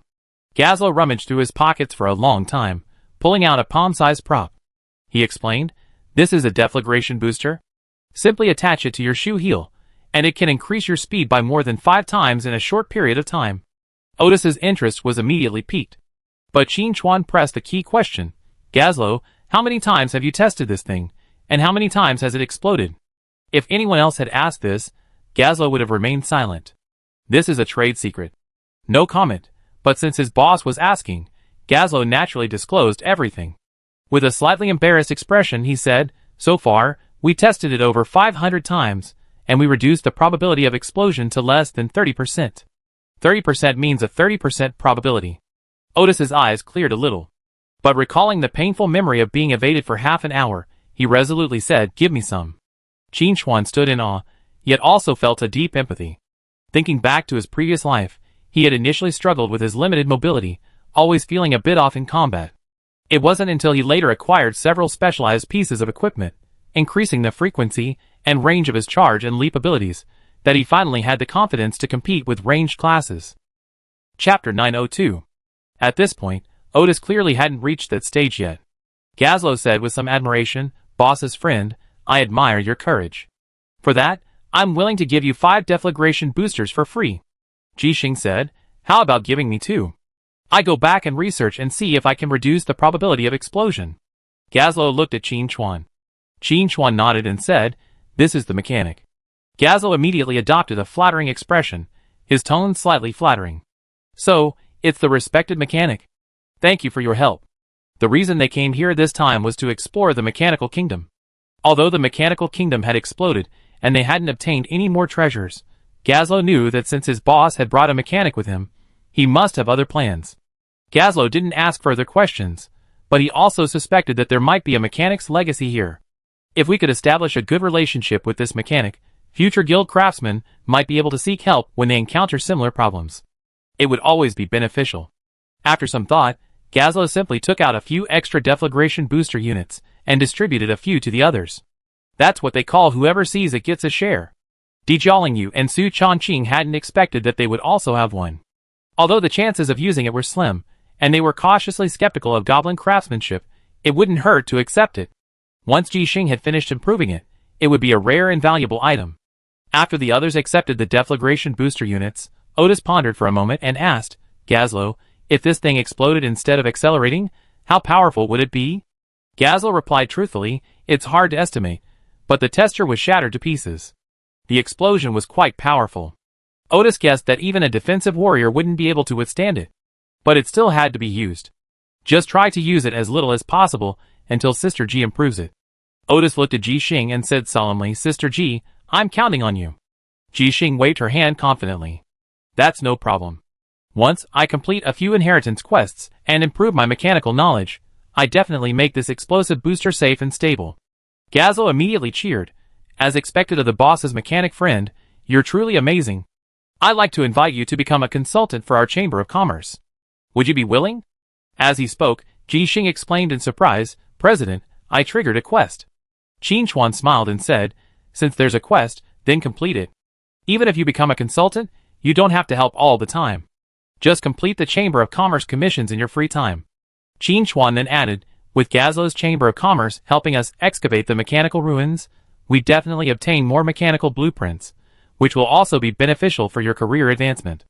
Jixing agreed and nodded, President, you're right. With blueprints and a salary, being a consultant is definitely worth it. Most importantly, Gazlo is the president's subordinate, and the guild belongs to him. Jixing doesn't have to worry about getting ripped off as a consultant. Jiaolingyu said with a hint of envy, Sister G, you really made a killing this time. Jixing smiled modestly, you're not bad either. That armored war scorpion is one of a kind. It would be so impressive to display it in the main city. Jiaolingyu's face suddenly lit up. Why did she buy so many mounts? Wasn't it just to show off? This was much more interesting than buying a luxury car. No matter how expensive or impressive a luxury car was, could it transform like the armored war scorpion? No. For this reason alone, Jiaolingyu felt the money was well spent. She even considered emptying her garage and using it to buy mounts. After a brief chat, everyone decided to return to the city. The mechanical kingdom had been completely destroyed, leaving little point in staying. Besides, Jixing also had to return to begin her inheritance quest, striving to master it as soon as possible. Everyone else also needed to level up. Gazlo felt a little regretful. He had thought that with the boss's help, the mechanical kingdom would be easy to capture, and it would propel the guild to new heights. But then the mechanical kingdom collapsed. How could he possibly justify this? The thought of the gold coins escaping him made Gazlo feel dizzy. Pain, so much pain. Seeing Gazlo like this, Qin Chuan thought for a moment and said, "Gazlo, are you interested in Eternal Night?" Eternal Night? Gazlo's voice rose an octave, his dejected demeanor vanishing as he excitedly said, "Boss, are you talking about that recently discovered new continent?" Interested? Of course I am. Gazlo quickly explained. With the spread of news about Eternal Night, not only us, but the nobles are also very interested. If anyone can open up trade routes between the two sides, the profits will be unimaginable. At this point, Gazlo suddenly slapped his forehead. He was so stupid, really. The boss had mentioned before that he had a shop on the black market specifically for teleportation arrays. So where to teleport to was even a question. It had to be Eternal Night. The business opportunity he'd been searching for so painstakingly was right here. Gazlo's eyes sparkled with gold, gleaming like 2 gold coins. "Boss, are you saying you like to give me some precious teleportation slots, so our guild can do business in Eternal Night?" Qin Chuan nodded. "Before, since you hadn't heard from me, I hadn't considered such a plan. Now that I met you today, I make arrangements. I give you 20 teleportation slots and a letter of introduction. Take this to Bruno, the Night's Watch branch leader. He give you some help. As for how far you can go, it's up to you." After witnessing the goblin's ability to uncover ruins, Qin Chuan suddenly felt that instead of searching the world for ruins himself, it would be better to subcontract them. If Gazlo had found the ruins, wouldn't that have been the same as him finding them? Chapter 903. Gazlo had never expected a turnaround to come so quickly. He had initially thought his exploration of the mechanical kingdom would be fruitless, but his boss's words had revealed boundless business opportunities. While news of the Eternal Night hadn't yet spread widely, the nobles were filled with curiosity about this new world. While they lacked the courage to explore it themselves, they did have the courage to tinker with Eternal Night-specific products to showcase their prowess. Not only that, but they were quite ambitious. Gazlo had previously witnessed a certain Earl using the dragon scales he had gifted him to establish himself as a descendant of a dragon slayer. If he could obtain some of Eternal Night's specialties and capitalize on them, he could continue the family chronicle. This title might be of little use to ordinary people, but it was highly sought after by the nobles. Gazlo's exploration of the mechanical kingdom not only sought to create exclusive products for sale, but also to replicate the success of the dragon scales and continue to tap into the upper-class market. Alas, the mechanical kingdom collapsed. But the good news is, the boss gave him a spot to teleport to Eternal Night. Gazlo showered him with compliments, saying he met the best boss in all of Apocalypse. Jixing, listening, sensed something was amiss. "Is this what our guild leader is like? Why is she always in the dark room working on blueprints?" Qin Chuan, upon hearing Gazlo's praise, waved his hand modestly. "Gazlo, you're exaggerating a bit. How about this? I give you 20 more spots, so you can get more work done." "Thank you, boss." Gazlo's delight grew. With 40 spots, things would be much easier. After a moment's thought, Gazlo said, "Boss, I plan to draw on the Chamber of Commerce's elite members to form a new team to fully advance the development of trade routes in Eternal Night." Qin Chuan nodded. "That's your decision. Your business acumen is impeccable. Thank you for your trust, boss." Gazlo was deeply touched. He hadn't expected to be so highly regarded by his boss. But thinking back, he was just a small slave trader, a lower middle-class individual on the black market, yet his boss showed no prejudice at all.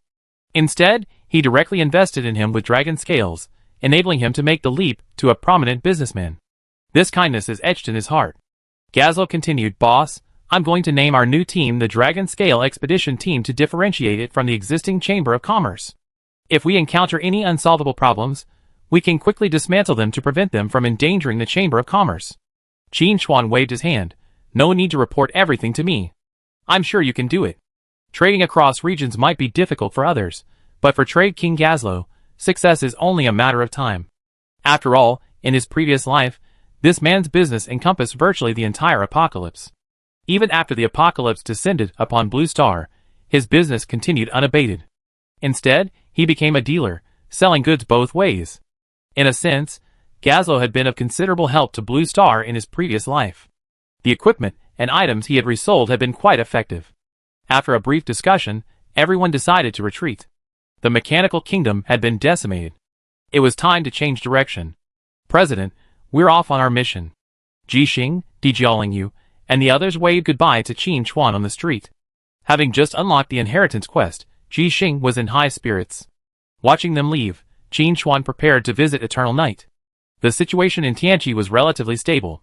Since the fall of the Tiger God, the Beast tribe had halted their invasion offensive. Rather than fighting tooth and nail with the human kingdom, it would be better to return and carve up the Tiger tribe's territory. After all, the Tiger tribe was already degenerating into wild beasts, and had no business joining the Beast tribe. Chapter 904.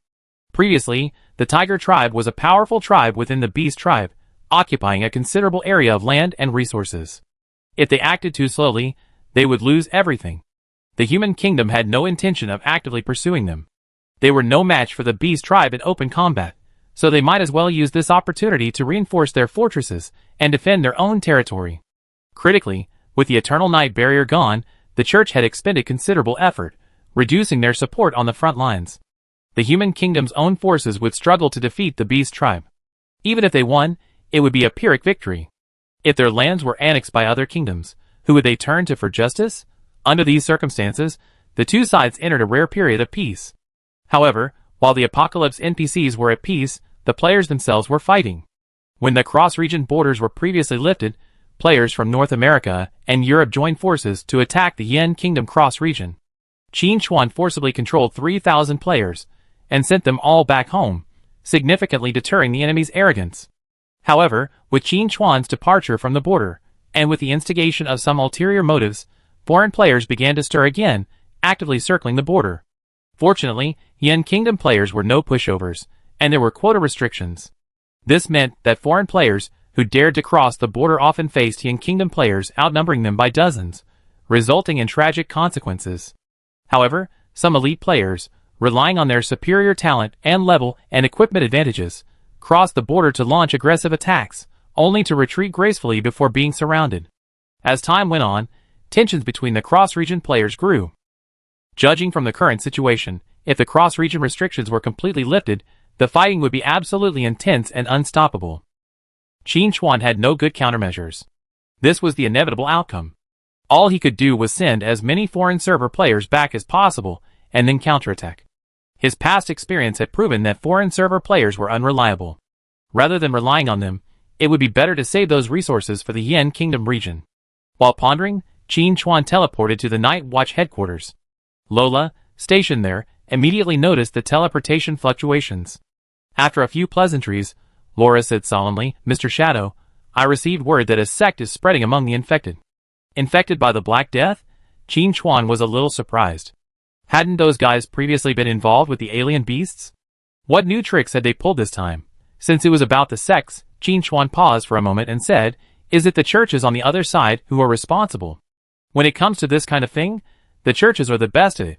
They have extensive practical experience and the backing of gods, giving them a unique advantage. They have people, money, and even the occasional miracle, making the spread of faith easy. However, from Qin Chuan's understanding of the church, they are quite exclusive. Infected people are often equated with heretics and blasphemers in the church's eyes. The church shouldn't accept them." Lola answered, "Not the church across the street, but a brand new one called the Cult of Pain." Cult of Pain? Hearing this name, Qin Chuan immediately recalled the events of the Abyss. Back then, Dismartin and the Deathbringer joined forces to defeat the Mother of Pain and Torment, but the God of Light intervened and seized half of the power. According to Qin Chuan and Dismartin's calculations, the God of Light intended to create a puppet god to consume the god-slaying bullets. So, instead of coming to settle accounts with Qin Chuan, this puppet false god is messing with the sect? No, the God of Light has the leisure to do this? Qin Chuan has a feeling something is amiss. After a moment's thought, Qin Chuan asked, "Any more information?" And based on previous intelligence, if the infected gather in large numbers, strange beasts will also be attracted. Could it be that this Cult of Pain is planning to recruit all the strange beasts? Chapter 905. Lola was also quite puzzled by this.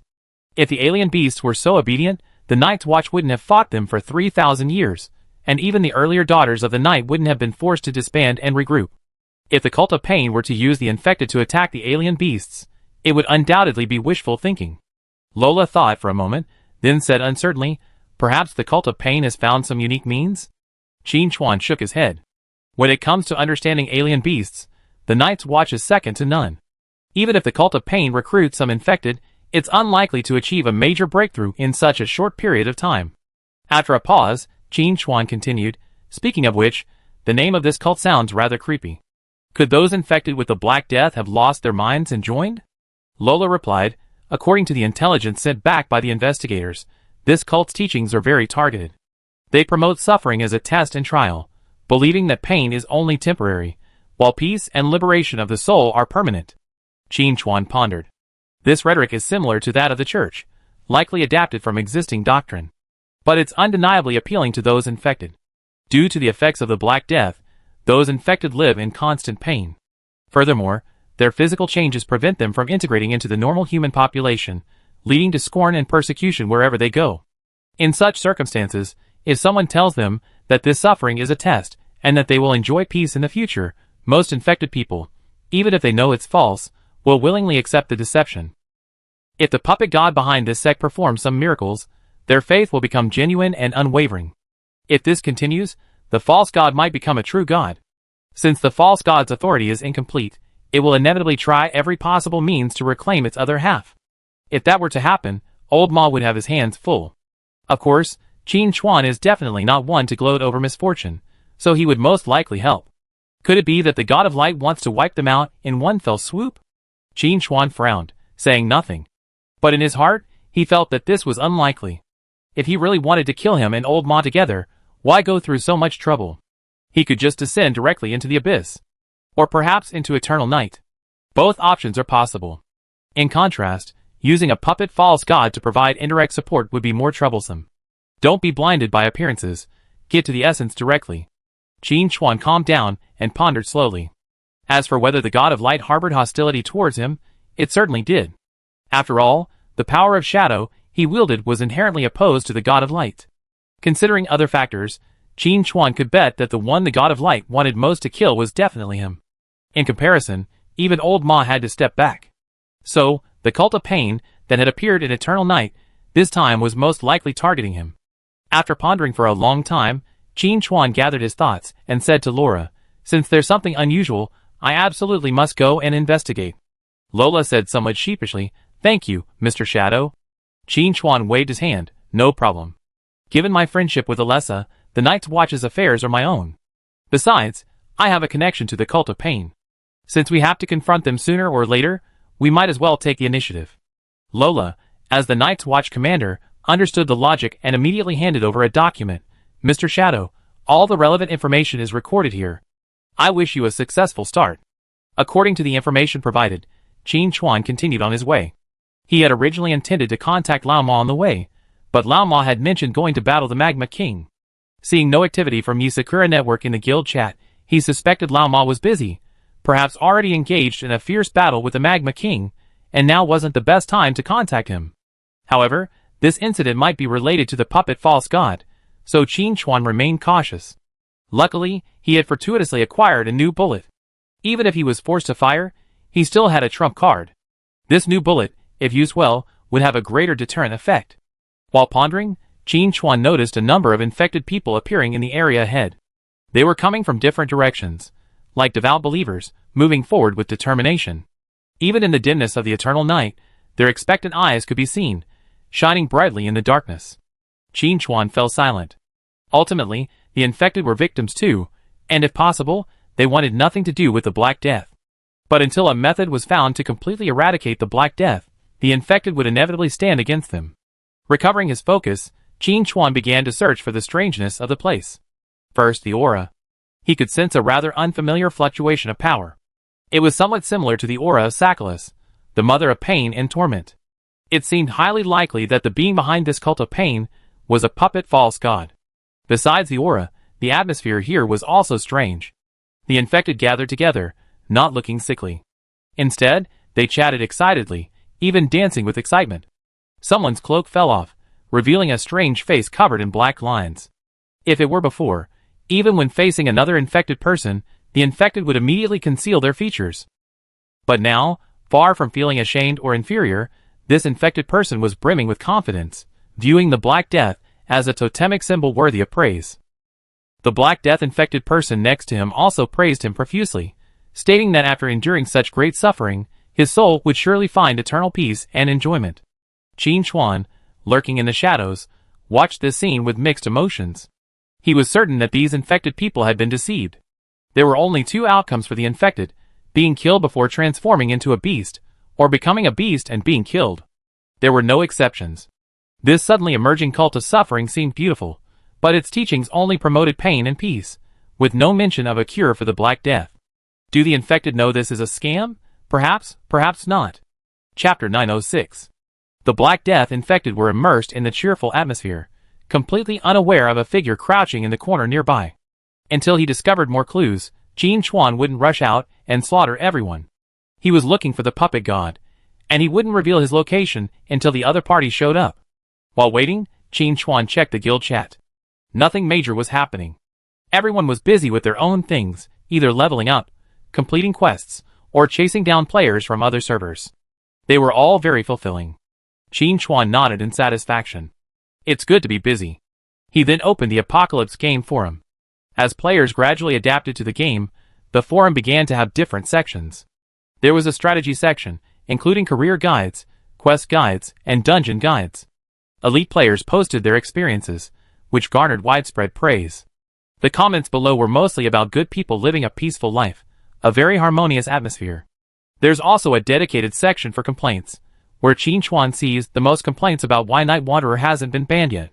Some players also complain about the game being too stingy, refusing to allow players to use RL methods to farm talents. Every time they delete a character, they have to wait 7 days before rebuilding, making it feel like the 7th day of the first lunar month. It's so annoying. They strongly demand a no-CD feature, allowing players to rebuild after deleting. Qin Chuan shook his head helplessly.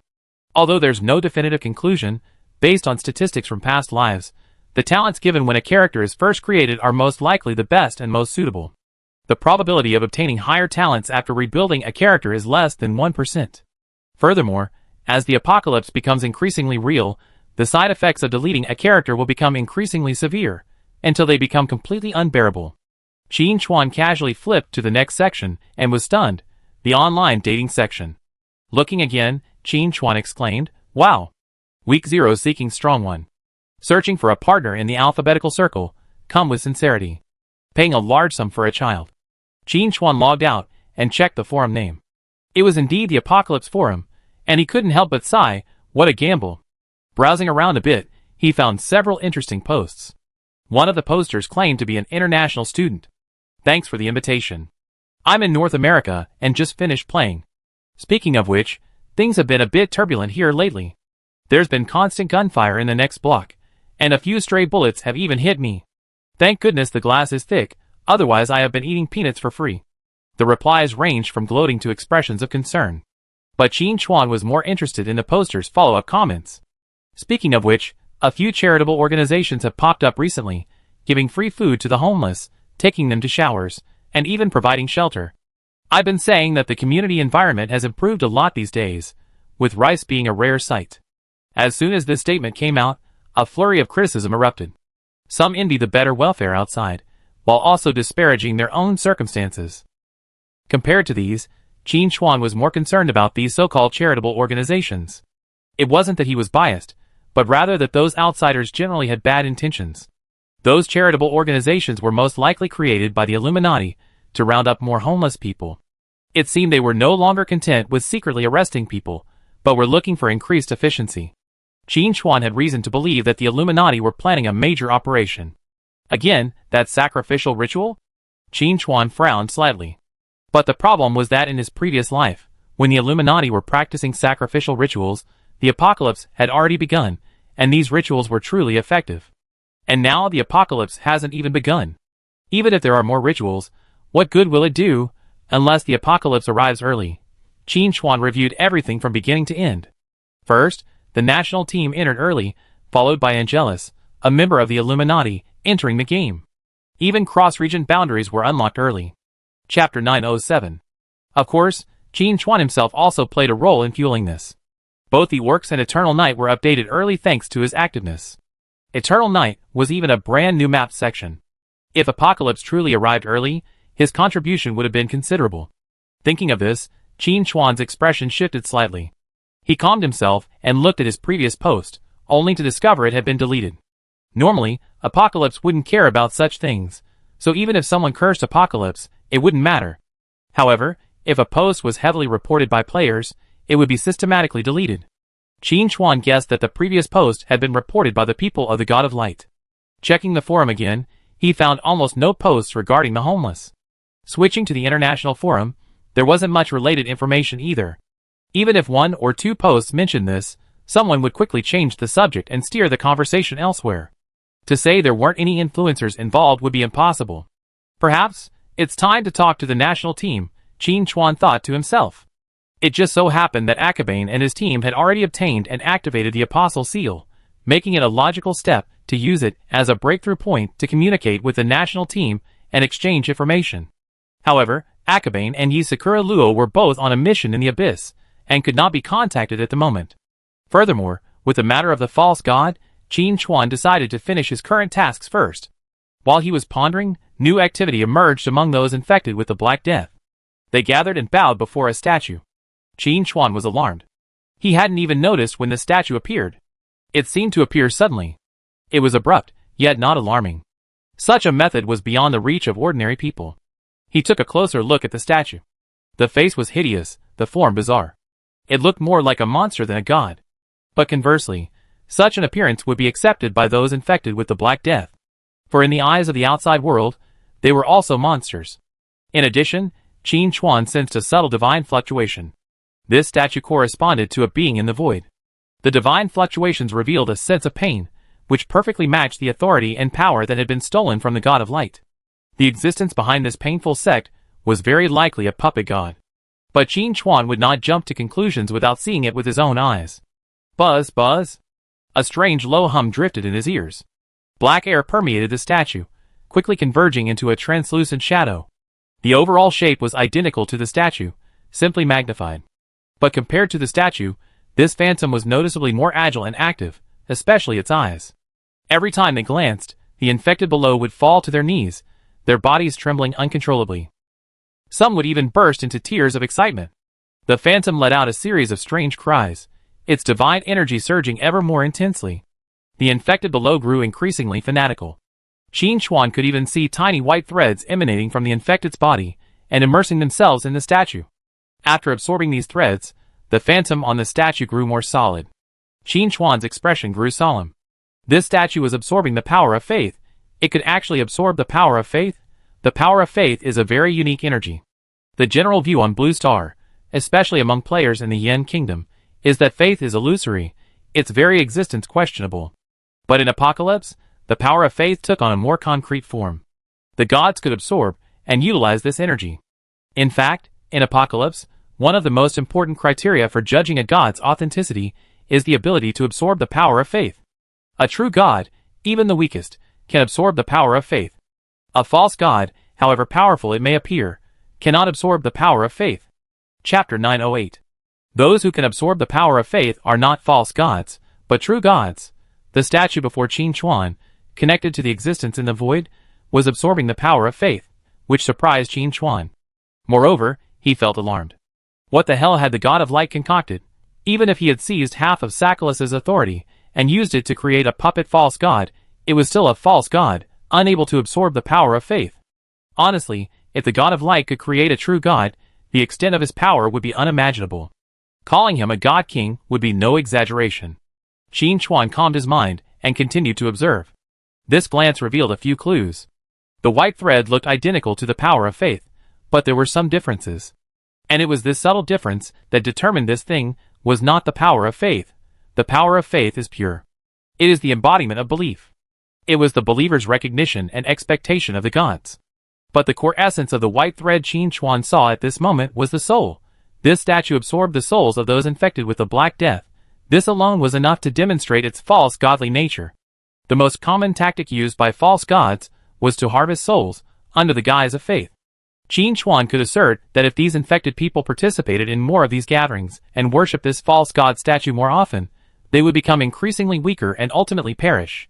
This so-called cult of suffering deceived those infected with the Black Death with false doctrines, exploiting their inner weaknesses and wantonly harvesting souls. Their actions were truly appalling. Although the infected would eventually transform into beasts and become enemies, Qin Chuan didn't want them to be exploited. Even if the ultimate outcome was destruction, they should have fallen on the road of resistance, not be harvested like leeks. Buzz, buzz.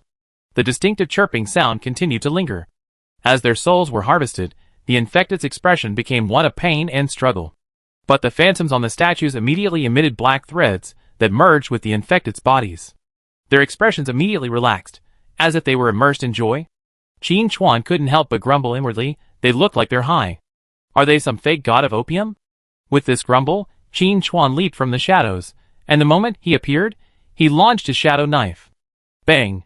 The shadow knife accurately struck the statue, erupting a cloud of inky blood. The phantoms within let out a painful howl, and the soul-harvesting process was interrupted. That roaring sound made Qin Chuan feel as if he'd been struck by a hammer on the back of his head, leaving him feeling dizzy. This was an attack that went straight to the soul level. After absorbing the soul energy of the infected, the shadow of the false god's soul attack became exceptionally powerful. Qin Chuan roughly speculated that the god of light might be trying to allow the puppet false god to absorb enough soul energy, and then unleash it all at once. Such a powerful energy wave would be enough to incinerate an ordinary person's brain, turning them into a vegetable. This would essentially eliminate the opponent. Unfortunately, the plan was discovered mid-flight, dooming it to failure. But Qin Chuan was also puzzled. Could the god of light's methods be so simple? Had he gone to such great lengths to seize half of Sackless's authority just for this? That's not like him. Recovering his composure, Qin Chuan attacked again. No matter what, destroying this evil statue first was the right thing to do. The phantom on the statue hissed again, and the soul shock surged towards Qin Chuan like a wave, each time causing him to briefly black out. The false god's soul attack was too complex. It contained countless soul fragments of those infected with the Black Death, a chaotic mess that was impossible to sort out. But this chaotic energy actually had a stronger killing effect. At least Qin Chuan had already suffered a lot. It was only because of his high stats, and the considerable resistance to soul attacks from his equipment, that he would have simply fled. Furthermore, Qin Chuan realized that the false god's soul attack was so difficult to withstand, because it also contained the power of pain from Sackless. The combined effect was even stronger. But while the false god's attack was sharp, Qin Chuan's was even stronger. Wielding Darkest Hour and Blind Night, he unleashed a variety of explosive methods. In a blink of an eye, the statue was covered in cracks, and the shadows within were shaky and threatening to disappear at any moment. The infected around him had also awakened, and upon seeing Qin Chuan, they immediately assumed combat stances. Disrupting their prayers was surely heresy. This act of blasphemy must be punished. Some Black Death infected let out shrill cries, attracting distant beasts to join the fight. In the blink of an eye, the entire field of vision was filled with crimson health bars, indicating that the hatred meter had reached its maximum. When the enemy's health bars were high, Qin Chuan was not to be shy. He countered with a dark rain, easily wiping out the surrounding infected. Qin Chuan's attitude toward the infected was to let them go, or not. But the prerequisite was that they were sufficiently self-aware. Now that they weren't, he could only help them become self-aware. Qin Chuan's attack immediately made the infected experience the power of a fierce offensive and explosive damage. In the blink of an eye, most of his teammates were dead. A minute ago, everyone was still chatting and laughing, imagining the future, and now, they were all lying motionless on the ground. In the blink of an eye, there were almost no standing people left. Even the alien beasts that came to join in the fun were killed. As the statue completely shattered, the phantom of the false god also dissipated. But Qin Chuan sensed that the situation wasn't over yet. There were no standing enemies within his field of vision, and he was uncertain where the attack would come from. While pondering, Qin Chuan heard Tianqi announce to the entire server, "Temporary event triggered. Meteor Island is approaching eternal night. 30 seconds to log in." Accompanying the announcement, the sky of eternal night turned a bright red. A fiery red meteor, carrying boundless power, streaked across the void. Engulfed in flames was an island. That was Meteor Island. Qin Chuan keenly sensed that a gaze had locked onto him from above Meteor Island. He looked in the direction it was directed. It was the puppet false god. Qin Chuan instantly understood the god of light's intention. If he wanted to explore Meteor Island, he would have to confront the puppet false god head-on. If he gave up, then when Meteor Island passed over the eternal night, the puppet false god would take advantage of the turbulent rules and descend directly. If Qin Chuan didn't confront it, the Night's Watch would suffer the most. With the puppet false god's power, it could instantly annihilate the entire Night's Watch organization. This was an unanswerable multiple-choice question. Chapter 909. Qin Chuan knew about Meteor Island. It could be considered a comet, passing through Apocalypse periodically. Every time it approached Apocalypse, players had the opportunity to land on Meteor Island and explore. In gaming terms, it was a special map available for a limited time. Originally, Qin Chuan had been considering waiting for the next time Meteor Island approached Apocalypse to take his men aboard to investigate. Because it contained some of the Ice Lord's original power, and Song Ling and his guild had also acquired some of the Ice Lord's inheritance, further unlocking it would be extremely beneficial. By the time Apocalypse arrived, it would be a formidable force. Unfortunately, plans couldn't keep up. Qin Chuan had never imagined that the God of Light could actually make Meteor Island fly over ahead of time. And it flew straight to eternal night. The key was that, judging by the Meteor Island's current state, Qin Chuan seriously doubted it would crash down directly, which would be quite a blast. However, Tianqi's announcement was about a landing countdown, not a collision countdown. It seemed like Meteor Island would be very close to eternal night, but it wouldn't directly collide with it, which was barely good news. But compared to the bad news, that pales in comparison. On Meteor Island, a murderous puppet god appeared, catching Qin Chuan off guard. No, the speed with which the God of Light created these puppet gods was simply too fast. The key question was how they managed to get this thing onto Meteor Island. Just throw it, and even change Meteor Island's trajectory to make it appear earlier. To this, Qin Chuan could only say, awesome. But the thing had already happened. There was no point in complaining and fretting. The most urgent task was to devise a response strategy. A fight was a must. Meteor Island was flying straight towards eternal night. Even when the eternal night barrier was in place, it would have been shattered, let alone now that it was gone. The puppet false god could easily take advantage of this opportunity to descend. This thing wields some of Sicalius's authority. Even if it's weak, it's at least a lower-level god. A single strike could unleash a saturation attack covering dozens, or even hundreds of miles. The Night's Watch headquarters would surely not be able to withstand it. Even if all the existing Chosen Ones and Apostles were brought here, they could only protect themselves, the rest would be instantly wiped out. The battlefield couldn't be held in eternal night. The only option was to confront the false god on Meteor Island.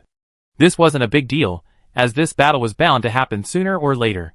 The key was that it happened so suddenly, that Qin Chuan didn't have time to notify Dismartin to discuss countermeasures. Of course, even if they had discussed it beforehand, they would still be helpless in the face of the God of Light's move. The original plan was to move the battlefield to the abyss, leveraging the home field advantage to suppress the puppet false god. Then, using divine power to infuse a strengthened domain, they would defeat the false god in one fell swoop, saving themselves the chance to use god-slaying bullets. But now, Dismartin was busy subduing the Magma King and likely couldn't be distracted. This also meant that the battlefield couldn't be moved to the abyss. It was either in Eternal Night or on Meteor Island. Although the situation was urgent, Qin Chuan also felt a sense of regret. The God of Light, worthy of being the leader of the Church's gods, was unstoppable with his attacks. Thankfully, there was still a chance. The God of Light was leveraging Meteor Island to create a dilemma, throwing it to Qin Chuan. Either he would suffer, or the Night Watch would suffer. But Qin Chuan also had his own trump card. It could even be said that the God of Light, by throwing Meteor Island his way, was actually helping him. Of course, plans are plans, results are results, and success depends on luck. Qin Chuan calmed down and waited for the countdown. At the same time, he sent a message through the guild chat, asking Song Ling to go to the Night's Watch headquarters and prepare. Although Song Ling was a little surprised, he didn't ask any further questions. At the same time, the players working in the Eternal Night also became restless. If there's a temporary event, there's probably a boss involved. Chapter 910. Definitely not to be missed. Even many players, who were previously active in Apocalypse, were asking how to reach Eternal Night as quickly as possible. They wanted to participate in the temporary event. And as Meteorite Island neared Eternal Night, some eagle-eyed players were surprised to discover a massive boss atop it. With that appearance and that imposing presence, if they could defeat it, they would definitely make a killing. Not to mention surpassing Night Wanderer in one fell swoop, they would at least become the top player in the server. As soon as the news broke, the players became even more excited. However, access to Eternal Night is limited, and teleportation slots are hard to come by, leaving most players helpless. The players in Eternal Night, however, were beaming with joy. This temporary event was exclusive to them. It was worth the trouble to reach Eternal Night. It was a real steal. The countdown is over.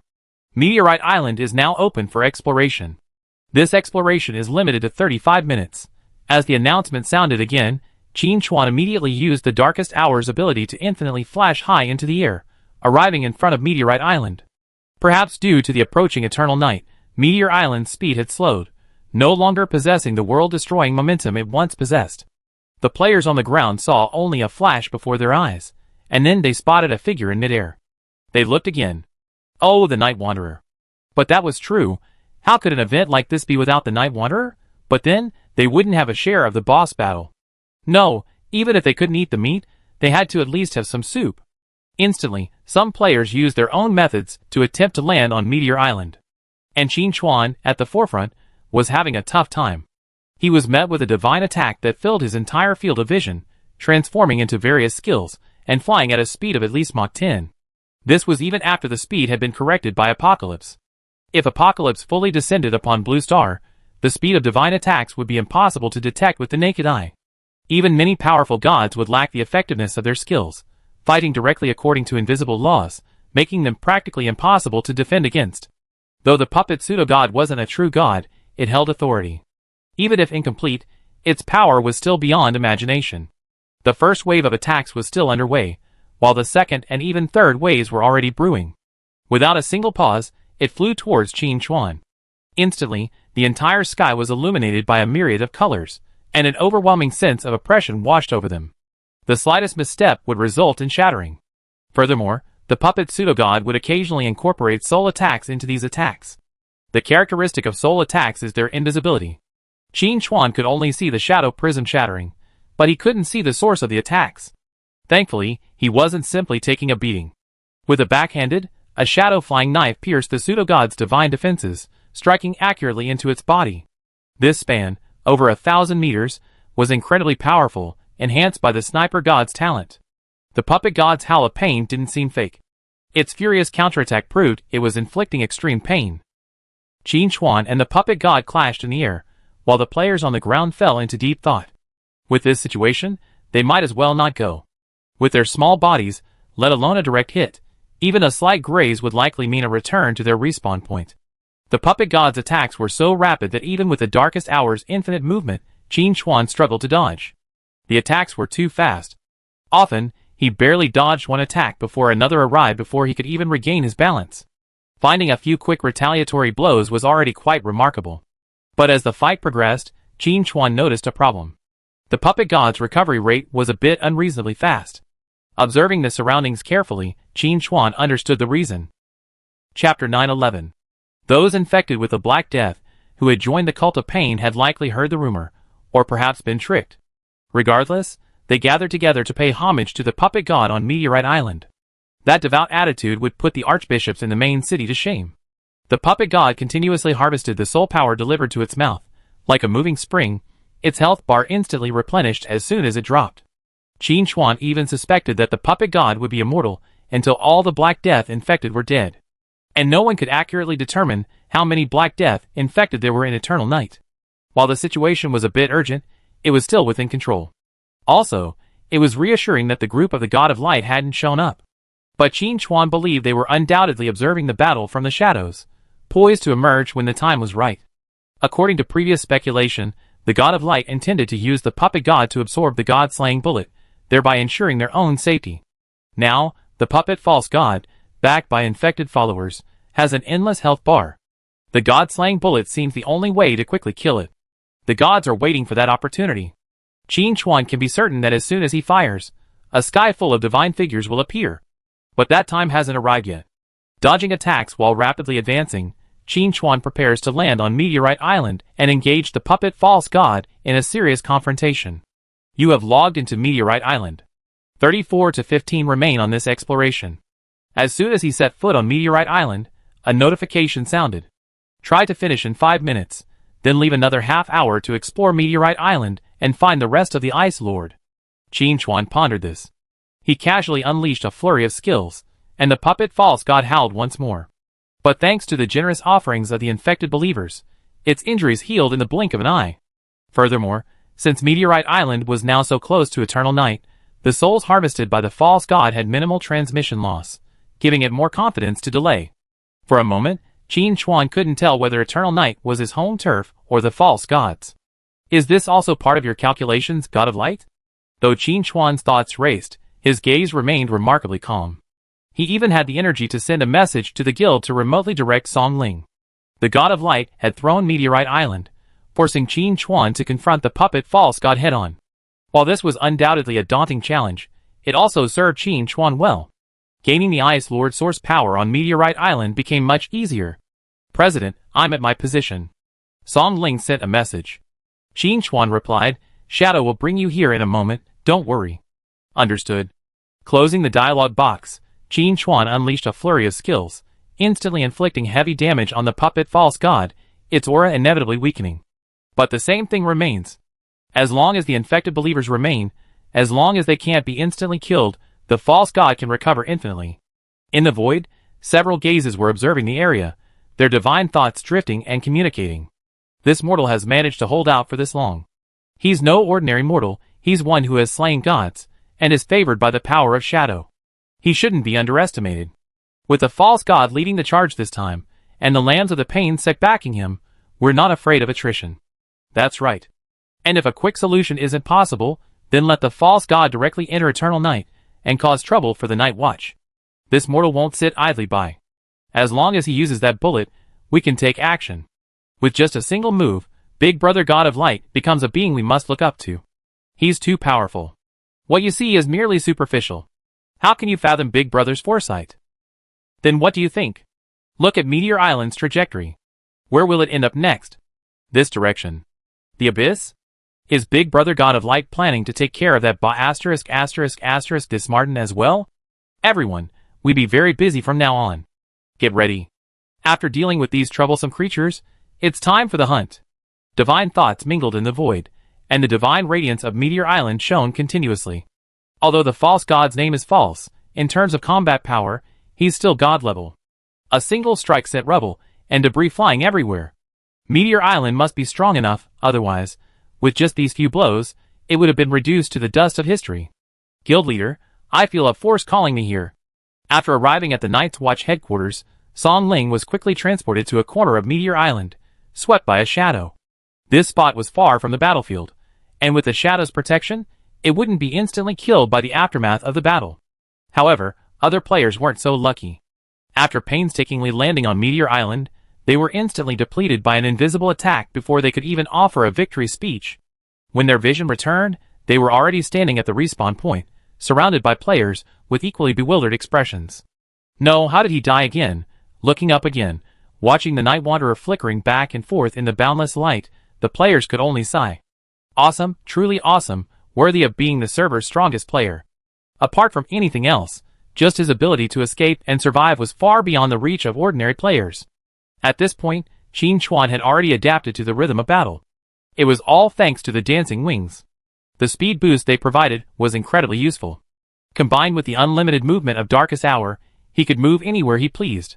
No matter how fierce the puppet god's attacks, as long as they were not completely flawless, Qin Chuan would find a way to evade them. While engaging in a war of attrition with the puppet god, Qin Chuan also focused some of his attention on Shadow, preparing to assist Song Ling in locating and absorbing the Ice Lord's essence on Meteorite Island, and then finding an opportunity to deliver a brutal blow to the puppet god. If the plan went smoothly, it would save the need for god-slaying bullets and create a greater deterrent, forcing even the God of Light to reconsider his subsequent actions.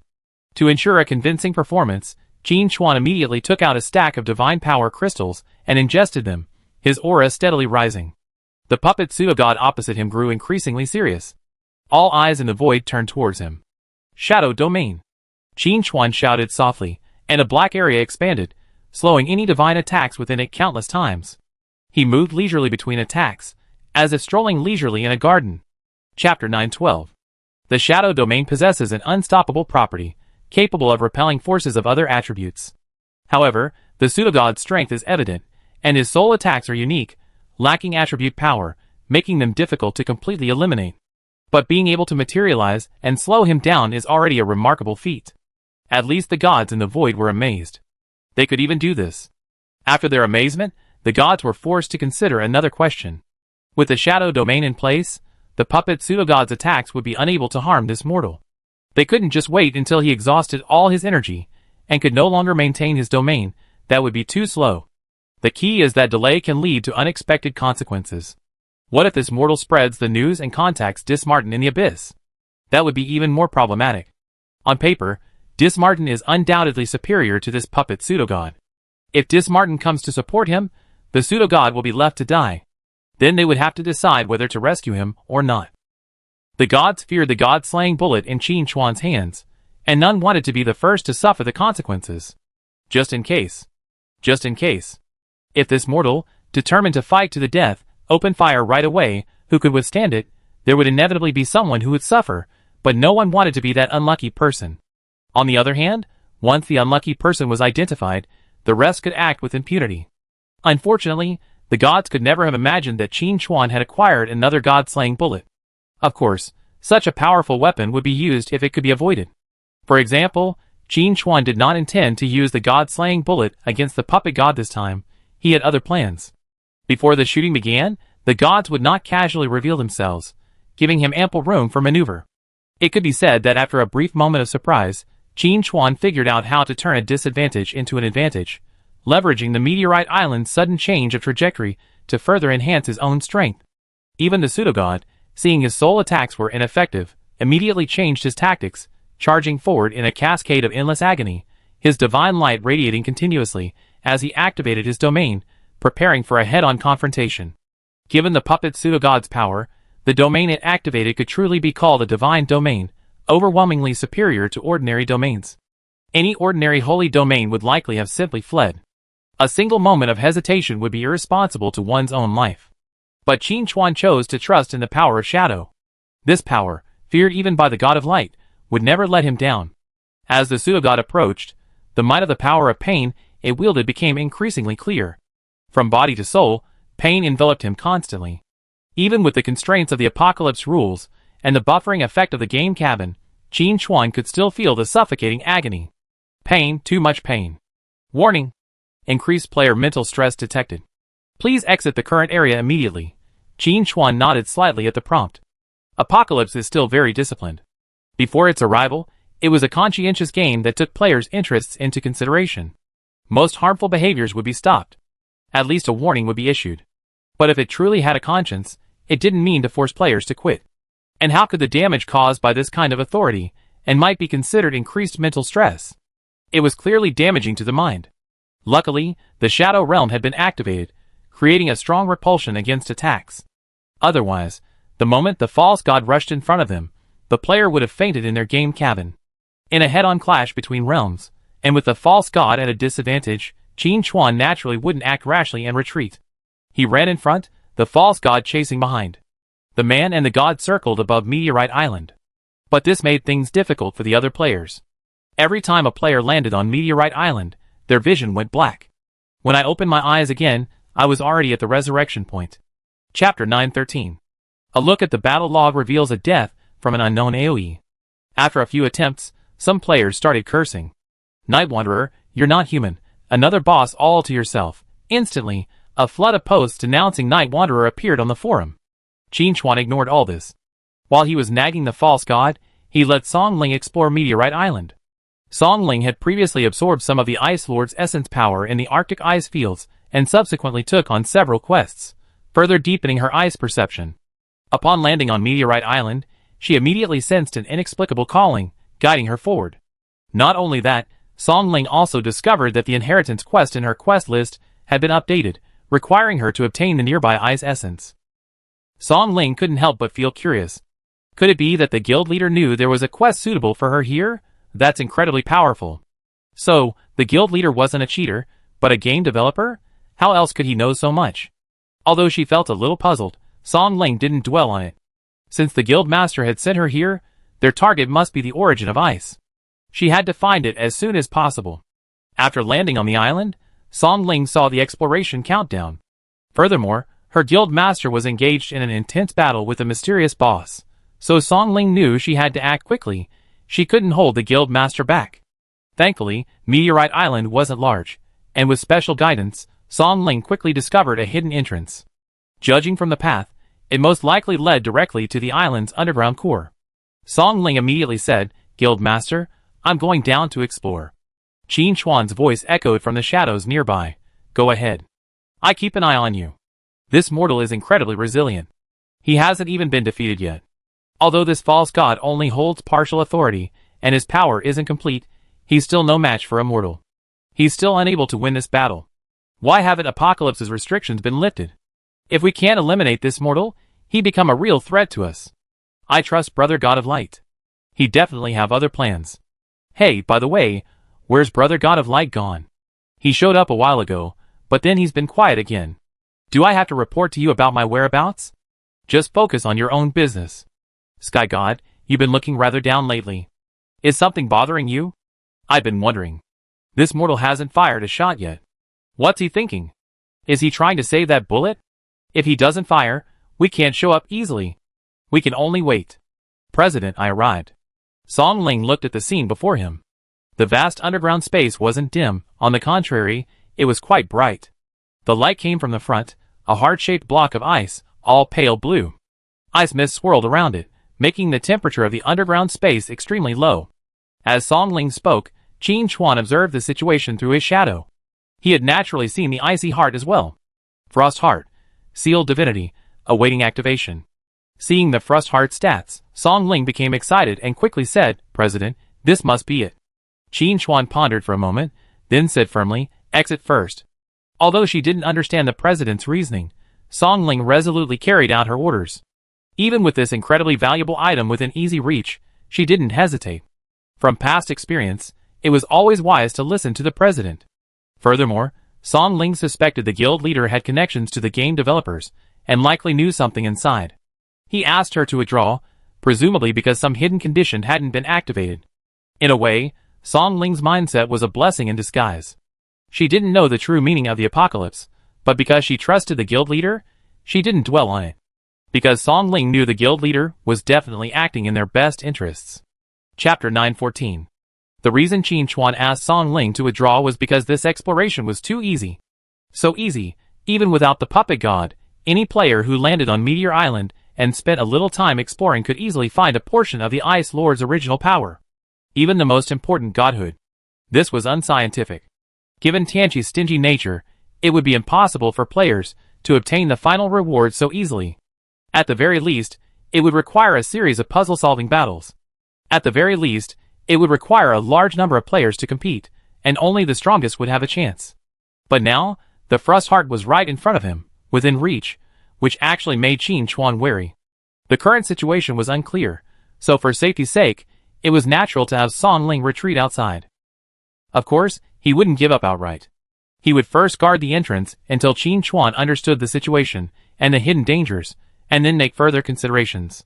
In fact, the most crucial issue was, since the God of Light could drop the puppet false god onto Meteorite Island and alter its trajectory, then with his power, there's no reason he couldn't discover the Frost Heart here. While this item isn't very useful to the God of Light, and won't improve him in the slightest, it's certainly okay to just take it, and give it to his minions. But the God of Light didn't do so. Qin Chuan didn't think he would be so generous. There must be some trickery involved. It's a shame old Ma isn't here, or else he have let him take a chance. Qin Chuan muttered to himself. It's a good thing Dismartin wasn't here, otherwise he'd have to argue with Qin Chuan. What does letting him take a chance mean? Is it because he's a demon god and has a strong life force? Even if he's strong, he can't be wasted like this. With Dismartin away, Qin Chuan had an idea for a suitable candidate. The puppet false god. This creature's intelligence was questionable. All it knew how to do was pursue Qin Chuan, unleashing its divine power recklessly. Less than 2 minutes had passed since the battle began, and Meteorite Island was practically blasted to the ground. The divine power it had consumed was enough to elevate 2 or 3 chosen ones. Judging from this performance, the false god was quite resilient. If the God of Light truly had set some trap in Frost Heart, the puppet false god's charge would surely trigger it. It's also possible that the God of Light also had some friend or foe identification system. Let's try it first. With this in mind, Qin Chuan immediately sent a message to Song Ling, telling her to retreat to a safe distance and await the signal. At the same time, he controlled his flight direction and flew towards the entrance. The puppet false god didn't care about anything else, it only wanted to kill the mortal it loathed. Flying around all day, didn't it dare to fight head-on? The power of pain dissipated, inflicting even greater suffering on the false god. The more pain the false god felt, the stronger its power grew, causing it even more pain. Like an unstoppable cycle, it drove the false god towards madness and destruction. One could say that from the moment the puppet false god was created, its life began its countdown. Feeling the attack coming from behind, Qin Chuan dodged nimbly, silently calculating his position, and swooped down to the ground, releasing his domain. The false god was ecstatic. This mortal's domain was gone, his death was imminent. The divine power, brimming with infinite pain, poured down, instantly covering an area several thousand meters in radius, causing the entire meteorite island to tremble. Players returning from the resurrection point paused upon seeing this scene. With such an outrageous attack range, anyone can attack this formidable boss, they won't fight. Some players even expressed their gratitude to the Night Wanderer for holding the boss back. Otherwise, if it had descended into eternal night, would this place still be a safe place for people to stay? Didn't the planner go create such a boss? Wasn't he just trying to disgust the players? Paw! Qin Chuan spat out the dust from his mouth and wiped his face with his hand. The false god's attack just now was truly powerful, denting the ground over 3 meters. From the sky, it looked like the ground had collapsed. Thankfully, Qin Chuan was quick and escaped the attack range in time, avoiding any casualties. Before the false god's next attack, Qin Chuan controlled his shadow to dive underground to observe the situation. He discovered that an invisible barrier around Frost's heart blocked the shockwave, preventing it from being affected at all. There was even a faint flicker of light, exuding an aura that made Qin Chuan wary. That was the power of light. This confirmed Qin Chuan's suspicions. The god of light had indeed tampered with Frost's heart, making it difficult to safely remove him. Collecting his thoughts, Qin Chuan looked at the puppet god in midair and launched a shadowy flying knife, causing it to scream and howl, its aura of pain growing even stronger. The pseudo-god also had a violent temper. He immediately fought back after being hit. Energy balls formed from concentrated divine power rained down like raindrops, and another barrage of attacks shaved several meters off the ground again. Qin Chuan dodged and returned, standing in the pit to engage the pseudo-god. He unleashed a skill, and the pseudo-god responded with a barrage of divine power. As the two sides exchanged blows, the depression in the ground gradually transformed into a deep pit. This turn-based battle left Song Ling, who was watching from a distance, stunned. This was the only way to fight. As the battle progressed, Song Ling understood his guild leader's intention to exploit the boss's attacks to dig a hole. Looking at the direction, it was heading towards the Frost heart they had just discovered. But Song Ling couldn't understand one thing. If the boss continued digging, what would happen if it discovered the Frost heart? Would he let it absorb it? But again, Song Ling wasn't going to wander off without further instructions from the guild leader. Elsewhere, Qin Chuan calculated the distance and unleashed 2 skills. The false god instinctively returned the attack, but he felt a little annoyed. He couldn't hit, but he couldn't justify not attacking. He was annoyed. Very annoyed. But this time, the false god was somewhat surprised. Its attack actually hit. It couldn't be said to be a direct hit, for the mortal didn't dodge, but instead held up his domain to withstand the onslaught. However, under the fierce bombardment, the ground could no longer support it and shattered, revealing a vast underground cavity. The false god's attention was immediately drawn to the Frost heart. Not even bothering to pursue Qin Chuan, who was enveloped by the black domain, he transformed into a shadow and swooped down towards the Frost heart. Chapter 9:15. Watching the puppet pseudo-god charging towards the Frost heart, Qin Chuan remained unmoved, simply watching. He even considerately stepped aside to allow the pseudo-god a closer look. The insane pseudo-god didn't care. The Frost heart contained the primordial power of ice, and it was still a sealed divine nature. If it could absorb it, it would surely gain access to a whole new power. The pain of incomplete authority would then surely be alleviated. Even with the pseudo-god's remaining consciousness, such a simple principle would be understandable. Song Ling, in the distance, was initially a little worried, but she wouldn't take any action until she received word from the president. With the puppet pseudo-god's speed, the hundreds of meters were invisible. Without even blinking, it had already reached the Frost heart's airspace, its arms wrapped in black divine power stretched out, attempting to grasp the Frost heart. Puff. A beam of pure white energy effortlessly pierced the false god's palm. The purifying energy within began to burn, quickly covering the false god's entire palm and spreading upwards towards his arm without a sign of stagnation. A piercing howl instantly resounded across Meteorite Island. The pain and madness contained within it made Qin Chuan, who was standing nearby, feel his vision blacken and his mental stress peak. Song Ling was instantly reduced to a mere skin. Had he not been enveloped by a shadow, he would have been sent to the resurrection point. The sound of such damage suggested the extent of the suffering endured by the burned false god. Even a simple calculation would be horrifying. Qin Chuan, however, was not surprised at all. He had said that it was impossible for the god of light to have no other means. The power of light hidden within the frost heart is enough to kill any reckless player. However, there was one thing Qin Chuan couldn't understand. If the god of light could tamper with the frost heart, why didn't he just take it away? After all, every arrangement has a way to break it. It couldn't be that the god of light was overconfident, thinking that a simple arrangement would render Qin Chuan helpless. That was unlikely. You could say the god of light was confident, or even conceited, but he certainly couldn't be called foolish. Qin Chuan suspected that the attack triggered by the false god was definitely not his only tactic. With this in mind, Qin Chuan didn't rush to retrieve the frost heart, but waited to see what the false god would do next. Given his current state of mind, the false god wouldn't just let it go after such a devastating blow. He would definitely fight to the bitter end. And the facts proved just as Qin Chuan suspected. The false god raised his hand, condensing divine power into a blade, and sliced off the arm stained with divine fire. His eyes were filled with hatred and pain, ignoring even Qin Chuan, his enemy. Frost heart was the only thing on his mind, as if it were his mortal enemy. Next, Qin Chuan saw, from the perspective of a bystander, the ferocity of the attack he had just endured. Before, while in the thick of it, he hadn't noticed anything, but now, watching from the sidelines, he suddenly felt the false god's firepower was a bit outrageous. Other chosen ones used divine power with meticulous calculation, ensuring maximum utilization. But the false god was different. It had no concept of waste, nor did it know how to control its output, always attacking with full force. However, this would only bring the Black Death's victims to the brink of collapse. Their souls would be harvested over and over again, and they would soon be on the verge of collapse. Even if they didn't die, they would become idiots.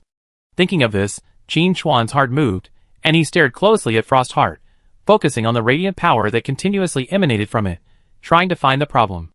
Although there was a false god constantly launching divine bombardments, making the surrounding energy extremely chaotic and noisy, Qin Chuan, who possessed the power of shadow, was extremely sensitive to the breath of light, and soon noticed a clue.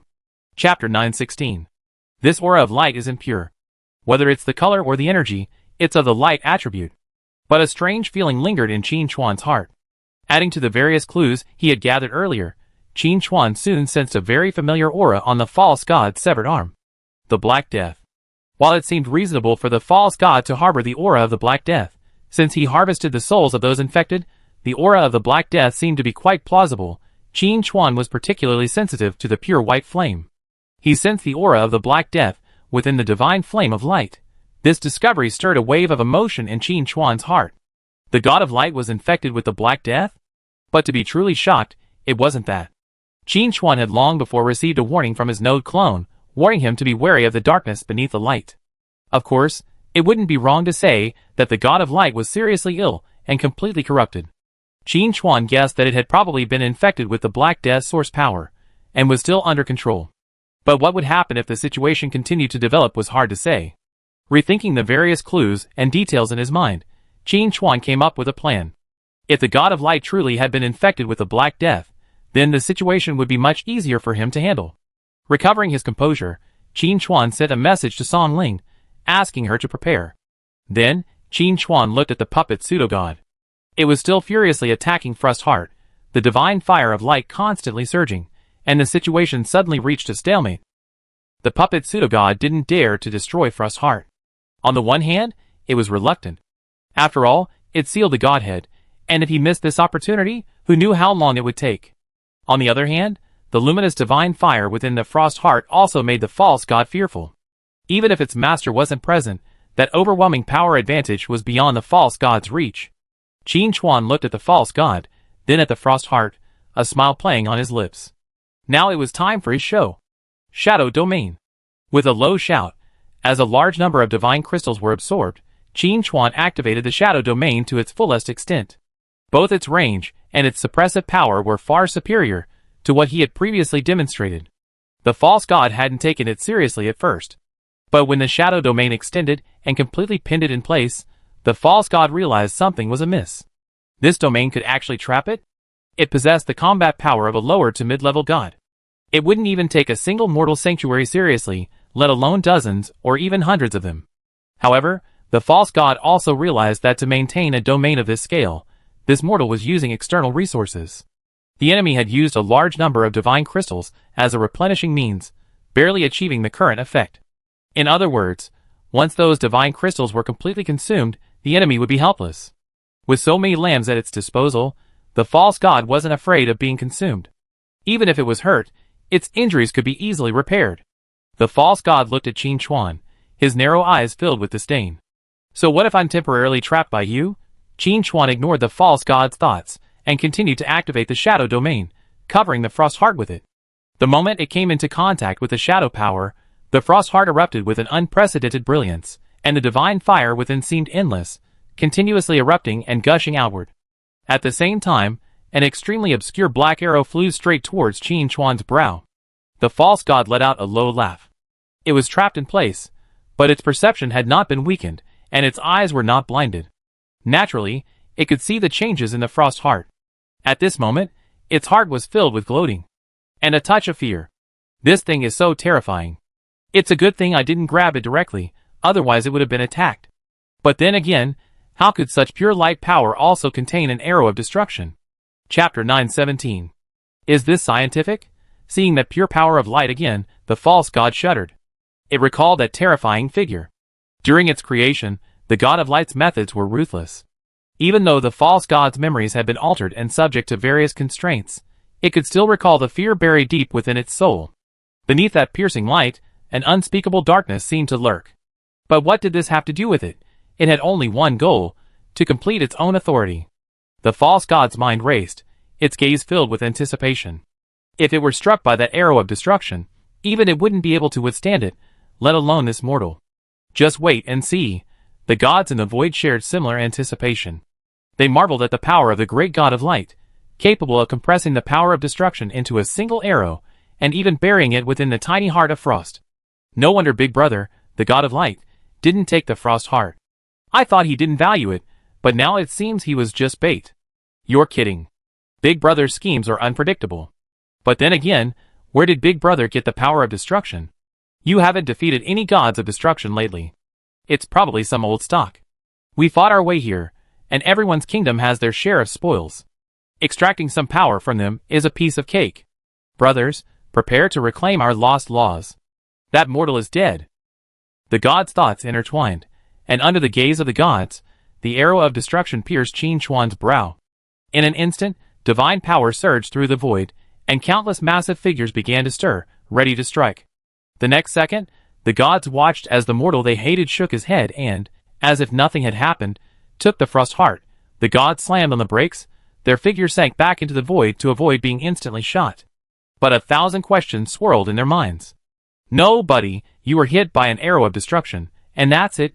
If they were hit directly by an arrow of destruction, they would be seriously injured and fall to the ground, or at least dizzy and nauseous for a while. What the hell is going on? The gods were puzzled, and the false god was also stunned. What's going on? Can someone explain it to it? Even though it could harvest the souls of those infected by the Black Death, the false god was quite wary of the aura of destruction. A direct hit from an arrow of destruction would likely cost it half its life. But this mere mortal seemed unfazed. I couldn't understand it. The false god vaguely saw a crown appear on the head of the mortal across from him, but it quickly vanished. Qin Chuan rubbed his numb brow, feeling quite emotional. It had to be Apocalypse again. The rules were so restrictive that even the god of light would have to admit defeat. After sensing a hint of the Black Death mingling with the god of light's power, Qin Chuan formed a preliminary plan. He relied on the Crown of Domination, a semi-artifact obtained from the new king of the beasts. One of its properties was the ability to dispel the Black Death. It was this property that convinced Qin Chuan to take the risk. From the results, he succeeded. However, achieving this wasn't entirely due to the Crown of Domination. Apocalypse also played an important role. If Apocalypse had officially descended by now, then even a true artifact, let alone a semi-artifact, would likely be unable to fully withstand this arrow of destruction. No, it should be said that Qin Chuan wouldn't even have had the chance to land on Meteorite Island. He would have been slapped to death by the God of Light long ago. But precisely because Apocalypse hadn't descended yet, and the game was still in its infancy, the rules and restrictions imposed by Apocalypse were particularly strong. Even if the God of Light arrived, he would have to follow the rules. The arrows of destruction he deployed would be perfectly countered by the Crown of Domination. With the Heart of Frost in his possession, Qin Chuan felt a sense of relief. His next task was to eliminate the encroaching Divine Fire of Light and the temporarily trapped False God. The Divine Fire of Light was easy to deal with. He could simply exchange it for the power of Shadow. The amount of Divine Fire of Light within the Frost Heart is limited. Consuming a few more Divine Crystals would, at most, consume it all. Just because the False God fears the Divine Fire of Light doesn't mean Qin Chuan does either. The power of Shadow and the power of Light are on the same level. Especially under the constraints of the Apocalypse rules, it's a pure contest of total power. Under the False God's astonished gaze, the gushing Divine Fire of Light began to dissipate and extinguish. This was beyond the False God's control. Just now, a touch of it had nearly consumed its soul, forcing it to amputate its entire arm to protect itself. And now, to tell it, a vast mass of divine fire had been consumed by the Black Domain. Protest, a solemn protest. But before the False God could express his dissatisfaction, the mortal before him smiled at him. The hint in that smile gave the False God a chill, feeling like a lamb to the slaughter, with nothing to do but wait for death.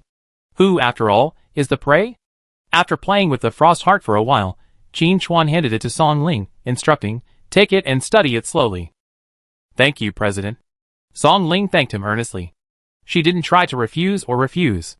Because Song Ling knew that the President always had his own reasons for doing things, she simply followed his instructions without overthinking. With the Frost Heart in hand, Song Ling immediately activated a new mission. But now was not the time to ask questions. Song Ling obediently stepped aside, preparing to wait for the President to defeat the boss. Qin Chuan shared this plan. Looking at the trapped False God, he secretly plotted how to completely destroy him. Judging from previous events, before all the Black Death victims of Eternal Night died, the False God's health bar was practically infinite, making him utterly indestructible. Compared to enemies of the Chosen and the Sons of God, the False God's attributes far surpassed them. Especially his vitality, which was incredibly tenacious.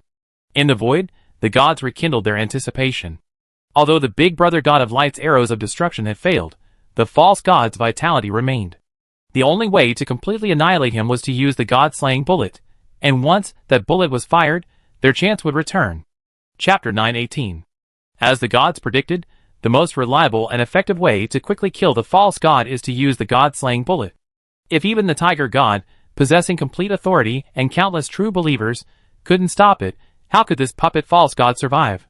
One shot, and his soul would be shattered, a death beyond mortal reckoning. But that wasn't what Qin Chuan wanted. Using the God-slaying bullet to kill the False God was simple, but it also brought a new problem. The authority it wielded would shatter and scattered across Apocalypse as a legacy from the gods. Collecting it would then be a hassle. Don't forget, within the Abyss, there's still a death messenger waiting to complete his authority. Sakhalus's authority was split in two, preventing Dismarden's plan from being fully realized and rendering the death messenger's advancement incomplete. Relying solely on half of his power wasn't enough to meet the subsequent challenges. Forget about confronting the gods head-on. Even standing firm in the Abyss wouldn't be possible. This also meant that Qin Chuan needed to simultaneously kill the False God and strip him of the power and authority he held. This was incredibly difficult. It also meant he couldn't use the God-slaying bullet. However, before the fight even began, Qin Chuan had already devised a countermeasure. With the Heart of Frost in hand, and the God of Light's ambush broken, he could focus all his attention on dealing with the puppet False God. And the God-slaying bullet in his hands would deter the gods, deterring them from any rash action. The only problem was the countdown to the Meteorite Island landing. If the False God wasn't eliminated before the countdown ended, he would surely flee with the Meteorite Island. I don't know when I see him again. The main reason is that Meteor Island's trajectory has been altered by the God of Light, making previous experience less applicable. Preemptive staking out is impossible. Concentrating his mind, Qin Chuan knocked down another handful of divine power crystals, further enhancing the might of the Shadow Realm and doing his best to repel forces of other attributes to weaken the False God. Sensing Qin Chuan's intentions, The gods watching the battle in the void grew anxious. Why haven't you fired yet? Why don't you fire? Why are you holding on to bullets? If the guns weren't in their own hands, the gods would have been eager to fire for Qin Chuan and eliminate the bullets. Just as Qin Chuan and the false god were at a stalemate, a new alert suddenly appeared. Emergency notice. Meteor Island has lost its supporting core and is about to collapse. Players please end their exploration as soon as possible. Countdown to collapse is 5 minutes. This notification came as a complete surprise. Qin Chuan reacted instantly. It wasn't that the god of light despised the frost heart, but rather that if it were taken, Meteor Island would collapse. And without Meteor Island, even the god of light couldn't send the false god directly to eternal night. But after Qin Chuan took the frost heart and handed it to Song Ling, triggering the inheritance quest, Meteor Island lost its core power and reached its final stage, on the verge of collapse. The original 30-plus minutes of deadline had dwindled to just 5. That was a bit of a mind-boggling moment. Qin Chuan sighed. You're still the one, Apocalypse. You give players benefits without letting them get too comfortable, always coming up with something new at the unexpected moment. In my previous life, Meteor Island flew back and forth in the sky for so long, players landed on it time and time again, and it never collapsed. Yet, in this life, its first appearance became its last. Meanwhile, the players on the ground in Eternal Night also had complicated expressions. As expected of the Night Wanderer, they worked together to not only slay the boss, but also blow up the dungeon map. No one else would go to such lengths to try to keep it to themselves. Recalling the previous incident where they were sent to the respawn point upon landing on Meteor Island, many people felt that anyone could go to this lousy map. They weren't going anyway, so they might as well let it blow up, preventing anyone from exploring. Chapter 919. That's what fairness is all about. Chuckles. A deep laugh emanated from the false god's throat. It could also sense the island beneath its feet loosening and disintegrating. If Meteor Island collapsed, amidst the turmoil and chaos, it could easily seize the opportunity to escape and lurk in the eternal night. It could seduce those infected with the Black Death, leveraging their spiritual power to continuously elevate itself. When the time was right, the entire eternal night would be its prey. Although trapped and unable to move for now, that was only temporary. What other methods could this mortal possess? Although Qin Chuan couldn't understand the false god's laughter, he could sense its smugness. He immediately and unceremoniously increased the pressure of the shadow domain, silencing the false god's laughter. Ga. The false god managed a few forced roars. The aura was powerful, clearly a sign of deep discontent. President, I'm back. In the guild chat, Ying Lu announced her return. I made a killing this time in the abyss. I already obtained the first stage of the Shadow Sword inheritance. Following her, Akabane also sent a message. I gained a lot following Vice President Yi this time. But having said that, the sulfurous smell of the abyss was a little off at first, but now that I'm back, I actually miss it. The others offered their congratulations. Ji Xing, Ying Lu, you're more experienced than me when it comes to inheritance quests. I need your help later. I'm stuck on this one. Ying Lu, no problem. Hey Sister Ji, did you get a quest too? Ji Xing, with the guild president's help, even a simple quest is easy to complete. I'm just playing along. Ying Lu, I see. By the way, where's the guild leader? Song Ling, the guild leader is in a stalemate with the boss, and we just received a notification from the game that this map is being dismantled and closed. Snow Swordsman, it's the new map that appeared in Eternal Night. I was thinking of exploring it, but other players said you'd die if you went there, so I didn't. I didn't expect you, Sister Song Ling, to follow the guild leader. Dejialing you, the guild leader must have his reasons for doing this. But it's rare for the guild leader to hold a stalemate with the boss. He usually kills them instantly, doesn't he? Song Ling, this boss has a very long health bar, and it regenerates incredibly quickly. Even if it's down to skin and skin, it instantly regenerates. It's unkillable. Ying Luo, looks like it's my time to shine. Ji Xing, huh? Su Chanqing, Brother Yi, what's up? Ying Luo, I obtained the first stage of the inheritance, unlocking the inherited skill Shadow Severance, which limits status regeneration. I think it can be helpful to the guild leader. Ji Xing, that's great. The guild's information quickly refreshed. Qin Chuan glanced and saw the information about Ying Luo and the others, a smile playing on his face. It seemed fate was on his side. With Ying Luo, Akabane, and the others returning from the abyss, their gains were truly substantial. Ying Luo, in particular, had already obtained the first stage of the inheritance, taking a solid step towards becoming the new Shadow Sword. Qin Chuan was quite pleased with this. On the one hand, seeing his teammates' improvement made him feel his previous efforts had paid off. On the other hand, the return of Yi Luo and the others after completing their mission signaled the end of the battle in the abyss. Dismartin and the Deathbringers were likely certain to win their campaign against the Magma King. Gaining more authority would be extremely beneficial in future battles. Of course, with Yi Luo and the others' current strength, they wouldn't participate in the entire campaign. Furthermore, with Old Ma still yet to show off, the battle in the abyss likely wasn't over yet. This meant Qin Chuan still had trouble seeking Dismartin's help against the false god. But it didn't matter. If Old Ma didn't come, Yi Luo could. Both Old Ma's earlier requests for reinforcements and Yi Luo's recent words revealed the primary focus of the Shadow Sword's power. Chapter 920. As its name suggests, the Shadow Sword's power favors stealthy and sudden attacks. Not only can it penetrate various defensive barriers, it can also restrict status recovery, making it an excellent killing weapon. In fact, the Shadow Sword had already demonstrated its power during the previous raid on the Sky Divine Kingdom. Even the Sky Divine only reacted after the Divine Kingdom was attacked, let alone other, weaker entities. Now, Qin Chuan and the false god are in a stalemate. On the one hand, the opponent's health bar is extremely long and regenerates rapidly. On the other hand, the false god still has the Divine Domain's protection. Even if it is suppressed by the Shadow Domain and cannot be seen, it can at least maintain its surface, providing a certain degree of isolation. If the Night Sakura Shadow Sword's power is used to directly pierce the Divine Domain's defenses, the Shadow Domain can completely suppress it and penetrate into the false god's body. Add to that the Shadow Severance's ability to prevent status recovery, and the false god's demise is imminent. But then again, the fully formed Shadow Sword is considered one of the Shadow-type gods.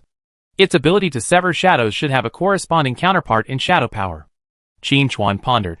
If he could acquire a similar skill, he wouldn't have to worry about the endless regeneration of enemies, like the false god in the future.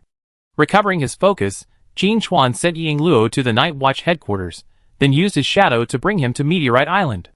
With the shadow gift, there was no need to worry about being instantly killed by the false god's power of pain. Bearing some discomfort as he approached, Yi Luo excitedly said, "President, I'm here."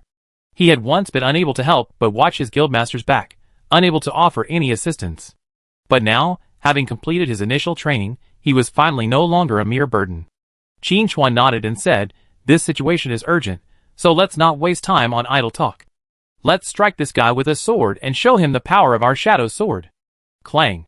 Yi Luo held the long sword, his expression eager to try. Quack! Quack! Quack! The puppet pseudo-god struggled frantically, a hint of fear in his eyes. It could sense that the seemingly worn-out longsword held within it an energy powerful enough to destroy it. The key was its power property. It was too restraining. "President, this boss seems scared." Yi Luo's expression was a bit surprised. Qin Chuan smiled, "It seems so." Then he looked at the pseudo-god, his smile growing even brighter. "I know you're not convinced, but I can mobilize others." "Can you?" The pseudo-god was furious. "If you're brave enough, let go and see if I can mobilize others." Puff! Yi Luo thrust his sword into the pseudo-god's shell. The blade felt only slight resistance before easily breaking through the divine barrier. A stream of dark, poisonous blood immediately gushed out, landing on the rocky ground of Meteorite Island with a soft hiss. At the same time, Qin Chuan could see a negative status sign appear above the pseudo-god's head. He casually flung a shadow-flying knife, and his health bar plummeted. Unlike before, this time, even though the pseudo-god continued to howl, its health remained unchanged. Qin Chuan could sense that the gathering soul energy encountered an invisible barrier, isolating it from the pseudo-god's shell. Qin Chuan pondered for a moment. This was the power of the Shadow Sword, manifested as the Shadow Sever skill. If only he could master this skill. As he thought this, Qin Chuan immediately noticed a shift in the shadow power within his body. The ancient aura began to resurrect. "You have acquired a new skill, Shadow Killing Array." Shadow Killing Array, a unique skill that relies on the Shadow Domain. Within the Shadow Domain, enemies cannot recover. Qin Chuan was a little surprised. This surprise came so unexpectedly. It seems the Shadow Power, unwilling to be outdone by its underlings, has directly comprehended and evolved a new skill. Furthermore, compared to Sakura Luo's skill, this Shadow Killing Array has a wider range. It has gone from a single target effect to a group effect. This, in turn, made Qin Chuan even more excited about the Shadow Power's future performance. He also discovered a new path. If he could revive more shadow gods and pass on their legacy to his own people, then his teammates would improve, and so would he. And his improvement would in turn drive his teammates' improvement. This left foot stepping on the right foot, it was bound to take off. To be honest, Yisakura Luo's support this time, and the smoother elimination of the false god, was only a small surprise. The biggest bonus was Qin Chuan's discovery of the potential of the shadow power. The power he currently possessed was probably only a tiny fraction. If he could unleash the full might of the shadow power, he could easily face the god of light head-on. Or rather, that was the true form of the shadow power. Concentrating his mind, Qin Chuan raised his hand and unleashed another barrage of skills, sending the false god's health plummeting like a waterfall, completely unable to stop. The gods in the void were stunned. This development wasn't right. Isn't this how the script was written? Shouldn't the false god attract the god-slaying bullet, then unleash their divine power to annihilate the mortal, and then wait for the hunting grounds to open and harvest the lambs to their heart's content? Why did this first step fail? Not only did the false god fail to absorb the bullet, he didn't even draw out the bullet's shadow. Crucially, the god sensed the shadow sword's revival. The sky god was furious. He was originally delighted when the shadow sword fell. After all, with a mortal enemy gone, things would be easier in the future. And now, to tell him, his mortal enemy had resurfaced just 2 days after being silent, and it seemed to be recovering quite rapidly. As for who knew the shadow sword's abilities best, the sky god was second to none.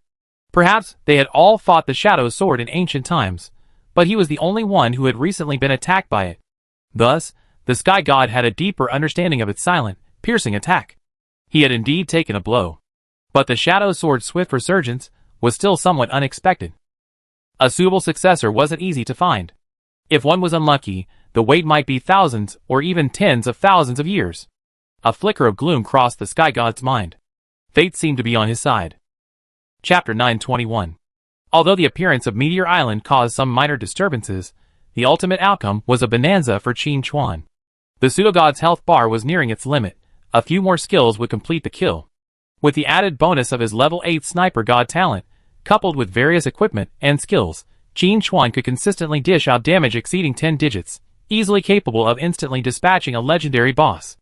Yingluo sighed, President, where did this boss come from? It's incredibly durable. Even with your damage output, it took so long. Song Ling agreed. Honestly, I don't know how long it would take to defeat this boss if it appeared in Eternal Night. I even suspect that with the current player strength, even the combined players of the world wouldn't be able to defeat it.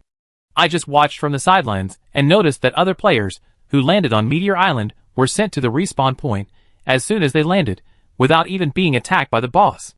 Yingluo replied, this boss should have an aura of continuous damage to the area. Without any damage reduction, they would be wiped out the moment they landed. The two of them grew increasingly amazed as they talked. Should such a powerful boss really appear at this time? What on earth are these game planners thinking? Throwing down an unstoppable boss, what chance do ordinary players have?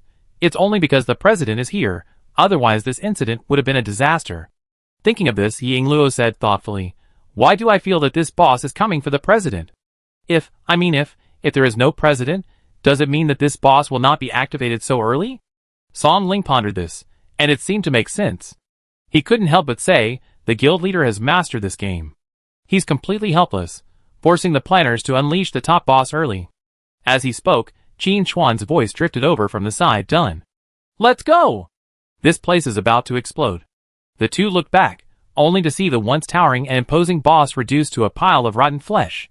Black smoke rose continuously, corroding the surrounding soil. The guild leader, on the other hand, held a strange crystal in his hand, his expression remarkably calm. Yingluo asked curiously, huh? Such a powerful boss, and there's no big drop. Logically, shouldn't there be loot all over the ground? The planner is really stingy. Song Ling, looking at the crystal in Qin Chuan's hand, said, I have a feeling the guild leader's hand is a boss drop.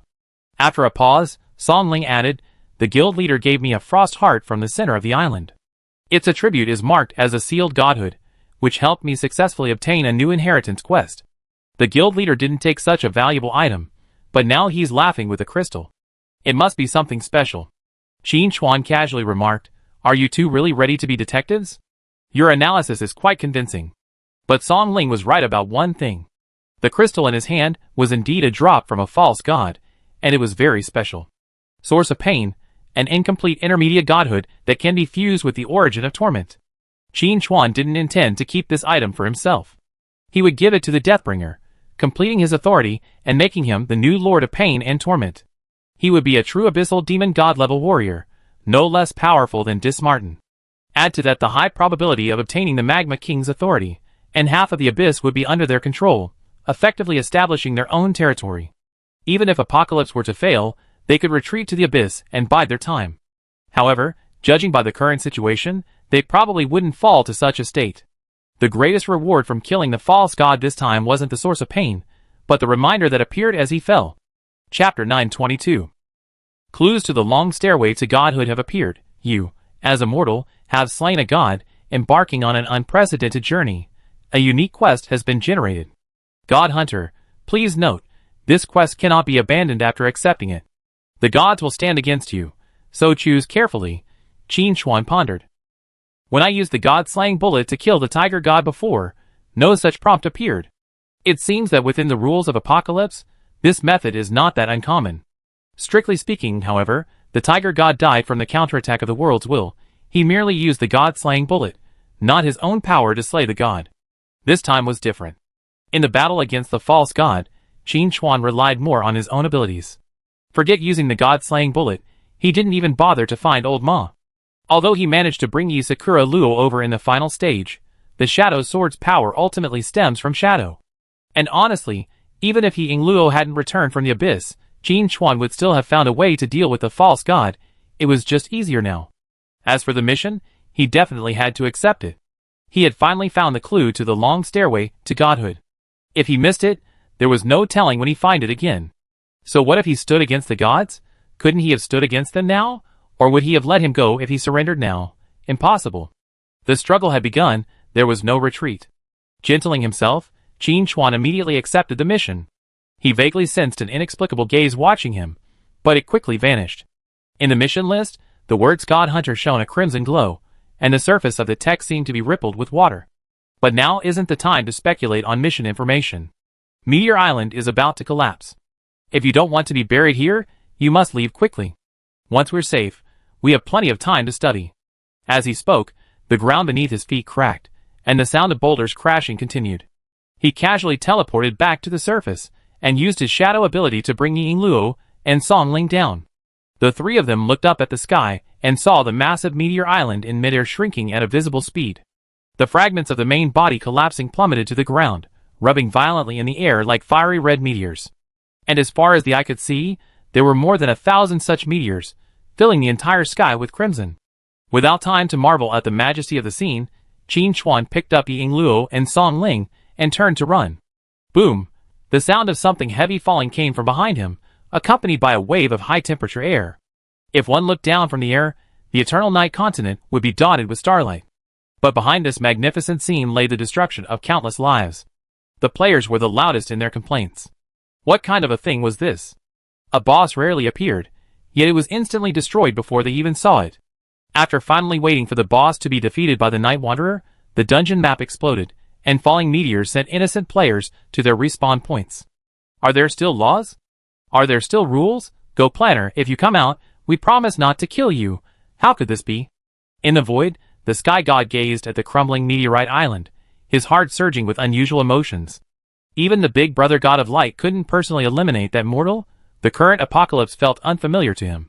Will the once unstoppable hunting rules still work this time? To be honest, for the first time, the sky god felt uncertain. He had wanted to seek the big brother of light for some confidence, but he found him quiet again. If big brother wasn't there, then second brother would be fine.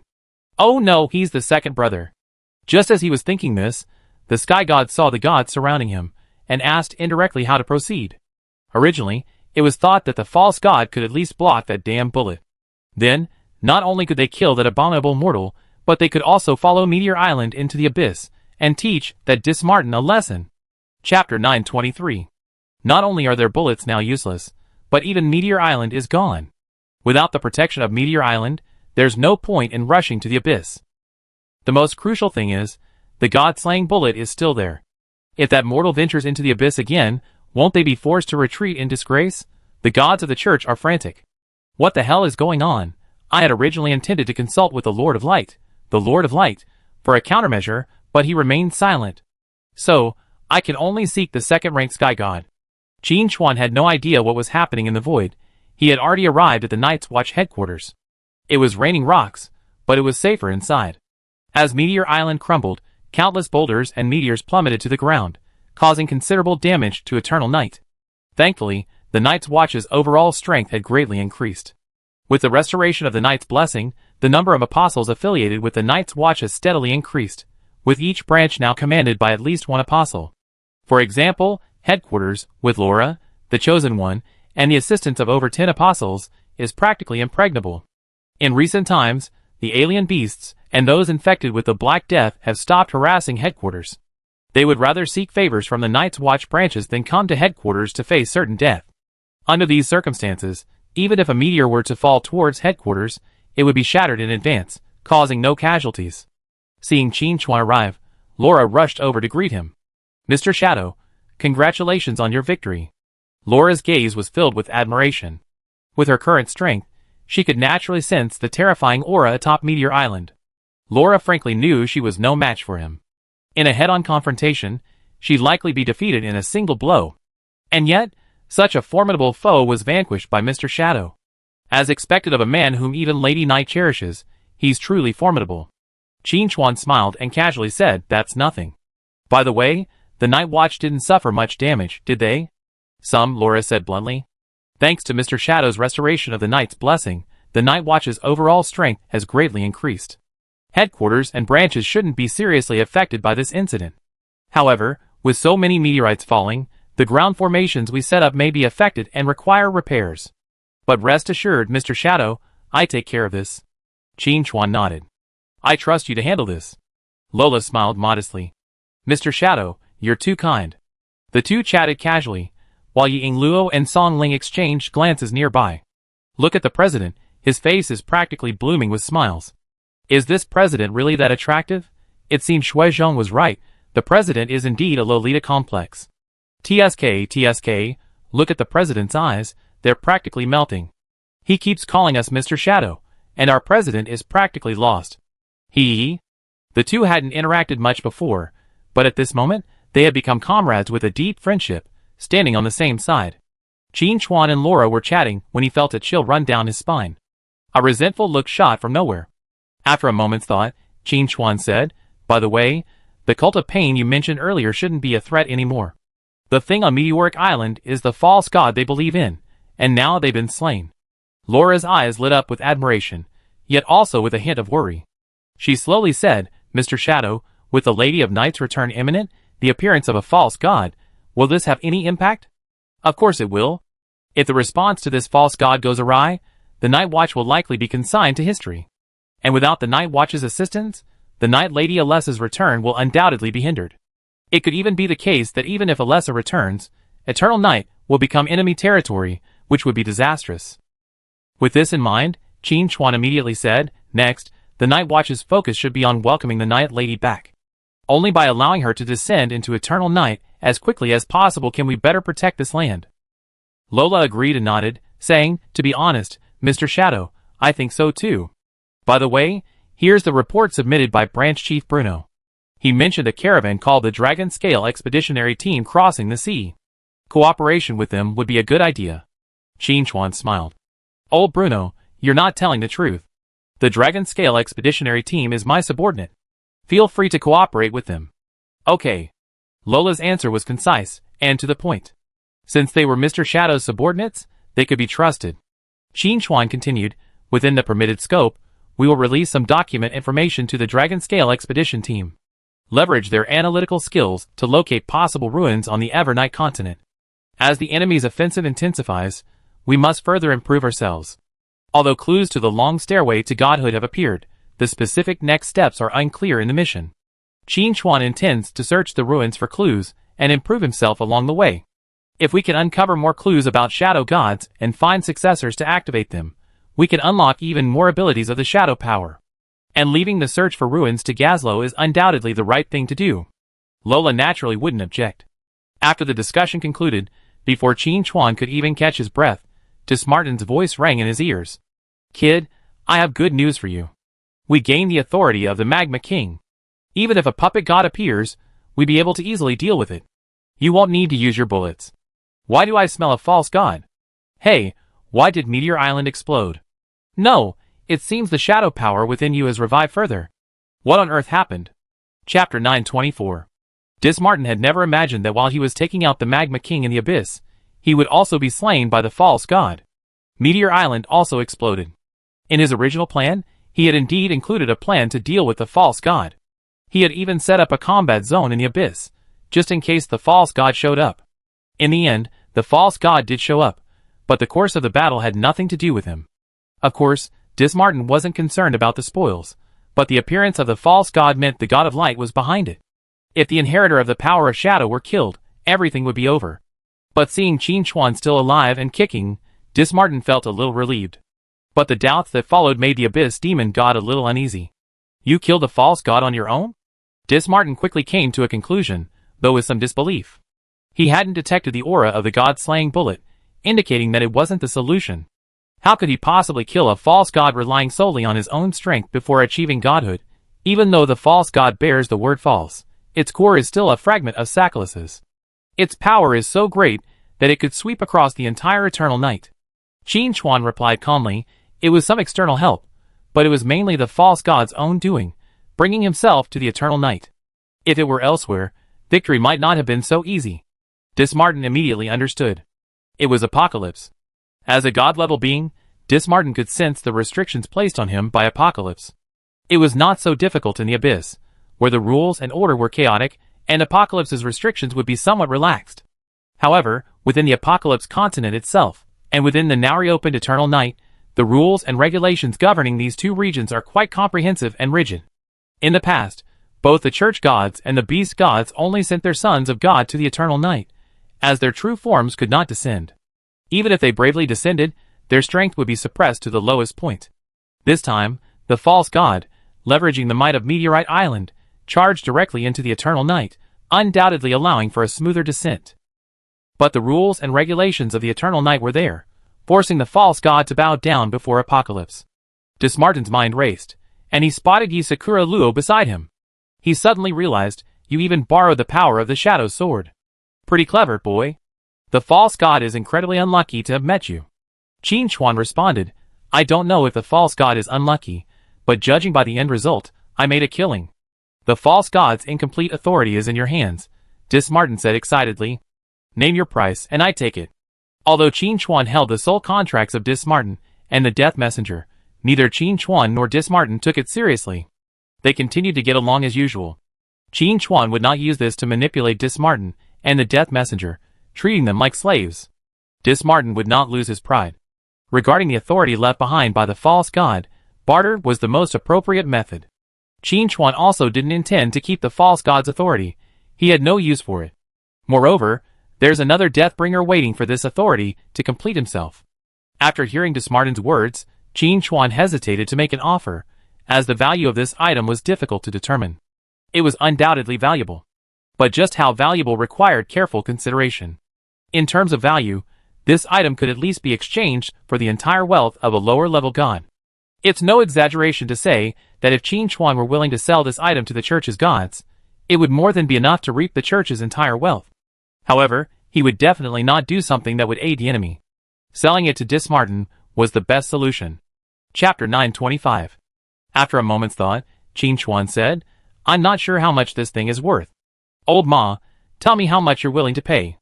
As the old saying goes, when you can't make up your mind, it's best to throw the question back. Dismartin, being businesslike, tentatively asked, how about I give you 2 piles of divine crystals?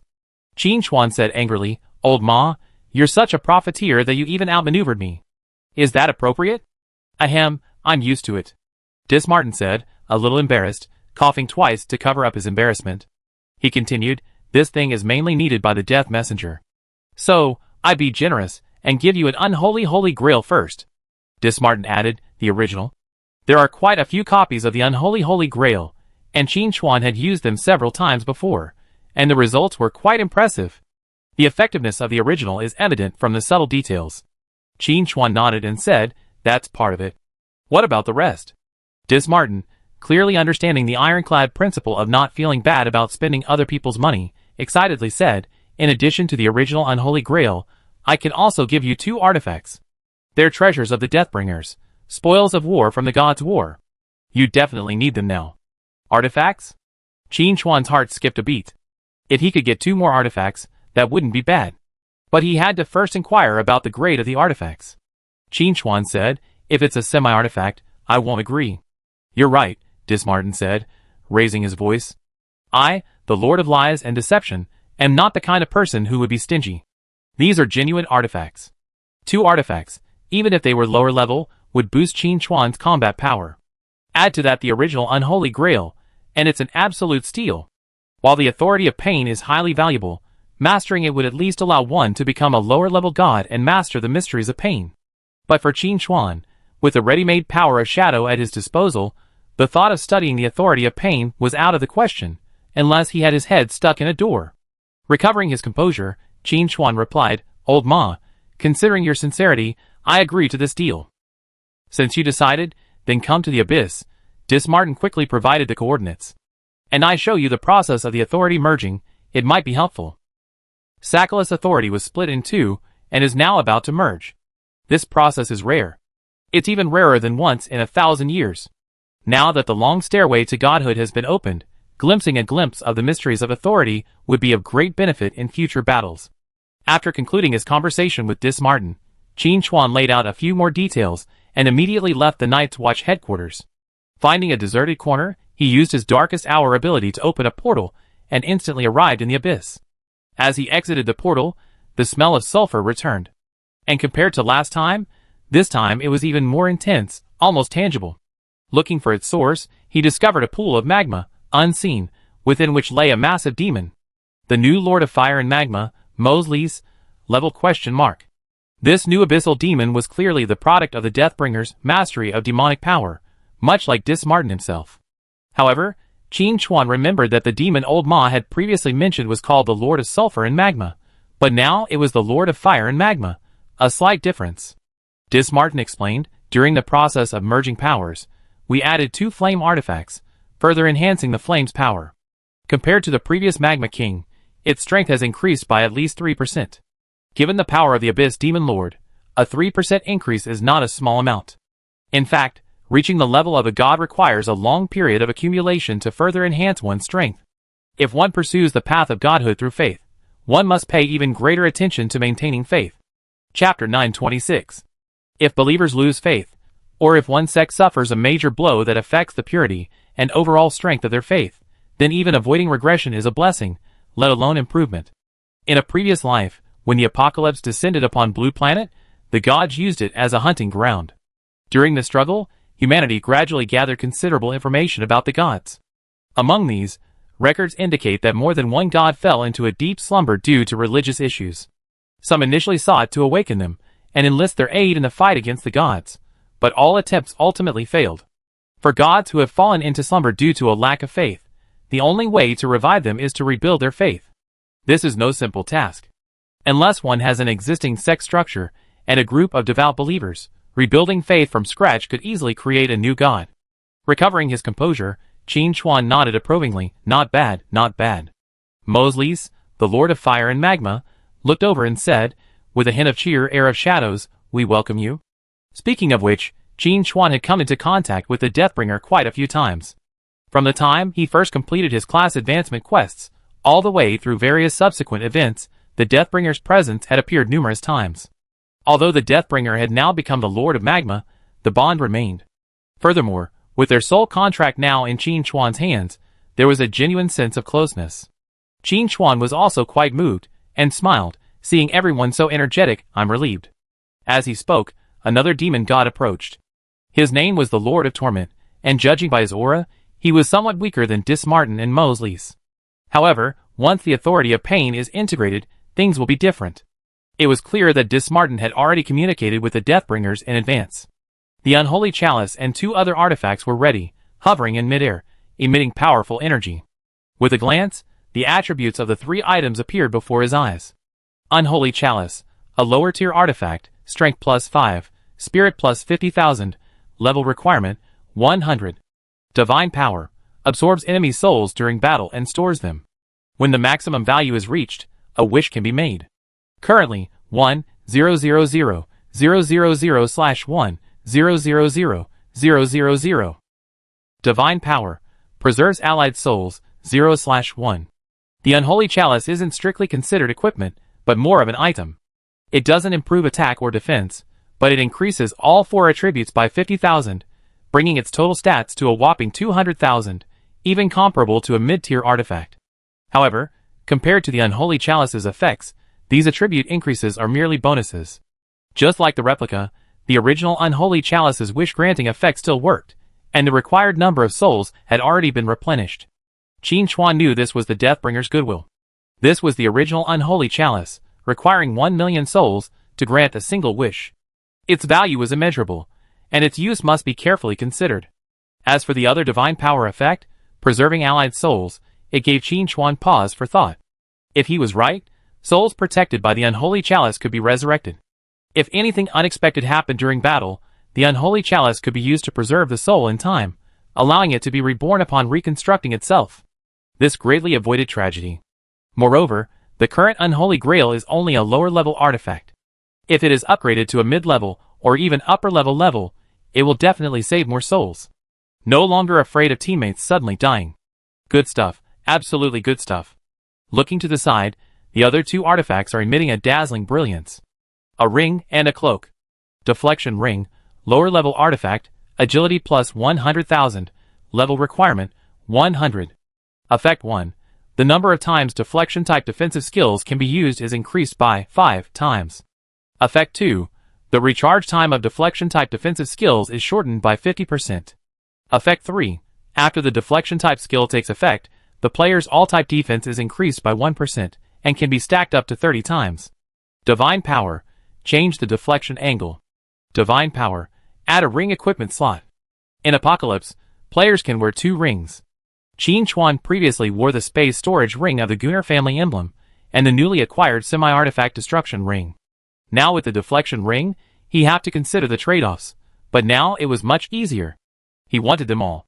With the deflection ring, the shadow prism's recharges instantly increased from 5 to 25, giving him a sense of security. Add to that the hidden boost provided by the cooldown reduction. Qin Chuan could proudly say he could stand still and take no damage. And the powerful effect of changing the deflection angle could also prevent the unexpected effects of Shadow Prism's reflected attacks. Some enemies possess the ability to counterattack, and the deflected attacks could actually injure them. Qin Chuan looked at Dismartin and praised him. "Old Ma, you're thoughtful about this ring." Dismartin smiled modestly. They were on the same side, and if they had good stuff, they had to use it. They couldn't just leave it unused and become enemy trophies. That would be tragic. He put the ring away and looked at the last cloak. Demonic Shadow Cloak, lower tier artifact, increases constitution by 100,000, level requirement, 100. Divine Power, creates a real demonic shadow capable of transcending spatial boundaries.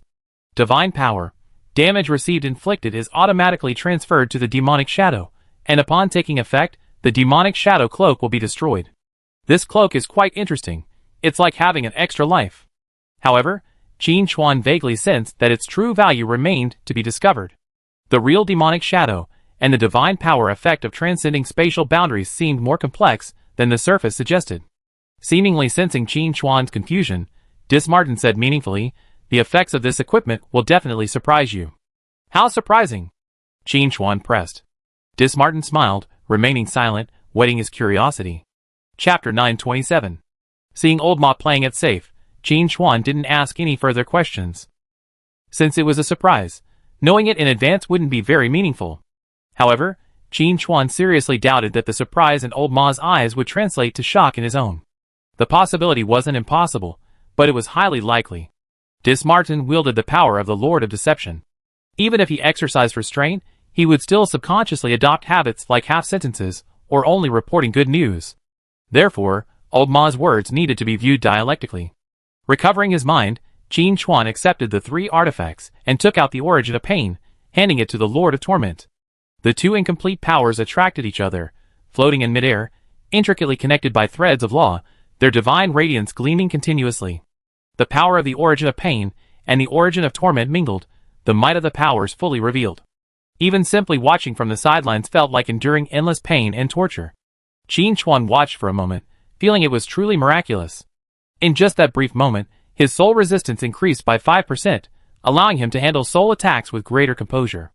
But what surprised him even more was the new changes to the God Hunter quest. Unique quest update. You witnessed the fusion of authority and have reached the steps to divination.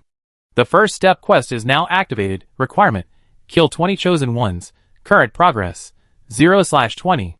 Reward: unlock the first step of the steps to divination. What a surprise! This is it.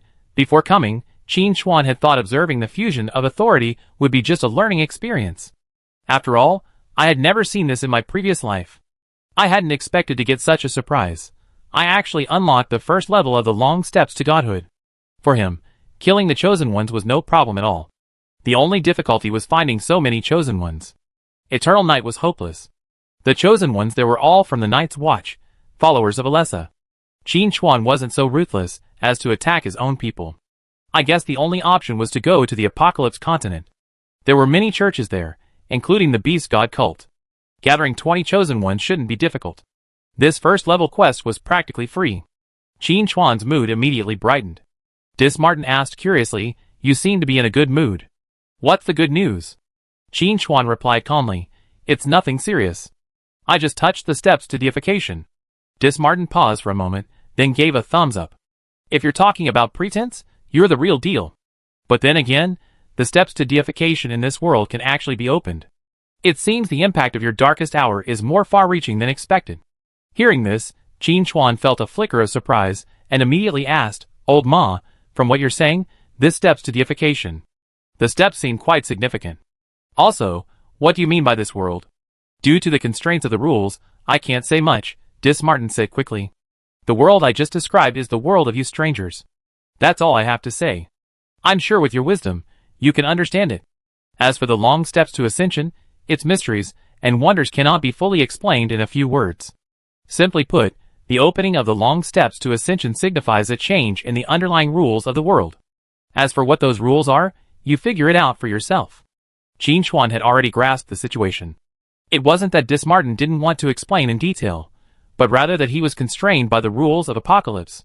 Even so, Dismartin's words revealed a tremendous amount of information. It wasn't surprising that Dismartin and the others knew that Qin Chuan's blue star wasn't the same world as Apocalypse. With the concept of strangers, and the added self-awareness of God-level beings, they naturally knew that Qin Chuan, or the players, came from a completely new world. Chapter 928. What Qin Chuan deduced from the words was that Blue Planet's long step to divinity had already been unlocked. This was what surprised Dismartin. It also surprised Qin Chuan. In his previous life, research on the long step to divinity primarily focused on the players themselves. But listening to Dismartin now, it seemed otherwise. The unlocking of the long step to divinity was more like the upgrading of the world, ultimately reaching a level capable of accommodating gods. From another perspective, the original Blue Planet was unsuitable for divine activity, or even survival, and required gradual transformation. And the long step to divinity was the key. Because the world's long step to divinity had already been unlocked, players could unlock their own long step to divinity. It's like playing a game. If the level cap isn't lifted, no matter how long you play, you won't be able to level up. And the rule changes that Lao Ma mentioned were most likely the rules of the Apocalypse infiltrating Blue Planet, enabling it to accept the arrival of the Apocalypse. Compared to his previous life, this process was undoubtedly much earlier than usual. The most crucial aspect was the use of Darkest Hour, breaking the boundaries of time and space. This not only allowed the Eternal Night continent to see the light of day again, but also directly impacted reality, allowing the long steps to ascension on Blue Planet to be unlocked prematurely. In his previous life, players unlocked the long steps to ascension only after the Apocalypse, so no one considered it. Furthermore, the overall battle situation was at a disadvantage, leaving few opportunities to delve into the mysteries of the gods. But this life was different. Qin Chuan's progress was incredibly rapid. He had access to the long steps to ascension shortly after the server launch, giving him more time to decipher the divine realm. Adding god-level allies like Dismartin and the Deathbringer allowed him to uncover even more secrets. Combining multiple sources of information allowed him to see more of the truth. Qin Chuan breathed a sigh of relief, feeling a slight sense of pressure, but more of anticipation. The trajectory of fate was indeed changing. Whether the final outcome would be good or bad was uncertain, but at least for now, it was heading in a positive direction. As he pondered, the fusion of the origin of pain and the origin of torment successfully concluded, and an aura no less powerful than Dismartin and Mosley's quietly emerged. Lord of Pain and Torture, Katie Carroll, level ? With the three abyssal demon lords gathered, the very world trembled. Qin Chuan could even hear cheers and applause echoing throughout the abyss. Listening more closely, the roars of countless demons drifted between heaven and earth. Influenced by Katie Carroll's aura, Dismartin and Mosley's both revealed their true forms. Their massive bodies towered over the heavens. The three demon gods stood side by side, extinguishing the entire sky's luster. All that was visible was unparalleled grandeur. Qin Chuan couldn't help but sigh in admiration at the sight. Magnificent. The three demon gods gathered together, their immense power resonating and vibrating, causing the very space to tremble. Qin Chuan could even see it twisting and undulating like waves. Dismartin immediately declared, "The rules of the abyss forbid demon gods from gathering together for too long. We must return to our respective territories. Remember to stay in touch. Neither the church gods nor the beast gods will let us off easily." Mosley's and Katie Carroll responded in unison, "Old Ma is right." Dismartin's expression was one of despair. He couldn't shake off that title. He looked down at the culprit with grief and indignation. Qin Chuan waved his hand swiftly. "You can handle the affairs of the abyss yourselves. I won't disturb you anymore. I'm leaving now." With that, he teleported away. With Dark Hour around, there's no need to worry about being unable to escape. Dismartin said bitterly, "That kid got away fast." Mosley smiled and said, "Old Ma, since you're so upset, why not give that little guy a slap or set him up for a fight? Don't you have a pawn in Eternal Night? You can definitely use that to your advantage." Chapter 929. Katie Carroll echoed, "Little Mo is right." This time, it was Mosla's turn to be speechless. Dismartin laughed heartily, his slight melancholy gone. With a wave of his hand, he declared, "How can I, the Lord of Lies and Deception, be angry with a mere youth?" Then he changed the subject. "Brothers, we certainly achieved some success in getting this far, but it's not time to completely relax." "That's true," Mosley agreed. "Speaking of which, since we seized the power of the demon god, the former death duty has become vacant. It's time to train new Deathbringers." Katie Carroll nodded. "As you should. Keep an eye on that little fellow. He has the potential to become a Shadow Lord. Among his followers, there should be someone capable of carrying on the death legacy." Dismartin made his final decision. "Deal with the death duty yourself. Trust in fate." As he spoke, his form began to fade into the void. Mosley's and Katie Carroll didn't linger, returning to their respective territories. Returning from the abyss to Eternal Night, Qin Chuan glanced anxiously around, only to be relieved when he confirmed that Old Ma hadn't caught up. Just as he was about to seek out a few chosen ones for treatment, he received a message from Jiaolingyu. "President, I heard some rather strange things." Qin Chuan immediately replied, "Tell me about them." "Jiaolingyu, here's the thing. As you know, my family's business is quite extensive, with numerous properties in South America. Yesterday, a manager there reported to me that an urban legend has surfaced there, so much so that the local army has declared martial law." Qin Chuan replied with some surprise, "Are you sure this is just an urban legend and not a riot?" "Jiaolingyu, I asked that question at first, but the manager's subsequent comments make me think this incident is indeed more like an urban legend." This statement piqued Qin Chuan's curiosity. Jiaolingyu didn't waste any time, quickly recounting the incident. In short, a large number of homeless bodies were found at a certain city's airport, over 30,000. The mere thought of that number is enough to make one's scalp tingle. Even more terrifying was that not only had all the internal organs been removed, not even a drop of blood remained. Furthermore, the bodies weren't simply piled up. Instead, their limbs had been broken and arranged into various bizarre shapes, then arranged according to a specific layout. "Jiaolingyu, President, I have some photos from the scene. Would you like to see them? First, let me tell you, this thing is extremely sinister. After seeing it, I feel uneasy, and have a constant feeling that something bad is going to happen." In fact, Qin Chuan knew what was happening without even seeing the photos. At first, when Jiaolingyu mentioned South America, he didn't react, but later he understood. This is the work of the Illuminati. And with the photos Jiaolingyu sent, their uniquely sinister style became even more apparent. Qin Chuan immediately replied, "If I'm not mistaken, there will be more disappearances over there soon. You should stay away from home for the time being. By the way, If there's any major business deal that requires you to go there in person, you must turn it down. Absolutely not. Seeing the seriousness of their president's words, Di Jiaolingyu also felt a little uneasy, but still a little uncertain. She said, "President, I always travel with a dozen bodyguards. I think it should be fine." "Something's up," Qin Chuan replied calmly. "Wait, I log off first and talk to you later. Stay online in the meantime, understand?" Di Jiaolingyu, "Okay, I listen to you, guild master." Logging out of the game, Qin Chuan opened his eyes in the game cabin. After adjusting himself for a moment, he sat up and looked at the dark shadow before him, a hint of bitterness playing on his lips. What a surprise! His previous conversation with Dismartin in the Abyss had made Qin Chuan realize that Apocalypse's infiltration of Blue Planet was faster than he anticipated. Coupled with the previous soul contract, Qin Chuan already had some suspicions. Now, seeing the demonic shadow appear before him, Qin Chuan wasn't surprised at all. A real demonic shadow that could transcend spatial boundaries wasn't just effective in the game, it could appear in the real world as well. This was the fundamental reason Qin Chuan had warned Di Jiaolingyu not to leave. The Illuminati's sacrificial ritual was most likely intended to summon something. If the rhythm of his previous life held, then the Illuminati was doomed to fail.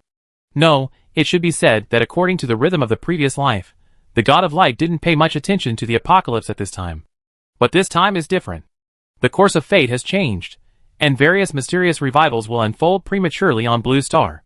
The effect of the demon shadow cloak has taken effect in reality, completely confirming Qin Chuan's suspicions. Slowly exhaling, Qin Chuan looked at the demon shadow and gave an order: stand guard in the surrounding area. If anyone approaches, knock them out and take them away. If they are armed, kill them without mercy. The demon shadow nodded and gradually sank into the floor. But Qin Chuan could feel that the demon shadow was nearby and had not left.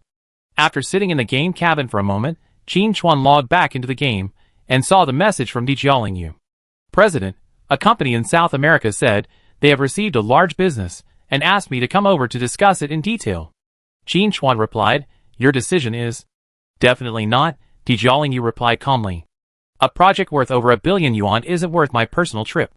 The profits wouldn't even cover the cost of buying a few mounts. Besides, with what just happened over there, even if I really wanted to go, my family wouldn't agree. So don't worry, Guildmaster." Qin Chuan, "Better safe than sorry. Things are going to be volatile. Be careful. Mention this to the rest of the guild. By the way, I think you could invite Jing and the others to meet up offline. Find a quiet place with some gaming pods and play games together. It'd be more fun with more people. What do you think?" Di Jiaolingyu understood and replied, "Don't worry, Guildmaster. I take care of this. If I may ask, are you coming?" Chapter 930. "First, I'm not old," Qin Chuan replied quickly. "Second, I prefer quiet to active. I don't go out unless necessary, so I won't be attending this gathering." Di Jiaolingyu had anticipated this answer and didn't think too much about it. She replied, "Okay, next time. I'll let you know if there's any further news." Qin Chuan replied, "Thank you for keeping an eye on this. Others don't have as many resources as you do. By the way, you could exchange intelligence with Qiyu and the others." Di Jiaolingyu, "Huh? President, do you know where Qiyu and the others are from?" Qin Chuan, "Chuan, the military, right? I guessed it a long time ago."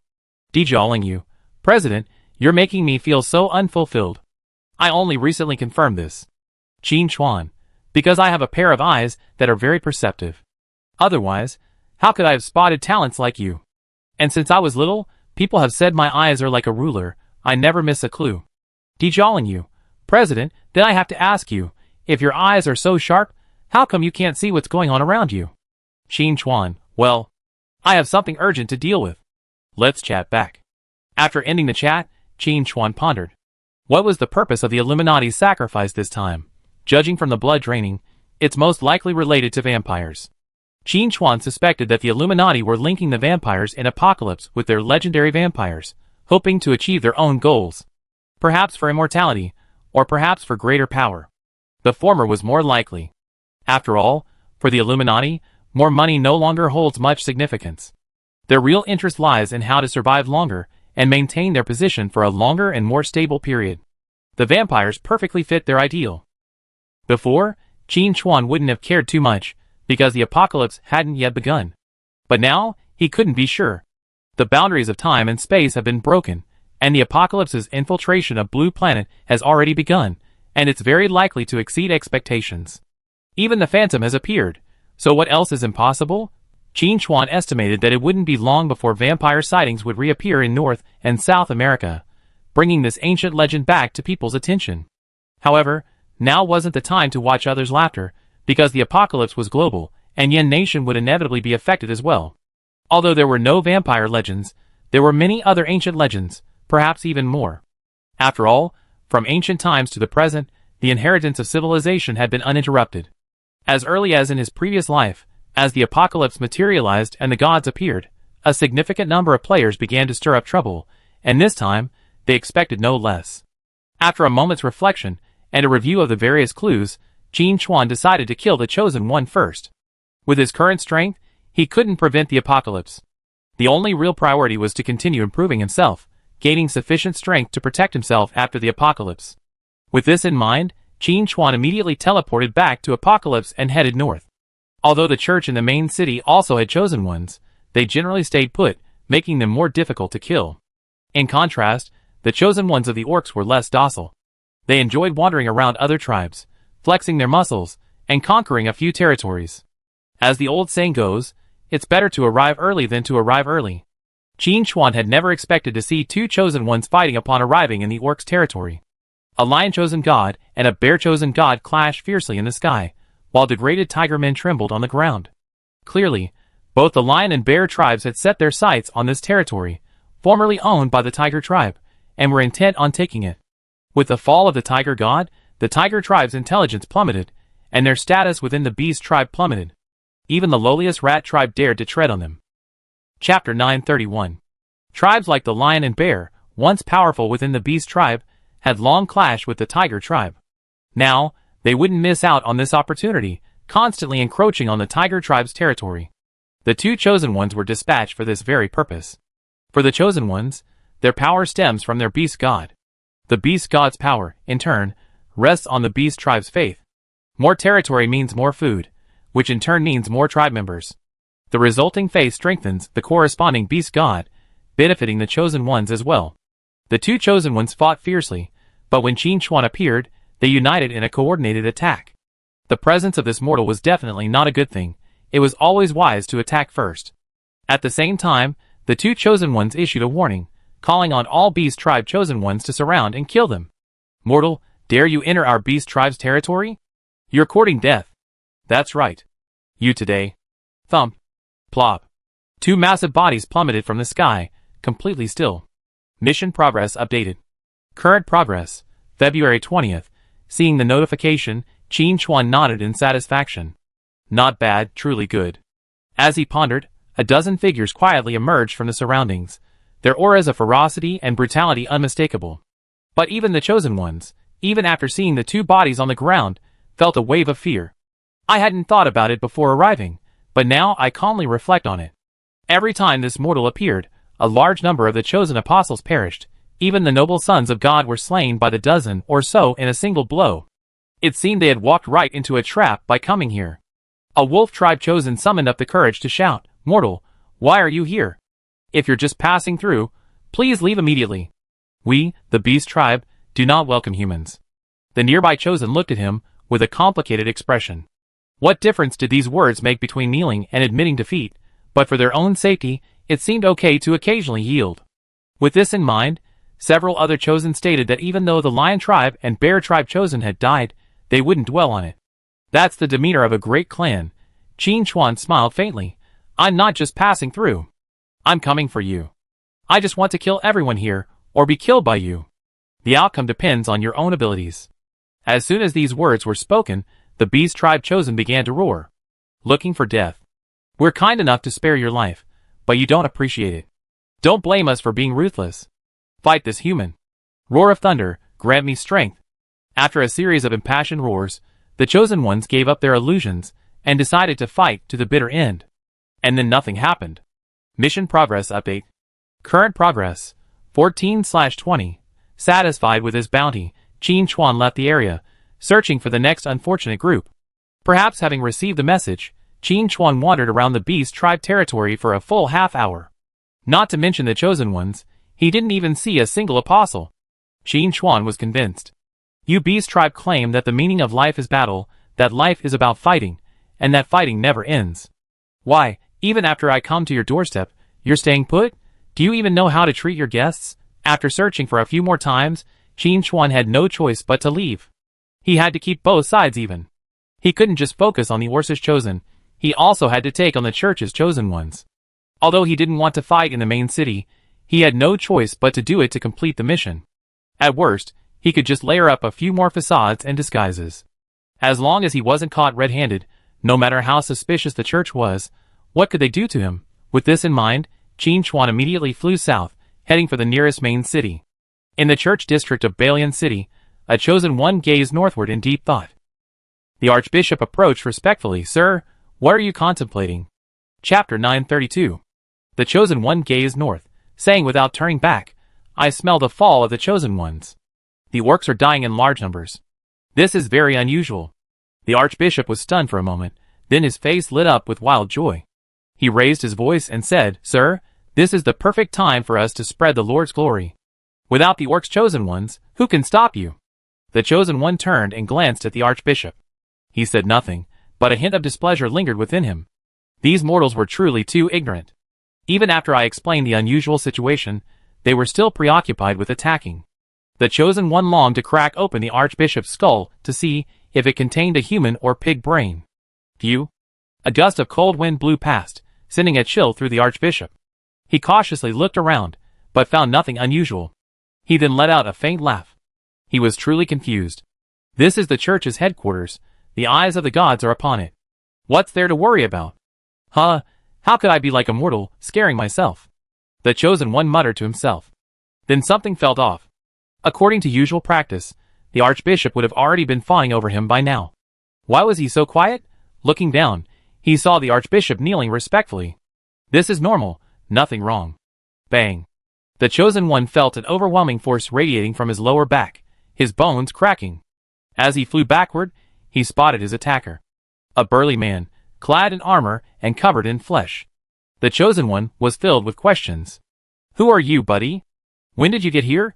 Sneaking up behind me so silently. Is that something a warrior could do? An assassin is more like that. Thinking of assassins, the chosen one suddenly thought of someone, a stranger who even the gods found vexing. Looking at the burly man before him, he felt something was off. Disguise, it was that stranger. Mortal, how dare you? Assassinating a chosen one, you know the consequences. Angry roars echoed through the cathedral district. The bishop and the Templar, deep in prayer, rushed over immediately, swearing to defend the chosen one to the death. Far away, players completing quests in Balian City were bewildered. What's going on? Someone treated the chosen one like a boss. Who's so awesome? It must be the Night Wanderer. Instantly many players rushed to the cathedral district to see what had happened. Before they even arrived, they saw a dark shadow soaring into the sky, followed by panicked howls from the cathedral district.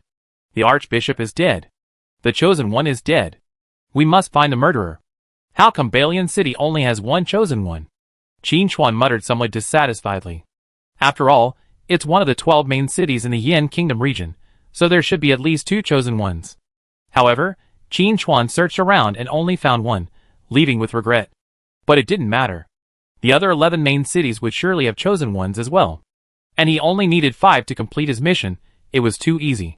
In the following days, the players in the main city district experienced what it meant to be caught off guard. They were idle in the main city, chatting and bragging with friends as usual. Then suddenly they heard chaos erupt in the cathedral district. Not long after, the tragic news arrived. The cathedral district's chosen one had died. The players pondered over who could have killed the chosen one so easily, and only one person fit the description, Night Wanderer. But why would Night Wanderer kill the chosen one for no reason? Some players speculated that this was a quest requirement. This posed a new question. If a quest required killing the chosen one, how high would the reward have to be? Even in the top guilds, everyone was quite surprised. Ji Xing. The chosen ones in the main city are dying one after another. Does anyone have any clues? Ying Luo. I think it was the president. Xiao. That must have been my adoptive father. Yin Ya. I agree. Su Chongqing. But why did the president kill the chosen ones? Was he really doing a quest, as the forums are analyzing? Snow Swordsman. Let me ask. The case has been solved. The president said he was just doing a quest. Oh my god. He's really doing a quest. Is this a human quest? If it were me, I'd probably die. Jixing, since it's confirmed to be the president, let's all go about our business. He must have a reason for doing this. Yes. By the way, I activated a hidden dungeon here. It's a medium-sized dungeon for 10 players. Anyone coming? Shao, I, even though the guild leader isn't here, I can still get some meat with Sister G. I'm going to keep winning. Su Chongqing, I want to go too. Jixing, anyone else? Don't be so modest. If you want to come, just sign up. We're all family, no need to be so polite. Dijaling you, Sister Jing, are you going? If you go, I go too. Jing, there's nothing else to do right now, so let's go. Jixing is quite prestigious in the guild. He assembled the team shortly after calling for members, and excitedly began to tackle the dungeon. At the same time, Qin Chuan also defeated the last chosen one required for the quest. Quest Progress Update. Current Progress, 20/20, Quest completed. The first level of the long stage of divinity has been unlocked. Obtain the divine blood factor. Amidst a series of prompts, a drop of bright red blood, enveloped in a divine crystal, appeared before Qin Chuan. Using a divine crystal as a container, the value of this drop of divine blood was evident. He casually crushed the outer shell, letting the divine blood fall into his palm, where it merged into his flesh in the blink of an eye. The next second, his blood began to boil, transforming into divine blood. Chapter 933. The long steps to godhood are so named because achieving godhood isn't a one-night job. If one chooses the path of faith-based godhood, one must cultivate followers and gradually accumulate faith before eventually igniting the divine fire and embarking on the path to godhood. The path of pure power requires even more accumulation and simmering. Qin Chuan, like all players on Blue Star, had pursued the path of power-based godhood in their previous lives. If one had been able to win the war against the gods in their previous lives, the title of savior would have been revered by the survivors, and over time, perhaps even gain faith. Unfortunately, time ran out. In this life, Qin Chuan had achieved considerable fame. Whether domestically or internationally, when people mentioned apocalypse, they would think of the Ideation. But this was still far from achieving godhood through faith. Furthermore, the reputation Qin Chuan had built wasn't entirely positive.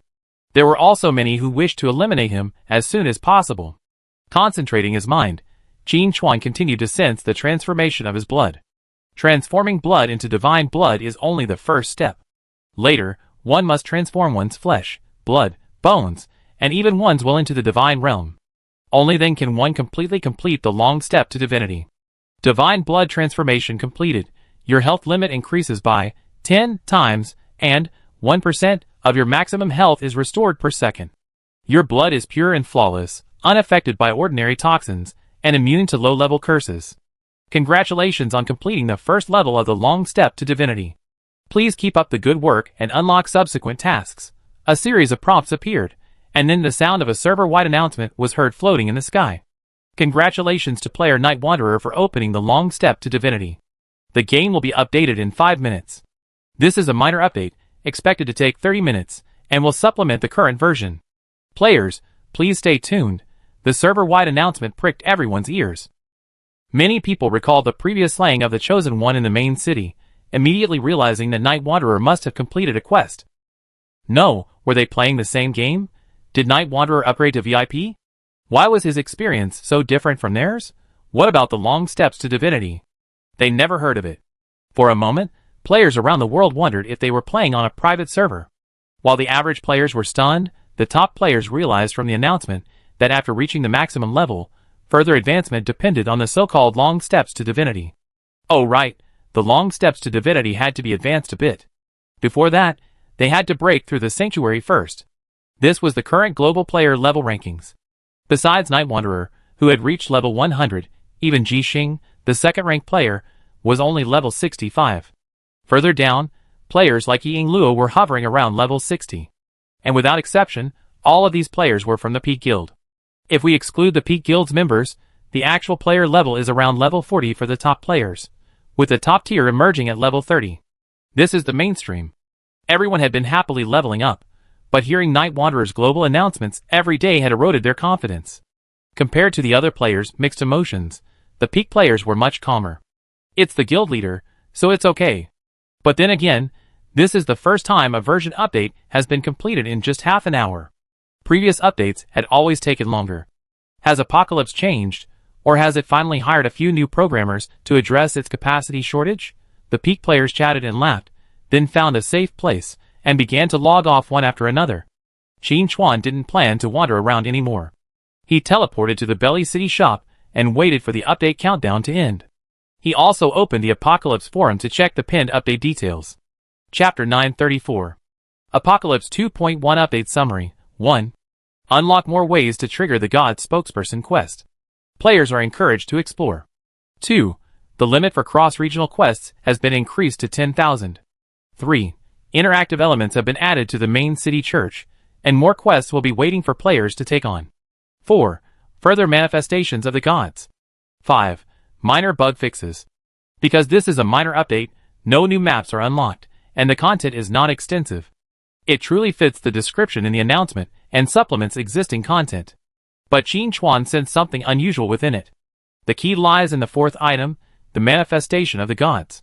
Combining all the previous intelligence, Qin Chuan had reason to believe that Apocalypse's infiltration of Blue Star had reached a certain stage, and something unusual might happen next.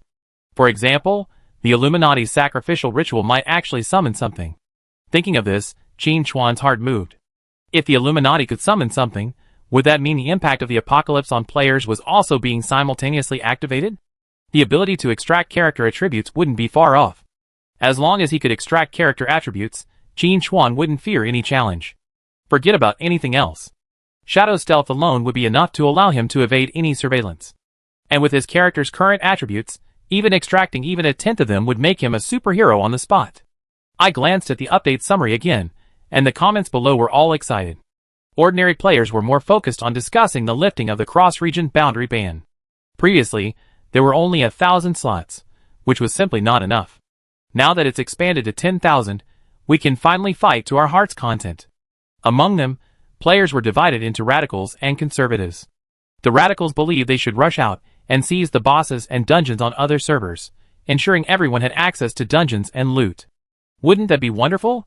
The conservatives, however, felt the radicals were too conservative and that they should simply capture the main cities of other servers. That would be the ultimate satisfaction. Each side held its own, neither convincing the other. But it was predictable that when the servers reopened, the cross-region borders would be bustling with activity. While Qin Chuan was pondering, the countdown for the server downtime ended, and he was surprised to find he hadn't been kicked off. But the scene before him also surprised him. Everywhere he looked, the NPCs in the shops, even Irina, instantly stopped moving. Qin Chuan could even see 2 drops of black liquid splashing out of the crucible, only to stop in midair. It was as if time had stood still. Qin Chuan nodded secretly. Tianqi had indeed recovered. He had mastered the core technology of the Benzi Kingdom, the technology that could stop time. And it looked like it had a fairly wide range. With a thought, Qin Chuan walked out of the shop and found that the entire city of Belly had come to a standstill. He looked up at the sky. The blue sky and white clouds had vanished, the entire sky transformed into a pitch-black veil. A faint, towering figure could be seen behind the veil. It was a god from the void. The scene before him surprised Qin Chuan somewhat. In all the version updates in his previous life, he had never witnessed such a bizarre scene. And it wasn't just him, players across Blue Planet had probably never seen one. Qin Chuan immediately thought of the most likely possibility. Darkest Hour. This weapon could break the boundaries of time and space, so it seemed reasonable that he could remain active in Apocalypse during the server downtime. What a ridiculous amount of reason. Qin Chuan immediately dismissed this hypothesis. With Apocalypse's power, let alone the fact that Darkest Hour was currently only a mid-level artifact, even if it were a higher-level artifact, or even higher, it would be difficult to shake Apocalypse's authority. So the only possible reason for this situation was that Tianqi had deliberately not kicked him off the line. What was Tianqi trying to do? Qin Chuan was puzzled, yet secretly wary.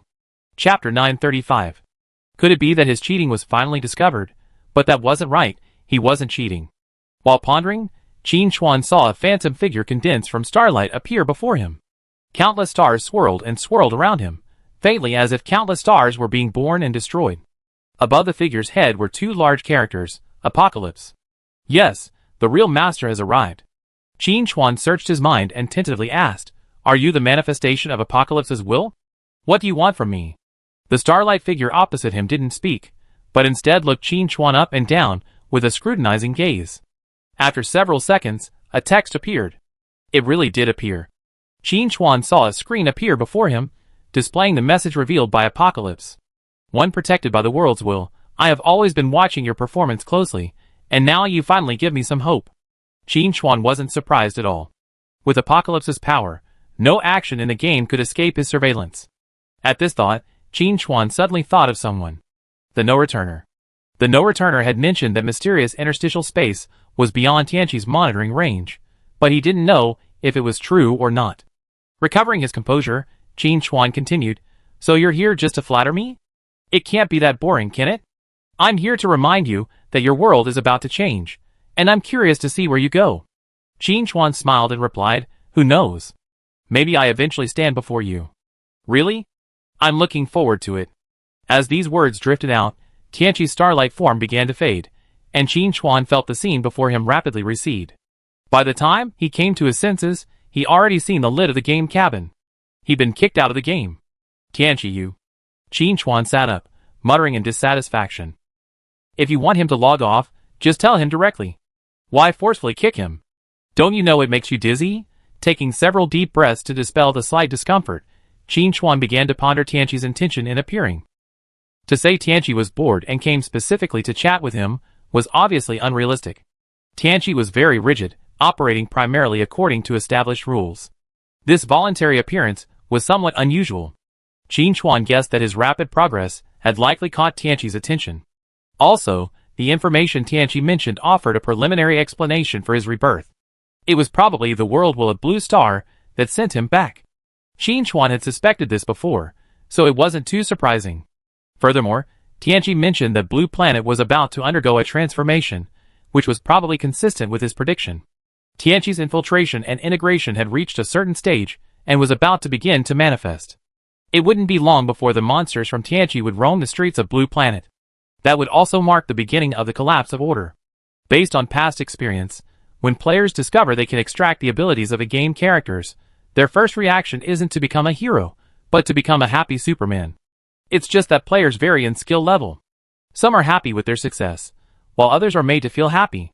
Add to that the widespread monsters causing panic among the leaders of various countries, and order will be almost completely destroyed in a very short time. However, a new order will soon take shape. That's what it means to be strong. This had all happened before, and Qin Chuan was mentally prepared. When the server opens, I hint to Akabane and the others so they can prepare, at least send more national teams. Qin Chuan thought to himself. He had witnessed too many tragedies in his past life, and if possible, he wanted to save as many lives as possible. No one wanted to witness that kind of scene of corpses strewn across the ground again. While pondering, Qin Chuan noticed a private message on his game forum. It was from Akabane. Akabane, President, the gods mentioned in this game update have become more visible. Do you have any idea? Will more apostles and chosen ones appear? Can you find a way to prevent them? Although I also received missions to defraud the chosen ones, compared to those veteran chosen ones, I'm still not qualified enough. Qin Chuan didn't know at this point that the higher-ups had already considered using nuclear bombs against the chosen ones. Of course, even if he knew, he wouldn't be surprised. Because this plan had been tried by various nations in his past life. It's just that the outcome wasn't pretty. Seeing Akabane's message, Qin Chuan paused for a moment before replying, "This is an inevitable game process, unstoppable." Even on the other side, Akabane, looking at the reply, turned and looked behind him, respectfully saying, "Sir, the Night Wanderer says it can't be stopped." The figure behind Akabane had a solemn expression, the metal on his chest glaring in the dim light. Upon hearing Akabane's words, he remained silent, a moment later saying, "You activated the deceitful chosen mission. How do you feel?" Akabane immediately replied, "As long as I use the power of the deceitful chosen, I feel omnipotent. It's no exaggeration to say that I could single-handedly take down the entire Akabane squadron. And it would be effortless." Having finished, Akabane sensed a problem with his words, and quickly explained, "I don't have any problem with the Akabane squadron, but simply comparing combat power." The man opposite waved his hand, signaling Akabane not to worry, but still holding on to a glimmer of hope, he asked again, "What if the Akabane battalion prepared in advance and brought all their firepower?" Akabane shook his head. "Sir, I was just talking about overthrowing the fully armed Akabane battalion." After a pause, Akabane added, "Honestly, describing it as a one-man showdown is a bit inaccurate. To be precise, only a small number of methods were needed. I only just begun to touch upon the legacy of the Chosen One. If I unlock it further, I might be able to end the battle without even having to fight. Okay, I got it. The man's expression grew more serious. I report this matter. After all, you know the confidentiality regulations. You must never say anything that shouldn't be said. Understood. Akabane stood and saluted, his body erect and his gaze unwavering. Chapter 936. Half an hour, neither long nor short, was enough for Qin Chuan to wander up and down the stairs for a few rounds before the update was successfully completed. Logging back into the game, time and space were now normal, no longer frozen. Irina was still fiddling with the dark ointment, while the NPC clerk was cleaning the shop and sorting the shelves. Exiting the shop, Qin Chuan immediately noticed the difference in this update. A massive statue had appeared in the church district. Even from a distance, excited prayers could be heard, and NPCs on the street were discussing the sudden appearance of the statue, stating it must be a miracle.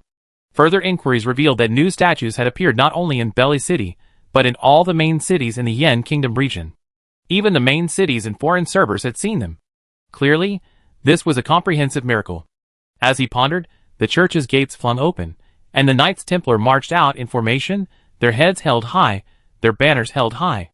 Flanked by numerous missionaries, they began preaching their doctrine through the streets of Bailey. And anyone willing to listen could receive bread and milk. A passing player, feeling playful, approached and pretended to be a passerby, only to receive something themselves. He also discovered that the bread restored health, and the milk restored mana, and immediately mobilized the rest of his guild to collect the supplies. Leveling up in the wild wasn't easy for ordinary players. Every few monsters they killed required recovery.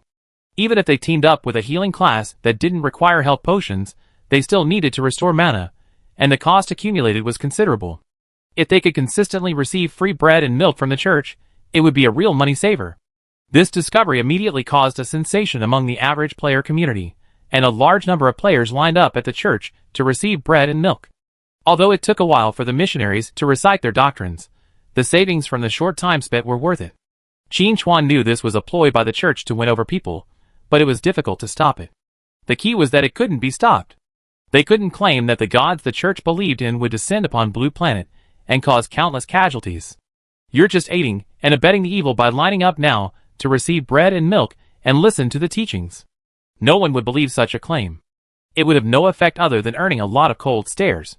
For a church with deep pockets, handing out a little bread and milk wasn't a big deal. They could just hand out more indulgences later. But if they could deceive, convert, a few lost souls, that would be far more valuable than just a few pieces of bread and milk. After all, past experience had proven that the church's wide-ranging approach was effective. Indeed, some players would choose to believe in the church's gods. After watching for a while, Qin Chuan saw that the other members of the guild were beginning to log in. Ji Xing called up his former teammates and continued their raid. Yinmi and Aoi were also calling for members from the guild, preparing to show off their skills at the border. Yinmi, the number of cross-region players has been increased to 10,000 this time. The fighting is sure to be intense. It's a great opportunity to earn some merit, brothers. Don't miss it. Aoi, Yinmi, and I have already killed hundreds of foreign players over there and exchanged them for a lot of goodies. With more spots available this time, we must give it a try. Otis, count me in. I want to see how good the foreign players are at piking. Encouraged by Yinmi and Aoi, several of them decided to go to the border to see what was going on. Just leveling up was getting a bit boring. It was time for a change of pace. Qin Chuan had no objection. It would be good to practice piking techniques. When the apocalypse arrives, it's not enough to just fight monsters, you also need to be able to fight other players. Practicing ahead of time will help you avoid being rushed. Seeing that everyone else has their own things to do, Qin Chuan can't sit idle. There are statues all over the ground on Tianqi's side, so he has to go and take a look at what's going on Yongya's side. Chapter 937. With this in mind, Qin Chuan immediately teleported to the Night Watch headquarters. Had he barely landed, Laura approached with excitement, her face brimming with excitement. Mr. Shadow, great news. The Night Lady's resurgence has advanced even further. This was indeed good news. Qin Chuan inquired for details, and learned that the Night Watch's chosen ones and apostles had made a surprising discovery. They were now hearing more of the Night Lady's teachings, and could sense her approach more clearly. Not only that, Night watchers from various locations reported that the alien beasts in their areas were retreating. While they hadn't completely left, they rarely charged directly at her. It seemed the beasts were deliberately avoiding the area. The only thing that could intimidate the alien beasts was the Night Lady's power. Qin Chuan nodded and said, if that's the case, then the Night Lady's return is indeed accelerating. As he spoke, Qin Chuan sensed a unique aura approaching. He and Laura walked hand in hand into the outside world, discovering it was their old acquaintance, Bruno. Ever since joining Dismartin, this guy's position within the Night's Watch has been somewhat awkward. You could call him a Night's Watcher, since Dismartin is his boss. Or you could call him a non-Night's Watcher, since he genuinely wants to follow the Lady of Night. It's quite fascinating. Honestly, Qin Chuan wasn't quite sure what this guy was thinking. But it didn't matter. Bruno had already signed a contract with Dismartin. Dismartin could destroy Bruno on the spot with just a thought, making him completely incapable of causing any trouble.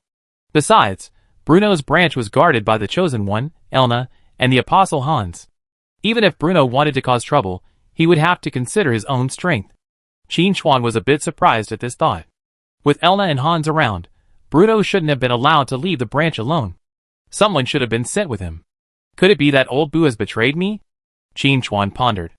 He glanced at Laura from the corner of his eye. Her hand was already on the hilt of her sword, and he guessed she was thinking the same thing. Be patient, Qin Chuan whispered, walking towards Bruno and saying with a smile, Old Boo, how are you? What brings you here? Bruno's expression froze for a moment, clearly unaccustomed to this greeting. After a moment's reflection, he realized how his presence had anything to do with the wind. After a moment's thought, Bruno replied, Oh, isn't this Mr. Shadow? Long time no see. What brings you here? Now it was Qin Chuan's turn to be stunned. The two stared at each other for a moment, and after a moment, it was Laura who broke the silence. Bruno, I should have told you that you're not allowed to leave your branch without special circumstances. Now, you need to give me a reasonable explanation. As she spoke, Lola was already bracing herself for action. If Bruno's answer was even slightly inappropriate, she would definitely engage in a fight. Bruno said sternly, Director, there's something unusual happening with the alien beasts. They found a statue from somewhere. It's quite sinister, and it exudes an unsettling aura. Hearing Bruno's words, Qin Chuan's first reaction was that the alien beasts were also tinkering with the statue. It seems that this apocalypse update has loosened more restrictions on the gods, not only making it easier for the church's gods to perform miracles, but also affecting the eternal night. Although he hadn't witnessed it himself, Qin Chuan believed that the beast tribe was in a similar situation, and those beast gods wouldn't miss such an opportunity. Back at the eternal night, it wasn't surprising that the alien beasts were tinkering with the statue. The key question was whether that statue corresponded to a god. Of course, judging by the alien beast's nature, even if it was a god, it would be an evil god, certainly not a legitimate one. That's the problem. The power of the beasts carries the attributes of destruction and decay. If a god truly possessed this power, their combat effectiveness would be truly terrifying. Chapter 938. The key point is that the previous battle on Meteorite Island led Qin Chuan to speculate that even the god of light had been infected by the Black Death. This clearly illustrates the difficulty of the situation. If the beastly god appeared, that would be truly bad news. Apocalypse, it's okay if you loosen the restrictions on the gods, but there's no need to treat them all equally. At least put some restrictions on these evil gods. Qin Chuan grumbled inwardly. But despite his grumbling, Qin Chuan knew this day would come sooner or later, so he didn't dwell on it. He immediately looked at Bruno and asked, Old Bruno, do you have the coordinates? I go check the situation. Bruno nodded. Elna and Hans are already over there, keeping watch. I'm here to get reinforcements. I see. Laura nodded, her expression slightly relaxed. He then spoke, since even Elna and Hans are afraid to act rashly, it seems that statue is indeed difficult to handle. Mr. Shadow, do you need to bring some help? We have over 10 apostles at headquarters, and they are all willing to obey your orders. Qin Chuan waved his hand. No, I can handle this small situation alone. As for the apostles, they should focus on defending headquarters.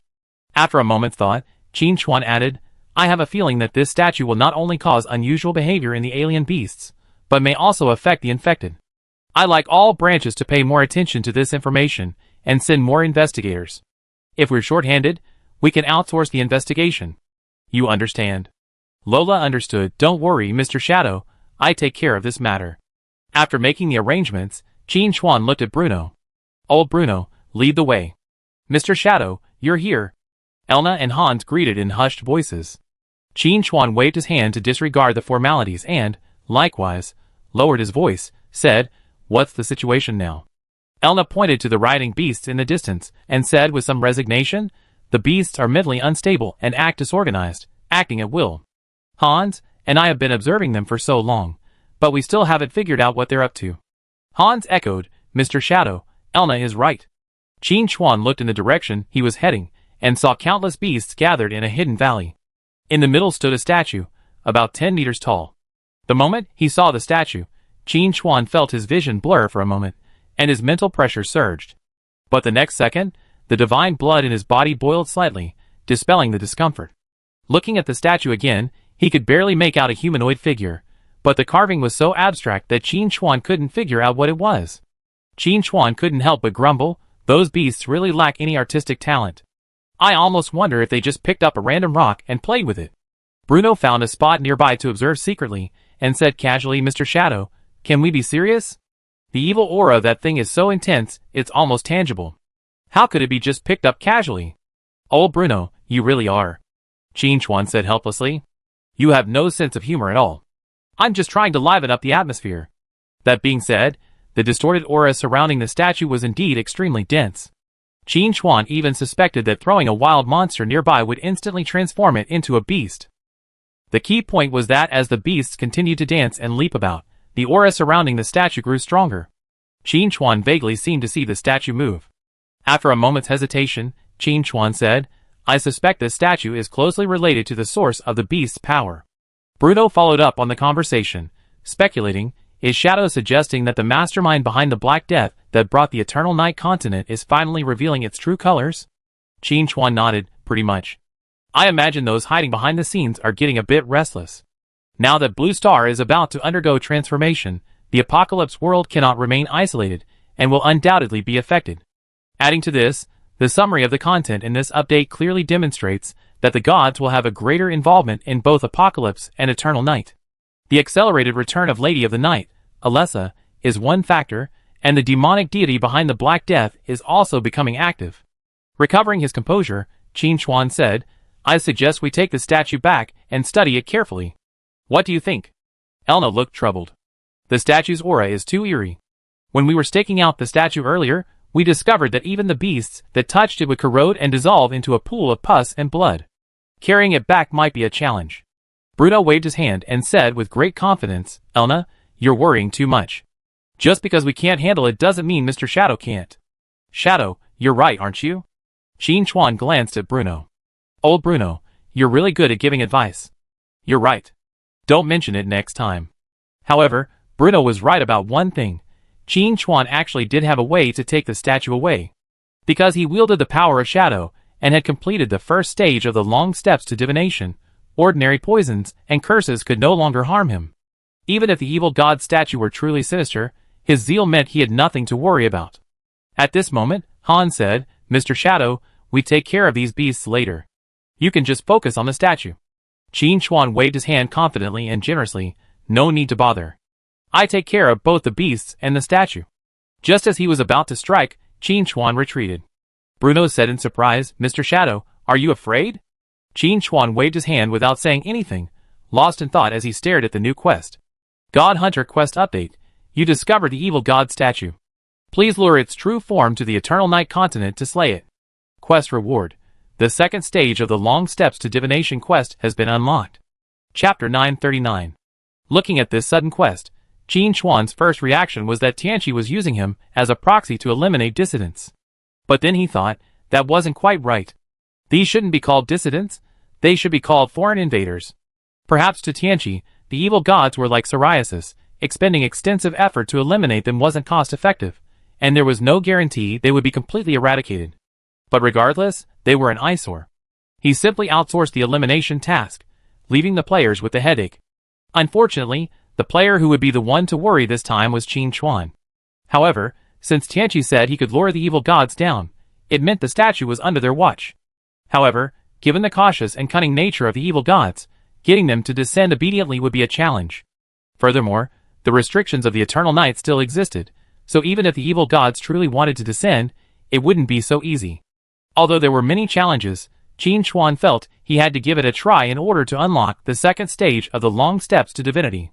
Recovering his composure, Qin Chuan called Bruno and the other two over and gently said, "I don't think we need to rush." Bruno looked puzzled. "Shadow, are you scared?" Qin Chuan said angrily, "Old Bruno, could you please stop using such low-level provocations?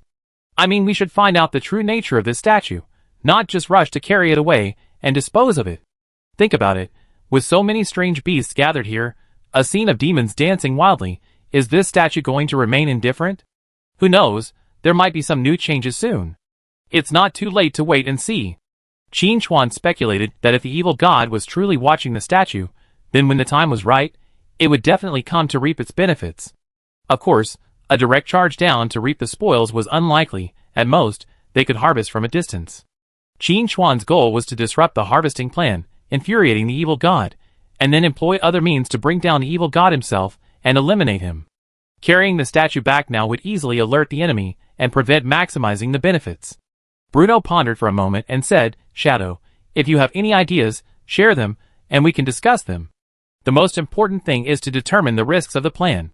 Elna casually said, "I believe that with Mr. Shadow's wisdom, he must have a comprehensive plan." Hans agreed. Indeed, Mr. Shadow must have made all the preparations. We just follow his lead.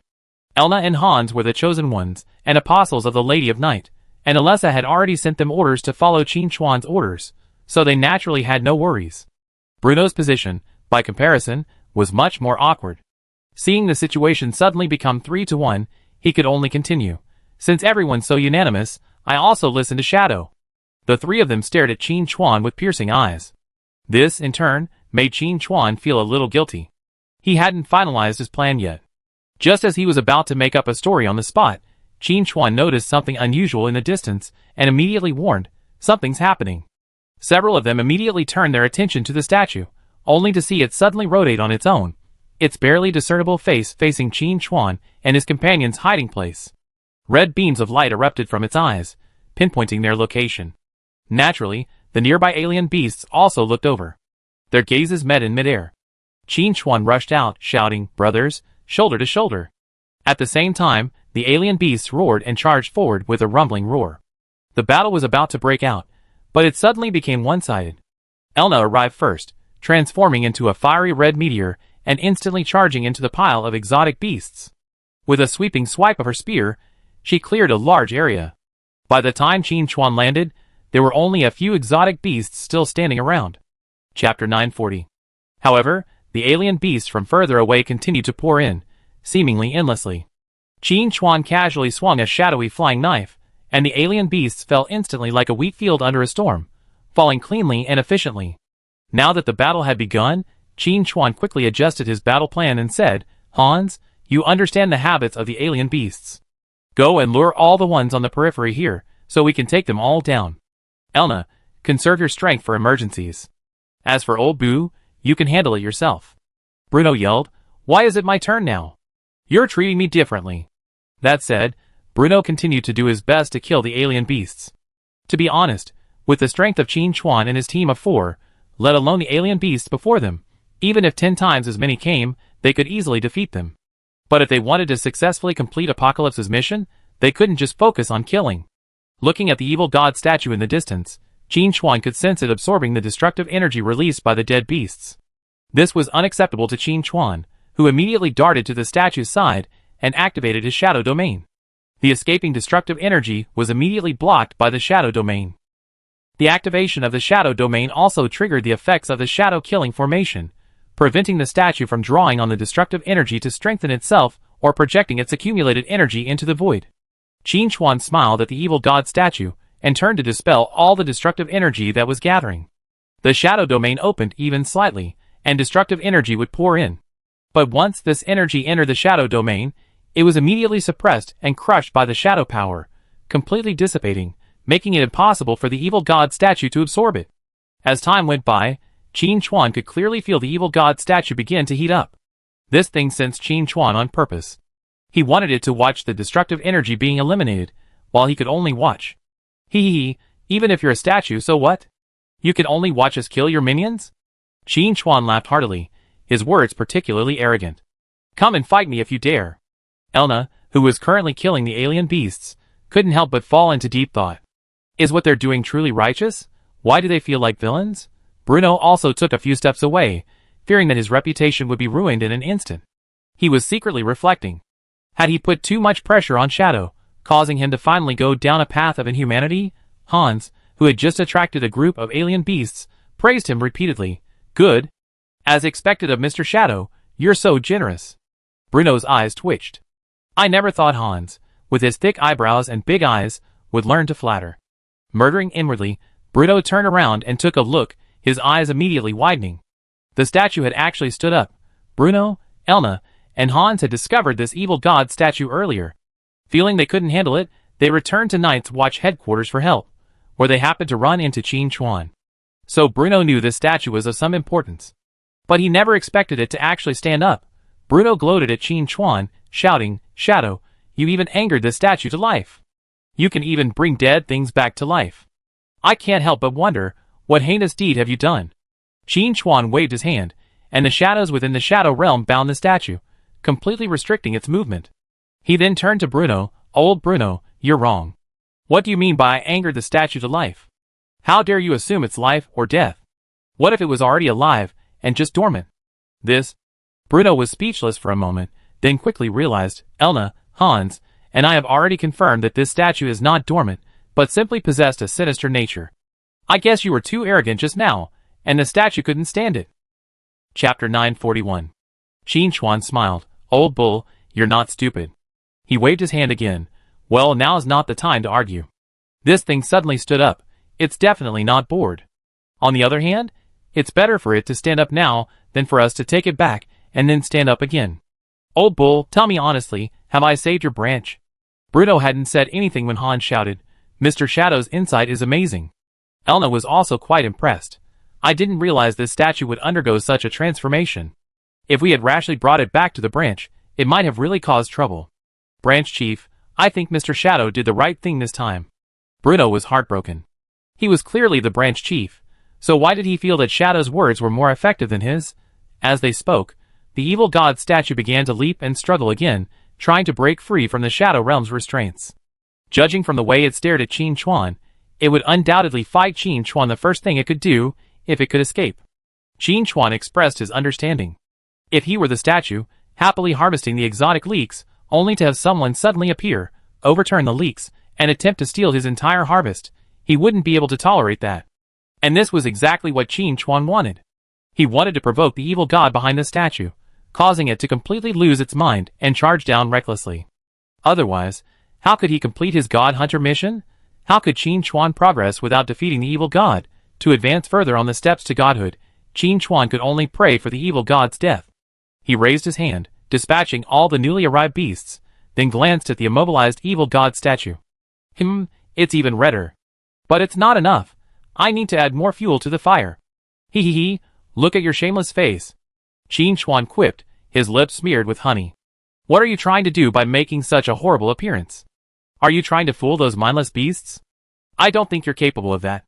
If I were you, with a bit of self-awareness, I would have committed suicide long ago. Now, don't get too excited. I know my words have touched your soul. You should reflect on this. As he spoke, a black mist began to emanate from the surface of the evil god statue, and the stench of decay filled the surrounding area. Elna warned, Mr. Shadow, be careful. This thing's divine energy is rapidly increasing. Qin Chuan naturally noticed this as well, knowing that the evil god watching the statue was exerting his strength, transmitting power through the air, hoping to use the statue's hand to strike Qin Chuan to death, thus alleviating its rage. But the Shadow Realm was Qin Chuan's home turf, and the statue, confined by the shadow, couldn't break free with just this little bit of power. With a wave of his hand, the statue was completely suppressed again, unable to move an inch. Qin Chuan picked up the darkest hour, and approached the statue. Ignoring its resentful gaze, he began carving on it, muttering to himself, look at your statue. It's ugly, one thing, but it's wrong to come out and scare people. I fix it for you. After all this meticulous work, the statue was clearly even uglier. Qin Chuan smiled sheepishly, my memory is fuzzy, sorry. Bruno asked, Shadow, you can sculpt too? I never seen you demonstrate it before. Qin Chuan said without turning around, I'm learning on the spot. This statue is already hopelessly ugly, so a couple of simple carvings on it would be a positive improvement. I disagree. Bruno clearly thought differently. It's clearly even uglier. The two echoed each other, and a crisp cracking sound echoed from within the statue. It was clear that the statue had tried its best to move and smack the two damned creatures to death, but it still couldn't overcome the limitations of the Shadow Realm. Qin Chuan joked with Bruno while gesturing with Darkest Hour. In his excitement, his hand trembled, and a sharp blade shot out, slicing through space. Bruno was about to say, "Shadow, your craftsmanship isn't very good," but he swallowed the words back. He watched as the void tore apart. 3 arms covered in black hair grasped the edges of the shattered void, forcibly tearing it apart. 2 crimson eyes appeared from behind the cracks in the void, staring intently at the space. Their gaze was identical to the statue's. "Gudong." Bruno swallowed, his voice lowered. "Shadow, I believe a warrior can be killed, but not humiliated. How about we let this statue go?" Qin Chuan looked up at the shadow of the evil god in the void, his voice rising instead of decreasing, a look of defiance on his face. "You think you can scare me off with just 3 hands and 2 eyes? Do you think I'm scared? I'm telling you, even if this thing jumps down, I won't even blink." As soon as he finished speaking, the void rift suddenly ripped open, and an evil god shrouded in black energy burst through the void, flying straight towards the ground. Bruno, horrified, shouted, "Shadow, what the hell did you yell down?" Qin Chuan quickly said, "It's clearly the evil god the statue represents." "Old Bruno, are you dazzled? Can't you see that?"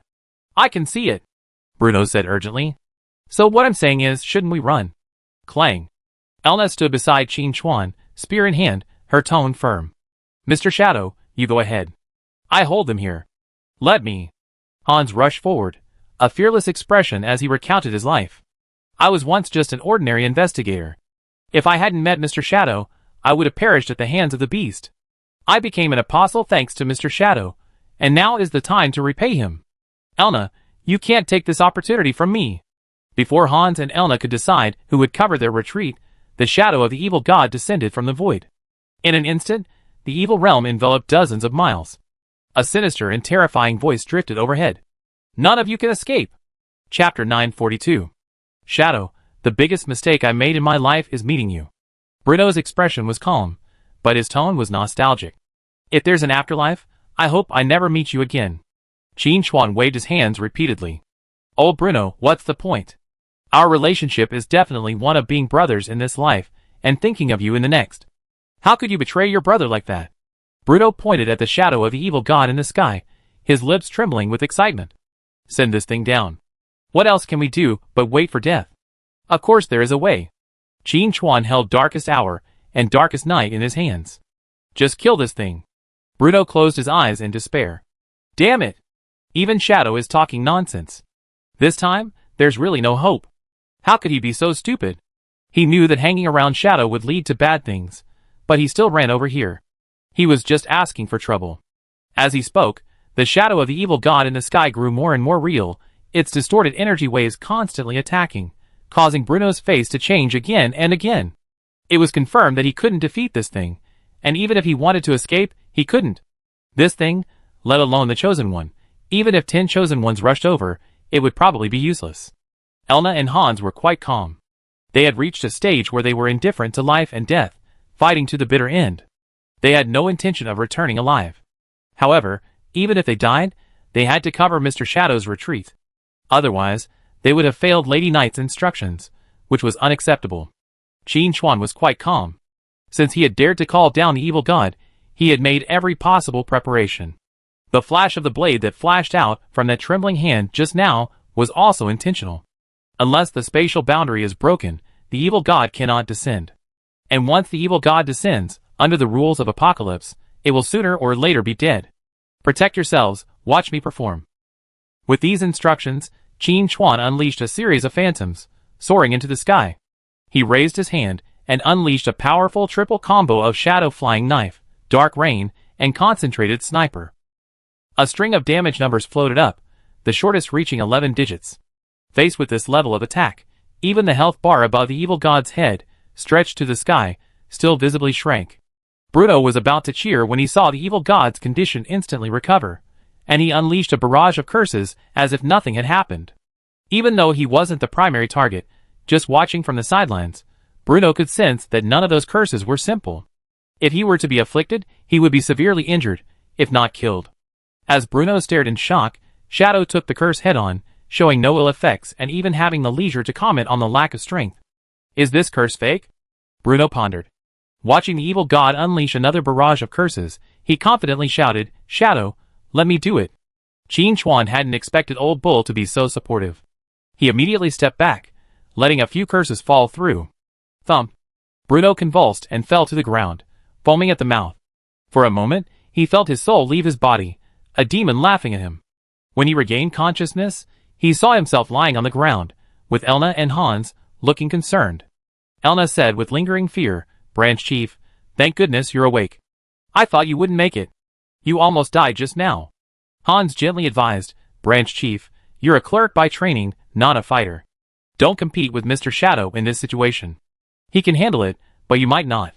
Bruno looked at the spirited figures flying across the sky and sighed, helplessly saying, I can't believe the gap between Shadow and me is so great. But why isn't he afraid of the curse? Chapter 943. Qin Chuan's ability to withstand the curse wasn't solely due to the divine blood within him, but rather the result of a combination of factors. The key was divine defense. The evil god's curse was ultimately a form of divine power. As long as divine defense was high enough, even without curse resistance, it could still withstand most damage.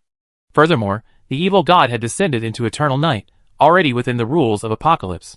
The power of the curses it cast had already been weakened, making it easy for Qin Chuan to counter them. He returned a few more fierce blows and discovered that the evil god's shadow recovered extremely quickly, becoming another creature practically immortal. However, he had encountered this kind of enemy before. Unlike before, Yisakura Luo was not there this time, so he couldn't strike the evil god with his sword. This wasn't a big problem. Qin Chuan snapped his fingers, and behind the evil god's shadow, a shadow the same size as the evil god began to emerge, instantly covering the evil god's body. Not far behind the evil god, another shadow stood silently. A black field began to spread from its center, completely enveloping the evil god. As a master of shadow manipulation, Qin Chuan had already mastered the use of shadows to activate shadow realms. However, when a shadow activated its own shadow realm, he himself could not activate it, unable to maintain two shadow realms simultaneously. This was his only shortcoming. At this moment, the shadow realm enveloped the evil god's shadow, and the shadow-killing array was already in effect. Qin Chuan unleashed another set of skills, and the lost health bar never recovered. Qin Chuan nodded. Okay, now it was time for his performance. Meanwhile, the evil god was also shocked that his own powers had been sealed, especially his ability to absorb destructive energy to heal injuries, which had vanished without warning. Something's wrong with this realm. The evil god, having calmed down from his fury, immediately sensed something strange about this matter. With his intelligence, he shouldn't be affected by such base emotions. How could he lose all reason and charge down just because a statue was scolded in the face? It's Apocalypse. That thing must be behind this. But the evil god quickly calmed down. Since Apocalypse had let him down, he would make him regret his decision. This world, brimming with life, was perfectly suited to his hunting grounds. Once all life here withered and died, his power would reach unprecedented heights. Hee. The evil god also let out a series of cold laughs. This made Bruno, who was lying on the ground watching the battle at ease, somewhat perplexed. With a hint of worry, he said, Elna, Hans, does that laugh sound familiar to you? Shadows seem to have laughed like that before. Is it? Elna asked uncertainly. After careful recollection, it seemed to be true. Hans pondered for a moment, then suddenly realized, I see. This evil god is Mr. Shadow's imitator. Bruno was no longer able to complain about Hans's conclusion. He wanted to know, more importantly, could Shadow really defeat this evil god? That was too absurd. Is the gap in their power really that great? He had just been struck by several curses from the evil god and nearly ascended to heaven. If he hadn't been so strong, his soul would have been taken away by now. And yet, Shadow not only remained unfazed by the curses, but even fought back, causing the evil god to howl. The gap between him and Shadow was even greater than the gap between a mortal and the chosen one. Bruno's expression shifted unpredictably at this thought. Self-servingly, he even hoped the evil god would kill Shadow. But considering the situation, if Shadow failed, then with the evil god's power, the entire Evernight continent would be overturned. If the Night Watch were completely wiped out, who would preside over the return of the Lady of Night? Chapter 944. It would be hilarious if the Lady of Night returned and found none of her followers left. So, after much thought, Bruno decided it was best for this evil god to die. A dead evil god is a good evil god. Bruno immediately shouted at the top of his lungs, "Shadow, keep going." Qin Chuan had no idea Bruno had such a complex mental state. Hearing these words of encouragement, he calmly waved his hand, indicating that everything was under control. But before he could deplete the evil god's health bar, a new situation unfolded on the ground. Countless alien beasts, inexplicably drawn, rushed towards him, including some Lord-level ones. Speaking of which, this evil god could be considered a destructive type, connected to the source of the Black Death, so it wasn't surprising that he could control the alien beasts. But don't forget, Qin Chuan possessed the crown of domination. As soon as the equipment's effect activated, the alien beasts immediately reversed their path and rumbled away again. The evil god's eyes nearly popped out of his head. When he saw the crown clearly on Qin Chuan's head, he couldn't help but scream, "Mortal, how did you get this thing?" Snap. Qin Chuan threw a flying knife with his backhand. Before he unlocked the long step to divinity, he was called immortal. Now that the first step was activated, and he was about to unlock the second, he was still called immortal. Wouldn't it be a waste to climb the long step to divinity? Qin Chuan was always merciless against such an inconsiderate enemy. He immediately activated his rapid cooldown and continuously unleashed skills, causing the evil god's health bar to plummet like an avalanche. As for the evil god's desire to know why he had the crown of domination, he could go and ask the deceased new king of the beasts. However, judging by the evil god's reaction, Qin Chuan suspected that this crown of domination must be of considerable importance. "I study it carefully later, and strive to solve the mystery of the Black Death as soon as possible. If we can follow the clues to the source of the power and destroy it all at once, that would be even better." Of course, Qin Chuan's current abilities are clearly insufficient, so he must continue unlocking the long steps to deification. Having encountered this evil god, it was simply bad luck. Watching the evil god's aura gradually approach freezing point, and his health bar dwindling, Qin Chuan felt a sense of unease. This time, no one intervened to disrupt the battle. Based on past behavior, the god of light should be intervening again. Why is he so docile this time? Qin Chuan suspected that Apocalypse was secretly protecting him, creating a temporarily stable environment so he could safely slay the evil god. But Apocalypse's actions left Qin Chuan somewhat puzzled. What on earth was this thing thinking? But no matter what, it's always a good idea to improve first. Your victory is only temporary. I will eventually be reborn amidst destruction and ruin. The evil god uttered his final words, collapsing to the ground with a thud. Qin Chuan was speechless. You've been beaten to death, yet you still speak so confidently. It's completely unconvincing. As the evil god fell, the aura of destruction that filled the sky began to dissipate, and the oppressive feeling that had been polluting the mind also eased considerably. Bruno, rejuvenated, came to Qin Chuan's side and summarized, "This was a tough battle, but fortunately, after all the hardships, we have finally achieved victory. Congratulations." Qin Chuan was speechless. "No, old boo, you just lie down right away. How dare you criticize us? Did you contribute anything to this battle?" Elna and Hans lowered their heads, not daring to speak any further. Amidst their banter, Tianqi's reminder finally arrived. Quest status updated. You have successfully slain the evil god, taking a solid step on the path to becoming a god hunter. The second level of the long stage of ascension has been unlocked. Quest requirements. Kill 50 god spokesmen, repeated kills of the same target do not accumulate. Quest reward. Divine flesh and blood. This quest is quite difficult. The direct combat isn't too difficult. After all, most of the god spokesmen at this stage are players or independent NPCs. Qin Chuan can easily pick them up and defeat a whole bunch with one hand. The problem lies in the number of them. Gathering 50 god spokesmen is no easy task.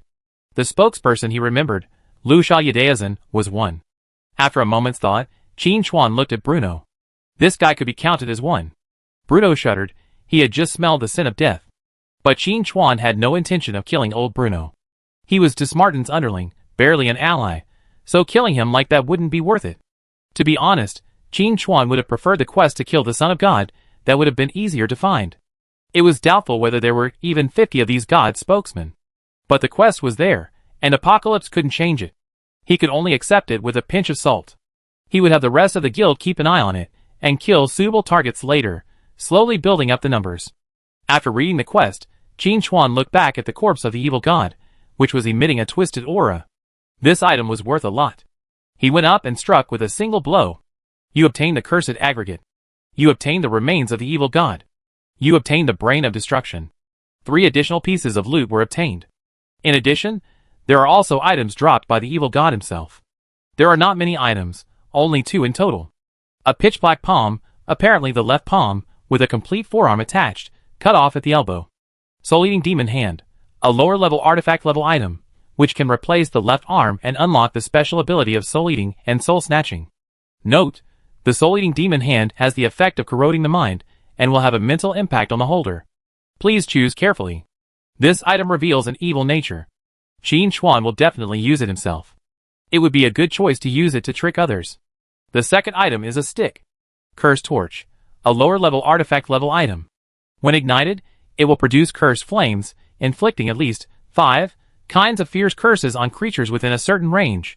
It can absorb souls to maintain itself. How can this be used to trick people? Chapter 945. After looking at the 2 pieces of equipment clearly designed to deceive, I looked at the other 3. The first was a constantly shifting gelatinous object. Curse Aggregate, a lower-level artifact-level item. It embodies the fundamental principles of numerous curses. Upon use, one can learn corresponding curses. The curses contained in this item are bidirectional. Learning a curse will also incur the corresponding curse. Please choose carefully. Qin Chuan was speechless. As expected of an evil god, nothing he drops is normal. On the other hand, if one's curse resistance is high enough, or one is proficient in removing curses, then this curse aggregate is worth a try. As for whether one will die after trying it, that depends on one's luck. In any case, Qin Chuan had no interest in trying. After a moment's thought, Qin Chuan looked at Bruno and asked sincerely, "Old Bruno, are you interested in learning curses?" "No. Absolutely not." Bruno shook his head so hard that it was almost leaving an afterimage. "You're kidding. Based on his understanding of Shadow, this guy definitely has bad intentions. Besides, what's the point of learning curses? He's seen people who use curses, and they all make themselves look like ghosts. Bruno, so handsome and elegant, how could he fall to such a state?" Strongly opposed. Qin Chuan put the cursed aggregate away with regret. Since old Bruno won't accept it, he can only go back and study it slowly. As for the remaining remains of the evil god, there's nothing much to say. The body of a god is the best material, but due to the evil god's own properties, using it directly is risky.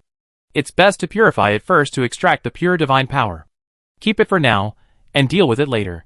The final brain of destruction is quite peculiar. It's just a slightly trembling mass of brain matter, but instead of the texture of regular flesh and blood, it's more like a divine crystal. Brain of destruction, the remains of a god, possessing some of the law of destruction. Qin Chuan pondered. Maybe he hit the man too hard, knocking out the evil god's brain matter. This thing looks unpleasant, but its effects are not bad. If the law of destruction within can be extracted, it will be a good supplement to one's own strength. However, extracting it is a problem. Eating it directly is definitely not an option. I asked Dismartin later to see if he has any ideas for processing it. After looking at several pieces of trophy, if you want to say they are good, they are definitely good. They are all of high quality. If you don't mind the negative effects, the improvement is quite significant. But to truly say how good it is, at least for Qin Chuan, it's hard to say. Honestly, he'd rather have 1 or 2 semi-artifacts. After a moment's thought, Qin Chuan looked back at the original evil god statue. After the evil god's main body was destroyed, the statue lost its initial vitality. Its malevolent aura had largely dissipated, and its outer stone shell began to crack, revealing the divine crystal within. Destruction Crystal, a semi-artifact level item. Upon use, it increases the law of destruction by 3%. Not bad, a surprise. Qin Chuan guessed that the statue was formed by the evil god projecting some of his power, which, under the constraints of the apocalypse, was transformed into this destruction crystal. He removed the destruction crystal from the shattered statue, and used it immediately. At this point, the battle was completely over. Qin Chuan looked at Bruno and the others. There shouldn't be anything to worry about here. Let's get ready to go back. Bruno nodded. It's time to return to the branch. Speaking of which, Shadow, those friends you introduced us to are truly kind and hardworking. My branch has expanded significantly, and the civilians there can finally return to their lives above ground. Qin Chuan thought to himself, how could players not be diligent at work? It's crucial to their reputation with the Night's Watch. The others quickly returned to Bruno's branch. Chapter 946. Qin Chuan looked at the bustling town before him, a bit dazed. He vaguely remembered that the last time he was here, this place was still a barren wasteland. It had only been a short time, and not only had the surrounding defensive fortresses been built, but the wasteland had also been cleared and prepared, with houses erected one after another. And he was a player, with the innate sacred body of an ox or horse, who knew no fatigue when working. Looking again, it was his old acquaintance, Long Tongue Tianxia. Long Tongue Tianxia hadn't expected to meet the night wanderer here. He dropped the lumber from his shoulder and excitedly said, "Boss, what are you doing here?" Qin Chuan casually said, "Come to take a look. By the way, weren't you wandering around the border? Why are you back in Eternal Night?" Long Tongue Tianxia explained, "When the cross-region boundary was first opened, I led my guildates to fight for a while, but there were so few spots available, and we couldn't get any points from other guilds, so we came to Eternal Night to continue to build reputation." Qin Chuan nodded. This made perfect sense. Cross-region boundaries haven't been fully unlocked yet, so even if the quota is increased to 10,000, it won't be enough. There are already over 100 guilds in the entire Yanhua region. Even if the quota is divided evenly, each guild would only have 100 quotas. This doesn't even include individual players and small and medium-sized groups. They need to be able to participate, leaving even fewer quotas for each guild. Instead of everyone staring at each other at the border, blocked by a wall of air, it would be better to buy time and focus on earning Night's Watch reputation first, then gather our forces and charge forward once more quotas are unlocked. Qin Chuan praised, Guild leader Longting has a clear mindset, worth learning from. Longting Tianxia said modestly, "Big boss, you're joking? These are just petty tricks. Compared to the big boss, they're nothing." Seeing the Night Wanderer so free was a rare sight. Long Tongue Tianxia quickly said, "Boss, if you're not busy, could I ask you a few questions?" Qin Chuan thought for a moment, then nodded and said, "Go ahead. If I know anything, I share it with you." "Thank you, boss." Long Tongue Tianxia was as happy as a 300-month-old child. After asking a few questions, Long Tongue Tianxia sighed with emotion, as expected of a boss. With just a few words, I knew how to improve and saved myself a lot of trouble. After chatting for a while, Qin Chuan had an idea and asked, "Long Tongue, you have quite a wide range of sources. Do you know which players have earned the title of God Spokesperson?" God Spokesperson? Long Tongue Tianxia lowered his head in thought, then said uncertainly that Gai Lusha Yadaizan is one. There are a few others who could be, but they haven't confirmed it, so I can't say for sure. Is that so? Qin Chuan felt a little disappointed. It seemed his mission would have to wait. At this moment, Longting Tianxia's eyes lit up, and he excitedly said, "Boss, I remember now. If you want to find a God Spokesperson, you have to go to the foreign servers. There are more of them there." Qin Chuan was stunned. Had the foreign server players made such great progress? There are even so many God Spokespersons everywhere. Longting Tianxia explained, "Boss, you've forgotten that foreign server players are more likely to believe in these gods and demons. Furthermore, their player base is smaller, and the church in the game is smaller, so it's easier to obtain the title of God Spokesperson."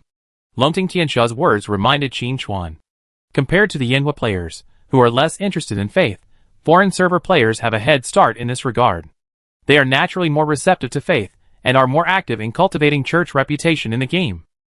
Longting Tianxia continued, "If you'd like to know more, you can check out the international forums. Those players who become spokespersons don't know what keeping a low profile is. A quick search will tell you." Qin Chuan nodded. "Okay, I check back later." Longting Tianxia hesitated for a moment, then couldn't help but ask, "Sir, may I ask what you're looking for in a spokesperson for the god?" Chapter 947. Qin Chuan smiled gently. "Nothing, just a quest. I had been worried the quest would take a long time to complete, but now it seemed like it wouldn't be that slow." Longting Tianxia, seeing Qin Chuan smile, wisely refrained from further questioning, instead silently mourning for those unfortunate souls.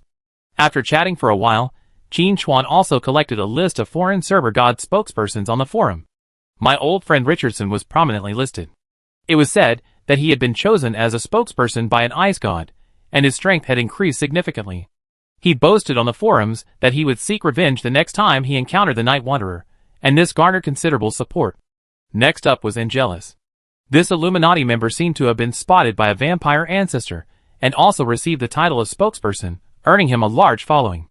This also made Qin Chuan almost certain that the Illuminati's sacrifices in South America were related to the vampires. In addition, several cross-region servers on the European server each had their own god spokespersons. "Okay, I'm off to do my quest. We talk later." Qin Chuan waved his hand, preparing to teleport to the border. Long Tongue Tianxia quickly said, "Boss, Are you planning to cross the border to the foreign server? Qin Chuan nodded. Long Tongue Tianxia asked, Boss, can I go and watch for a while? Qin Chuan nodded again. This wasn't something to hide. Long Tongue Tianxia immediately became excited, calling a few friends over and shouting, Quick, stop working, and come with me to the border to watch you perform. The news that Night Wanderer was planning to cross the border spread like wildfire throughout the game. Whether in the Yin Kingdom or the foreign servers, everyone was buzzing with discussion. By the time Qin Chuan reached the border, a vast crowd of players had already gathered.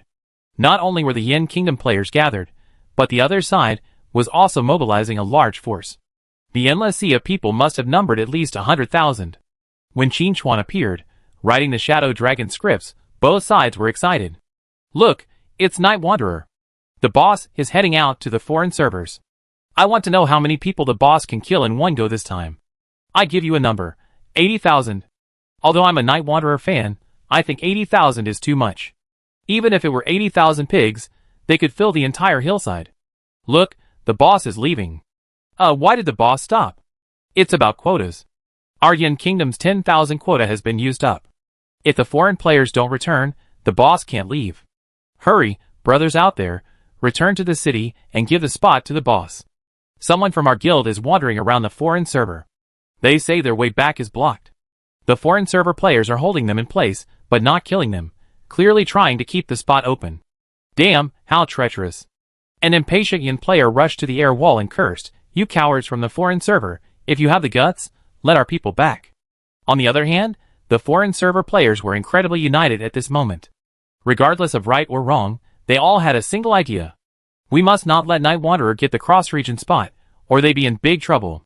The foreign server players, originally intended to hunt down the cross-region Yin players, stopped and instead had their healers start healing them. They absolutely couldn't let these players die. The moment a spot vacated after one player died, the Night Wanderer would charge in.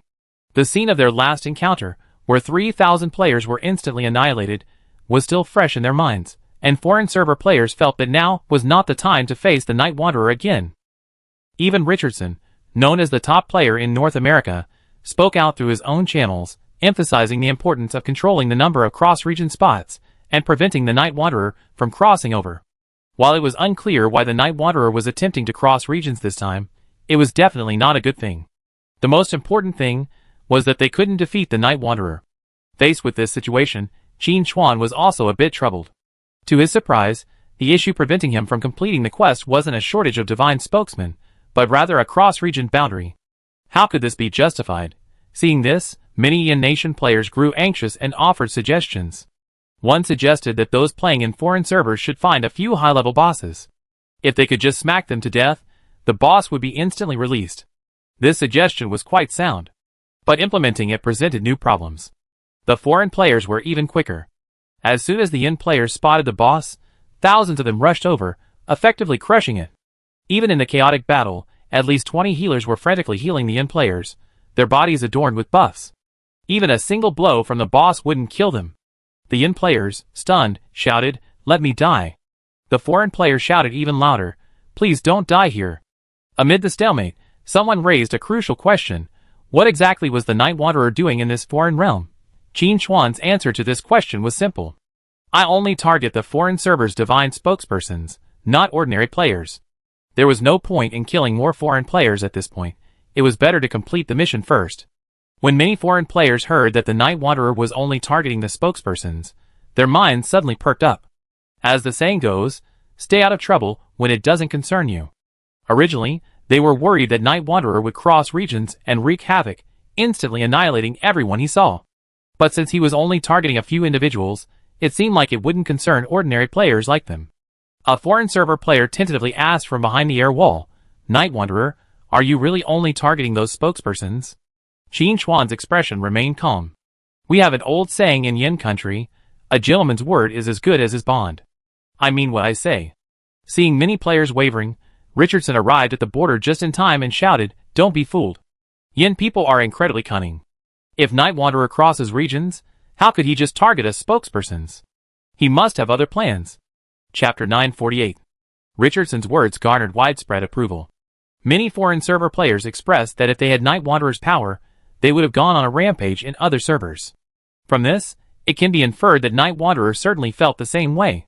So, he absolutely could not be allowed to leave Yin Nation and cross regions.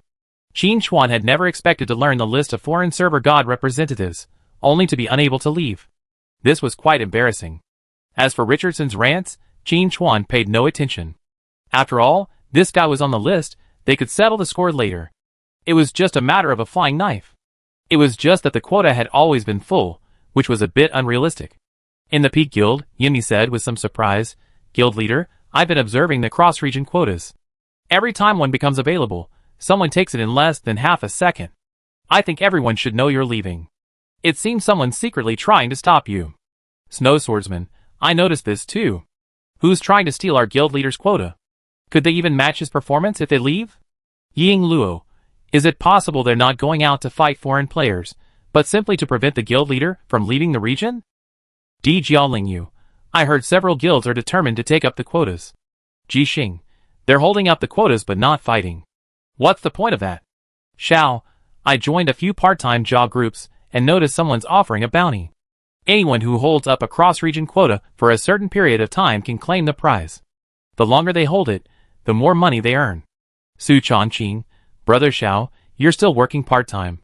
Xiao, it's just a few hardships I went through when I was broke, nothing to mention.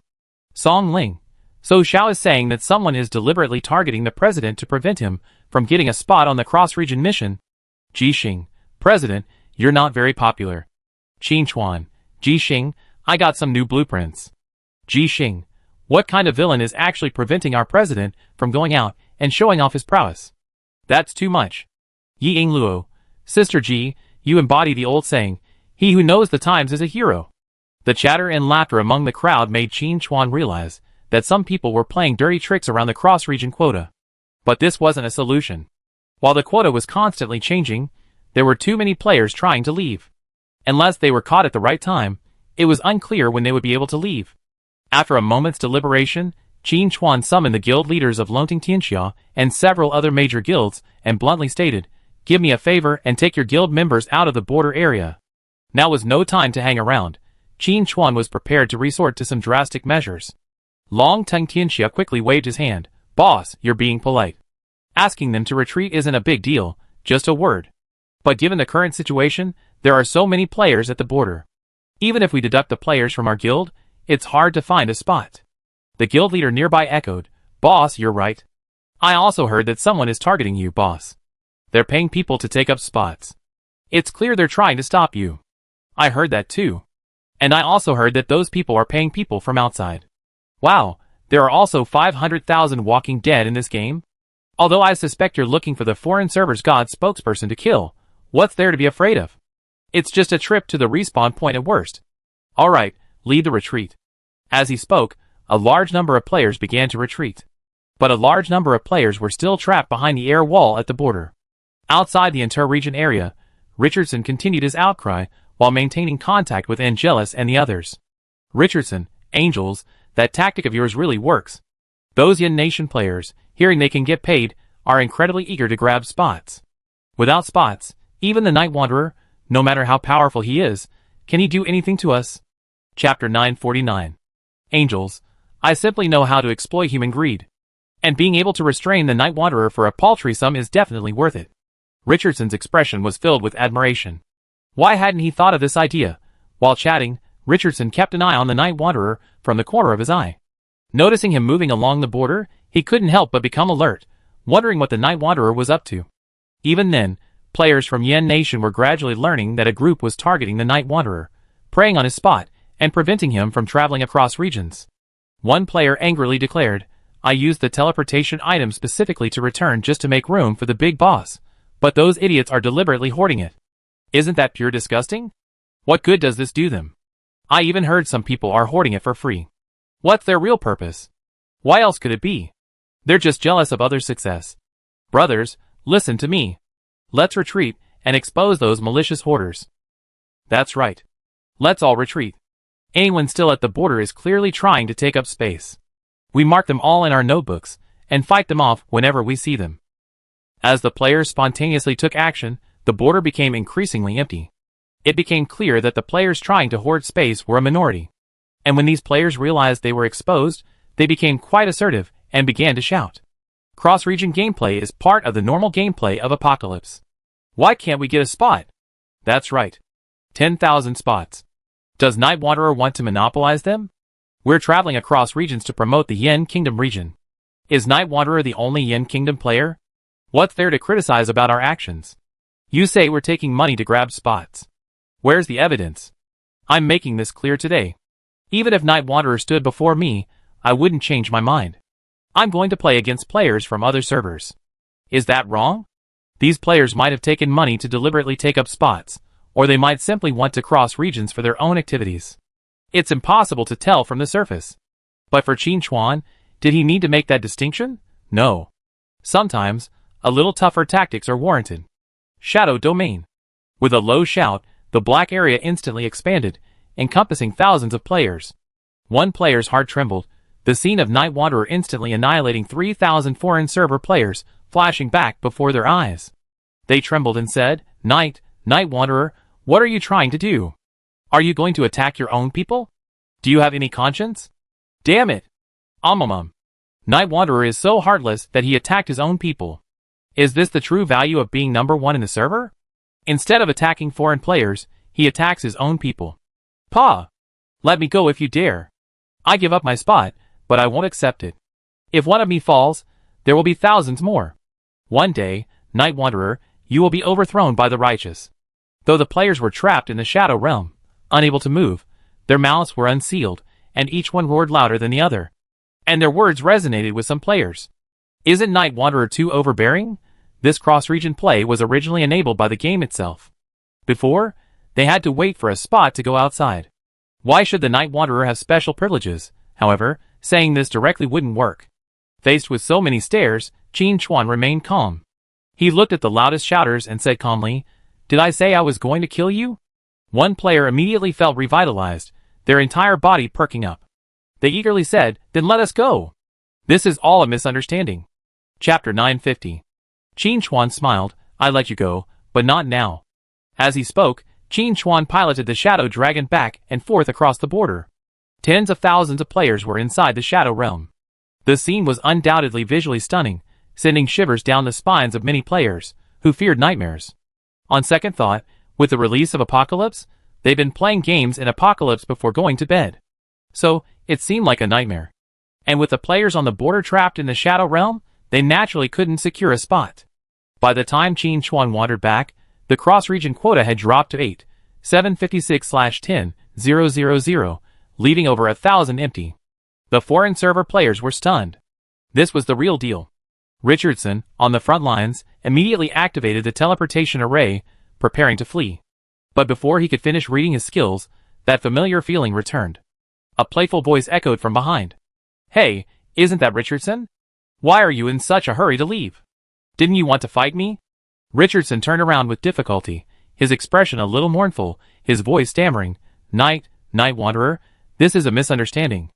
Qin Chuan nodded and said, I think it's a misunderstanding, too. Then he changed the subject, saying, I heard you became the spokesperson for the gods. Is that true? Richardson wanted to say no, but when he first received the spokesperson title, it had been advertised all over the world, so he could only remain silent. Qin Chuan didn't expect Richardson to cooperate well. Now that he had crossed the region, it was time to get moving. With a casual wave of his hand, the shadow instantly drained Richardson's health. Richardson's eyes were filled with resentment and hatred. Another instant kill. But Richardson's resentment was evidently premature. As Qin Chuan killed Richardson, his mission progress jumped to 1/50th, and a new message appeared. You have won the God Hunt. You have stripped the opponent of their status as a spokesperson for the god. Qin Chuan was stunned. Richardson's spokesperson title is gone. This is truly a pleasant surprise. Even then, Richardson stood at the resurrection point, his expression distraught, not even bothering to read Angela's message. His eyes were red as he recalled the cold announcement from earlier. You have lost the spokesperson war, and have lost your spokesperson status. With this prompt, Richardson was shocked to discover that his acquired skills had disappeared, his attributes had been deducted, and everything related to his endorsement status had vanished without a trace. Richardson, what are you doing? Why aren't you replying? Angel sent a voice message, his tone filled with dissatisfaction. Speaking of which, Angels was also somewhat disgruntled. Richardson had even earned the endorsement title, yet he was still instantly defeated, and in front of so many players. What a disgrace to the North American region. After waiting for a long time with no response, Angels felt a little puzzled.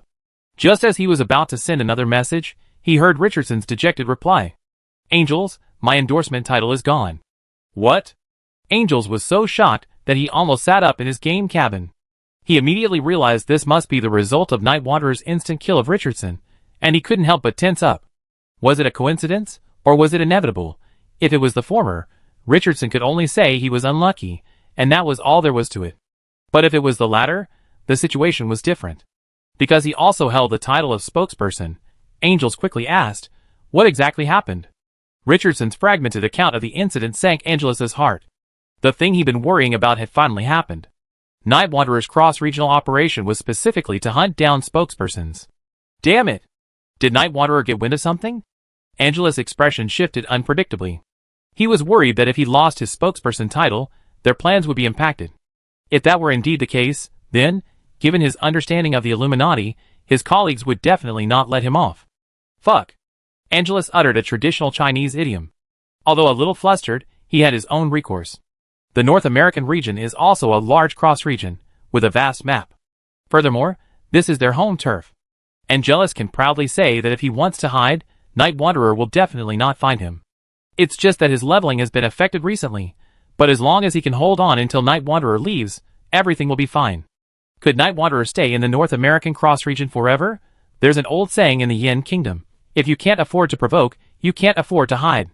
This isn't cowardice, but strategic avoidance. At this thought, Angelus's mood calmed down, and he even felt like trying to appease Richardson.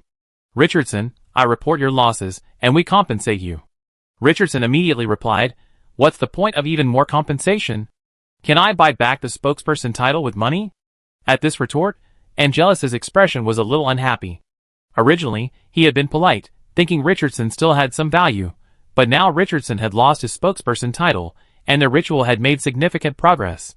Perhaps, it was time to say goodbye to Richardson. As Angelus pondered this, he contacted the other members to discuss how to deal with the Night Wanderer's cross-region hunting. While hiding was possible, it wasn't a good idea to do so forever. They were aiming to rule the world, so they couldn't afford to have too many such ignominious pasts, or else it would be embarrassing for others to talk about them later. Look, that's our ruler, beaten into a corner by a Yen Nation player and forced to hide in silence. Is that even reasonable?